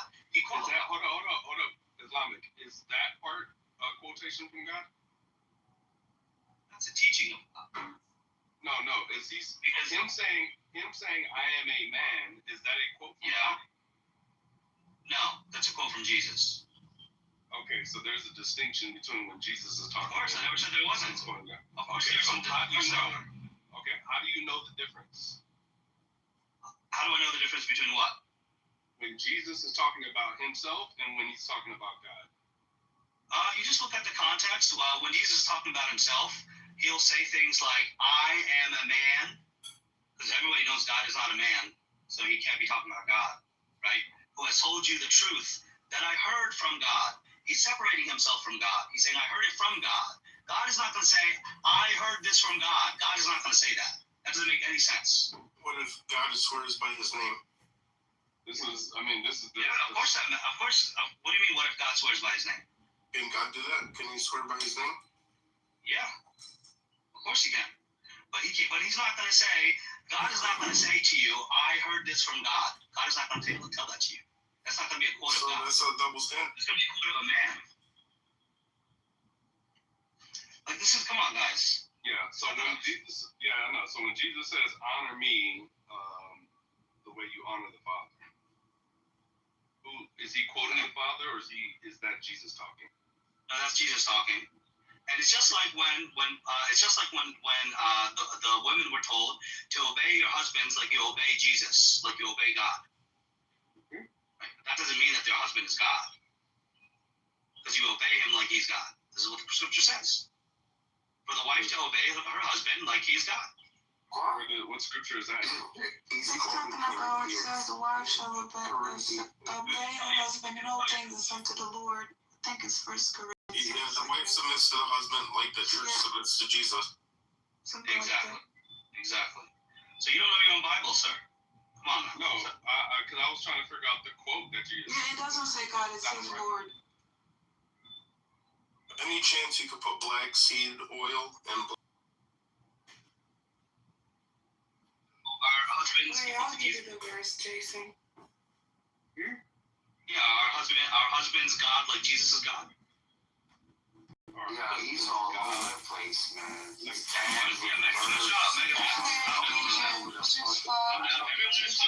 Everyone is following except for you.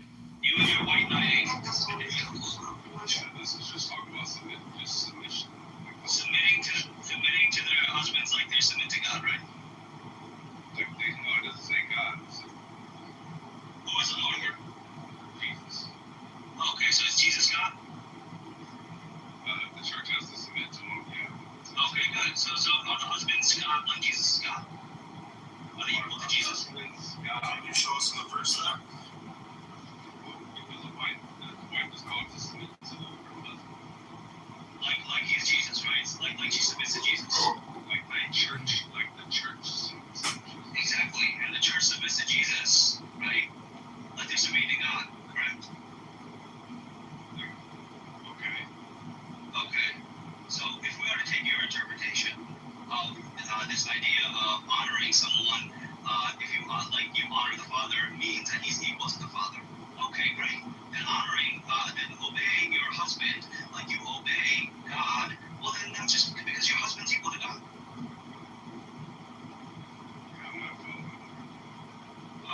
You don't see, okay, like look at the military. There's an authority structure from the foot soldier all the way up to the general. So, does the soldier submit to the drill sergeant like he said, drop the general? Does the general and the drill sergeant have the same role? This would be analogous if they said, obey your drill sergeant like you obey God. Then you'd be saying, okay, well then you're equating your drill sergeant to God. That would be an analogous analogy. But what you provided is not analogous. Because it doesn't say in the Bible like you're submitting to God as they submit. The wife submits to the husband as the church submits to Jesus, as not like.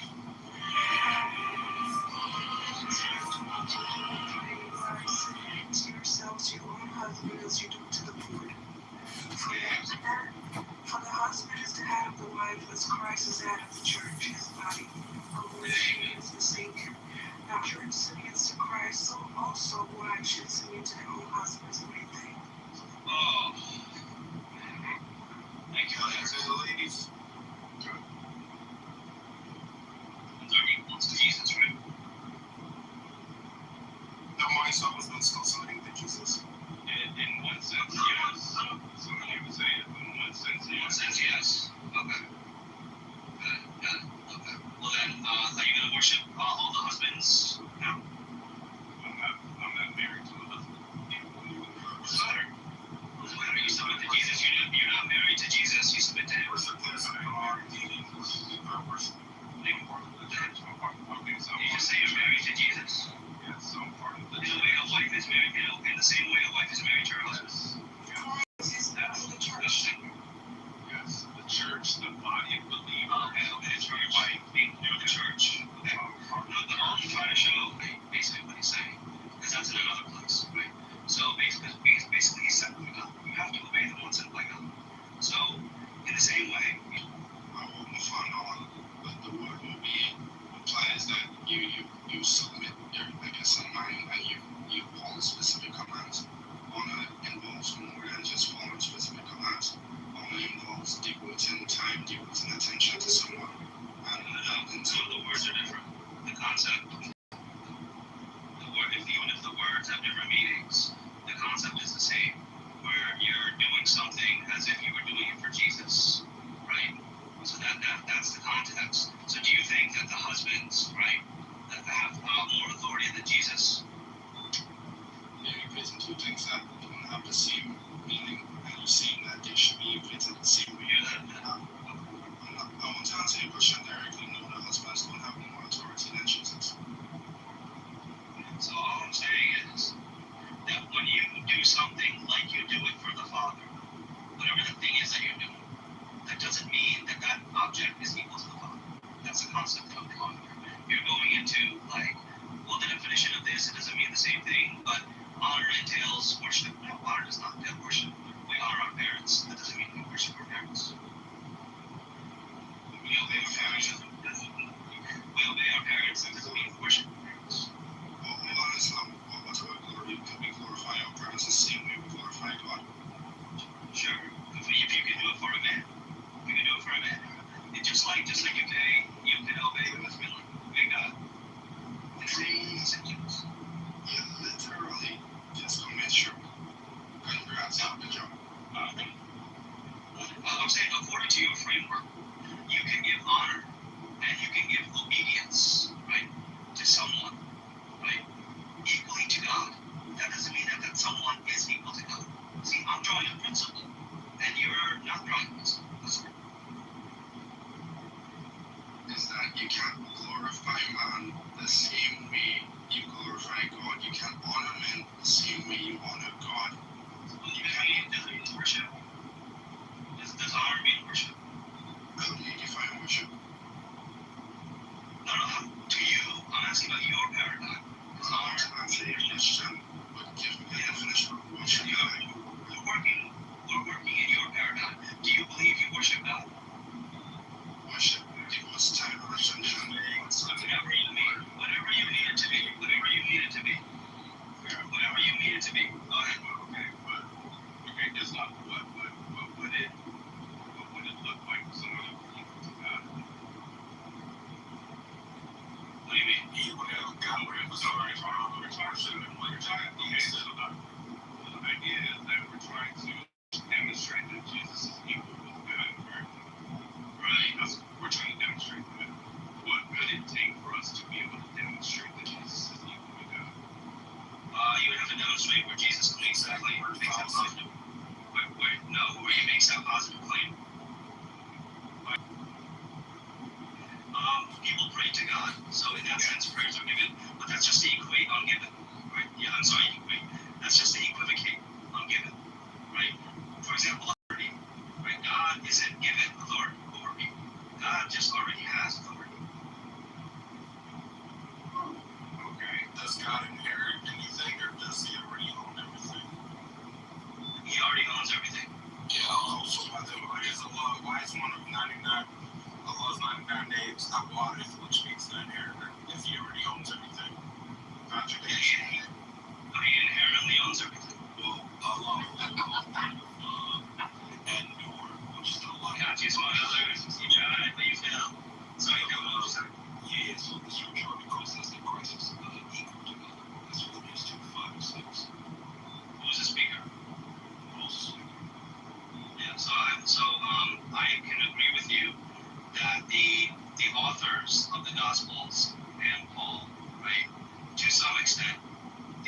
understand Paul believed that he is a type of God, right?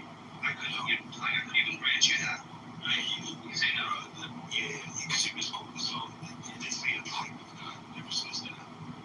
Right? Well, is there any indication that is there any indication that the gospel writers thought he was equal to God? Minus John. What about the Son? So Paul calls Christ God and one was not Father.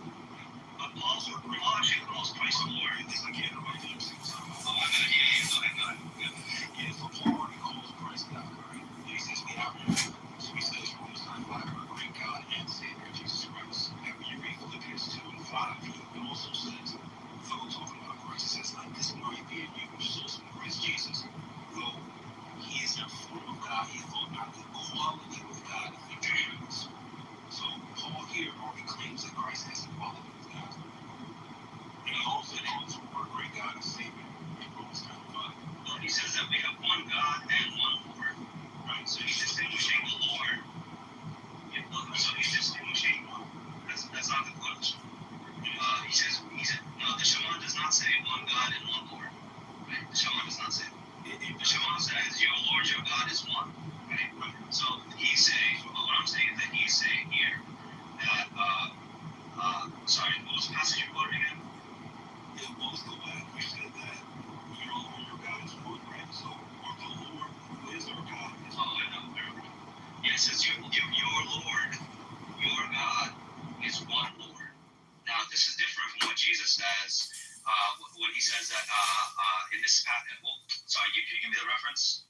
Yeah, it's going to be Corinthians 8:6. So, First Corinthians says, I believe it's First Corinthians. Yeah, 1 Corinthians 8:6 says we have one God, the Father, and one Lord Jesus Christ. See, that's the point that I'm pointing out to you. So if you here's the and. You see, there's an and here. Mm-hmm. It's pointing out two objects. Yeah, when the Shema is pointing out one object. But go ahead. No, yeah. Right. That's the point. So can you quote the Shema for us again? Shema Israel Adonai Elohim Adonai Echad. Hear, O Israel, your Lord, your God is one Lord. All right. So now, why is Paul now saying that we have one God and one Lord Jesus Christ? So you understand that's a different claim from the Shema. Did you hear? Shema says that your Lord, your God, is one Lord. Exactly. Right? Meaning the one Lord, the one God is your Lord. Like right. So he's not saying and. He's not saying there's a Lord and there's a God and you have to believe in. No. He says your Lord, who is one God. Hold on. So here's what I'm going to show you. So he is quoting the Shema. He's actually utilizing Shema. So if you look at this Shema, it says the Lord our God is one. So we have one God, one Lord. Hold on. Paul is saying that we have one God, the Father, and one Lord Jesus Christ. Paul also says that though he is in the form of God, he thought not the equality with God. So now here's the problem you're going to have. So he's not in equality with God. Well, hold on. No. That's not what it says at all. Don't try to twist what I'm saying. I thought that's what you just read. No. Being the form of God, he did not find it.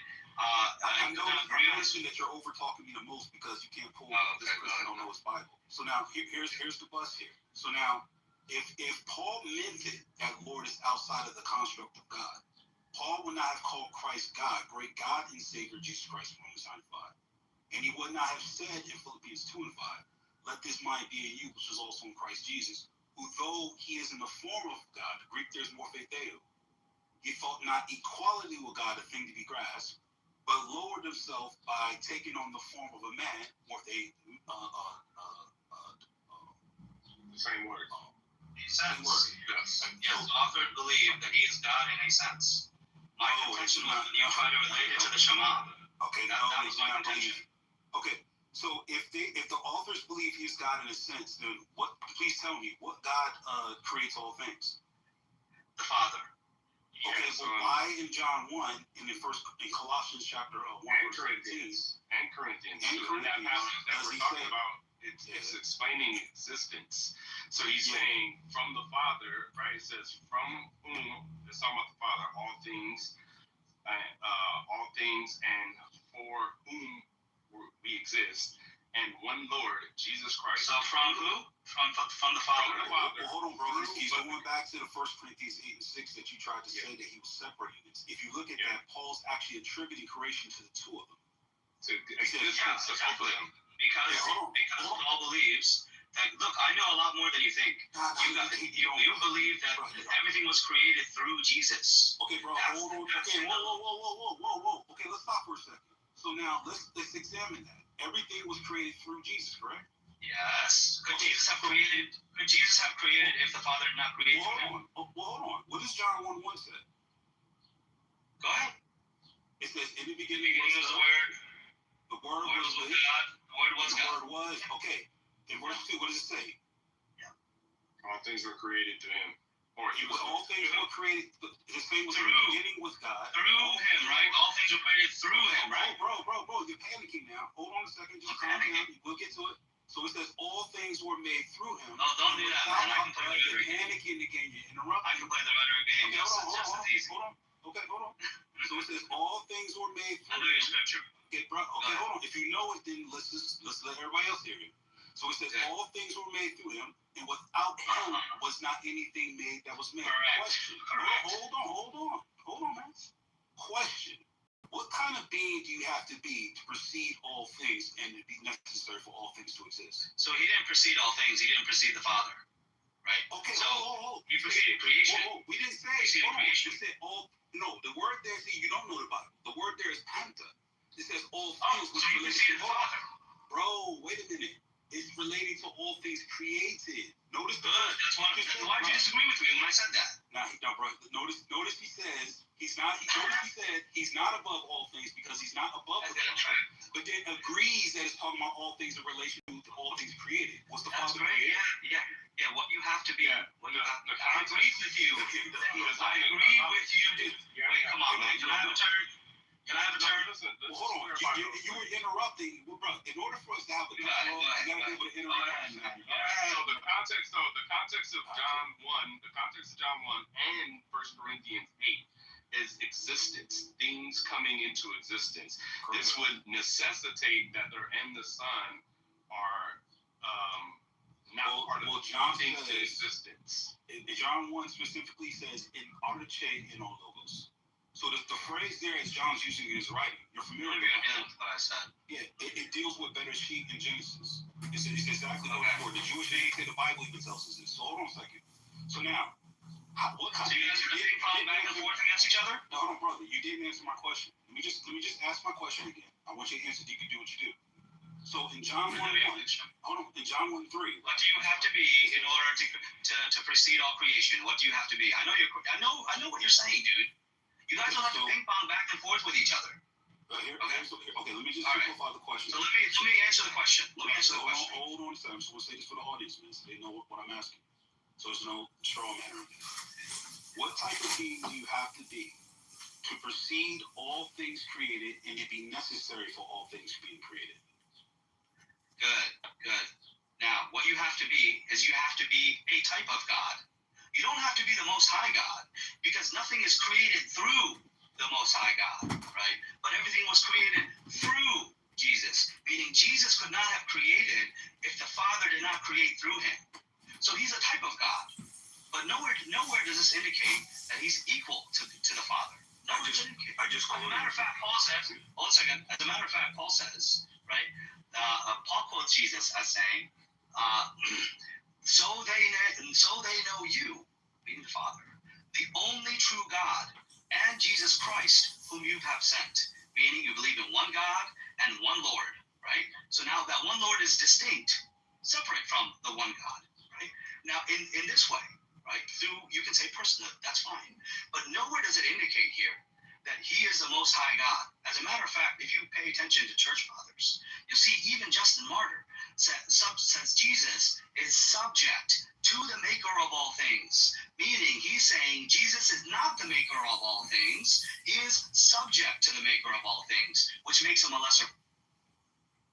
Okay, let me respond to that, because I like how people speak as if they know everything. First off, let's deal with Justin Martyr. And his dialogue with Trifo between chapters 58 and 64, it was Justin Martyr that literally says, questioning Trifo, who then is the Holy Spirit calling God? Ooh, you didn't think of that, did you? God, Son, Word. It's right there in chapter 58 down to 64. Check it out if you like.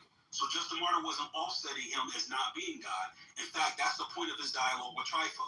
Trifo was trying to say, I'm not done, bro. I'm not done. I'm responding to everything you said, bro. Just mute up. I agree with everything you're saying. Bro, just mute up, bro. I love it when people kind of roll up thinking that they. All right, I'm just telling you. I'm coming up and I tell you I agree with you. Okay, hold on, bro. Hold on. Just calm down. I didn't interrupt you. I'll let you speak. Now, you can look at a dialogue with Trifo, chapters 58 through 64. Justin Martyr was actually saying that Christ. After I'm done addressing everything, you're saying that he believed that Jesus was the Father. Let me finish what I'm saying.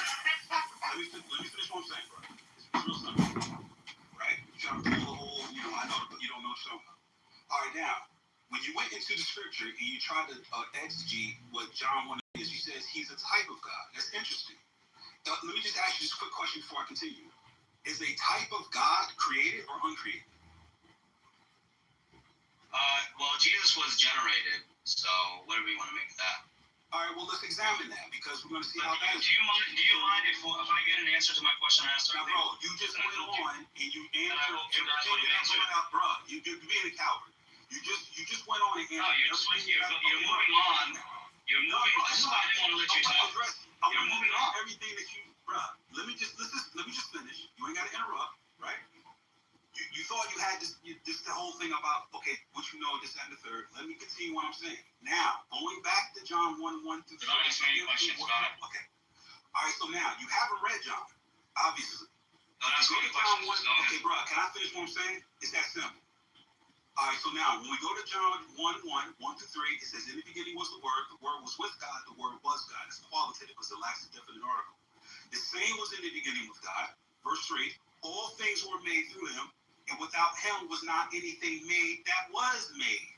Which means he's a type of God, yeah. Okay, bro. He just he can't have a conversation, bro. He can't have it. You're nervous, bro. See, when you're talking that mess, and you thought people didn't know that Bible, now you with somebody that you know because now you want to interrupt every single time. All right, so bro, it's real simple. It's real simple. So now, let's deal with something even more deeper than this. You want to do that? There's a lot of I want a chance to speak and address what you said. Man, this dude's Don't ask me any questions. You a coward. Ask me any questions. Yeah, that's fine. Anyway, so you can't deal with my points, so I'm a coward. Interesting. Well, I would love to deal with the points. What I'm saying is that what you're establishing is that Justin Martyr believed that Jesus was a God. He was another God. He didn't believe that. That's what he says. And then you said you had the unmitigated gall to say that Justin Martyr believed that the Son Jesus was the Father. Like no one said that. Dumb do you have to be? Why would I say that? Exactly. Why would you say that? Hey, bro, you literally said that. I said you believe that Jesus is the Father. No, you said, bro. Listen, bro. I said you believe that Justin Martyr. I said that you believe that Justin Martyr said that Jesus is the Father. No, and you said yes, which is why immediately you're a coward, bro. You're a coward. Immediately. You're a straw man. What I say? It's my turn, right? It's my turn. It's my turn, right? It's my turn. Hey, Kevin, it's my turn. No, it's not. No, it's not. You interrupt me. I'm not gonna let you speak. I'm not gonna let you speak. Bro, you just lied. You haven't even let me make my case. Bro, no, I'm saying, fine. If you don't believe, look, if that was a mistake, that's fine. Look, as soon as you gotta be quiet, man. Either way, bro. The conversation works. After you're done talking, and then I get to talk. I get to make my case. Okay, fine. Then it should be easy to refute me. It should be easy. Okay, go ahead. As soon as he said that, right? As soon as he said that, I was like, what? What is he talking about? So then I went right as soon as he said that, I asked the question. Does Justin Martyr believe that Jesus is the Father? The whole time, Nargis, why do you entertain this bullshit? He's up here like literally misrepresenting. We're at Isaiah 48, and now we made full circle around the whole fucking Bible. Right. Can we just stay on Isaiah 48? Isaiah 48 Elo was asking him about Isaiah 48. He went to Matthew, he went to this verse, he went to that verse. It was first about the sacrifice. He blundered on that. He doesn't stick to one point. He wants to keep jumping around like a fucking atheist. Go to Andrew's room, bro. No, go to Andrew's room. Hey, yo, let me do this right quick, bro, because this dude, man, bro, listen, there's some heavy hitters in here. See, you probably been spending your time BSing with people that's not familiar with what you're talking about. Now, notice what he said. He said Justin Martyr never said that Christ is God, right? I'm going to show you an exact quote from Trifo. He doesn't know what he's talking about, bro. This dude's a charlatan. He's a fake. He don't know what he's talking about. He's one of them cats that step up there and he think he can show Christians what it means. Now, he bounced out of here, but what I'm going to do is give you guys some info, and I want y'all to say this. I dropped him. Oh, you dropped him? I dropped him because he's just straight up lying. Like, you guys, you just hear him lie? Yeah, he's a liar, bro. He don't know what he's talking about. All right, now check it out, right? Fucking liar, yo. Yeah, I got you can follow his ass too. You want to both sides of people sitting up here fucking lying. I don't give a shit. Hey, you know, this shit gets boring after a while, be happy since the Knicks one, bro. Like, what's up with you? I'm not happy. I'm upset that Elo was explaining to the brother, took his time to explain to him Isaiah 48. Then he jumped somewhere else. He's mad. He's upset because his book already tells him what we believe.